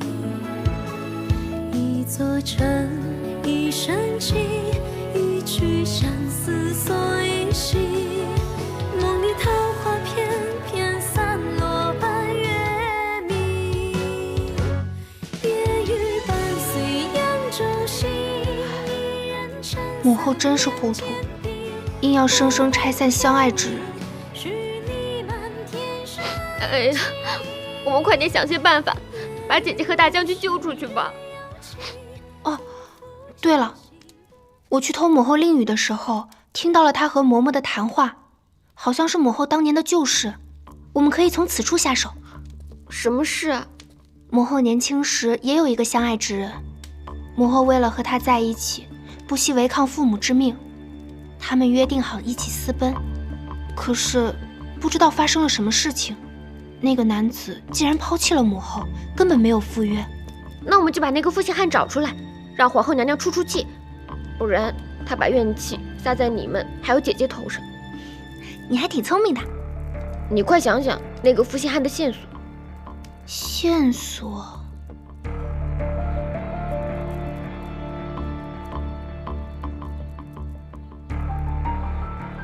哦，那个男子送给了母后一件定情信物。什么信物？是他亲手打造的金箔莲花，我偷偷看过一眼，做工十分精美。可是好像只有一半，另一半不知在何处。金箔莲花。干爹，今天我看到了这个。这是一对痴男怨女的信。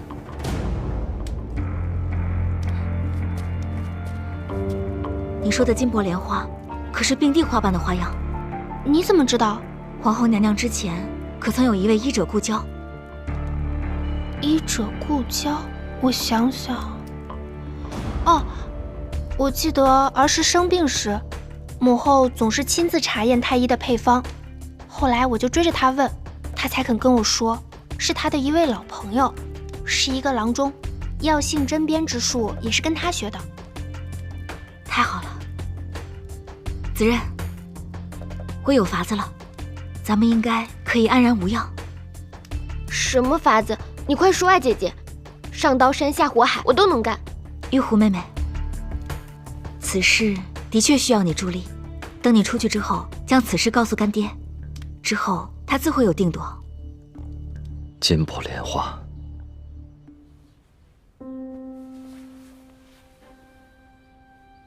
你们确认是此物？公主亲眼所见，定是此物。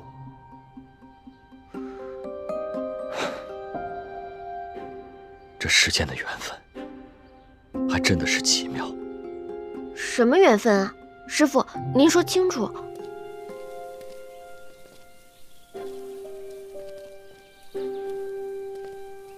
哎，师父，咱们要去找皇后娘娘的负心汉，干嘛带个小药盒啊？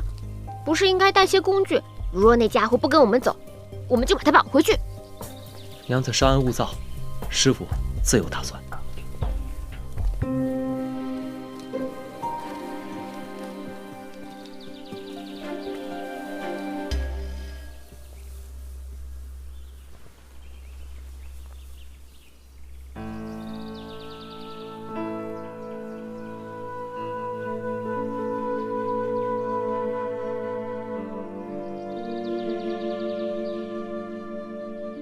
18年了。风师兄，你在此地孤零零地等了这些年，终于把人等来了。两情相悦，世事无常，生死相隔，诚不敢欺，以待故人归。当年，东南沿海地区发生瘟疫，师兄奉师命下山，前往瘟疫地区，济世救人，救助灾民。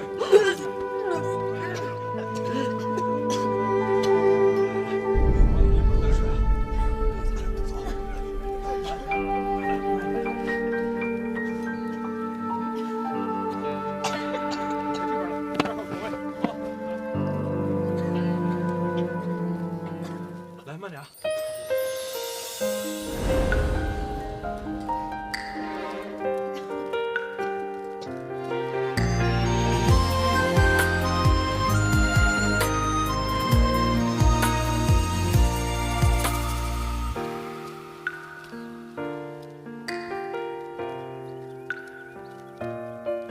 师兄在写给我的书信中说，他有了心上人。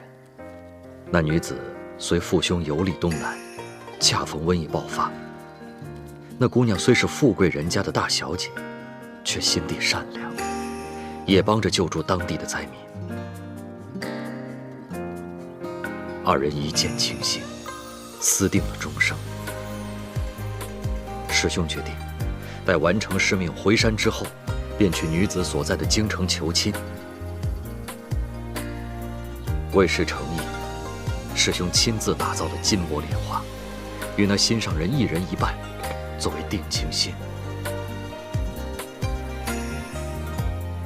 可惜，世事无常。你来了。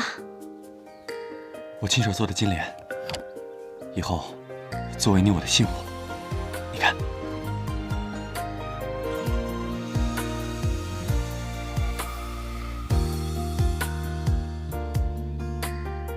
喜欢吗？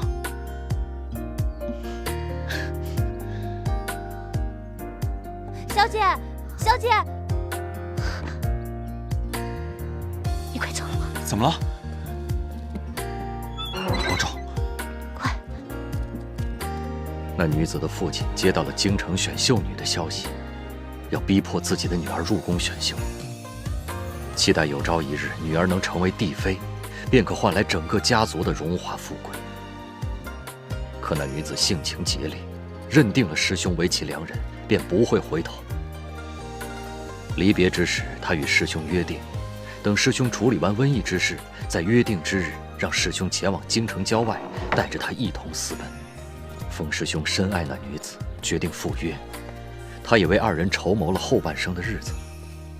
他曾与我说，他夫妻二人以后要行遍大江南北，救助天下病患，闲暇之时便游山玩水，过那自由自在、神仙一般的幸福日子。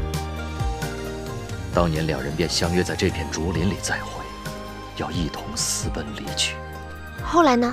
发生了什么事情，让风师伯没能去赴约，害得皇后娘娘伤了心，进宫去选秀？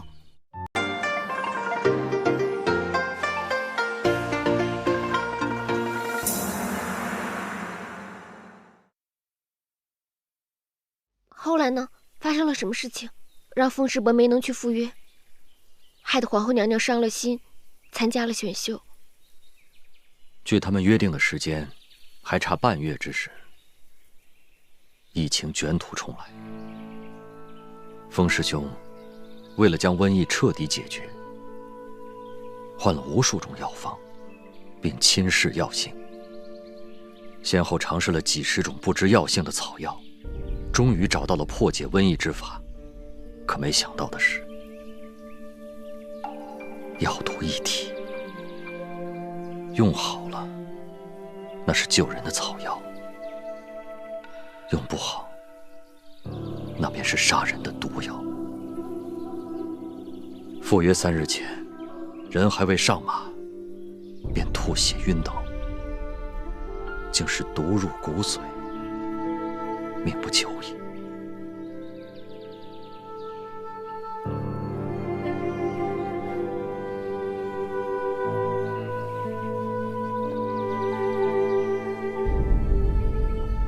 师兄临走前，将这半朵莲花交给我，让我赶往京城的郊区，狠心告诉那女子，说风师兄有愧于他的厚爱，不敢前来赴约，让他另寻良人，莫可自误。风师伯这是何苦呢？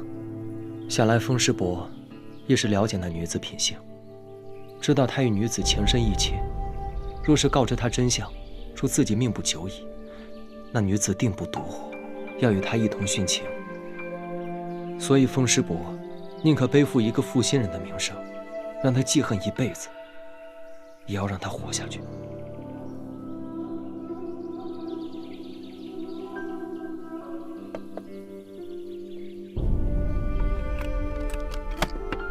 那您当年见到皇后娘娘了吗？师兄毒发，第2日便去了。我带着这半朵金箔莲花，赶往京城的郊区。可那时我还是个半大的小子，不熟悉路，耽搁了时辰。等我赶到这片竹林时，早就已经过了他们之前的约定时间。师兄虽然告诉我这女子的名讳，可偌大的京城，找一人如同大海捞针。等我寻到了这女子府上之时，却听闻这女子的父母早已将这女子送往京城选秀去了。见不到这女子，我也没了方法，就一直将这半朵金莲随身携带。这女子被封了妃，不再用娘家的名讳了，竟然是如今的皇后。没想到，如今冷酷无情的皇后娘娘，也有如此痴情的时候。不过，这样想起来，她也挺可怜的，竟从不知道风师伯对她的深情从未变过。造化弄人！我按照风师兄的意愿，将他埋葬于他们约定好的这片竹林，也算是了却了师兄没能赴约的遗愿吧。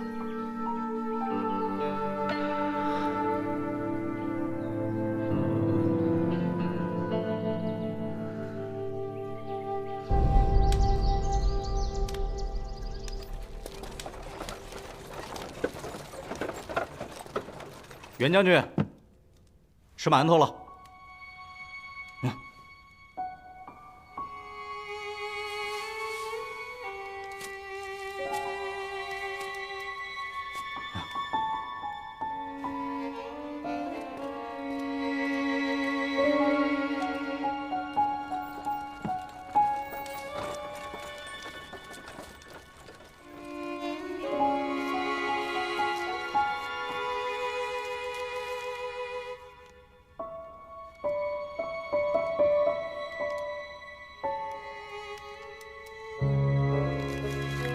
冰燕，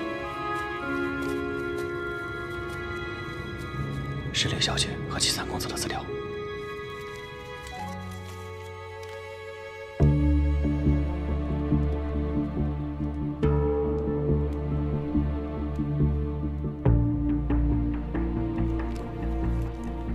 没想到，皇后娘娘竟是如此刚烈之人。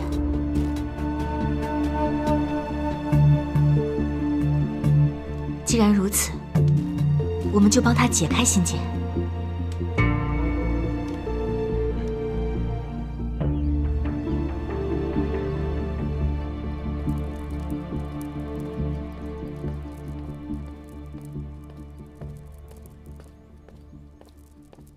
儿臣拜见母后。起来吧。母后，日日在宫中，天天跟着他们大眼瞪小眼，闷都要闷死了。不如我们微服出宫吧？不可以啊！你前日偷了我的令语，去了秋官狱，你当我不知道呢？罚你闭门思过3月，不可出门。哎，母后，我那不也是好奇嘛？我想看看我那个驸马他到底服软没有。当真？母后，这几日您因为女儿的婚事受累了，所以女儿想陪着您散散心、透透气嘛。哎呀，母后，走嘛走嘛。哦，对了，我听闻京城外有一座名山，风景甚是秀美，我们就去看一看嘛，好不好嘛？母后，你最好了，求求你了。母后，好了，服了你了。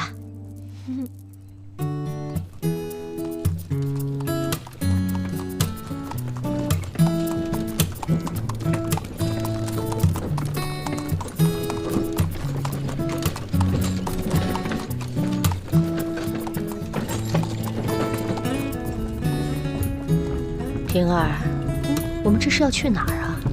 母后，您一会儿就知道了。您看，外面的风景如此秀丽，您日后可以多出来走走嘛。你呀，一出来就像脱了缰的小野马一样。母后，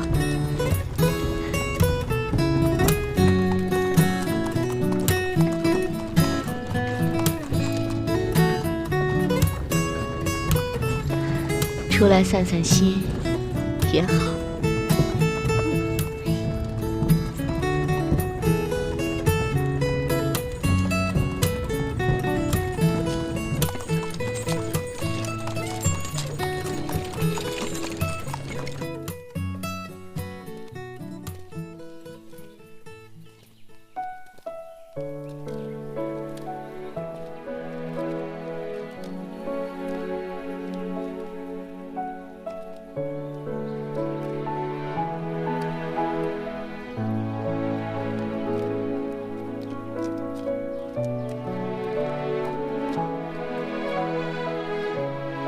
此地并没有什么特别之处啊。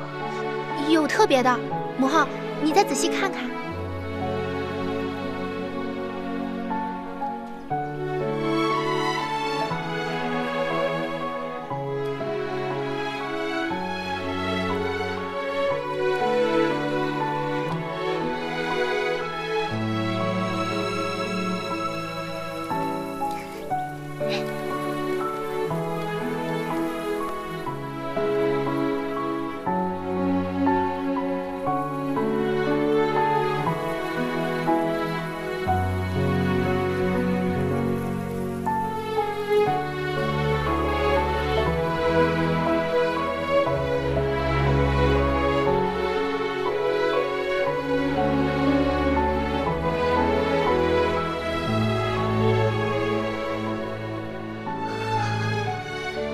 本宫累了，该回去休息了。母后，来都来了，您再好好看看吧。啊，母后，你看，这亭子下面怎么会有一座孤坟啊？看起来好凄凉啊。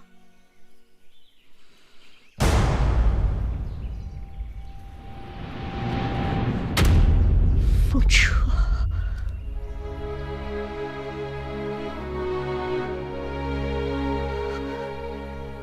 是他师父跟尸体里的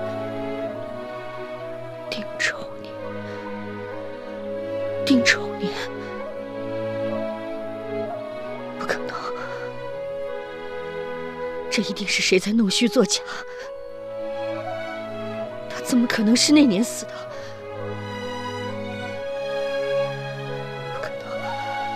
不可能！母后。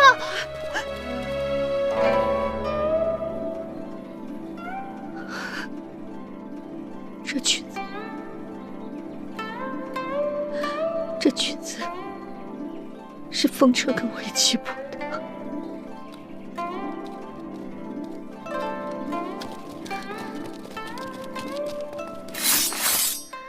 皇后娘娘，这曲子是风师伯和您一同谱的，就连这金箔莲花，在他死前也一直带在身上。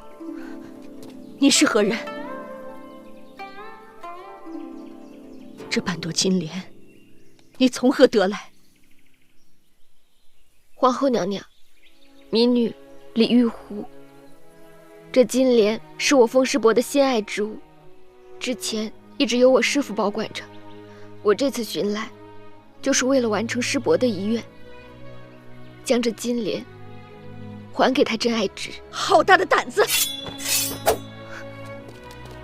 母后，哄骗公主出来，竟连本宫也敢戏耍！皇后娘娘，我们没有骗人，您仔细看看这金莲，就是风师伯为您亲手打造的那一只。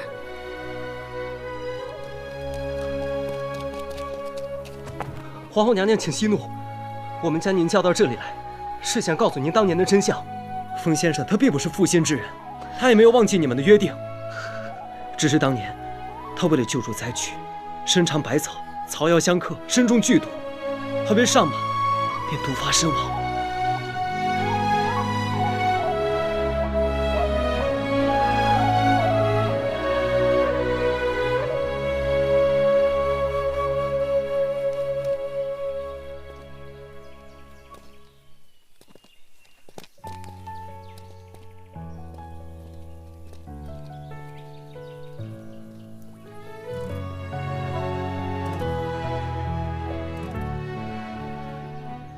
当年我便劝过，莫要亲自尝药，此事凶险。可你却说自己配的草药，若是有差池，也应该是自己承担。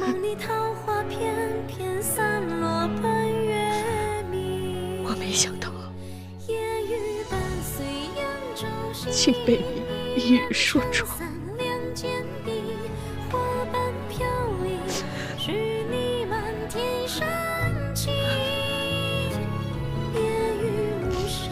他临死之时，可曾留下只言片语？风先生的师弟刘若谦师傅说，他宁愿让你误解他父亲薄情，也不愿意让您知道真相之后赴死殉情。娘娘，自始至终，您都是风先生的挚爱之人，他不是负心之人，他对您用情至深呢。风师伯死后，我师父按照他的遗愿，将他葬在这里。他到死都想完成和您的约定呢。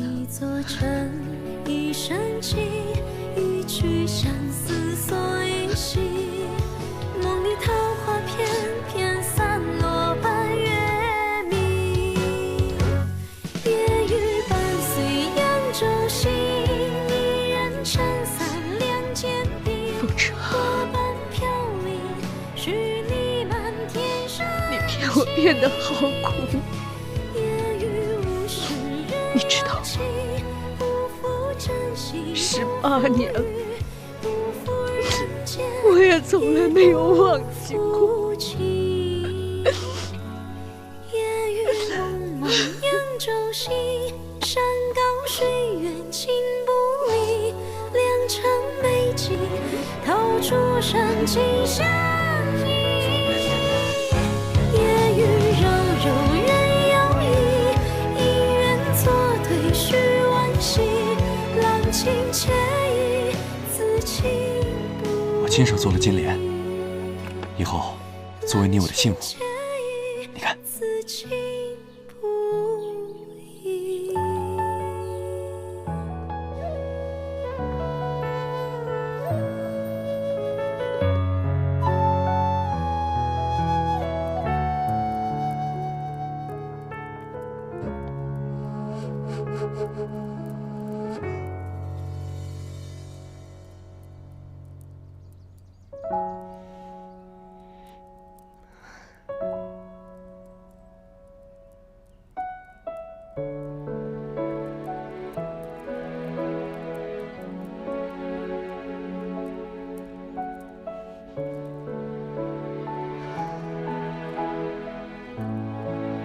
公主，公主回去吧。让娘娘觐见。娘娘不会有事儿的。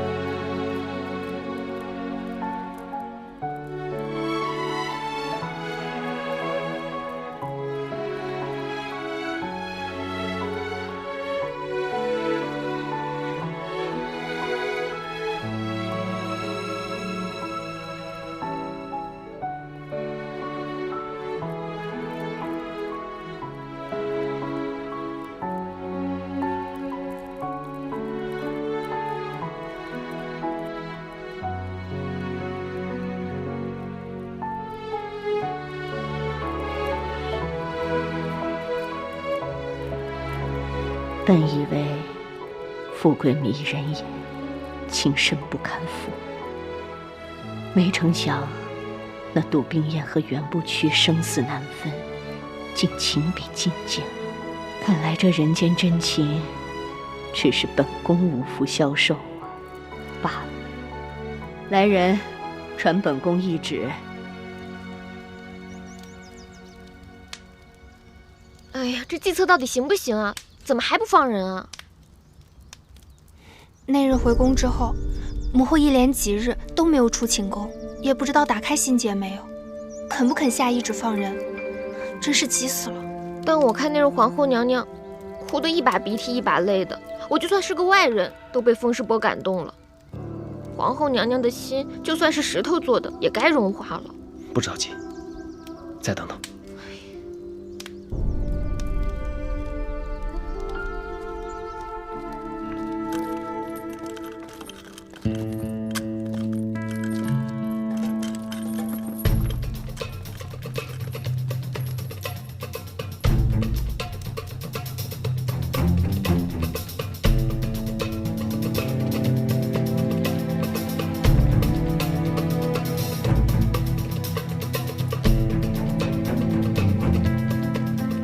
袁不屈、杜冰雁接旨。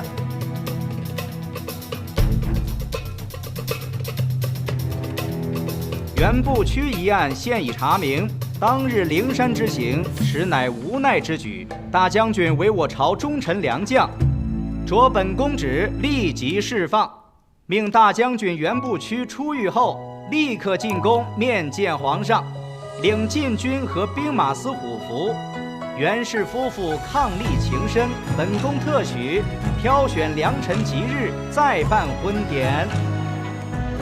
臣遵旨。月色太寂寥，忆起两人之俊俏，一阵相思，空念你的妙。恭喜大将军，此番灾祸虚惊一场，日后定然前程无量。多谢公公。我要在今夜出逃，借月光皎皎，捕捉你的笑到天涯海角。举上夜色千万飘，和着思念熬出缕缕情丝之间绕。我要在今夜醉倒，半月光皎皎，想念你的好意滴动闪耀。喝一口美酒良宵，喝着相思药，梦里和你一起灯破晓。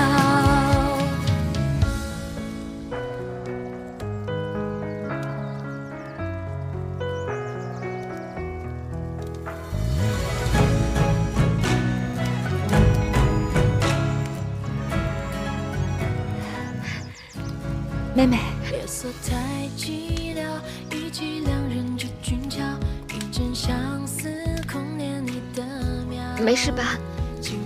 我没事。我袁某今日能够逃过一劫，还要多亏诸位在外奔波，请受袁某一拜。将军大哥，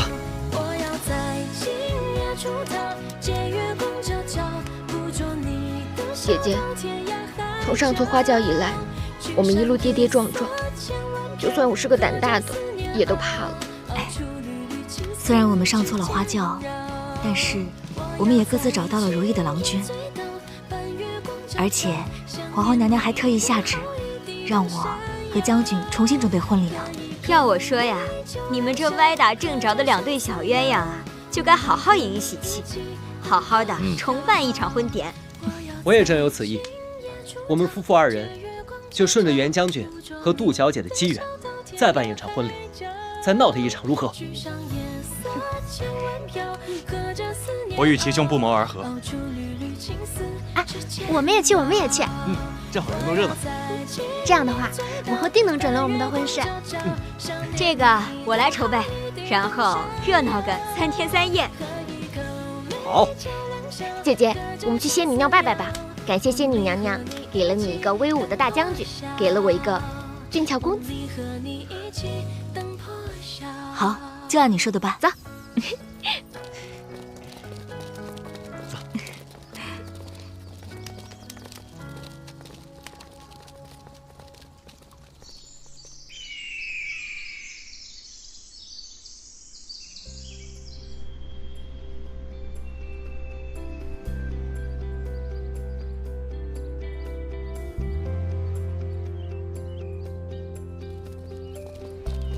师父师娘，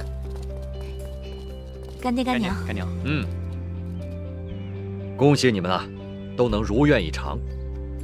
承蒙皇后娘娘亲自赐婚，日后你们定能夫妻恩爱，琴瑟和鸣。这当然也多亏了师父和师娘的帮助，否则此事也不会解决得如此顺利。是啊，干爹干娘有我们是大恩。哎，这是老天爷的安排。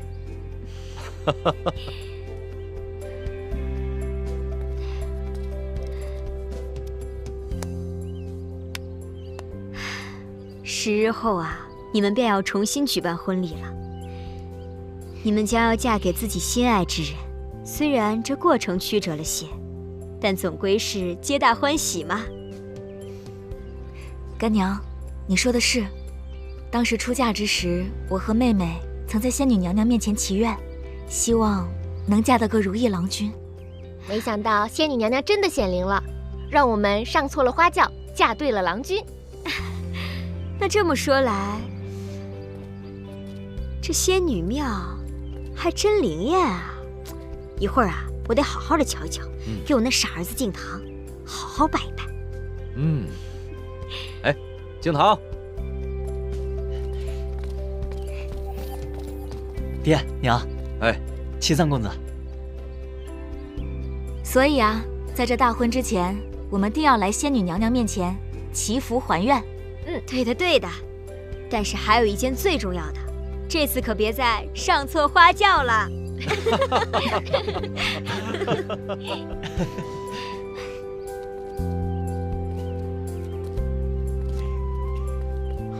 参见公主，参见驸马。参见驸马。不必不必。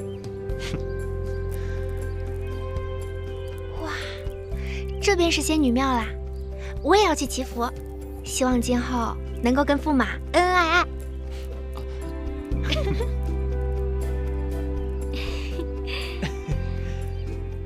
公主，别说了，这么多人看着呢。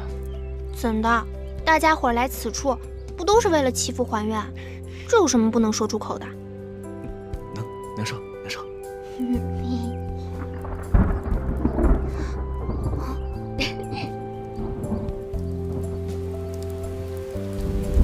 来，快，来，走，我一躲。我们快点，快走，进，走，慢点啊，我给你挡着。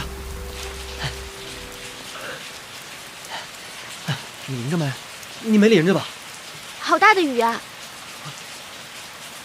我给你弄弄。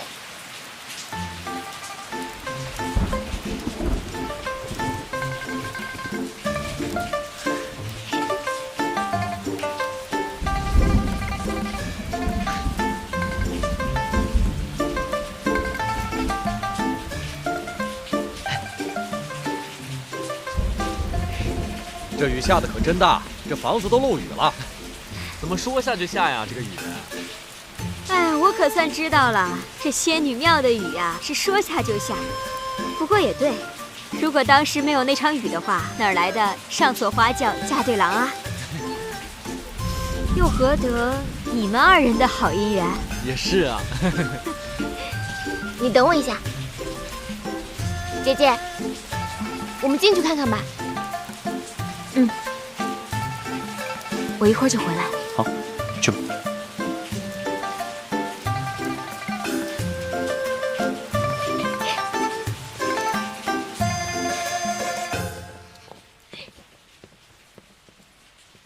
这里呀，还和以前一样。是啊，可是我们经历了这么多，我们都有些不一样了。是不一样了。来，我们今日一同来向仙女娘娘还愿祈福。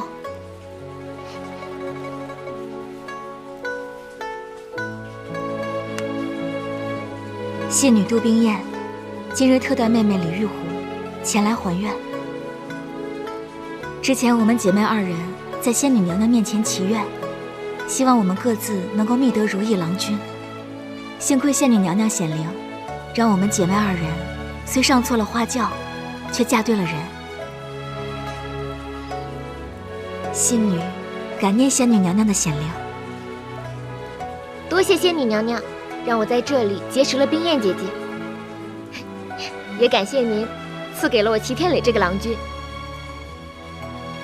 请仙女娘娘日后保佑我和天磊、冰雁姐姐和袁大将军能够开开心心、幸福美满。玉壶在这里给您磕头了。今后我们就是姐妹啦。你们不会将错就错，把我送到荆州去吧？这齐府的龙潭虎穴，我就替冰雁姐去了。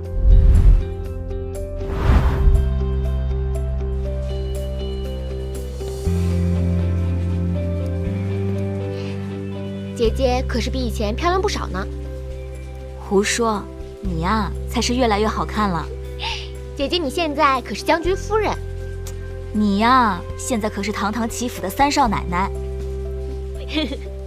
我问你，你现在可还觉得自己是跳进火坑了？我现在每日啊都过得十分自在。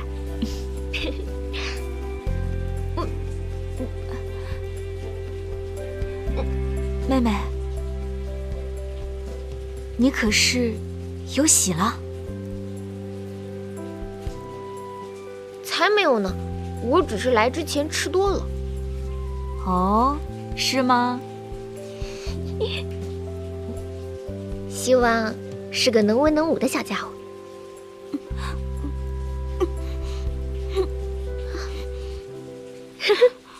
姐姐莫非也吃多了？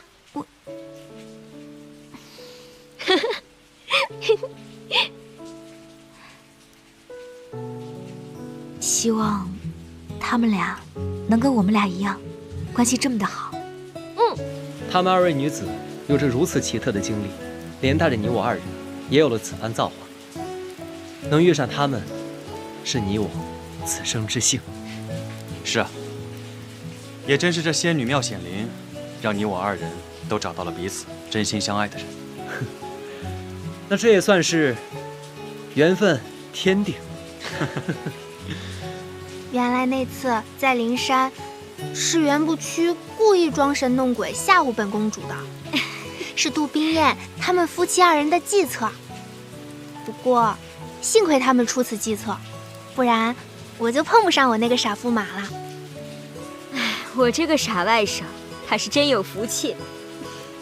他也就是个实心眼的，就你向着他说话。公主，我今天呀就跟你老实交代吧。其实我也参与了此事。你真没看出来？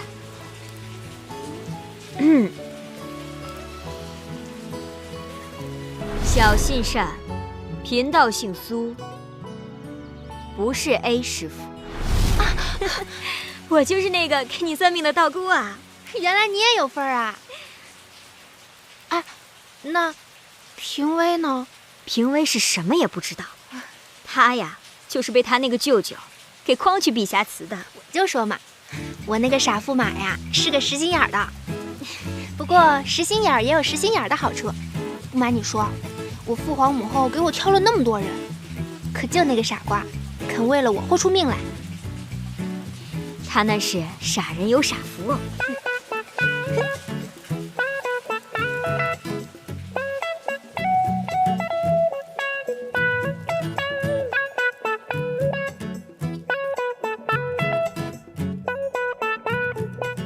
雨停了，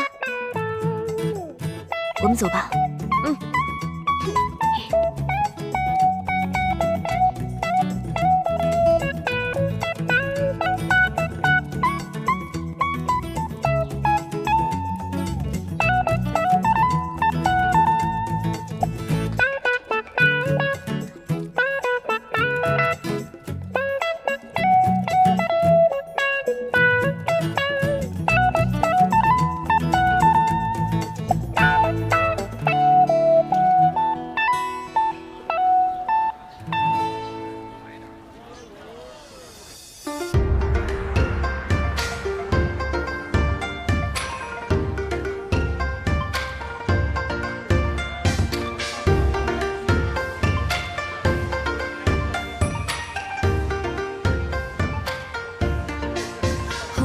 下假期，放眼晴空万里，扬州桃李飘小十里，满城共聚欢喜。相遇曲折离奇，就算跨越千里，共度风雨，只有你能懂我心意。因这样次相遇，定下姻缘不移。人海中遇见对到你，无人能比拟。欢喜缘这相依。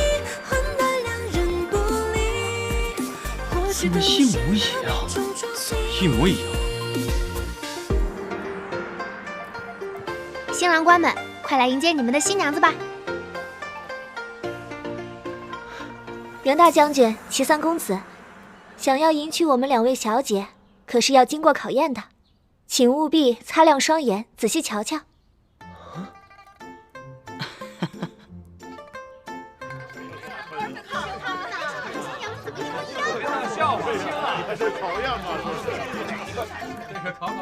上一次是上错了花轿，机缘巧合选对了夫君。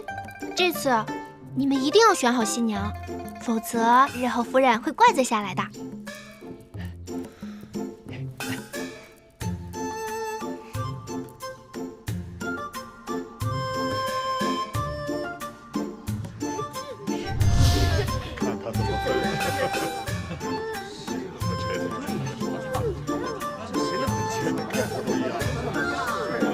这一样的红盖头，一样的红嫁衣，又都是龙凤呈祥，没有鸳鸯戏水。没错，2位姑爷，可务必要仔细辨认喽。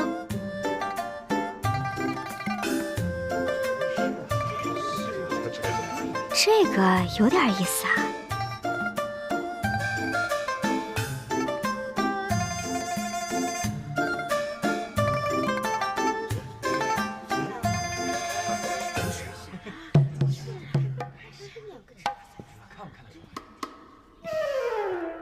你说，这2个人一模一样，他们该怎么分辨呢？这你就不懂了，这就是要考验齐三公子和袁大将军的眼力心力。我们如花似玉的2位新娘子，岂能那么容易嫁出去啊？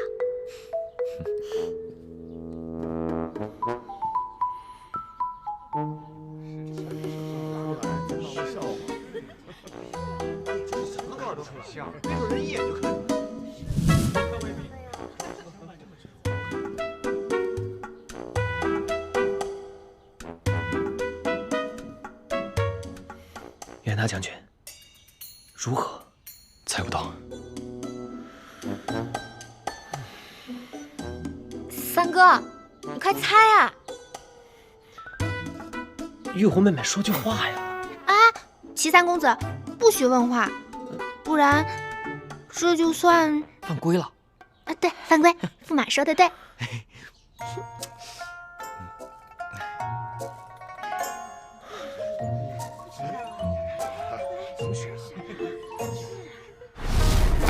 哎，都！将军，我有一个办法。既然2个新娘看起来外形一样，那咱们就想个办法，让他们动一动。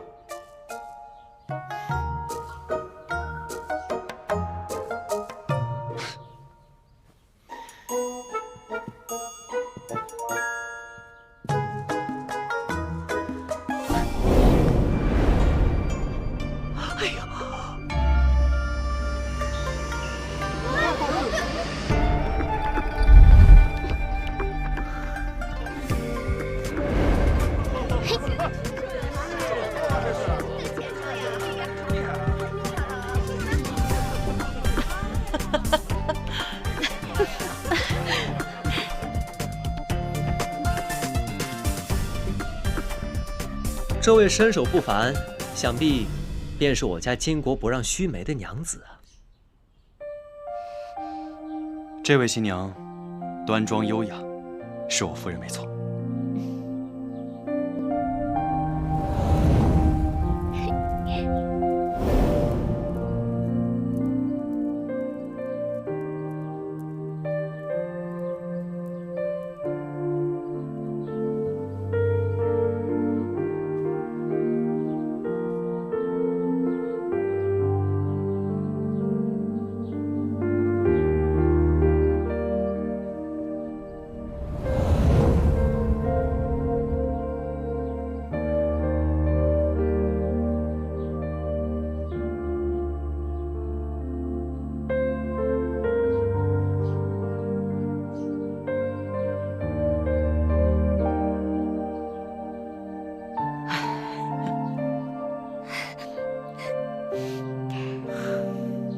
娘子，你这想的鬼点子可让我好找啊！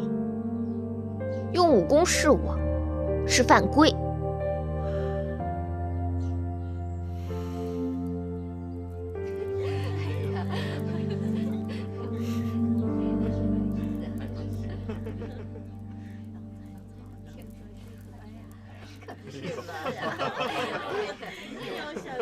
吉时已到，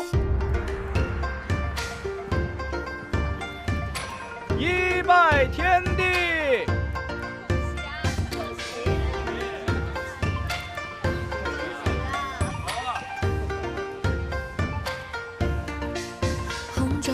我想你好好活着，然后跟冰燕姐姐换回来，把你还给她。我不要什么大家闺秀的小女子，我只要李玉湖。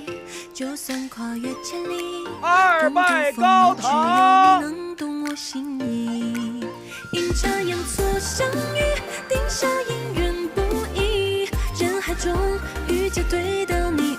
本将军的夫人犯了军规，本将军难辞其咎，原不屈，军棍100。将军如此待我，冰燕必定生死相随。末将几个月前刚刚娶了新夫人，怎么能再娶公主？今生今世，绝不辜负彼此。夫妻对拜。红妆披下佳期，放眼晴空万里。扬州桃李，飘小十里，满城共聚欢喜。相遇曲折离奇，就算跨越千里。你是真的喜欢我？你难道真的看不出来我齐天雷满心满眼都是你？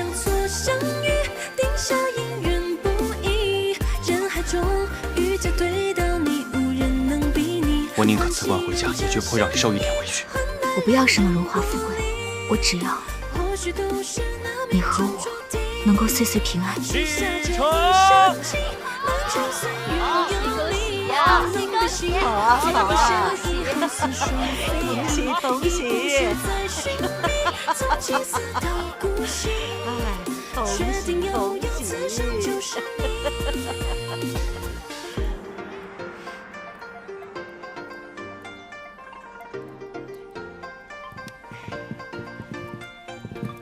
这就是上错了花轿，嫁对了郎。恭喜恭喜！恭喜！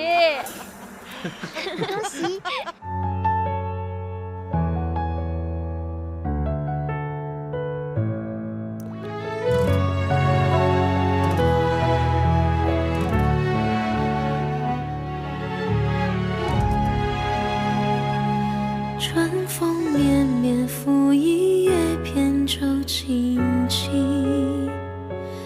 雨打芭蕉，不及耳边的低鸣。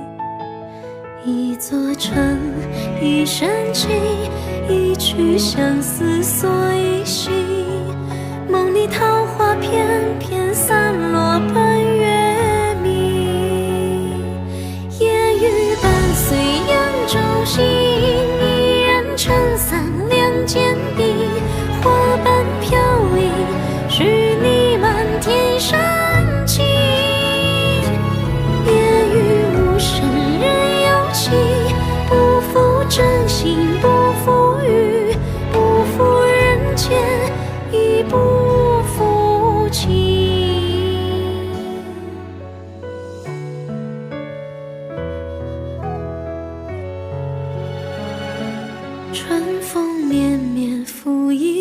扁舟轻轻，雨打把脚不及耳边的低鸣。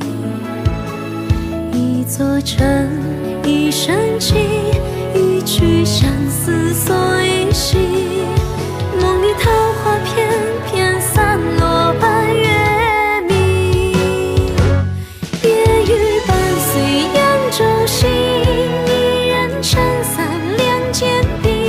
我伴飘零，许你满天深情。夜雨柔柔人有意，一愿作对须惋惜。浪情且意，此情